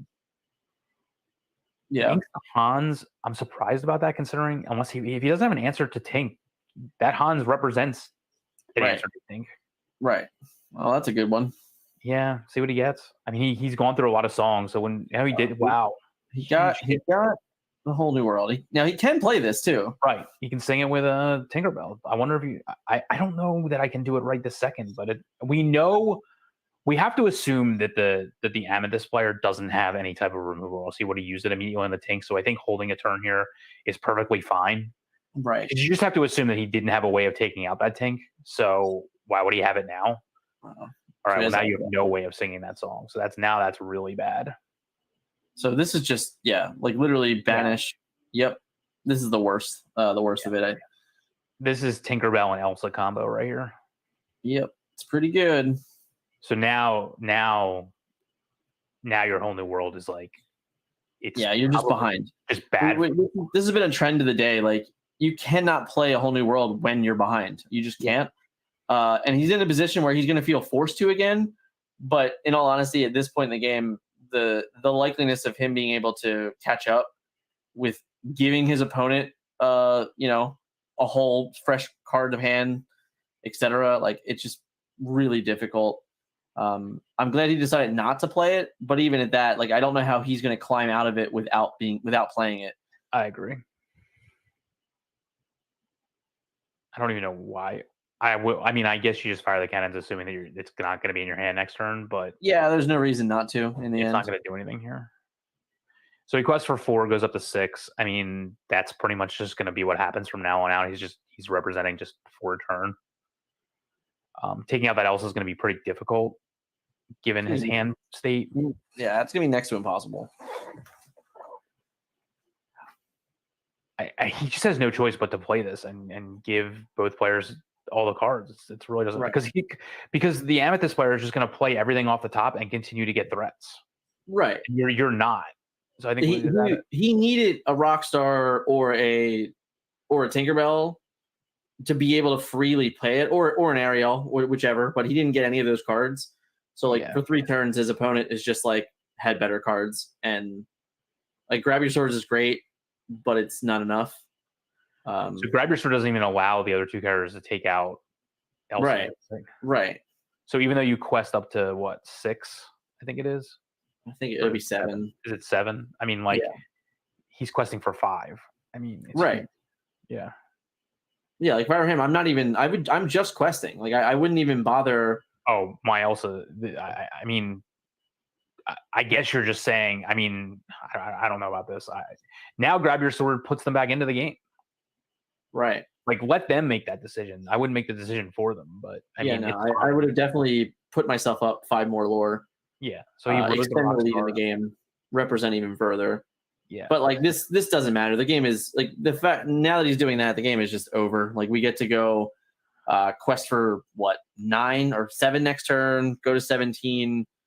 My opponent has to find a million ways to catch up. And you're ahead on ink. You're ahead on. You fire the cannons. Why not? Sure. Ursula, take a lore from you, draw a card, represent a million. I mean, Ursula is the game over play there, obviously. Yeah, it's literally you can't get rid of Ursula. So you just went to 17 lore, and now you have Ursula, which is a 3. It's just a 3 lore. So we're gonna go to game 3. I mean, I know it doesn't seem like it, but I think the game was over a lot earlier than those last. The game is over much earlier, for sure. Just to give everyone a heads up, it looks like Jonathan won 2-0 over Ryan. So we'll have Ruby Amethyst in the finals playing the winner of this next game. Which is great because we got to see Ruby Amethyst all day. So everything you said Jonathan won, so everything we talked about before is now applicable now. Well, it's applicable for the Ruby Amethyst deck. It'll be a different matchup. Yeah. So we get to go back to the Song aggro on the play, which in game 1 was a big deal. In game 2, he had the opening hand that if he was on the play, it would have been more effective. So if we can see another hand like that, we might see, a very different game for game 3 here. So he needs Rockstar. I mean, is what I've noticed. He needs to be playing threats and drawing cards as a result of it. I don't even know that like I see he has Simba in hand. Like if he has the whole Lilo Simba thing, I don't even think it matters in this matchup, considering his opponent's probably going to keep a cannons anyway. I mean, I'm not probably not mulliganing all this stuff. But I mean, he did a pretty aggressive mulligan. I assume he kept Ariel and something else. I couldn't see. Multiple. I know he had multiple Ariels in the hand. Yeah. I wasn't exactly sure what he grabbed. So we kept baby Simba and like the 1-cost Simba and some other stuff. I see a Goons, but obviously he drew into that. He drew off the Goons. He drew a Lilo. He drew another Ariel. He kept both Ariels and the Simba.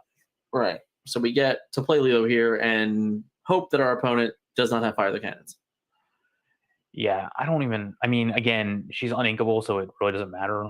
But I don't know what just happened there. But yeah. I was like, what? Well, that's cool. So that's good. So you get your 2 lore, which is better than not getting your 2 lore. If you have the Zimba here, you're feeling great. He mulligan one away, so I doubt it. Yeah, he mulligan one away, which unless he had 2 of them, he's gonna play the difference here. But it looks like he has double Ariel over there, a Prince, a Zimba, a 1-cost Zimba. So he has a Prince Eric. See, I think I would have played the 1-cost Simba here because the 1-cost Simba would represent extra lethal onto the hook anyway. So let the hook trade into Lilo and then just take it out with a 1/2, and it's a perfect fine trade. Now you're like, I don't really know what you're doing at this point. Like board just might be just playing for a Grab Your Sword. So like we have 2 Ariels. Yeah, so we get the Ariel. We get just a whole new world also. I mean, Any song here is good, but no song is not good.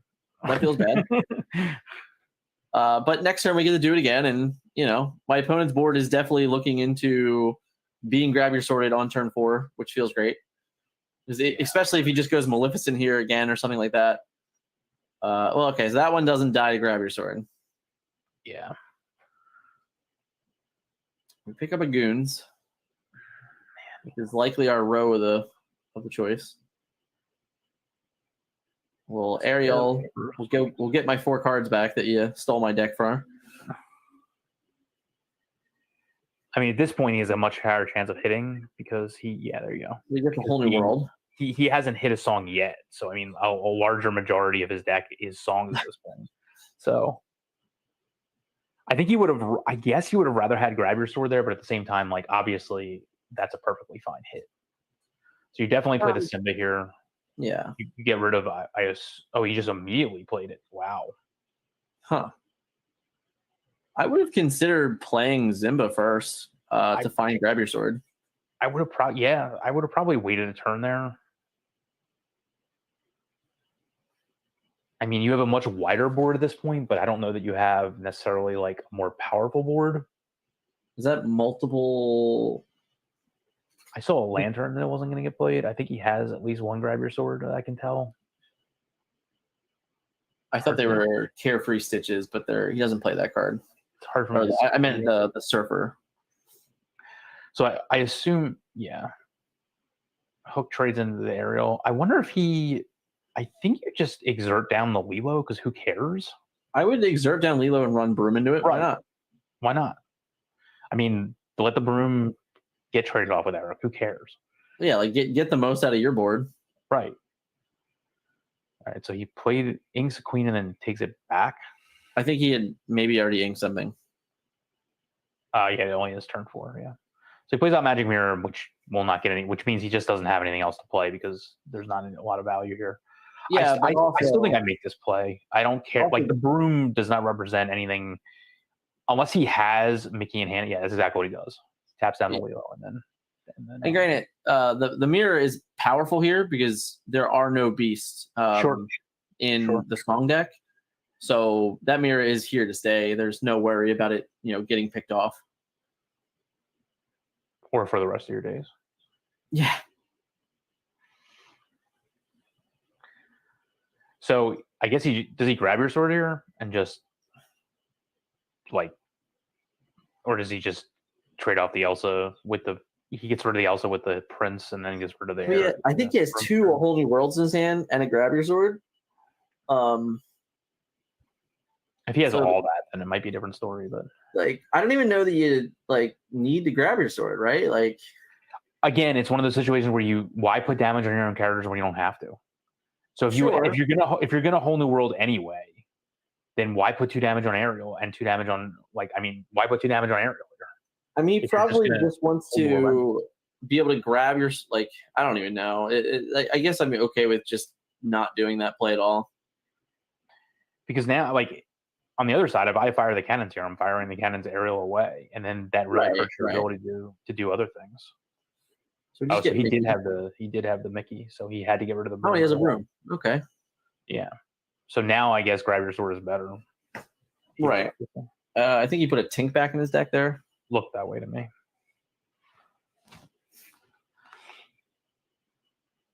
All right. So double Whole New World and Grab Your Sword and a Tinkerbell, which is interesting.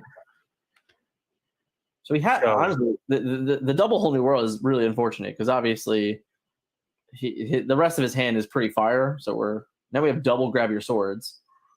So the Lantern allows him to play the Tink if he wants to, but I don't think he wants to. He has a shiftable Tink anyway. Oh yeah, that's also true. But we can't get rid of the Mickey. Double Grab Your Swords gets rid of Mickey. Double Grab Your Swords does, yeah, but I'm not going all in for that. I still think you need to. And if you do, then you're really saying I have a Whole New World in hand. Yeah. Oh, well, he did. All right, then he's definitely telegraphing that he has a Whole New World in hand. Yeah, no doubt about that. Because that is definitely paying 5 for a fire the cannons. Now to note, there's no rush characters in this deck, so there's no worry about Rafiki here. Obviously, Tinkerbell is good enough to get cleared off the board. But he also didn't have to be afraid of like Rafiki or Zeus there, which would have made his aerial a little bit better. But Tinkerbell does Tinkerbell things as usual. So like, what type of situation are we in now? Now we're in where playing one Tinkerbell has completely shifted the game because, I mean, having a mirror and a tank is massive here. Yeah, like you really can't threaten the board at all. You can't.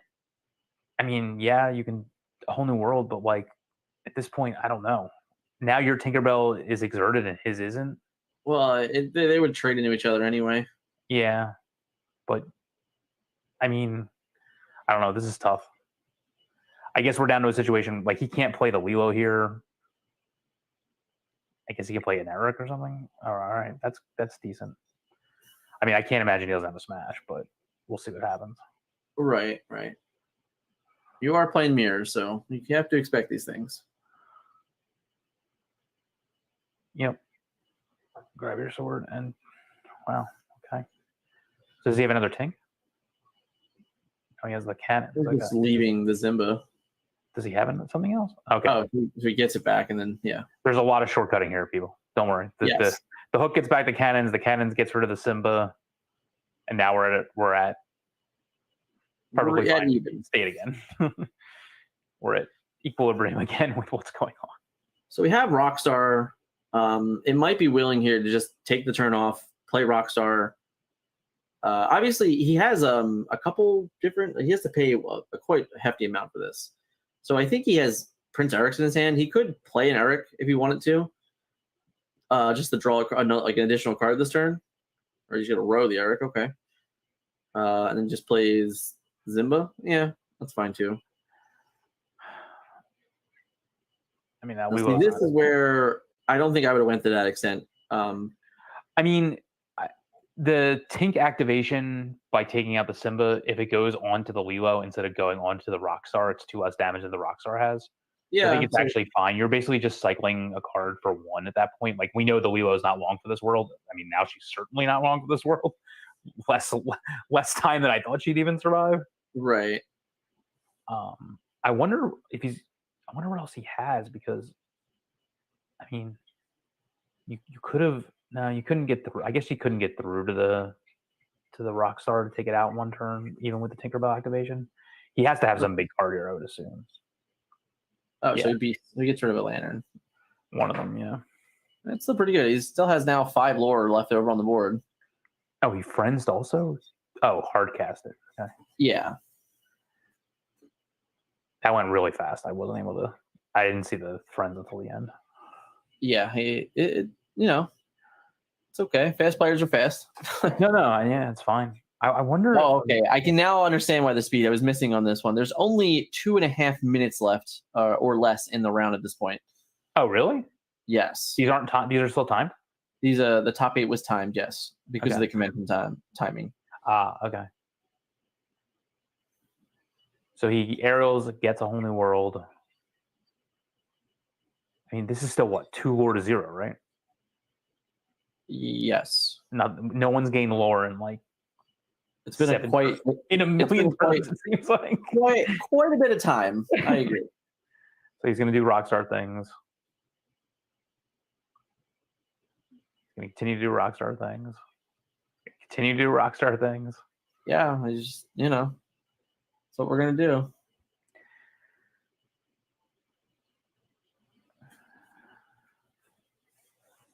I mean, it's definitely more efficient than paying 4 to do the same type of situation with the mirror.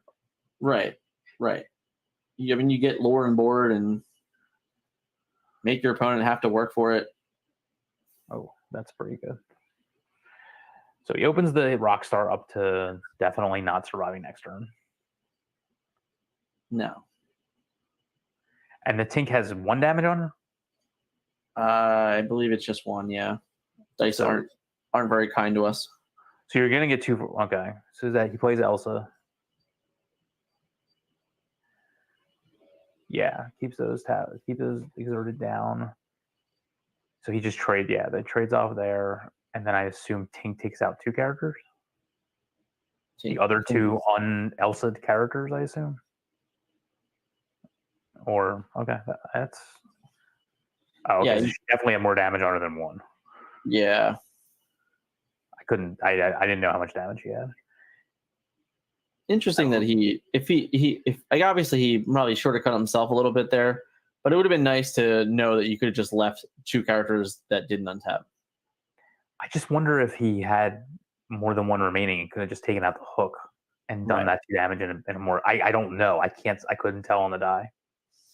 So I think there's a good chance that we're about to be in time. We'll have to see. So this will likely be turn 0. It looks like there was an extension. So there was a 3-minute extension, it seems. Okay. For all now if you can see the clock got a 3-minute addition to it. Okay. So we're doing Rockstar things again. Yeah. But we're out of ink. All right. So he goes to 3 there. There was right? lore gained. Right. So we get to go up to 3 lore. And we get to draw. That's never a good sign. We get to get rid of another lantern. Hey man, Beast's done their job, taking out all those lanterns. Yeah, literally. So what does this do? Does this just gain you 3 lore here? No, I think you have to start taking out the small characters. I think this is totally fine. Okay. I mean, unfortunately, Hook and that small Stitch will just take her out. Right. But I don't think you really have much of. And now is that a Tink that he just drew? It is. Yeah, that's gonna be. I mean, it's not gonna matter all that much, other than someone's at my door. Hang on. Okay. I'll be right back. So we have a grab your swords. We're going to continue to do Rockstar settings, but his hand has very, very loaded. The ability to discard with Zimba here, draw another card, play goons, draw another card. He's constantly, moving through his deck. He gets to play Lantern. There's a lot of represented lore right now. And then on top of that, he's going to exert here, which he gets to then, lots of stuff going on. So we get rid of the Elsa. We have a Beast left, and we have a million cards in play. And we're very much just hoping that that Grab Your Swords is good enough. He's definitely digging for it. So we have an Elsa. So what's Elsa tapping down here? Rockstar, I guess. Assuming that Rockstar even... I guess he can't get rid of Rockstar this turn, so it's Rockstar. And then Beast has to just get rid of literally a Captain Hook.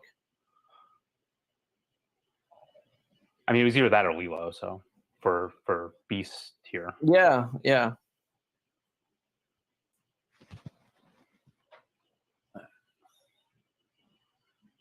So we should be approaching time here, if there is not another extension. Tinkerbell seems good. Oh yeah. So gets rid of Beast. Gets to play Stitch, draw a card. Man. It's really amazing how the Amethyst deck's just not drawing into the AoE it needs. So then we just hardcast a BR guest. We found another Tinkerbell, which is great. And then we're going to turn all of our cards sideways and gain 4 lore. To go to 9? I believe it's to 9, yes. All right, so seems like we're about to be told about turns. So this will be effectively turn 0. Turn 0. So I wonder. I don't think he can even gain enough. We just exerted our Elsa to draw 2 cards. He really needs. He really needs a. Exactly. He found it. He did find the Grab Your Swords, so that's good. All right. So there's lots of banished characters going on here. Right. Lots of banishing for sure. And he plays. And then we get Ursula. So Ursula's good. Gets a draw card. Represents 6 lore on the back end and 2 pretty gigantic big butt characters. I don't think he can gain enough lore in extra turns to win. So So he's up 9 already. We can gain 5, go to 14. I think And he then has a chance of winning the long, like a full game. A full game, right? But I don't think he, even with 3 more characters in play, I don't think he can gain enough. So I assume he does. He plays it, draws a card with Stitch. Oh, absolutely. Yeah.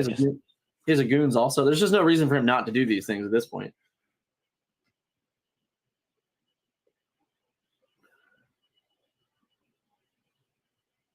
I mean, to me, this is a just gain 5 lore situation. Yeah. So I'm not really considering playing a whole new world. Oh no, I totally agree. Not Like, when you you just have gotta- Yeah. So Like, you're you trying to just figure have out how many turns are left. Right. You just gotta be able to do the math of just going like he literally, if I go to 14 plus and have other cards in play, like he can't get above that. I mean, his best thing he can do is play another Elsa and go and gain a bunch of lore, and then maybe go to 15. Which is all the more reason to not a whole new world, because the last thing to do is give him another Elsa. I think Elsa, something else is his only outs at this point. Just to gain enough lore to even threaten the extra turn win. Right. I mean, and now his Tink can take out Elsa and survive. Right. And then Ursula can't take out Simba. Yeah.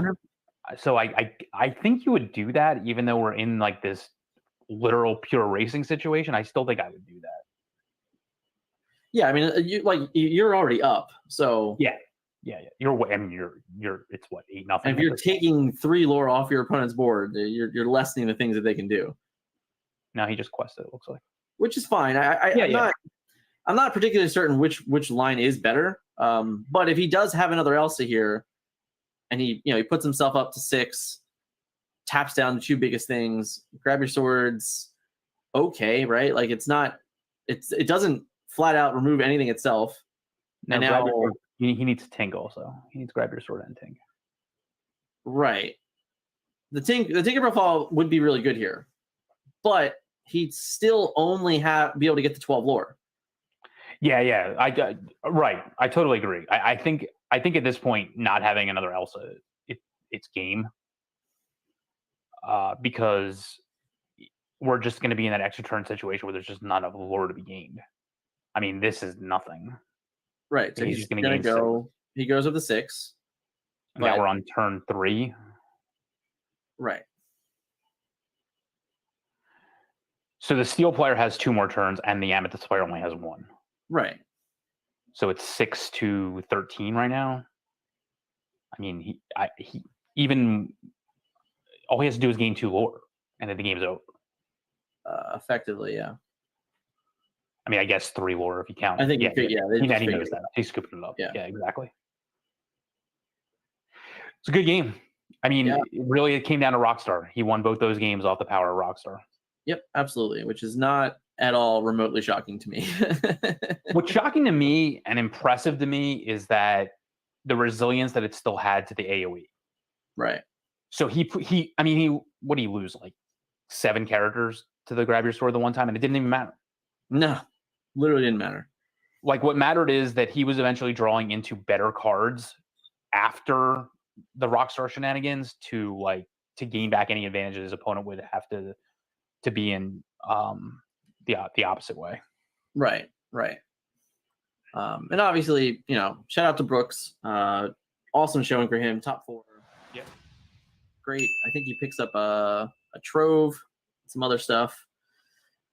I think that's what it broke down. I think first place is 2 boxes, second place is 1 box. So I think maybe he got a trove in 10 packs or something like that. But yeah, he had an intelligently built deck. He did not. I think he had multiple pocket watches, right? He just didn't draw them. He did. Yeah, he had 2 pocket watches. Pretty, really, really well built. Looks pretty great. Has a lot of interactions.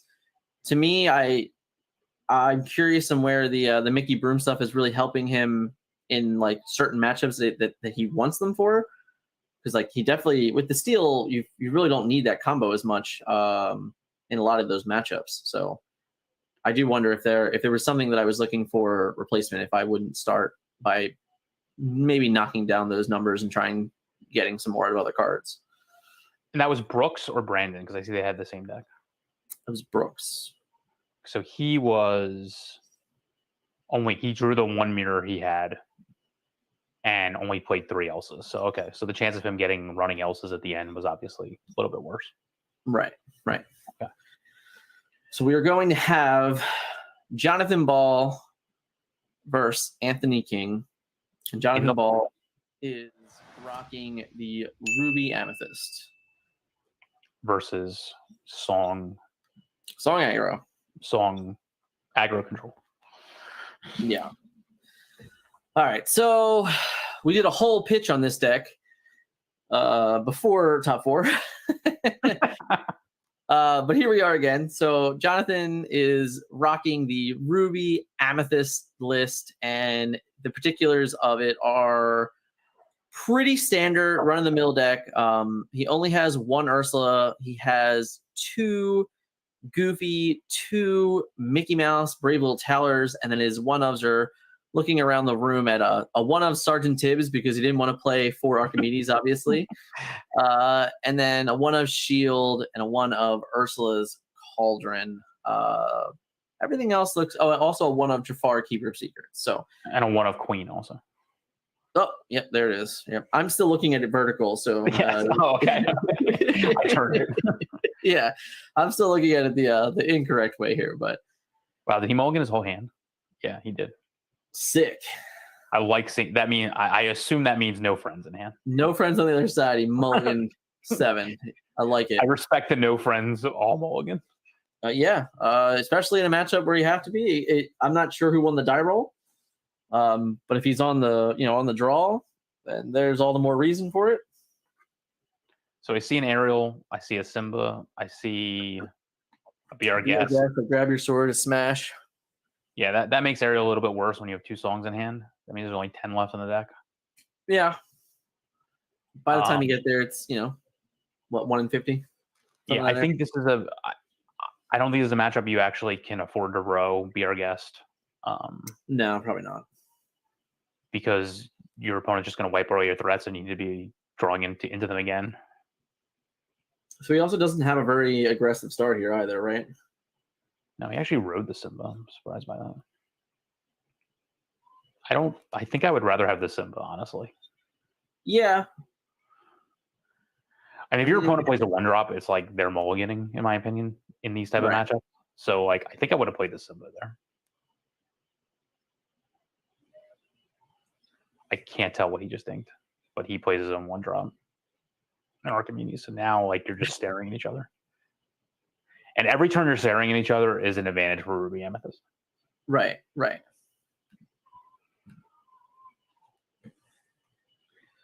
So he did have the Archimedes, of course, right? So no he tips. rode... What? No tips. Yeah, no tips. Archimedes this time.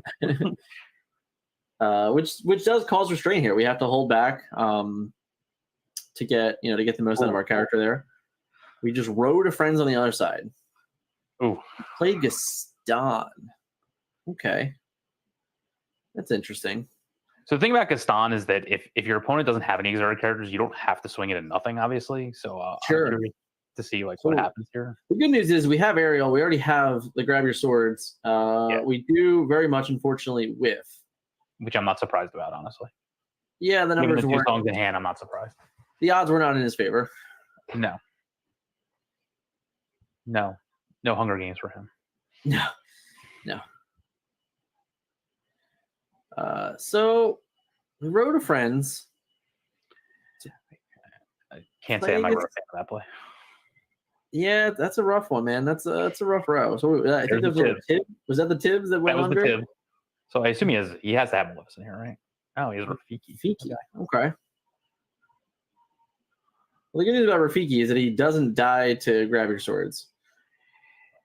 See, as the control player, I think you have to let that Archimedes go and just start the train of guys being hurted. So the first time I've seen Eric used correctly today. Yeah. So he He gets a Zimba whole or Rockstar. Oh, that's right. He didn't. It's not. This is an aerial. This is right. So what does he have? Simba, Zimba or Rockstar, and I think is it 2 Rockstars maybe? I think the first one's a Simba, but I can't. Yeah, And that one's a Zimba for sure, which is what he's taking. But I think there's 2 Rockstars there. I don't know. I think you have to. I don't know. I don't understand what Simba does here. I think it's in this particular position, he gets to grab your swords and then play Zimba to protect his aerial. Okay. Which I guess is the line he's going for. Sure. I mean, at that point, then I mean, you definitely have to quest with Captain Hook here for sure. Oh yeah, you're definitely. Well, yeah. So he's gonna play Zimba. He's getting the most of his hand. So he gets a quest. He gets on the board, goes to 1 lore, and then now this Rafiki can't get rid of his Ariel, who gets to sing A Whole New World next turn. Does he have A Whole New World? Yeah, that's his last card in his hand. Oh, okay. I remember seeing it when he be our guest. I don't remember seeing it otherwise. Yep. So there's a Maleficent. So I think the Ruby Amethyst. I mean, when you row a friend's, you're pretty much saying that your hand isn't very good. So, like, well, he's also saying that like maybe he just knows he's going to get A Whole New World anyway. I guess, but I mean, at that point, I don't think his hand's very good to begin with. Like, I mean, obviously, I like inking the Aladdin here when you know you're going to get Whole New World, but so we ink that card and we just get the fresh, have 5 resources and draw 7 brand new cards here. I wish I could see what people discarded, but it's okay. They don't matter, obviously. No, just for information for outs. Yeah. So we're going to start with Lantern, and then we get to go from there. Is he playing 3 lanterns or 4? 3. Okay. Which I think is a very fair number. Yeah. See, this is the thing about Amber Steel is that the characters just have such low lore values. Yeah. That even when your board's flooded, you're not representing that big of a threats at all. And that's what gives the control decks time to come back. Sure. But the good news is that, like, even in this turn, let's just say he has Maui, like that's all he's really doing, right? Oh yeah. You're not doing much of anything either. So like he has to like effectively try and get to 7 resources to just end the game. Like, be prepared, in my opinion, at this point, we'll just end the game, right? Yes. So Rafiki does his Maui impression. Yep. It was good enough because we now still have 3 resources to do something else. We just gonna play Gaston. That's fine. I love that card is finally respected because I think it was really disrespected when it first got spoiled. Yep. But even in a matchup like this, where there aren't necessarily a lot of 4 willpower characters, he still just represents removal. Right. So here's Ariel again. There's probably not a lot of songs left. There aren't. She just misses. I mean, I think he's played 3 songs already. So. Right. But he missed the first time. So at this point, I'd have to know exactly how many are left, but it doesn't seem like great odds. I do wonder here what we're I guess I wonder what we were digging for there. With Ariel? Yeah. I mean, even if you get Be Our Guest, at least it represents a better threat than whatever else you're going to play. I mean, Be Our Guesting rather than luring with Prince Eric is almost always right, so yes. All right, so we get rid of Rafiki. One. I wonder, I mean, I think you need to start using Tinkerbell here if your hand's not good enough to compete. I mean, yeah, who cares about that? I agree with this trade. And I think you just start using Tinkerbell. Yeah, I don't think we're luring. I think we're definitely searching for something. But now it's just weird because obviously yeah. I mean, I would have at the I guess you would lose your Tinkerbell to Gaston. So maybe that's the argument. But the problem is now is that Gaston just gets to eat Prince Eric for free. Right. That doesn't feel very good. I mean, obviously we have Tinkerbells and things like that. Don't get me wrong. Yeah, so we have to get rid of that. I don't know what kind of pressure you can put on the board now at this point. It's going to be very difficult moving forward. And I think that's just the problem in itself. Like taking that turn off, knowing that your opponent was going to be able to like do a be prepared is fine. But if you don't threaten a reason for your opponent to do be prepared, then there's no reason for them to play the card. Like, you're not pressuring the game in any which way. You're only on 3 lore. He has already successfully made it to this point in the game that it's very good. We played the second Gaston. Gotcha. And he played the shield also. Yeah, I thought it was the LeFou for a moment. Shield of Virtue. Shield of Virtue, right. Yeah. So he plays Rockstar. He's going to probably play Lilo here, I would assume. His opponent is not at 6, right? Or is he? I can't tell how many ink are in the pile. It looks like 3. It's 5 or 6. It's hard to tell. Yeah. They're blending in a little bit together. I mean, the shield doesn't do a whole lot here. So yeah, he uses the Lilo, which I agree with. I mean, although Gaston gets to take her out for free also. But he has 2 Gastons in play, so I guess one of them has to get the advantage. I don't know. And now the overlay is stating that we have 6 resources. So we're at 6, which means we're definitely in be prepared country. Yeah. I mean, what I like about the other cool thing about Rockstar here is that it really shuts down those Gastons because he has to swing into that goons.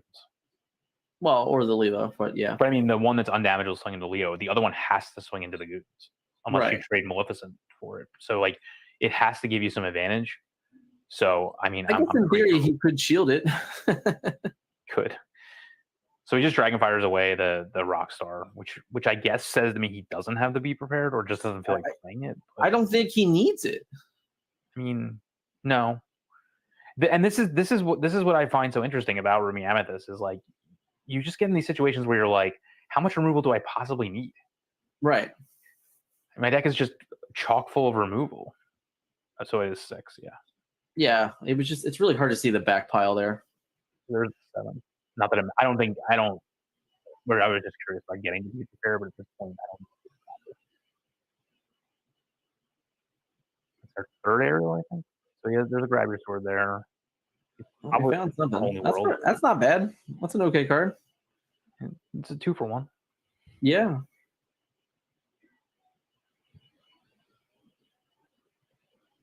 Wow, so he plays Tink.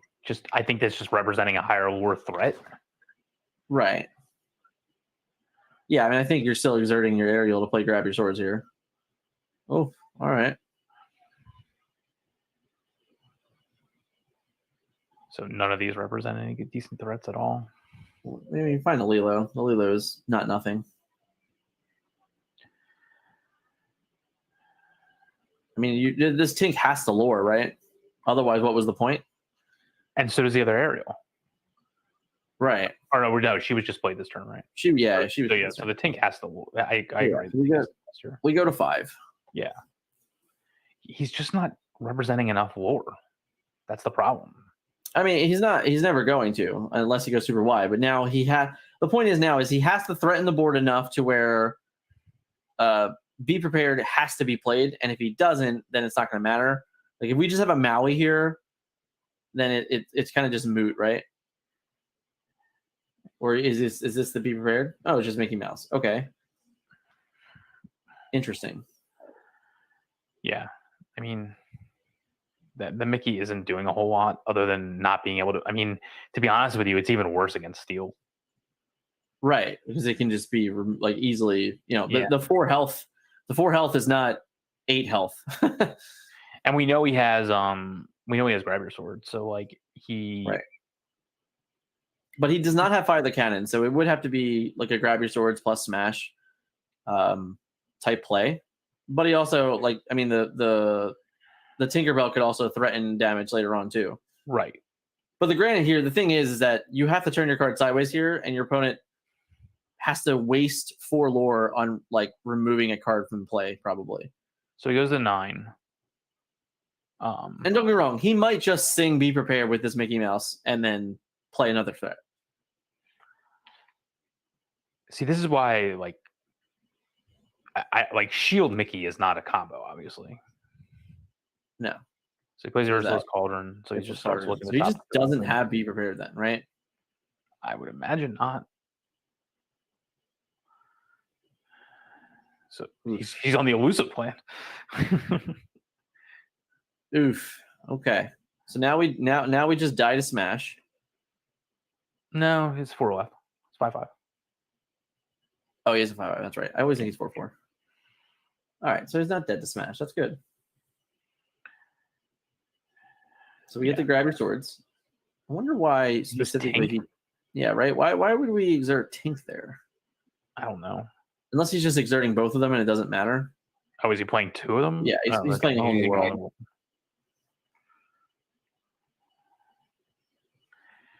I mean, now his opponent has to be prepared after this whole new world. I mean, he definitely has it. Like there's no debate there. And now if you don't take out the Mickey, he gets to be prepared as a song, which is going to be this is going to be bad. So he has what, 2 stitches? He still has to guard a card. It wasn't good is the answer. That was an incredibly lackluster. Hold on. So he's going to take the Tink here to a whole new world, to be our guest. Which is fine because at least it represents some threat of getting you back after you get Be Prepared, because I'm pretty sure you're about to get Be Prepared for free here. Right, which is definitely not great. I mean, I understand the temptation of gaining 4 lore off that Mickey, but I'd rather just wipe out the entire board for free. Yeah, absolutely. Get your 2 lore with Goofy. Goofy. Yeah, and then just move on. I mean, you have 7 cards in hand. Whatever you play is ridiculous. I mean, Graham, don't get me wrong. Like, that's pretty good. I don't like playing this thing. No, I don't either. Mostly because of Be Prepared. But so we get to go up a lore. We go to 11. Yeah. Now, I guess it's what, 2, 4, 5, 6, 7. I mean, you're not representing lethal. In all honesty, like might not even need Be Prepared here. Like an Elsa is probably good enough. I mean, he Cauldron last turn. He has to have something of value here. Like, well, the whole new world didn't matter with the Cauldron. Oh, that's true. That's true. So it's not like he knew. Like he was going to draw no matter what. That's true. But this is definitely one of those where it's like, if you can just gain 6 lore. No, you have to be prepared. I think you'd be prepared for free here. If you have, I mean, I guess it's fine. Yeah, you just get rid of everything. He still has a pretty big hand. But as long as you're playing a threat afterwards, like an Ursula or even like another Mickey, any one of those cards is very good. Yeah, I mean, if he was, yeah, here we go. If he's wow, he doesn't have to be prepared. Okay. Let me. Does he? He has 4 in his deck. That's for sure. Now he also. That's what I figured. He had to have some giant threat, and she represents a decent giant threat, but not as good as wiping the board. But he's going to play some Archimedes or something. Sure. There it is. Hey, you get some value out of it, taking out the hook. Yeah. So he has a whole new world again, right? Oh yeah, he definitely has a 3rd one. Yes, is that and Rockstar. So I mean, I can't tell how many Be Prepared he may have discarded. It's a question that I would love to know the answer to, because now you're in the point where like maybe you're just considering Be Preparing again or a whole new world again, right? Just to like get rid of them. Play Ariel. We pick a whole new world. So it's interesting. I've seen this happen twice now, where they decide not to take the card. And I guess if you're going to play the whole new world, like that's the answer. It's to not give your opponent the information that you have that they can play around it. Right. So we're already under the assumption he doesn't have Be Prepared, right? I mean, you have to play that he doesn't based on the way that he's been playing the game. Right. But I mean, I just so you have to basically flood the board, assuming your opponent doesn't have Be Prepared. So he did pick up a lore. He went to 12 there, right? Yeah. The Simba quest, I assume. Yeah, the Simba quest to go to 12. So this is a pretty big turn. I mean, this is like So he has to have something or lose the game, right? I mean, So he plays friends out of hand, which means he's searching for be prepared, I assume. So what's that, 6 or 7? Is it 6? So Okay, Maui no, would 5. take There's out the 2. So Maui takes out Tinkerbell. Wow. Elsa takes out Hook. Or no, Archimedes takes out Hook. Do we care about Simba? I assume You're so. gonna have to care. He's already on 12 lore. Yeah. So, So like now- you gotta get rid of as many things you can. He's about to So go he'll up be to able to go to 16. 16 freely? Right. Yeah.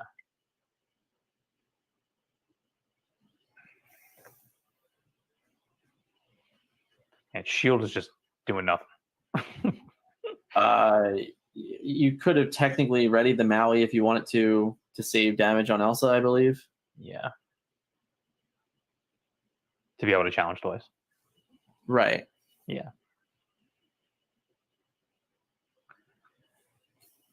So I assume he just goes to 16 here. I mean, unless you're tapping Ariel to sing something. Yeah. You're definitely at the very least going to 15. That's going to happen.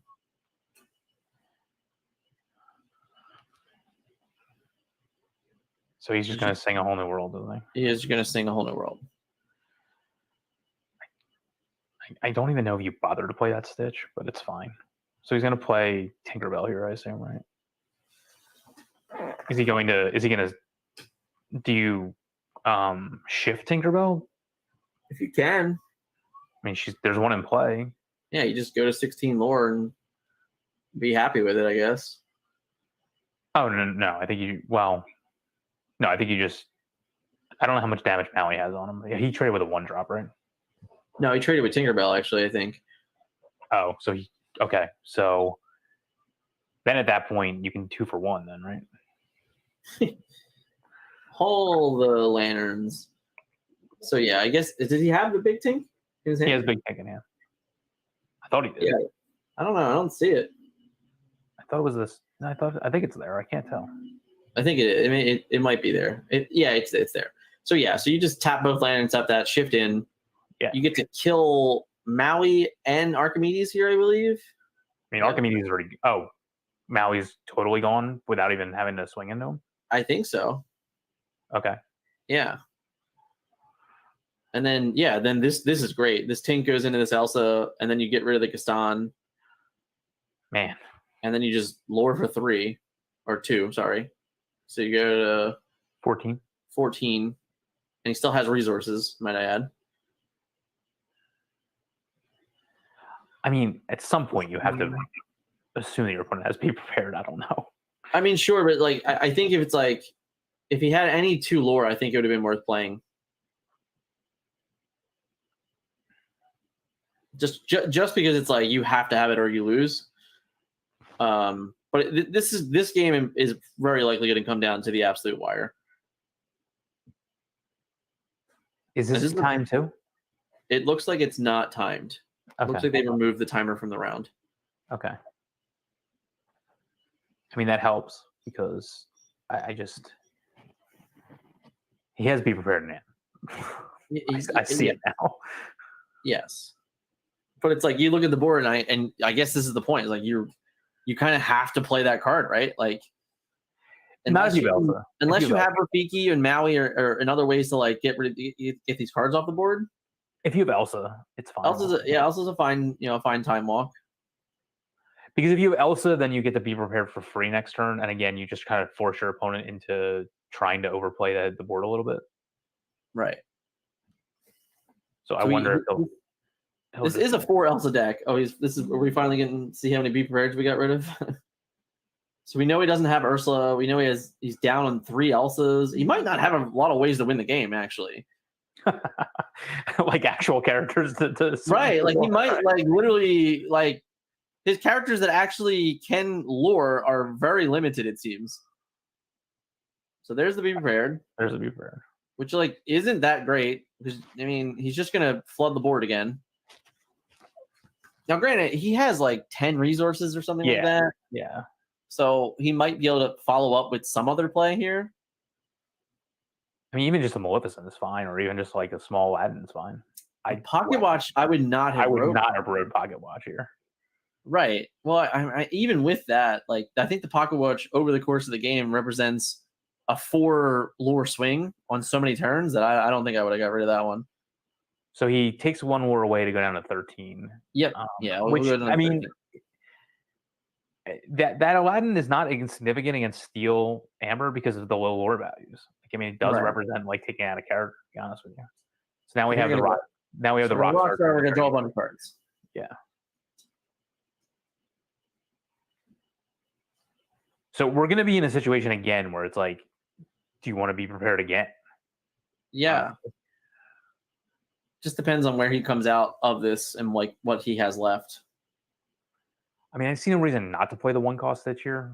Like, I know you want to hold or the goons. Like, I know you want to hold threats, but at the same time, like,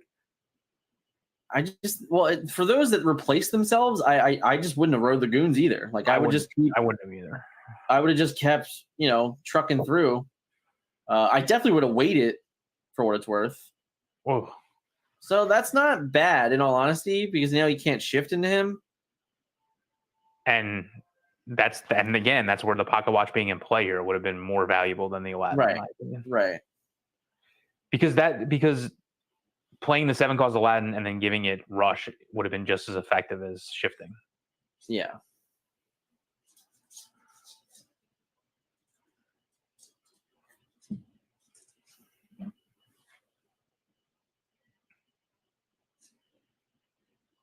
Does he have another Be Prepared? I mean, he has 4 in his deck. I know that much. I think the 3rd card was, but it might have just been Big Aladdin that I couldn't tell. There's definitely an Aladdin in the hand. I don't know if there's a Be Prepared also.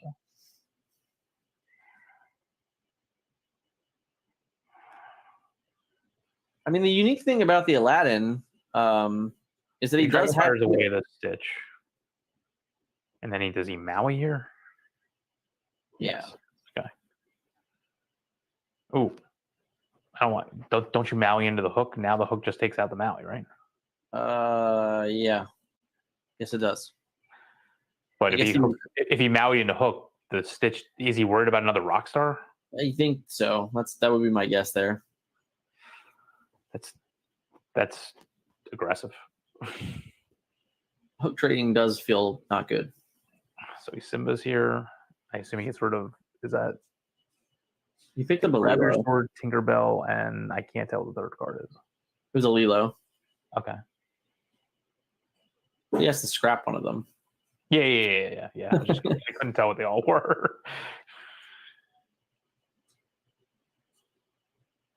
Yeah, I think it's very clear that he may have just run out of gas here. It's going to be, it's going to be tough to get over that finish line. I mean, like we have the cauldron over there. We have a magic mirror over there now. That seems really rough. So he goes to what? 13? 14? No, I don't even. No, he lost one. It's 14. Okay. He goes to 14. So that hook's getting taken out by Maui. For sure. Yeah. He's a mirror in play now too. Right. You played a mirror also. So he's about to really start to out card advantage people. So he plays Elsa here, I assume. Sure, why not? Yep. Now that might be the last Elsa, so that is noteworthy. And Rafiki, jeez. Yeah, so he Maui takes out the hook. Rafiki takes out Lilo. I mean, whatever they all have a damage on them is the point. Right. Yeah, I think this game's over. Yeah, I think I mean, what do we have here? We have a Grab Your Swords. Sure. All right, we get sort of 2 guys. That's cool. We'll play a Zimba. Sure. I stand by my conviction this game's over. Yeah, I'd have to say that it's gonna be hard to get back into this one. Like, you need a whole new world, I guess. I don't even know if there's any left. I'm not sure either. Because remember, there's one on the bottom of his deck, but that's not helpful. Do you stand her back up with the shield? Yeah, I would have quested first. Well, I guess you can do this too, and you just get rid of everything. Yeah, that's fine. Yeah, that's fine. So now it's just like, yep, you're just on a draw, and I have a magic mirror and a cauldron. I guess he has to have some threats left, right? I mean, I guess Aladdin gets there. I don't know. It's really the Elsa, man. Like it's I didn't get to see the entire list, but or like as he was going through his banish zone, but I mean, this Zimba's not threatening either, right? No, not at all. I mean, the Elsa is never going to be exerted again, likely to be taken out by that Simba. So, I mean, I don't know. You gain 3 lore, like whatever. No, but I mean, you oh yeah, you can literally just stand her up, right? Yeah, just ready her again with the shield, which doesn't seem like that's going to be the play, but it's fine. I think he was considering dragon firing that. Yeah. That is not something that I would do. So I assume we have Mickey Broom here, maybe? No, Mickey Aladdin. Yeah, just take another lore away. Go down to 12. Yeah, at this point, I would just be. I would not have played the Aladdin. I would have used the shield.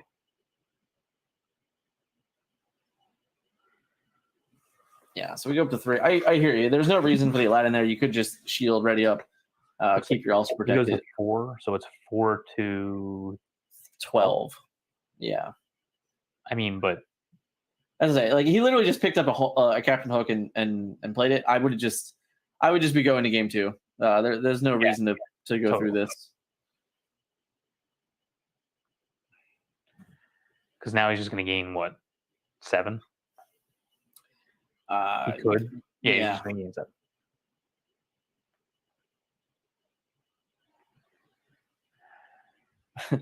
It's fair. I put an Elsa back in my deck. There we go. I was like, I'm putting Elsa back in my deck. Looks like I have a threat again. Right. And he just gained 7, I assume. Yeah, he gained 7, goes to 11, and then like you can just shield ready Elsa. Yeah, exactly. Or ready to Mickey. Who cares? Either way. Sure. Yeah, he's just not. It's not using the shield. Well, I wouldn't have even played it. To be honest with you, if you're not going to use it. Right. So he does gain 7. Right. Goes so to goes 11. It's now 12-11. Fortunately, it's also a lot more cards to not a lot of cards. Picks up a smash. Can the smash even get rid of the Elsa? I guess. I mean, does it matter? It does, yeah. So if that gets rid of the Elsa. Any quests? It's interesting, but goes to 14. Right. But there's no way to win that race. No.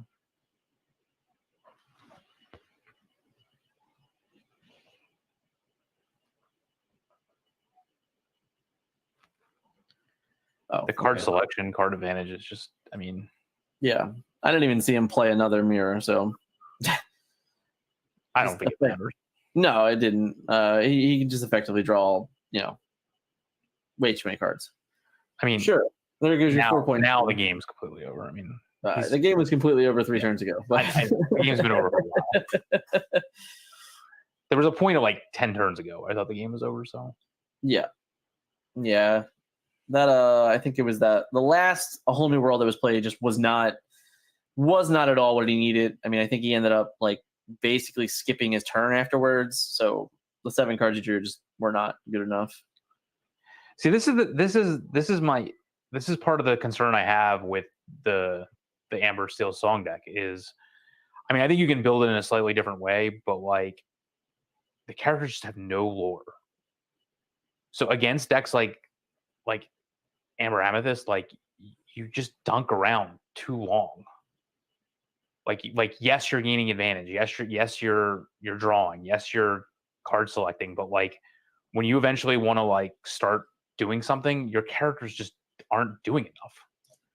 Yeah, I mean, in his low to the ground list here, there's a lot of there's just a lot of dead draws that if you don't win early, you can't win at all. I mean, you can't win the game when the game is on the line, and you're just like, I'm drawing Captain Hook, Goons, and Zimbas. Like, so if you're gonna commit that low to the ground, honestly, if you get past like a turn 6 or turn 7, and you're not in a commanding lead, you're in a lot of trouble. I think that's the biggest problem for like this particular list. But I've seen other versions that are, very different in all honesty. But I think it just shows you right there, like in that game in specific, like the power of Ruby Amethyst is that for much of that game, he didn't even have to play the Be Prepared. Like, no, like he just could have sat on it. And in all honesty, had he just drawn an Elsa instead of Be Prepared, he actually would have been in a better position in the game. So the fact that he was able to like basically just sit and hold a card for like 4 or 5 turns before it was ever really needed, and like force his opponent into like just playing around it, knowing that he just didn't need it, it was a really, really tough line for them.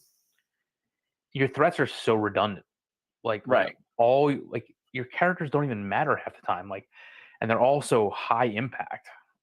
Almost every single card you play is high impact. Right. Like you have Dragonfire, Maui, Be Prepared. It's just like you just have like redundancy of these effects that. So the Amber still has to be very aggressive here. So I see he has a whole new world. He has Stitch and New Dog and Stitch Rockstar. I assume he's keeping all of that. So I can't even tell what the other card is. Yeah, he doesn't keep a whole new world here. I mean, I think that's fine, right? Like you're an aerial deck. You want to put the songs back in and utilize your aerial to the best of your ability as well. Yeah, I guess he's should be looking for a lantern to get the turn 3 Rockstar, right? Right. Because then, I mean, as it is, going first with the Rockstar gives you at least one uninterrupted turn to Dragonfire. Right. So, I mean, like, you definitely are looking for that combo. He already drew that combo in his opening 7, so he's already going to be pretty well set up. I don't know how many cards the Ruby Amethyst ran. So he plays New Dog out here. I think he has a Simba and he has he redrew into Whole New World. So his hand's pretty perfect. He can't swing anymore here. I mean, which is all right. So he just drew the lantern. So this might be the truly explosive version that we're about to see in this. Yeah. So he can't swing a New Dog here, obviously. Right. So he has a Whole New World, Rockstar, Grab Your Sword, and I assume some Inkable, but I can't tell. So whatever that 4th card is needs to be an Inkable. So Archimedes gets in there for the 1 lore, plays the Gaston, which I don't think he's going to matter at all. And even if when he plays Rockstar here, he's not going to exert him. So it doesn't really matter. He might just sing Grab Your Swords now, to be honest. Maybe, but I guess if he's going to Whole New World anyway, I guess it's fine. Right. Like if I think he has the Grab Your Swords also. Right. Yeah. So if he just he definitely hasn't. Oof. Well, I guess that's fine. You're going to Whole New World. Who cares? Right. Totally. So yeah, you do that, and then you just sing Grab Your Swords. Yeah. Yep. And now you get to have like an immense amount of fun. But this is where this deck really does compete. This is absolutely the perfect opening hand for this deck. Yep. So Movements and Sorcerers draws back the card, which isn't going to matter. Yeah, it's not going to matter. So it doesn't matter what Inkable you draw, you're always inking before you're playing a Whole New World. Yep. Now we just now we just get Rockstar go off, right? Right. Like we're gonna I guess you can play the 2nd lantern here. He has 3 in hand, so. Oh, okay. I guess that's fine also. You just want to get them all out there. So Simba trigger for Rockstar, and then the Simba has to go off first, right? Oh, that's right. That's right.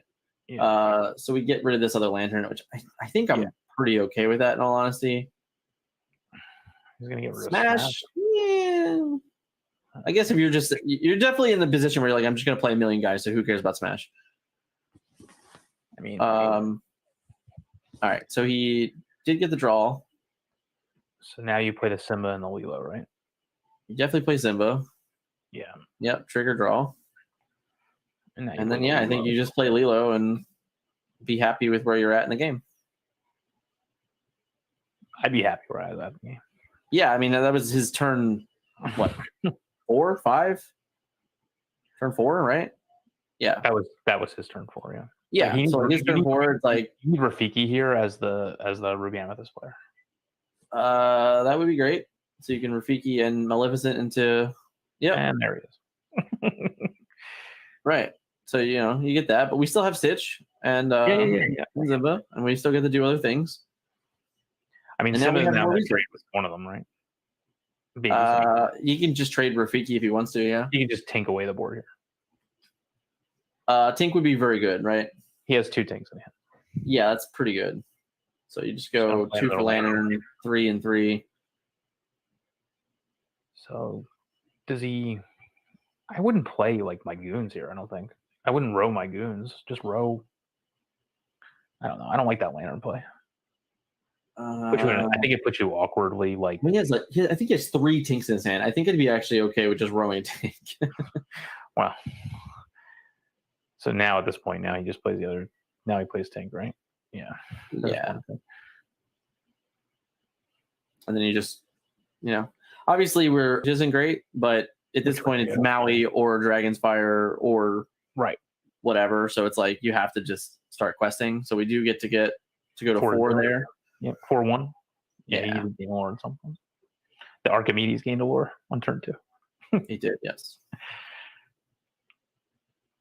So we don't have. It doesn't look like we have Slam Dunk Maui. That was Maleficent Sorcerer's, I think. So we have Aladdin takes out a lore. Okay. So I assume he has Big Aladdin. Right.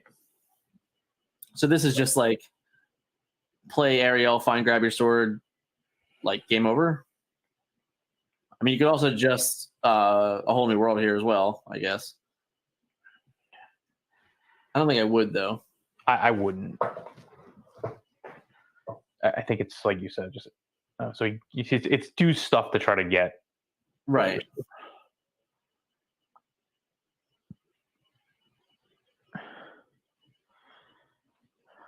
Yeah, it's just so much pressure here. He has several turns before he has to be worried about be prepared. Yeah.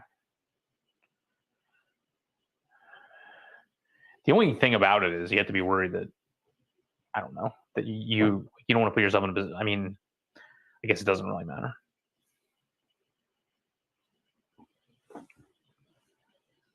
Yeah, I mean, trucking along is trucking along. Like this is obviously your best opportunity. If you grab your swords here, you're in a phenomenal position. Yeah. He does not, so he gets to be our guest. So you don't play that. No. No, I mean, I think you just. So you don't do you expose Rockstar here and not care and just get 6 lore? I mean, probably. I mean, you're out of low drops, right? So right, like you're out of low drops. I think you just get what you get. Yeah, that's what he's I believe is like it's what 3, 4, 5, 6, right? Yeah. So you just go get 6 lore, go to 9, and then be like, I just have 1 million lore. Like, I guess if you have nothing else to do, you will be your guest this turn. No, he wrote it. Oh, he rode to be our guest. Yeah. Oh, okay. All right. So now, next turn, he represents. Let's assume the Rockstar is taken out. So 1, 2, 3, 4, 5, 6. It's still 8 more at this point. Yeah. So he goes to 17. Right. So he's on 9. He goes up to 17. He's just like, you just have to be prepared, and from that point forward, you have to have removal every turn. He probably goes to 16 and uses. And great, like Aladdin is good here, right? Oh, big Aladdin, yeah, for sure. So Aladdin would take him back down to 7, move you up to 3. Yeah. Stick around. But you're still, Aladdin could sing Be Prepared too. Yeah, ideally if you could shift into Aladdin and think Be Prepared, that's probably the best play, sadly. I don't know how many cards he would have left in the same name if he did that. So I wonder if there's a chance that that would be bad, but I doubt it. Wow, he So hurt. he cat? What No, was that? I don't know. He played What Mirror was and Drew. happening? Oh, okay. He Okay. And then he just shortcutted into killing Rockstar? Yeah. Okay. So like we don't have to play anything else next turn, right? No, and we don't. We just turn all of our cards sideways right now. Yeah, like there's literally no reason to do that. So he gets grab your sword. But like you're already so far ahead, you just turn your card sideways and pass. There's just no point whatsoever in threatening anything else. Now, granted, the problem is that he doesn't have any characters to follow up with. So I He has guess he has another tink in hand. Oh, okay. He has 2 more tinks in hand actually. But yeah, what he's doing right now is just it's completely overkill. I mean, we're gonna be able to go. He's already on 9. I think we did the math. He's gonna gain 8 more. He's gonna go to 17. It's like it's either be prepared or bust. So there's no reason to play any more cards. I agree. I sure as hell I guess you can represent lethal and then really force him to have it, but I don't. No, you're not. You're definitely not turning all these cards sideways right now. Like that's not happening. So he goes to 17, right? Yeah. So now he represents. I mean, it's obviously lethal. But. Yeah, he represents 40 at this world. right.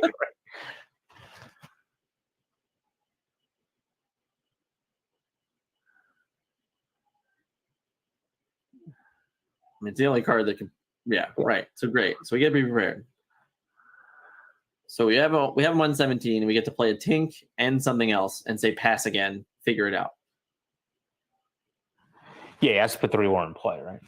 Right, but it's like now you have to have more spot removal and not I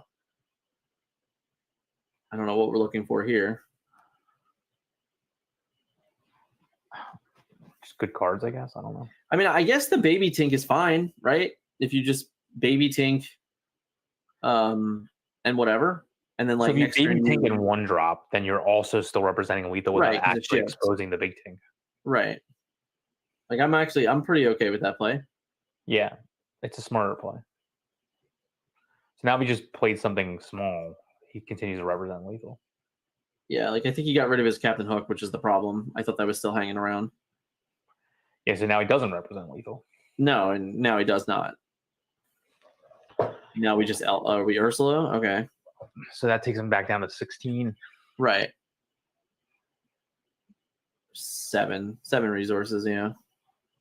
So he's gonna ink go to 8.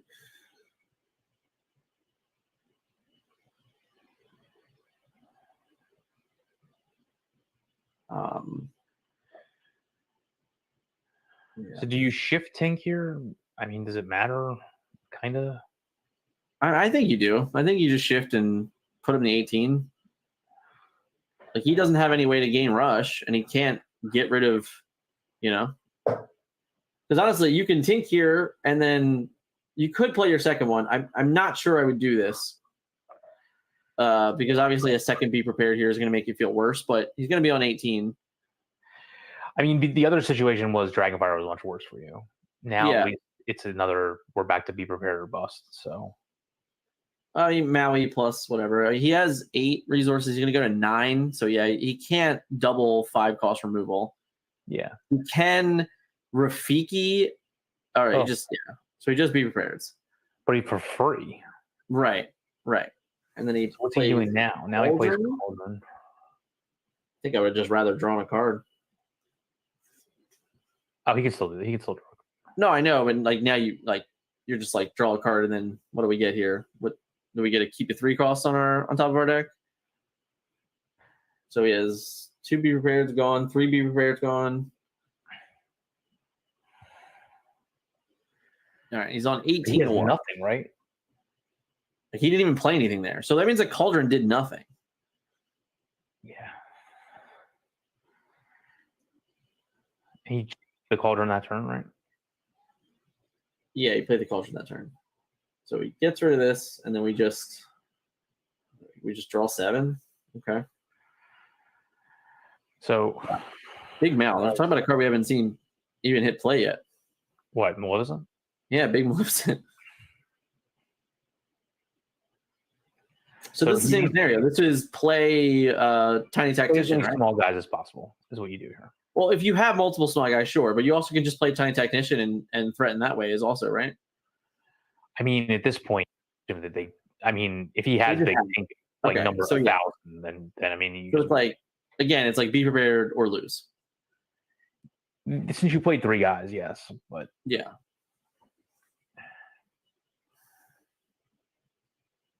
So it's really just a matter of how many times you can get away with this.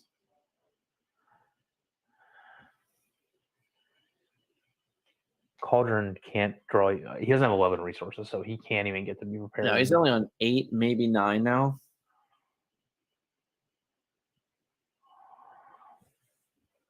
I think that puts him to 9. He has to be prepared, or he has Ursula. Maybe reverse. He has another prepared. I think that's all 4. I don't think there's any more now. So Elsa would have been good. Elsa would have been not losing Yeah. there either, right? Yeah, yeah. So we're same situation. Play a bunch of dudes. So we have Rockstar now. We have Zimba. We have the Zimba first. If it was Rockstar or Lilo, I'd feel a lot better. Sure. I wonder if he could have.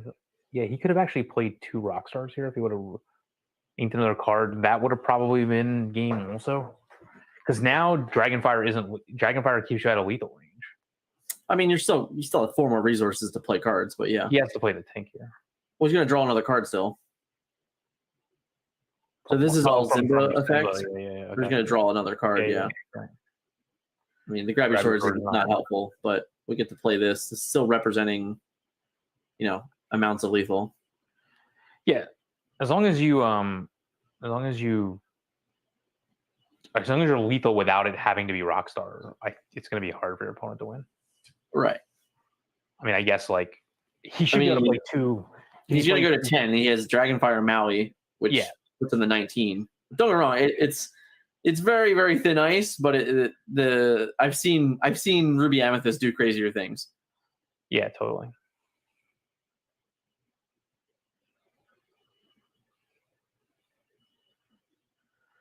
So it's 5, 6, 7. Yeah, it's 9 right now.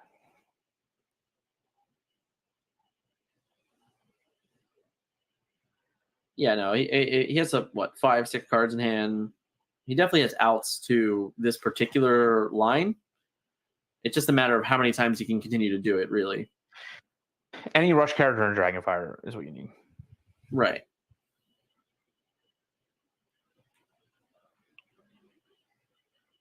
Any one of them by themselves won't do it. So, I mean. Well, you also, he needs the Dragonfire. Yeah. Which doesn't have. Oh, Elsa does. Elsa's good, right? 19. Elsa gets you to 19. Yeah. But, it also lets you Rockstar a million cards. Oh, okay. So he befuddles. Interesting. That just lets your opponent draw a card. Yeah. But, like I said, I'm pretty sure that all 4 Be Prepareds are gone. So this particular turn here where he just gets to unload and draw a million cards is pretty good. Yeah. I mean, we're going to be back to Dragonfire or Bust again. Or I guess Maui's an out now, too, at this point. Or another Elsa. Well, it's not going to be an out if he just draws a million cards here. Probably not. He has to be careful that he doesn't, stall here, though. It doesn't look like he's going to. No. We know he has the Eric. We know he has, so he's going to a whole new world here? He'll play a second Stitch. Second Rockstar. Interesting. Shifted. Interesting. I mean, again, any one of them represents lethal, so it's totally fine. I know what he's. I get what he's doing. Yeah. He just picked up. Yeah. Okay. Whew. We're gonna go to a game 3. What a marathon! It's all about Rockstar in this matchup. It really is. Yeah, Rockstar was really good. I mean, very, very good. It's crazy. Long game, but The sad thing is that for a very long period of time there, like Ruby Amethyst still had a shot. It was the turn where the Amber Steel gained what, like 7 lore in a turn or whatever it was, when there was a million guys in play. If he had to be prepared there, he would have won, but he didn't. So right.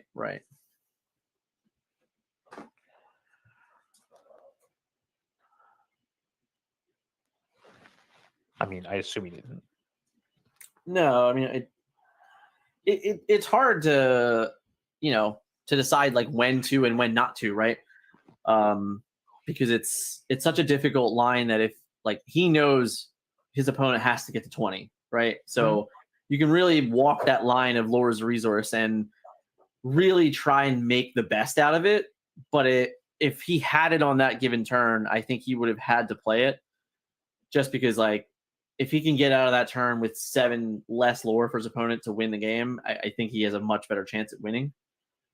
But I mean, the Anthony here played wonderful. The song aggro really did all that it was supposed to be doing throughout the different parts of the game, and it was he played a very, very solid game 2 there. He will be on the draw this time. We will have to see if that plays dividends. I mean, it might help him, to be honest with you. I mean, you want to be going first just to get more ink into play, but at the same time, like having more opportunities to draw Rockstar and ways to use it is what's really important in this matchup. So, and that was I mean, that game was so long, but that was the game that was like the best start you can get, right? Yeah, I mean, it was absolutely the best start you can have. Like that turn 3 Rockstar into a grab your swords into a whole new world. You cannot have a better starting hand than that. He kept in this mulligan. He kept I think Lantern Stitch Rockstar. Okay, I'm pretty sure it's what he kept. It's pretty good. I mean, there's versions of this deck that do very similar things, and that start is it's absolutely better than just in time, Mad Hatter or something like that. Like it's a way more stronger turn. So he has 2 lanterns, Rockstar, no new dog. So it looks like we're definitely playing a Zimba. That's not good enough though. I mean, it can get better. He has a whole new world also, and he has aerial. I'm just saying he doesn't have the full blown nuts. No. We're not going to see a repeat of the full blown combo. That's all. The other good thing with the Ruby Amethyst going for that, they don't have to play their 1-drops. They get to just ink them. Right. It looks like the song deck is gonna just ink his 1-drops as well. He's gonna ink Smash. He's gonna play the Simba, right? Yeah, he has to. I mean, he wants to dig for the better cards, right? Yeah. So he's gonna get rid of one of the 1-drops here, probably the Goons at this point. Or maybe one of the 2 lanterns. He has 2. He has a whole new world, so he wants to keep. He's been very protective of the lanterns. I don't think he's going to get rid of them.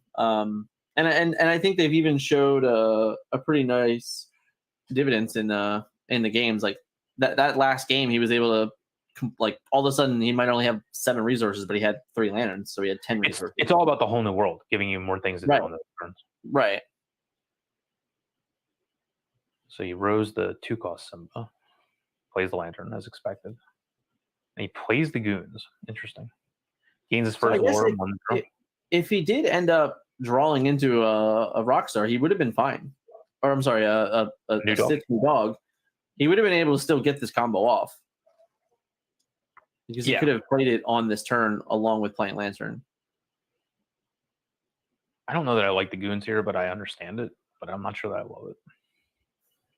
No, I really don't love it. So Rafiki comes in and just eats Simba. Very apropos.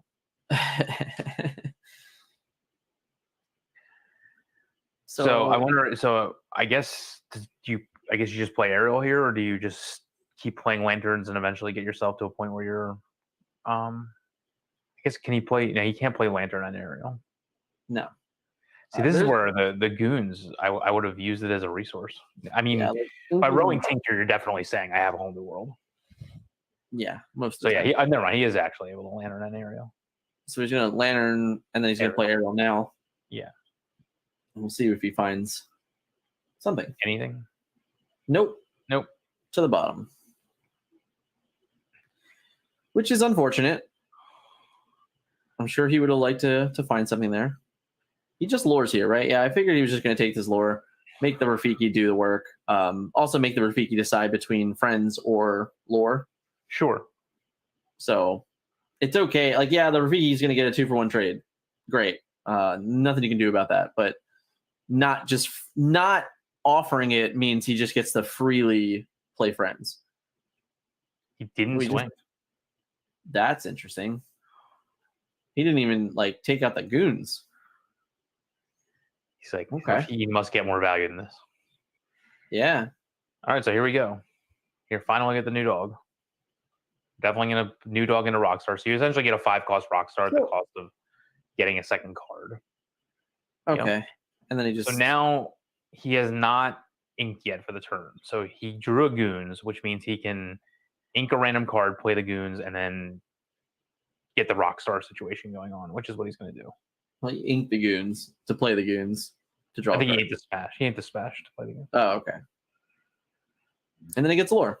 Yep. So he's at 3. So he's at. This will be his 5th resource? Yeah. So he needs Dragonfire here. Oh, absolutely. Yeah. Dragonfire is a must. Now he's not good enough here. It looks like we probably have it. We do. Foil, foil, nonetheless. Also. There you go. And then we start getting our trades in, get everything off the board. Yeah. We so end up with we're left with the goons in play. Yeah. Exactly. Right. Now, granted, we still have a bunch of resources and we can still threaten pretty well here. We're on three hole lore, which is pretty great for the Ruby Amethyst player. Like that's where he wants to be at this area. It's not, he's not already at 10 or already at 8 or anything like that. So he has no Elsa Snow Queens. Okay. They actually really help in this matchup. I agree. We Inks Hook plays Rockstar. Yeah. Yep. And then just plays Lilo. Yeah. Yeah. We go to 4. Yeah. So now depending on what he has, I don't think we're in Dragonfire or Bust, just given the nature of his hand. Because no, the thing is here now is that so Aladdin's represents Big Aladdin, but he also has the 6 resources, so which means next turn he can just be prepared. So if you overexert into be prepared, you just have to hope you have the recovery for it. So Rafiki takes out Lilo there, which I mean she did her job getting a card. Obviously you want to get 2 lore out of her. Yeah, like he had to have the Rafiki, or he just has to you just get 2 lore. So is what it is. Now I do wonder here where we go if we decide to lore with Stitch, or if we actually grab your swords here. It's weird to me, like the only reason why I want to grab your swords is so he can't just shift Aladdin and then do annoying Aladdin things.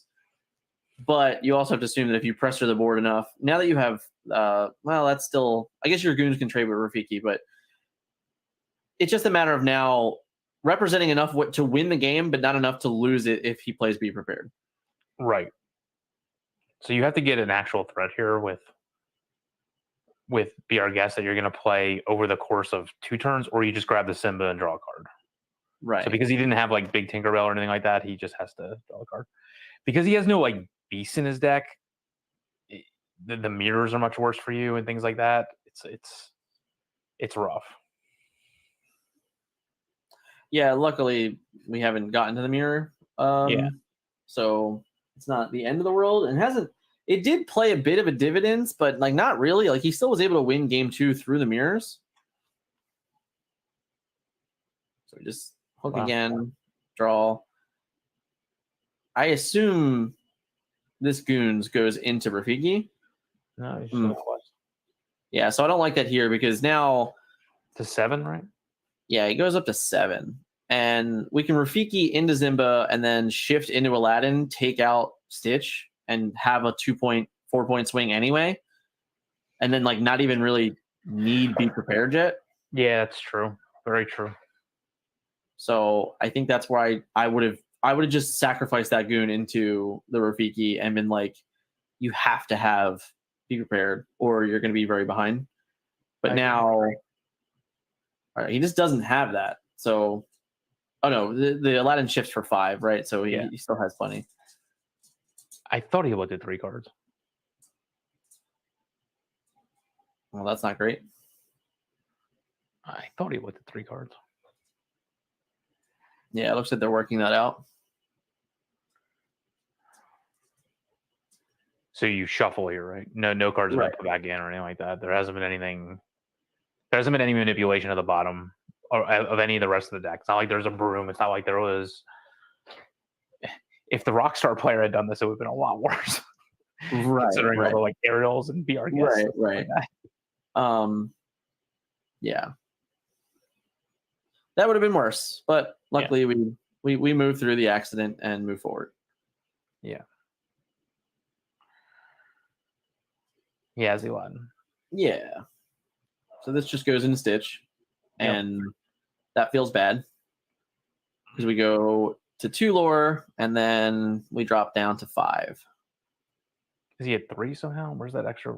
Was that erroneously there, or is he at 2 or is he at 3? He may have picked it up somewhere early, I guess. I don't think so. I think he was on 0, so I think he just went to 2 there, which he didn't properly move to either. All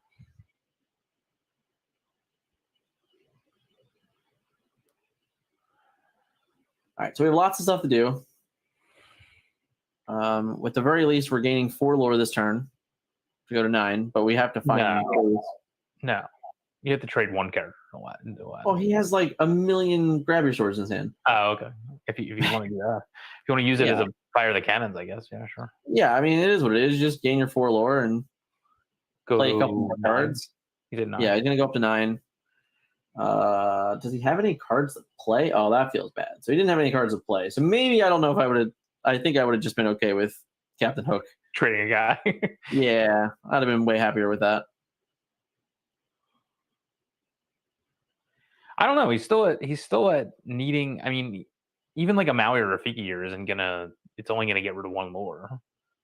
Well, that's not getting much. That's for sure. This is gonna be Maui, right? Yeah. Yeah. So Maui's here.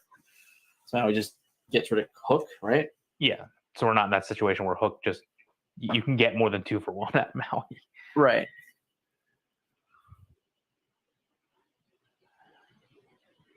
That was definitely not a great draw. So he has, everything in his hand is not characters. Right. Except for 1 aerial.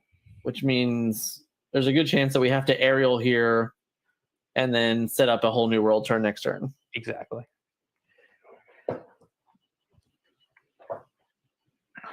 Which, I mean, like, it's not the end of the world. Like, you just gain 3 more lore, go up to 12, and then pressure the game, in another fashion. And I'm okay, too. Like, we get to play this lantern. We get to get more out of our hand, also. Yeah, sure. We get to find it. I mean, we have to be our guest. Honestly, you could probably just ink that return. Or I guess you're going to play it. That's fine, too. Play it. Yeah, it picks up a Zimba. Or the Tink. I think you just take the Tink. It depends. He only has 1 resource left, so it's probably a 1 or a 2. I think he was considering to fail to find there for a second. No, I think he was just trying to decide whether or not Stitch or if he wanted to play a card or if he wanted to get next. Yeah, we just gained 3 lore. So we go to 12. 12, yeah.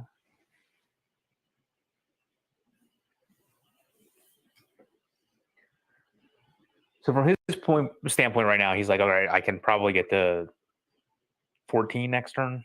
Right.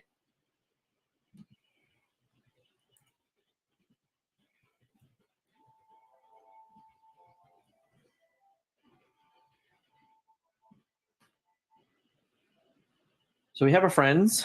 to draw more cards. Not use the character to play it. I get that she saves the lore, but I mean, you can draw a rush character that does that. So Queen, okay.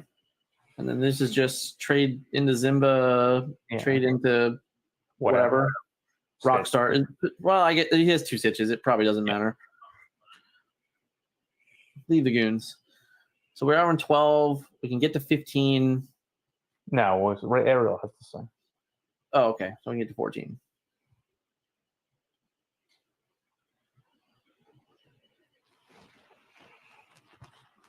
So we're gonna pay 3 Ariel again. Interesting. We get your guest. Your guest again. I wonder if you just hold off not singing here. I think you do, but I mean, he just doesn't have anything to do. Yeah. So like that's why like right, like if he just my problem is he doesn't have anything to do and these cards aren't helping. Which is why I'm like yeah, that takes out 2 guys or 1? Yeah, 2. All right. Yeah, I mean that's fine. That's fine then. And then we just quest. Yeah, we just go to 15. We're still not representing lethal here, but we're representing enough of annoying setup that like he has to find answers to these things. You're representing maybe I can't use Queen to draw, which is important. Yeah. I guess there's a world, in all honesty, if we go to 14 instead. No, you still can't. I was gonna say, I wonder if there's a world where you're not supposed to swing with Stitch there. Like maybe you keep Stitch up so you can shift into Big Stitch. Because like that's the card that he should be swinging with Queen now. If he has to do that. This is Elsa, I assume? Or probably Elsa, yeah. So I think you make the set them both singers, right? Yeah. Both Ariels just get tapped, and then Queen just runs into Stitch. Okay, so that's interesting. He's just going to take out the Ariel then. Yeah, that's fine. It's effectively the same. I probably would have taken out the Stitch personally, because even a tapped Rockstar represents a full like getting right. It just represents like I draw a million cards. Yeah. Looks like he drew an Eric there. I hate Eric. All right, so he's digging. He's searching for Rockstar. And there. So he gets a Rockstar. So he goes. He'll be at 16. Yeah, I think Rockstar is still better. Yeah. I mean, I could see a world where you could take Lilo, but I think Rockstar is just better. So Rockstar has 5 willpower, which means he'd have to swing both characters into it. Right. Yeah. And I think he has a Prince in his hand too, so he can technically shift and still play a Prince Eric to draw another card. For sure. But I wonder if he bothers. I mean, yeah, he does, because it's not like the Elsa or the Queen get taken out by any of these donks anyway. Right. So we take Rockstar. I mean, that's what you were searching for, huh? Probably. You play it here too. Oh. So he's actually just playing it out. Okay. That's not going to survive the turn. Well, but it means he has to have, like he has to have Dragonfire, right? No, he can be prepared here too. That's fine. But, like, what are you going to do? At least he didn't leave it vulnerable to Maui. That's what I'm saying. Because right now, the Elsa can take something out, but it has to. Like, you're representing lethal again. Dragon Maui, yeah. Sure. So I took a baby Stitch. No, it just takes a one war away. It goes down to 14. Right. So we get a 14. And we out of cards? I think he's out of cards. I think you just put him on the side. All right. Maybe not, but I thought you just put him off to the side. I mean, it's not good enough, right? Oh, double is good enough. Just wipes everything, and then you just play Lilo here, right? Yeah, now it depends. Now it really depends on how many cards he has in hand. Then we get to play Eric also. Yeah, because that no, it doesn't represent lethal. It's 19. So yeah, that was he had no cards left. Wow. Okay. So what did he just do with this card? Did he just ink it? No, it's like in his hand somewhere. Yeah. Oh, okay. So he's Maleficent. That's pretty good. Well, he had used Cauldron, so yeah.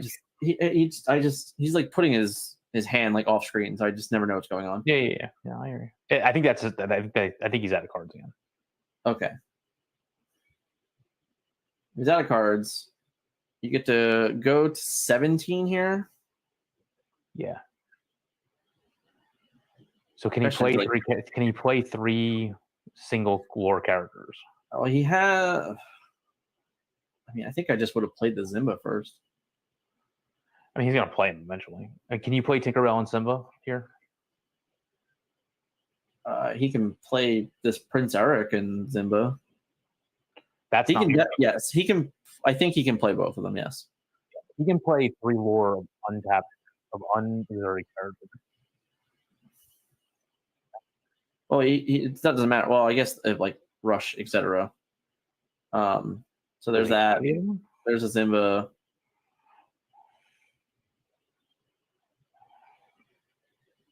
Yeah, that's fine. Then another Zimba. Okay, there you go. I didn't realize he had 2 Simbas. So it's just like be prepared or bust. Yes.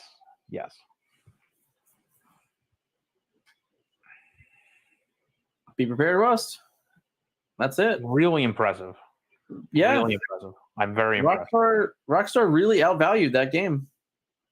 Yeah, Rockstar is the key to beating this deck. Yeah, that was very, very good. Very, very well played. Congrats to Anthony for winning. Yeah, very well played. PPG Denver. Shout out to him. There you go. Anthony wins. I like it. I like the end screen. That's awesome. It's one of those where, honestly, the Ruby Amethyst were on. He was on his heels the last 2 games, very much. So it's pretty cool to see that work out that way. That deck is a deck that it's been talked about. It's been kind of very, very under the radar, I think, in the first couple of weeks of building for competitive play, and you saw it here, man. Song Aggro comes out swinging, and it's another one of those decks, just like we talked about last week with Ruby Amethyst. Like, you could probably build a version of this deck that's 10, 15 cards different and still have the grain of it. Yeah, I mean, I was really impressed with a whole new world in this deck, and he was able to play it efficiently every single time for value, to where it was more value for him than it was for his opponents. Yep. I mean, Rockstar was the superstar, but he played it very, very well. Always knew exactly how many threats to have in play. Right. And I was really impressed with the way it all turned out, to be honest with you. Yeah, no, I thought it did great. It looked really cool.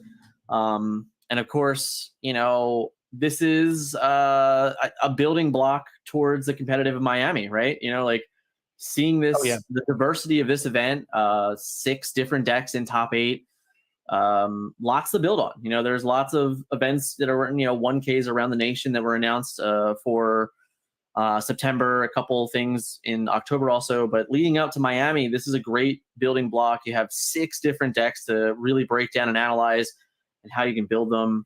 And yeah, like this is shout out one more time to Anthony. Like, what a great win. And then, now on the PPG circuit, we have Miami to look forward to. Yeah. So Scott, one last takeaway from the day, we watched a lot of games today on stream. It was a long day, long stream. Shout out. I thought it actually moved pretty quickly in the end. We started at noon, like 12:30. We finished around 10:30. So 9 rounds of action in that period of time is pretty great. For one more time, you just saw it on the screen. The prizes for first place at Miami, of course, are massive. It's over I believe it's what, over 3 cases at minimum of a product. It's well over that. I think. It's about $3,000 worth of Disney Lorcana products. So it's at MSRP. At MSRP, exactly. So it's absolutely a destination event. I'm excited. Scott and I will both be in Miami, and we're definitely incredibly excited. And honestly, great event all around today. Shout out to all the players that made top 8. I said this right before you got on today, Scott, but for me, in any competitive event that we play in, the goal is always just get to top 8. Everything else is a bonus. Do you agree with that sentiment? Totally. Absolutely. Thank you guys so much. This was a long stream. You guys were awesome. Chat was very active, and I'm really hoping to see as many of you as possible in Miami. And that's going to be us for tonight. Dan and Scott from the Forbidden Mountain helping commentate PPG Denver. See you guys later.